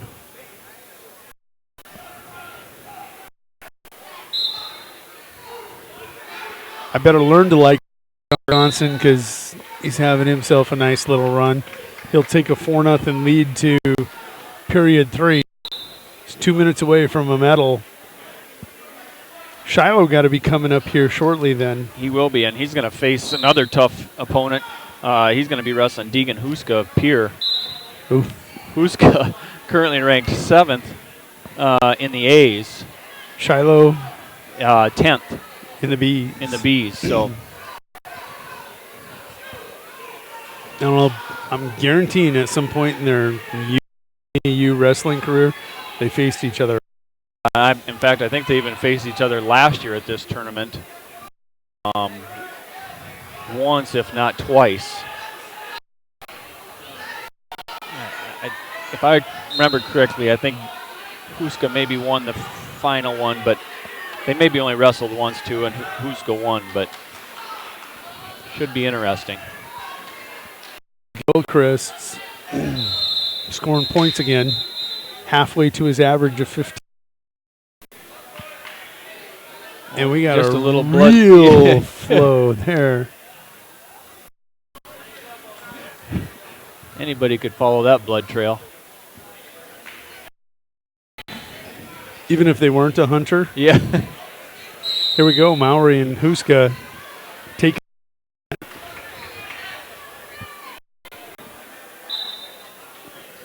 Thomas McCoy advances 6-2 as he drops Micaiah Grace to 7-6 and out of the tournament. Yeah. You've been monstered. Mowry 24-8 taking on Deegan Huska, as you said, 14-9. Their combined record 38-17. Mowry and Huska ended up in a little throw situation there, and I think Mowry kind of went the wrong way, and he did not end up in a good spot. Huska picks up the quick fall over Shiloh Mowry. That will end Mowry's monster run at a placing. Huska will advance. He's going to face either Johnson or Frost tomorrow morning. And at this point, it looks like it's going to be Johnson. He's currently up. And final. And hung on 6-1. Up next on your stage mat at 132, it's Max Johnson of Lee Deadwood taking on Parker Noam, the 8th grader out of Custer. Your exit mat, Matt Stevenson of Kingsbury County, a 9-5 junior. He'll take on Taylor Feuerbach, the freshman out of Spearfish, 8-4 for the Spartans. The young lady's had a whale of a day. Yes, she has. She's wrestling possibly for a medal. Yeah.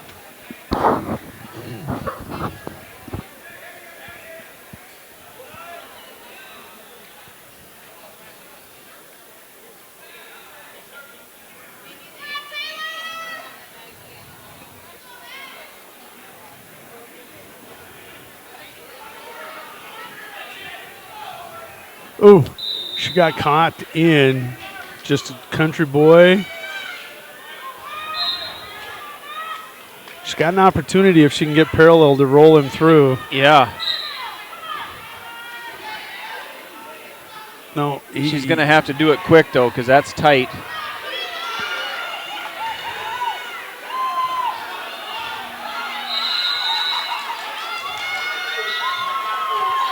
The run will come to an end. Little assassin type move there, looked like.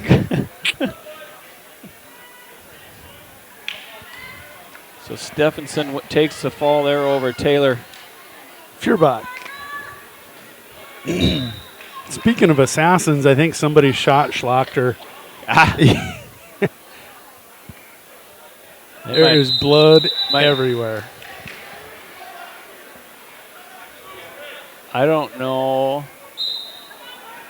Well, there we have cameras. 5 seconds left in the second period to see if we can get through this second period without another stoppage.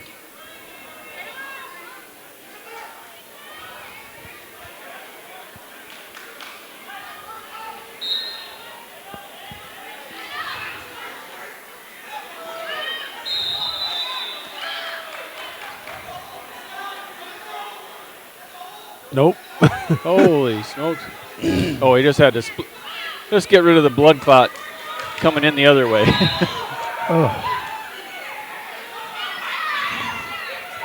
So let's take a look over at that stage mat. Max Johnson trailing Parker Nome 4-2. Cameron Pierman, the lanky 138-pounder, leading Halsey Pierman of Todd County 2-0.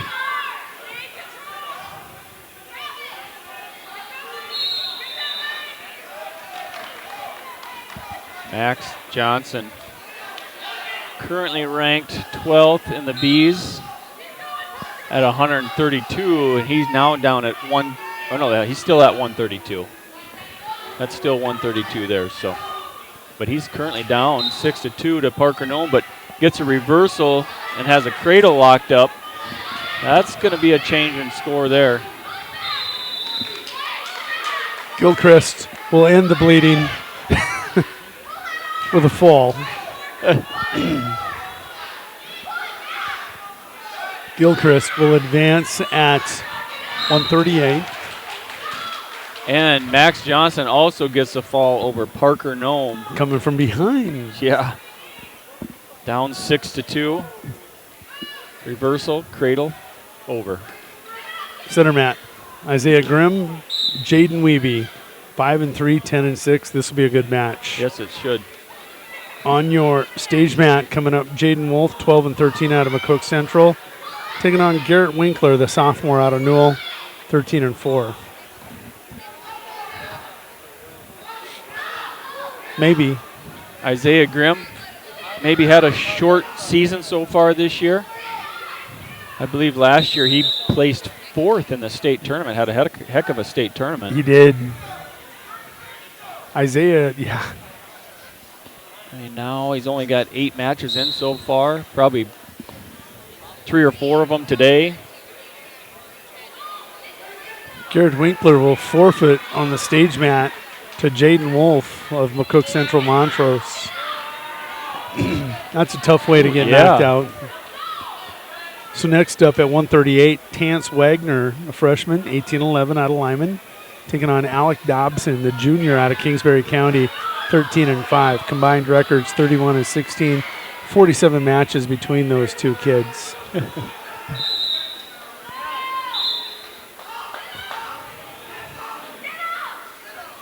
So do we really, quantifying this, do we see more blood here in this round than any other round because of the desperation, the fight? And probably throughout the day, there's been some nicking. Yeah. I know some of these kids are prone to bleeding, so once you get it started, it seems like it's hard to stop. I think back in the day, I had the same issue until I went and got it cauterized, and then I don't think I've had a bloody nose since. So I think sometimes that's the answer. You just, otherwise, it'll always bleed. Just get it twisted back and forth, broken a few times this way, a few times that way. And eventually, everything will just scar up. Yeah. Ooh. Grimm Grimm had back points. Weeby's going to get the reversal.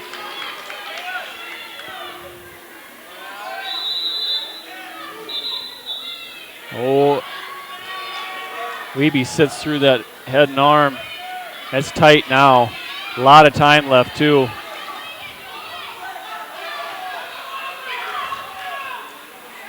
Oh, goodness sakes. Weeby has that tight on Grimm. There's a fall. Isaiah Grimm is knocked out of the tournament. senior from Sisseton. Ooh. Gonna walk away a little frustrated. He'll be back. Yeah.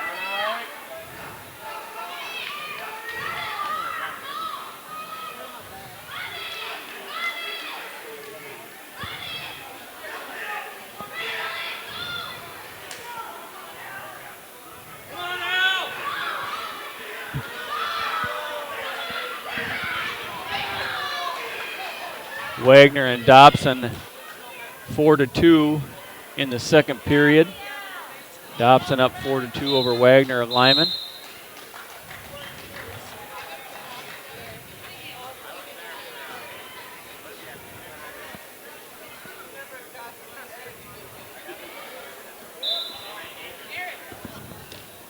Ooh, Everett Paul.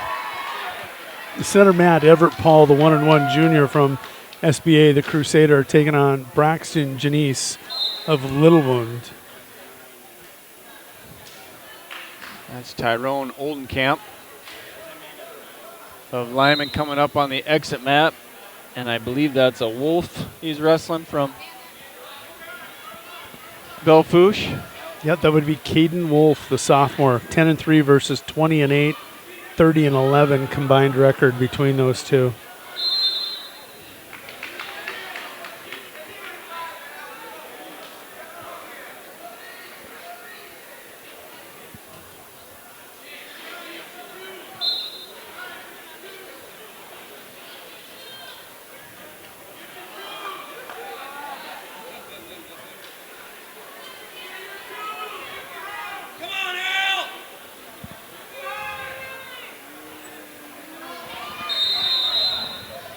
Scoreless after one on the middle mat between Paul and Janice.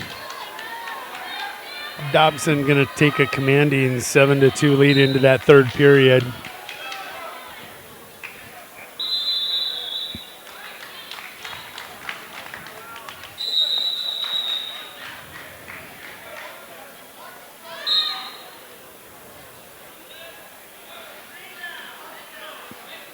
Cook Central Montrose has now propelled themselves into second place in the team standings.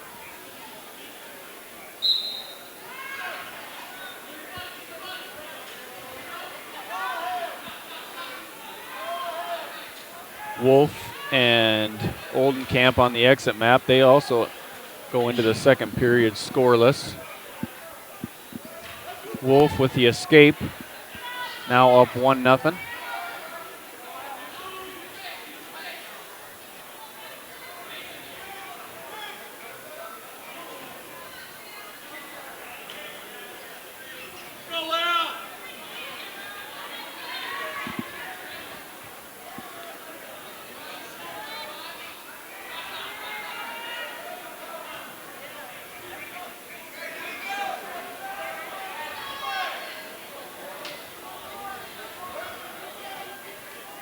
Everett Paul settling in on Janice here of Little Wound.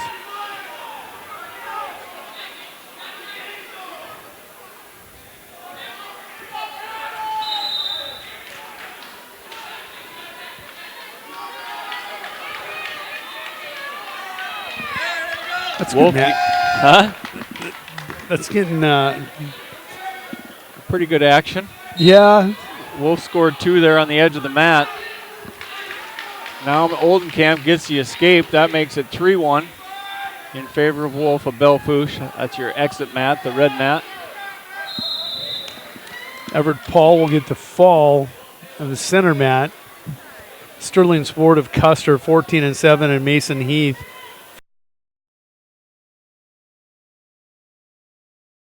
center mat.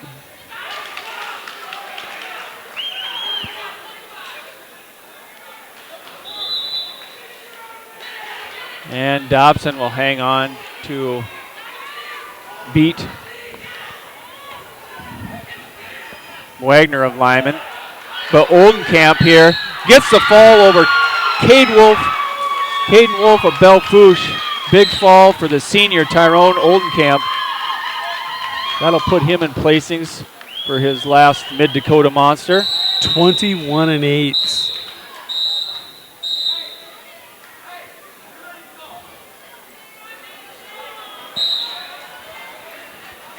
Congratulations to Tyrone there.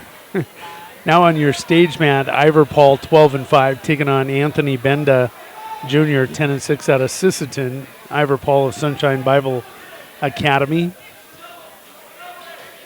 Yamamoto taking the mat for Red Cloud 18-4. He'll be taking on, is that Rodriguez? Acevedo. Acevedo. Should be an interesting match. 16-4 versus 14-9. Good scramble to start off there.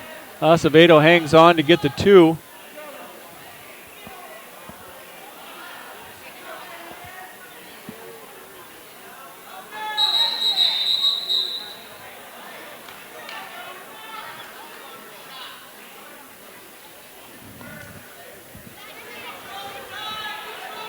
Paul takes a 2-0 lead on Benda to the second period.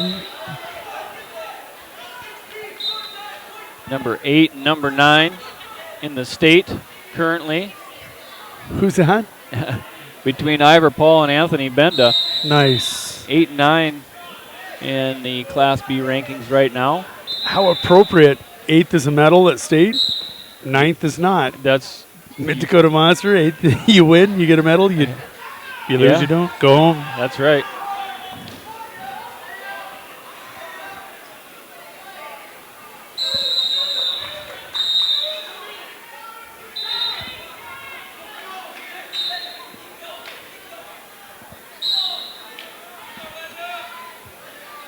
Mason Heath still up 4-0 here on the middle mat. Heath of Bennett County over Sword of Custer. Yamamoto going to work on the exit mat. He has Acevedo in trouble. Sounds like an Olympic match. Yeah, that's right.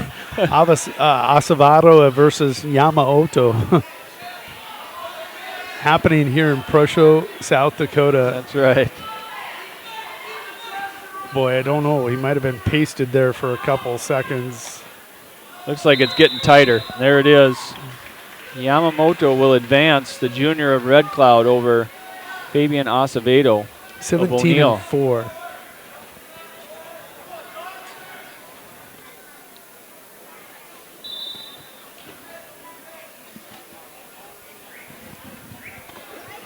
So next up on that exit match is Jeremiah Codier of Pine Ridge taking on Dominic Lucero, 12-7, the junior out of Lee Deadwood.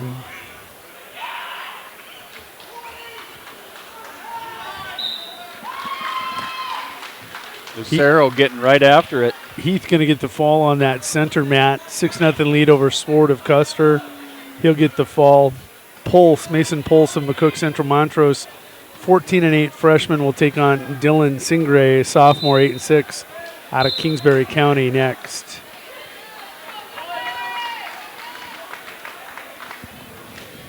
Still 2-0 down here on that stage match between number 8 and 9 in the state. 2-0 in favor of Paul. Sunshine Bible over Benda of Sisseton. That's the end of the second. They'll go to the third with that score, 2-0 Paul. Paul's choice, he's going to go down.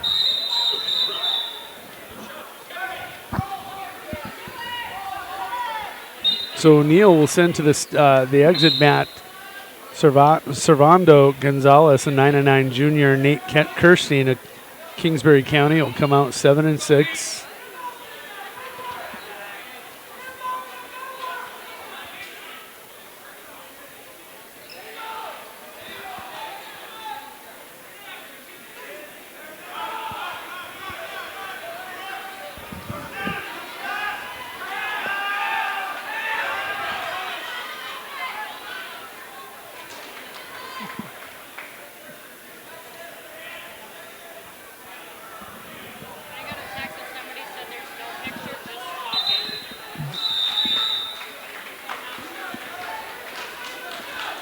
We're good. Just a 99% buffer. Did she say it's not coming through? Yeah. Yeah. Might be going in and out. Mr. Bunker will be going to work on the internet. I'll be going to work on the software on this. He's got much bigger problems than this, so I think I'll help out tonight. It's only 9:19. I remember the year we got out of here at 1:30 in the morning. Oh. It was a brutal, brutal first day. Coming back. Yeah, I think tonight it should be pretty close to 10. Yep. We'll be in good buttoned shape. up, so we'll be back 12 short hours later to kick things off tomorrow morning. Benda's still trying to make up them 2 points on the stage mat. He's got 30 seconds to do it.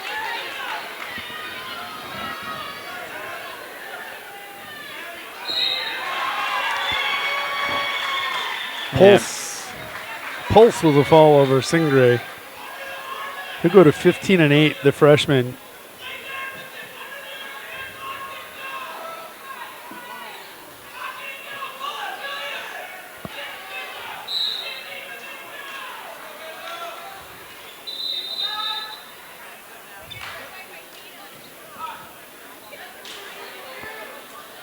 This is not T. Allen. This would be Ty Allen. Yes. The sophomore out of Bennett County, 14-6, will take on Caleb Rickenbaugh, 12-6 eighth grader out of Hot Springs. Stage mat will become Carter Meets, freshman out of Sisseton, 15-7, taking on Logan Souter, the senior, 10-10 out of St. Thomas More.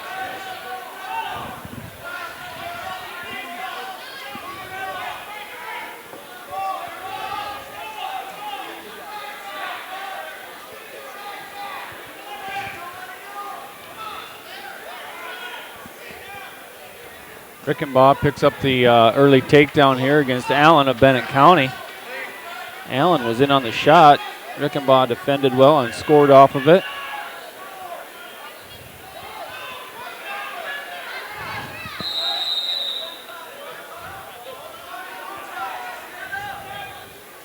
Souter with an emphatic return to the mat. Thought I heard that. Yeah.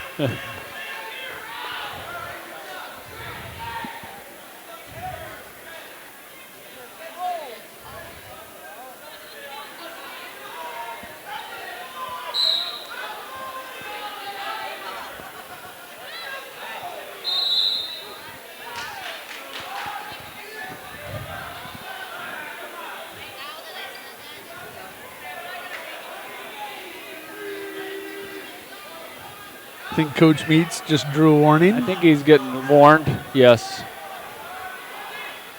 Not sure exactly what was said, but apparently it was enough to get a warning.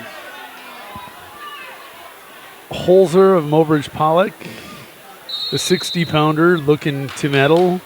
He's taking on Rocky Wiedemann, the 12-6 freshman for the Falcons. That one was scoreless. And I don't know if he's got to score a reversal. Leads 2-0 on your exit mat.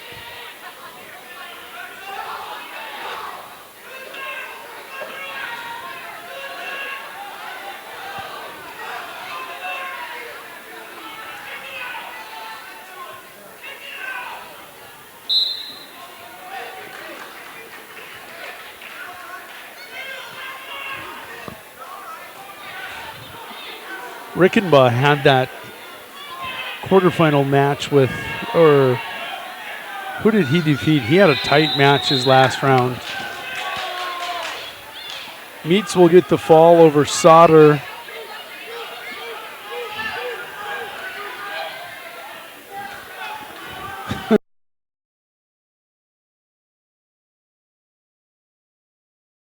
Bissonette at Hot Springs, 14-5. Take the mat against Jarrett Clark, the senior for the Governors, on the stage mat.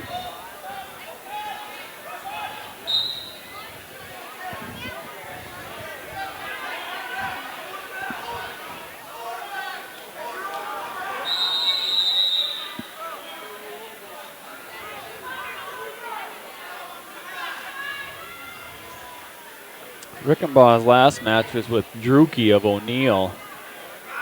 Oh, yeah. He eliminated Druki, right? Yes.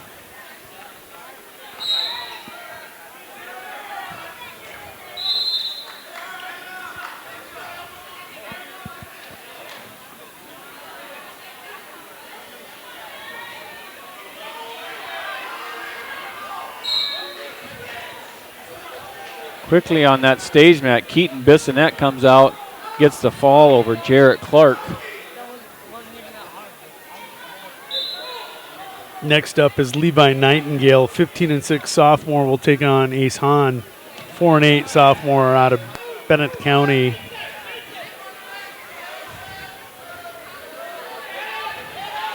You can see a couple quick matches back to back.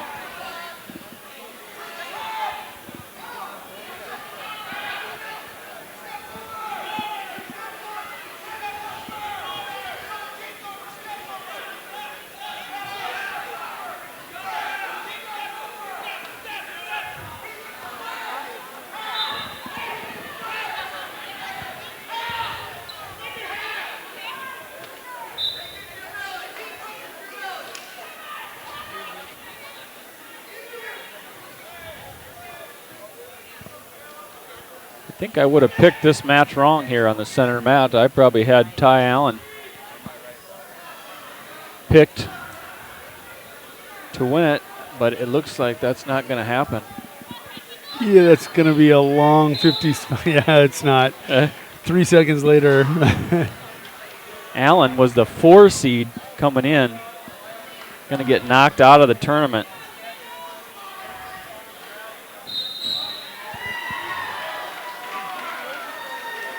Bickerdike is going to come up on the center mat of Belfouche, 9-12 against Tafoya Jr. out of Pier, 9-8. Heard another fall. It was over on that stage mat. It was Nightingale getting the fall over Hahn fairly quickly. Next up at 82, Derek Webster Jr. out of Spearfish, 16-9, taking on Kate Crocott, an 8th grader, 4-4 from McCook Central. Exit mat, Reed Wazork of Stanley County, 14-5, taking on Jesse Jankford of St. Thomas More, 9-7 senior.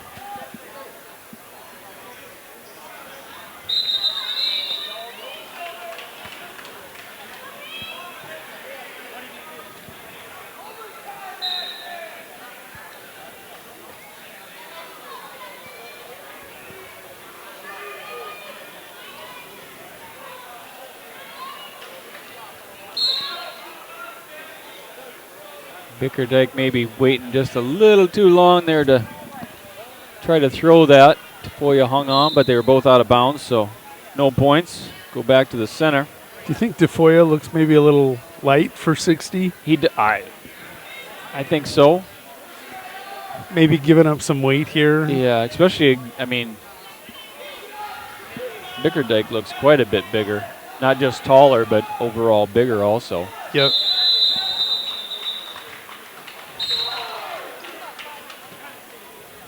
Gonna go no score after 1.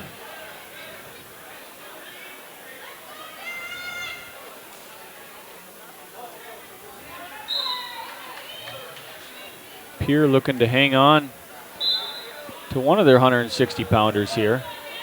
Jarrett Clark was just knocked out earlier by Keaton Bissonette, so. And I don't remember which was their scorer. And maybe it won't matter. It might not. Yeah. Wazork with a 2-0 lead now and looking to wrap up. Jankford here, a lot of time in that cross-body ride. If he is undersized, he ain't afraid to mix it up with some upper body throws. No, he's definitely not backing down at all.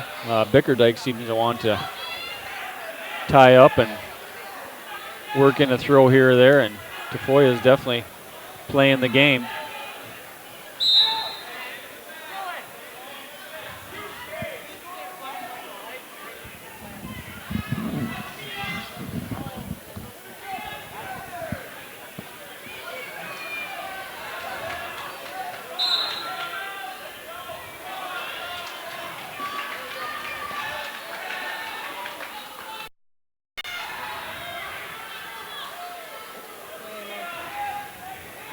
Mitchell hooked up here. Trying to roll that through, stretch him out. Bickerdike's a little long. Might be hard to do that.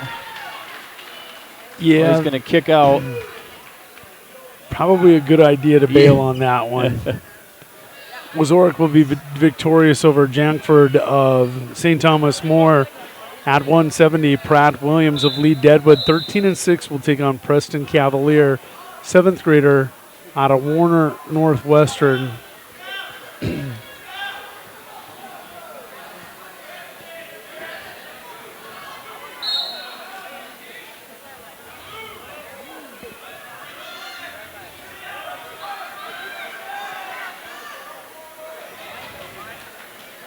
Is Tafoya going to get a ride out? It's looking that way. Going to get warned for stalling there, for pushing him out. Go back to the center. 26 seconds left in the second period.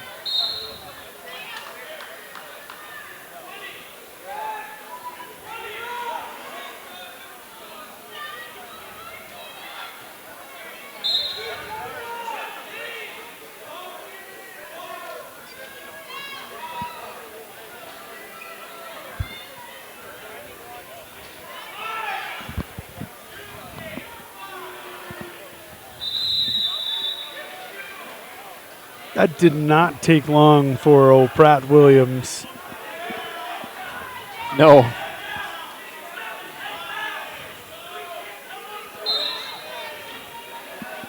He'll retire Preston Cavalier, and that'll bring up at 182.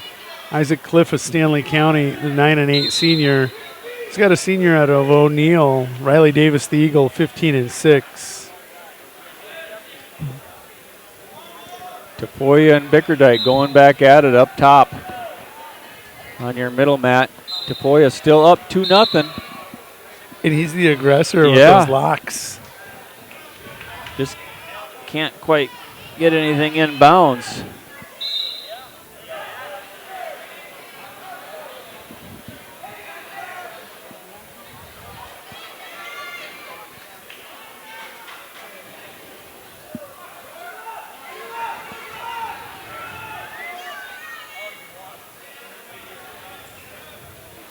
That's trouble. That is trouble.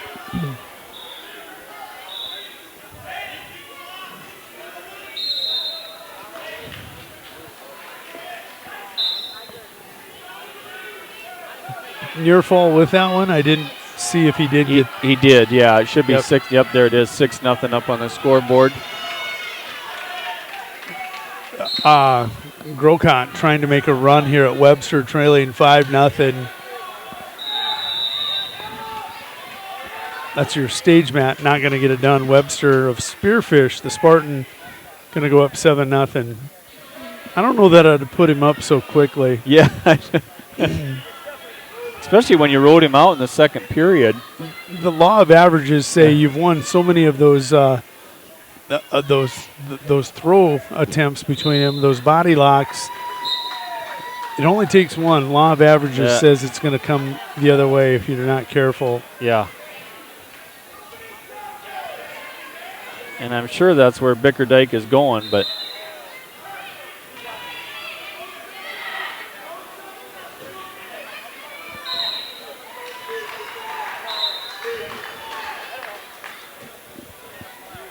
going overhook on one side. Davis of O'Neill will get the victory. He's going to get a fall over Cliff of Stanley County. He'll fall to 9-9. Davis will go to 16-6. On that red mat, it's going to be Shiloh Yellowboy, a junior out of Red Cloud Indian School. The Crusaders 10-8. He'll take on Isaiah LaFoe, the freshman out of Spearfish. He is 7-8. Tafoya hung on. He did. Yeah. Next up at 170, it's going to be Levi Melanson, Belfouche. 11-12 here. Going to take on Joey Cole, a sophomore. 9-10 out of Winter. Joey about 6'8". He's growing. You know, it was funny. I think he was in no, he didn't medal, but over at McCook when you saw Donnelly and who was right beside him. Can't remember, there was another one beside Donnelly so tall. Then you look at him, I'm like, holy cow, you could start a state championship team if you could find one shooter and knee. Oh, his knee popped out. His kneecap popped out.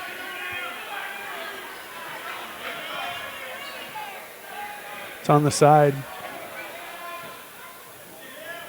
I think he dislocated his knee.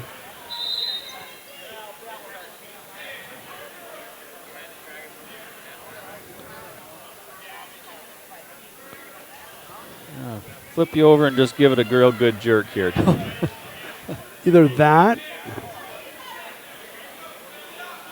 or versa sag.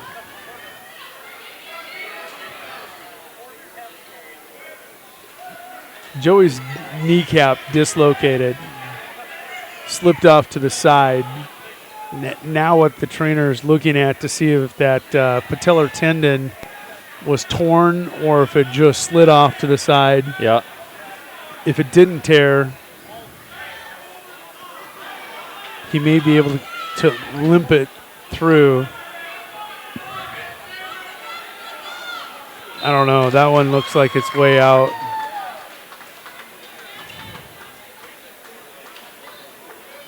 Now the MASH unit, Preston Nord not here at 220. Willowite will be back next week, I'm told. Owen Duffy homesick at 82. Now 82? Yeah.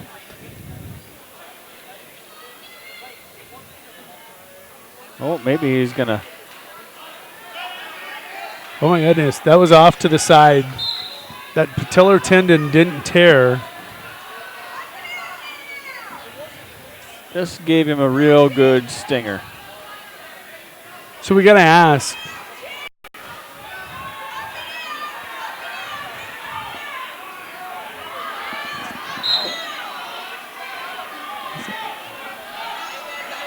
I thought it was, but the patellar tendon did not tear, so this is going to be sore for a while. Good for Joey.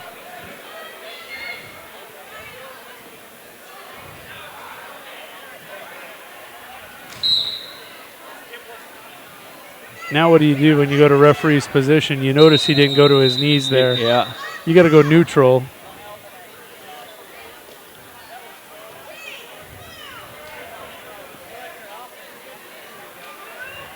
Okay, so now I need to just kind of focus on these other matches quick. Exit mat is Austin Hoyt and McCook Central Montrose at 95, taking on Sisseton's Mason Gray. Bickerdike Trail Stotts on stage mat 1-0. Cole leads 4-1, even after dislocating his knee. Now he's going to try. I think he wants to end this and get out of there. But he was in a pinning combination when it went out. Yeah, he was. It was a cross-body ride. Yeah, he was trying to hook up the legs to. That's impressive. Yeah. Going to get the fall. Joey will get to nurse that overnight. Give her another shot tomorrow. The adrenaline will kind of smooth that pain for tonight, and tomorrow it's going to be like, oh, son of a gun. Kudos to him. Now coming out is going to be Jesse Bearhart's freshman 3-5 out of Mobridge Pollock, taking on Brandon Sherrick, 13-4 sophomore out of Red Cloud Indian School. Sherrick, you said, was ranked 12th. That's right. Stotts now with a 3-1 lead on Bickerdike over on your stage match.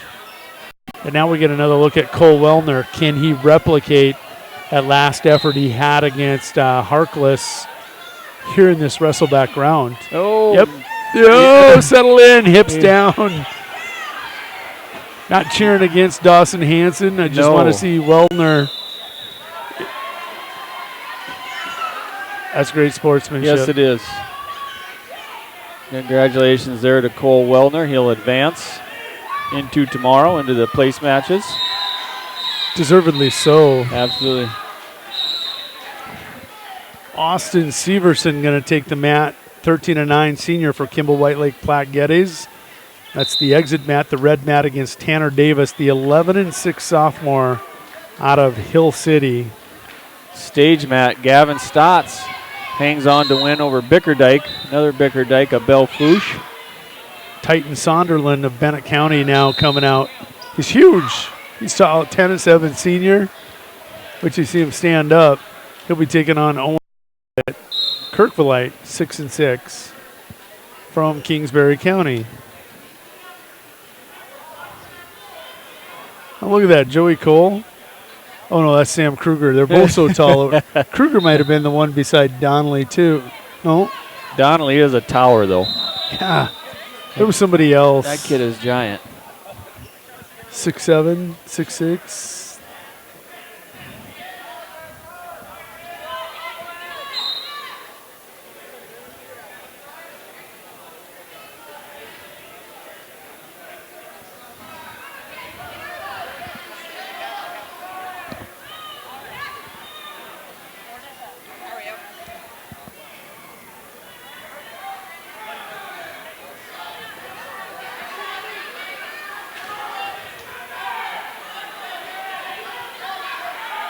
Sherrick with that 2-0 lead. Got that single leg up, looking to finish. Good defense there by Bears Heart, fighting that off.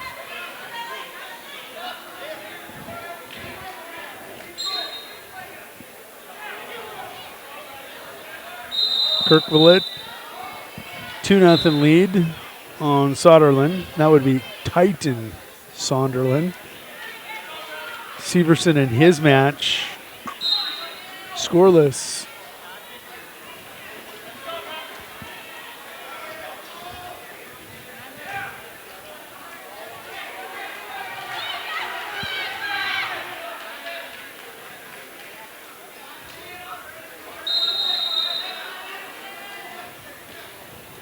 Going a little blood time on the exit mat there.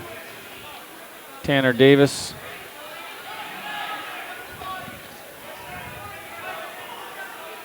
We've got about 10 matches left in day one. Your 10 o'clock prediction is going to be pretty darn close.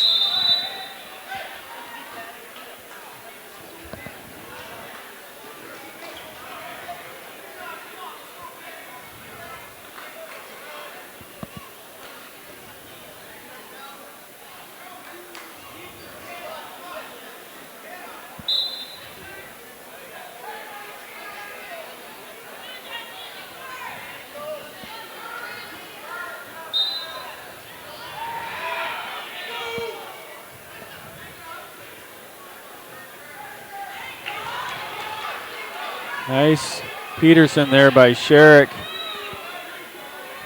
Going to get the reversal, some back points. A lot of time here. Looking for the fall. There it is. So Sherrick advances over Bears Heart of Mobridge Pollock. Coming up on the stage mat. Excuse me, not on the stage mat. Center mat. Center mat. Isaac Pulse, the 11-10 freshman from MCM. And he has got Gilligan, Keen Gilligan. There's a couple of them. One was eliminated at 106 earlier. Yep. This is Keen. 106 to 220. They're on the opposite end of the spectrums.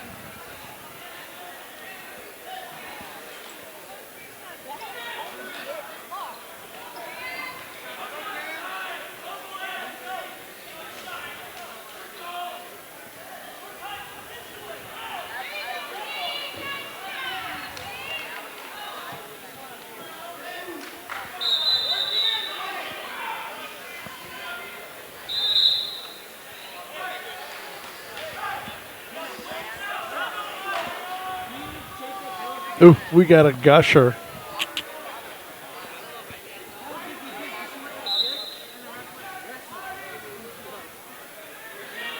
They tell you not to pinch it. tip it back and plug it. That's it. Oh, Gilligan going to work here on Pulse. Going to get the fall. Got the fall, 3 seconds left. Cameron Stiles at 285 of Kimball White Lake Platte Geddes will take on Ethan Klom, who's 1-1 and ranked 5th. Hadn't had a match, and he was in the rankings. Yeah.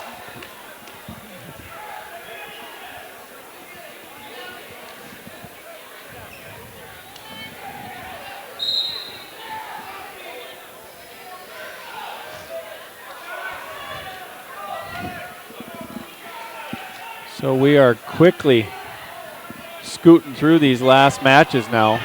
We are. I shouldn't say that because there'll be a couple sudden victories. Yeah. Maybe sudden death.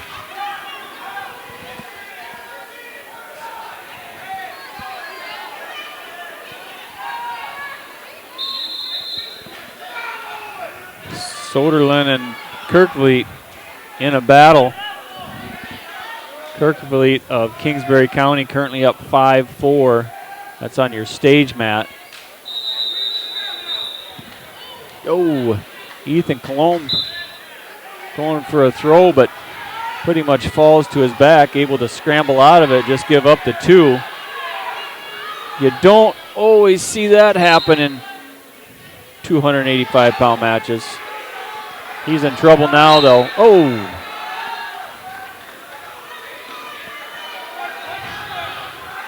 Telling you what. Cameron Stiles. He gets the fall. He's ready to go home. He is.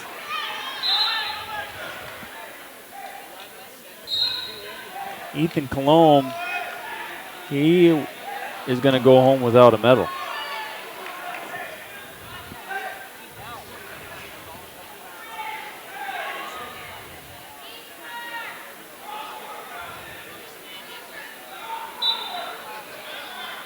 Now at 285 on that center mat, Modesti Stedman of Hill City, 9-7. Looks like he weighs about 210. He's going to take on Wesley Harmsma of Pierre, the senior, who's 2-4. Just a huge size difference there. Yeah. Stage mat, last winner wrestler for the day. It's going to be Debus taking on Landon Debus, 12-8. Senior out of Winter taking on Dylan Mead, the 8th grader out of Lee Deadwood, who's 5-4 on the season. Earlier in the year, we traveled to Hill City to duel and then Hot Springs tournament. And I believe Modesti at the time had come down to 220, which he looks more like a 220-pounder than a 285-pounder. But at the duel on Thursday night, sang the national anthem, did a wonderful job. Did he really? He did. I think maybe it was the first time he had sang the national anthem after running out onto the mat. So he was winded? He was a little winded, so it took him some time to get going, but he did a tremendous job. So it's always nice to see when you see these guys on the mat, plus then you get to see them in the extracurricular. Excel at some of them other extracurriculars. Tell you what, this is getting crazy, I think, down here. Severson trailing, or it's 1-1. It is 1-1. They've had some mad scrambles. 15 seconds left in the third period. Oh, he's going to... Oh! Referee Bacon says, no, he was out of bounds. We're going both up. Severson and Davis.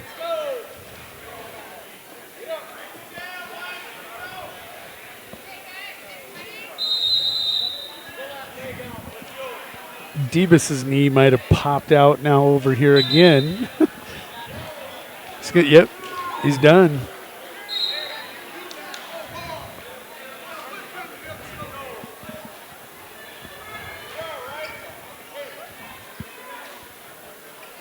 So we got a overtime match now. See, we jinxed ourselves. Yeah, now that you had to say something. Stage match is Ethan Scarnagel of Sisseton, 3-9 freshman. He'll take on Dylan Endress, the Stanley County Buffalo, who is 12-8 on the season.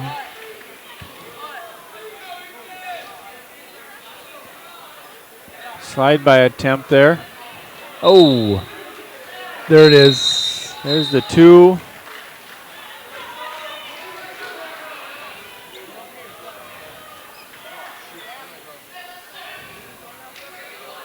Severson gets the win in overtime over Davis of Hill City. 14-9 on the season. Austin having himself a nice campaign. Well, that's exit mat now. The red mat at 220 is Elliot Chase taking on Sydney Tubbs. Chase, McCook Central Montrose, 5-7 sophomore. Tubbs, the 10-11 junior. Oop, Harmsma. He gets the fall over Stedman of Hill City. So Harzma of Pierre advances over Stedman of Hill City. No more matches on center mat. And also we're on our last match on the stage mat. And it looks like, is there one match? One match left after the match on the exit mat. They need to just move that match right now over here to center mat. But all the kids at this score table vanished, so there's no chance. Sydney Tubbs with the takedown. Goes up 2-0 at the end of the first period.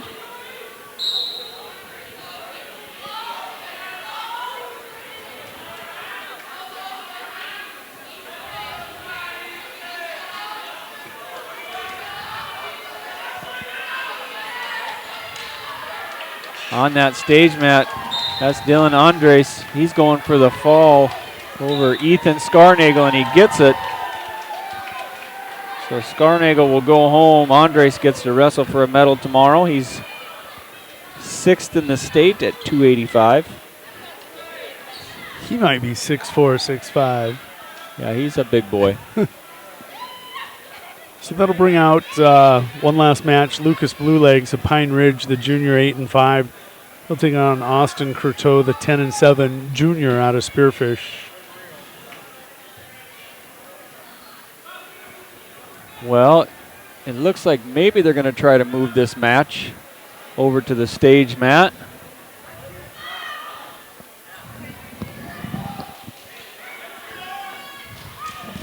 Might have to round up a couple mat tappers again.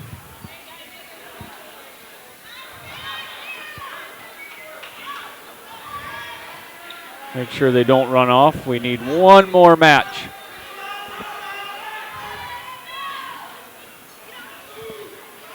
Tubbs still leading 2-0.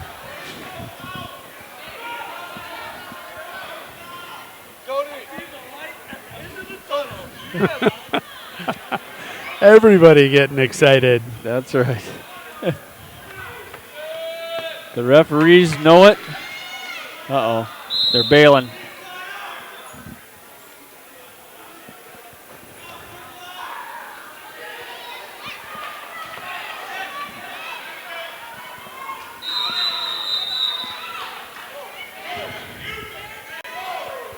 Watch out, folks.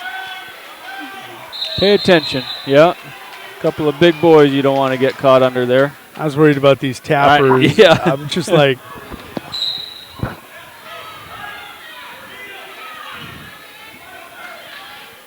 Here we go. We're going to move to the middle mat. Still...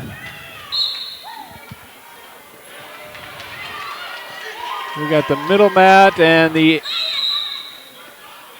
exit mat there still going. Sydney Tubbs up now 4-1, I believe.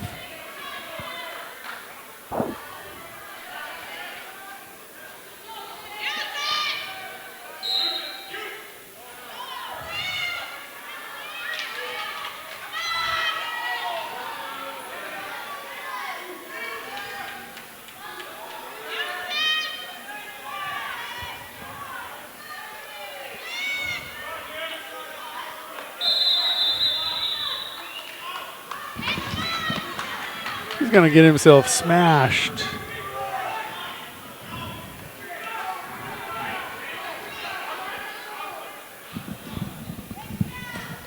There you go. Plan him. 2 matches left here. Tubbs leads 7-1 of the Buffaloes, trying to get to 500 on the season. It's 10-11 with a 7-1 lead over Elliott Chase of McCook Central Montrose, Lucas Blue Legs, and Austin Courteau.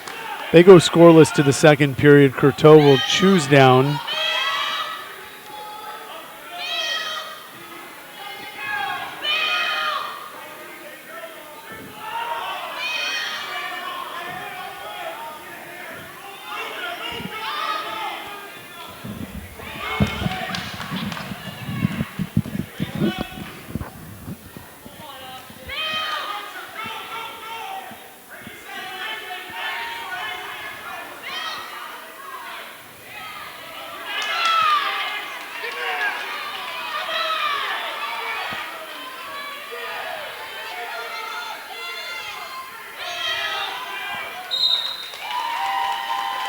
Tubbs will get the victory.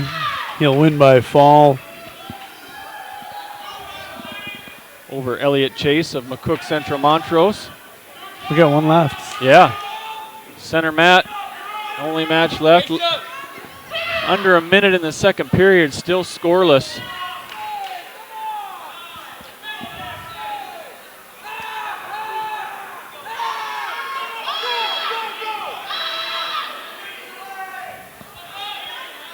Blue Legs riding tough here.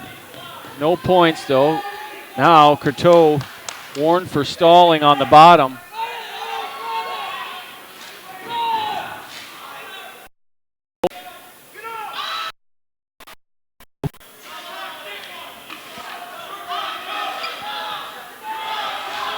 There's that Peterson. He's got it. That'll give him 2 reversal. 10 seconds left in the second period.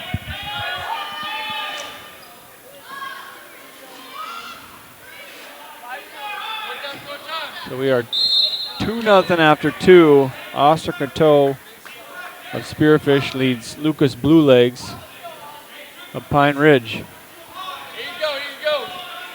So tomorrow we go to 2 mats only. I believe that's the plan. We're going to drop her down to 2 mats, spread them out a little bit. Come back right away in the morning with semifinals, round of wrestlebacks.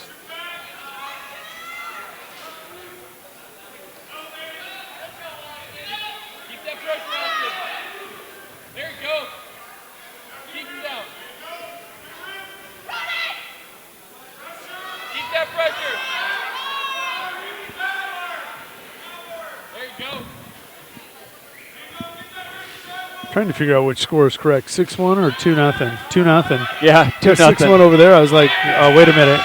Uh-oh. Uh-oh. Uh-oh.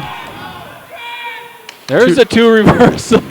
We get extra bonus wrestling. I mean, good for scrambling for a couple of big guys. You know, a lot of times you see them hit that roll through and somebody gets caught on their back, and that's kind of the end of the match. But both of these guys have worked through that and been able to come out on top. So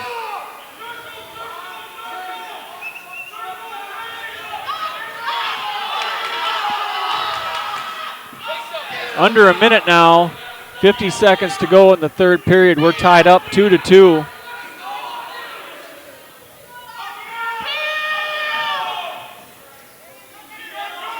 No takedowns in the match, a reversal apiece. Blue Legs looking for a turn. That's a stall. That's a second one. That's one. Oh, with 30 seconds to go, he's got to move. Now there's a turn and some back points, and now it does not look good. Courteau ran out of gas. I believe he did. Lucas Blue Legs, tough third period there. He fought through that thing, kept coming. Good match. Congratulations to him. Pine Ridge puts a wrestler into the placings tomorrow. Well, guess what? Time to go to work. We're going to shut this down and get this tested before we get back here tomorrow, I probably have about an hour, hour and a half worth of work. Well, that's definitely above my pay grade, so I won't be any help. I'm just going to get out of your way, let you get her done.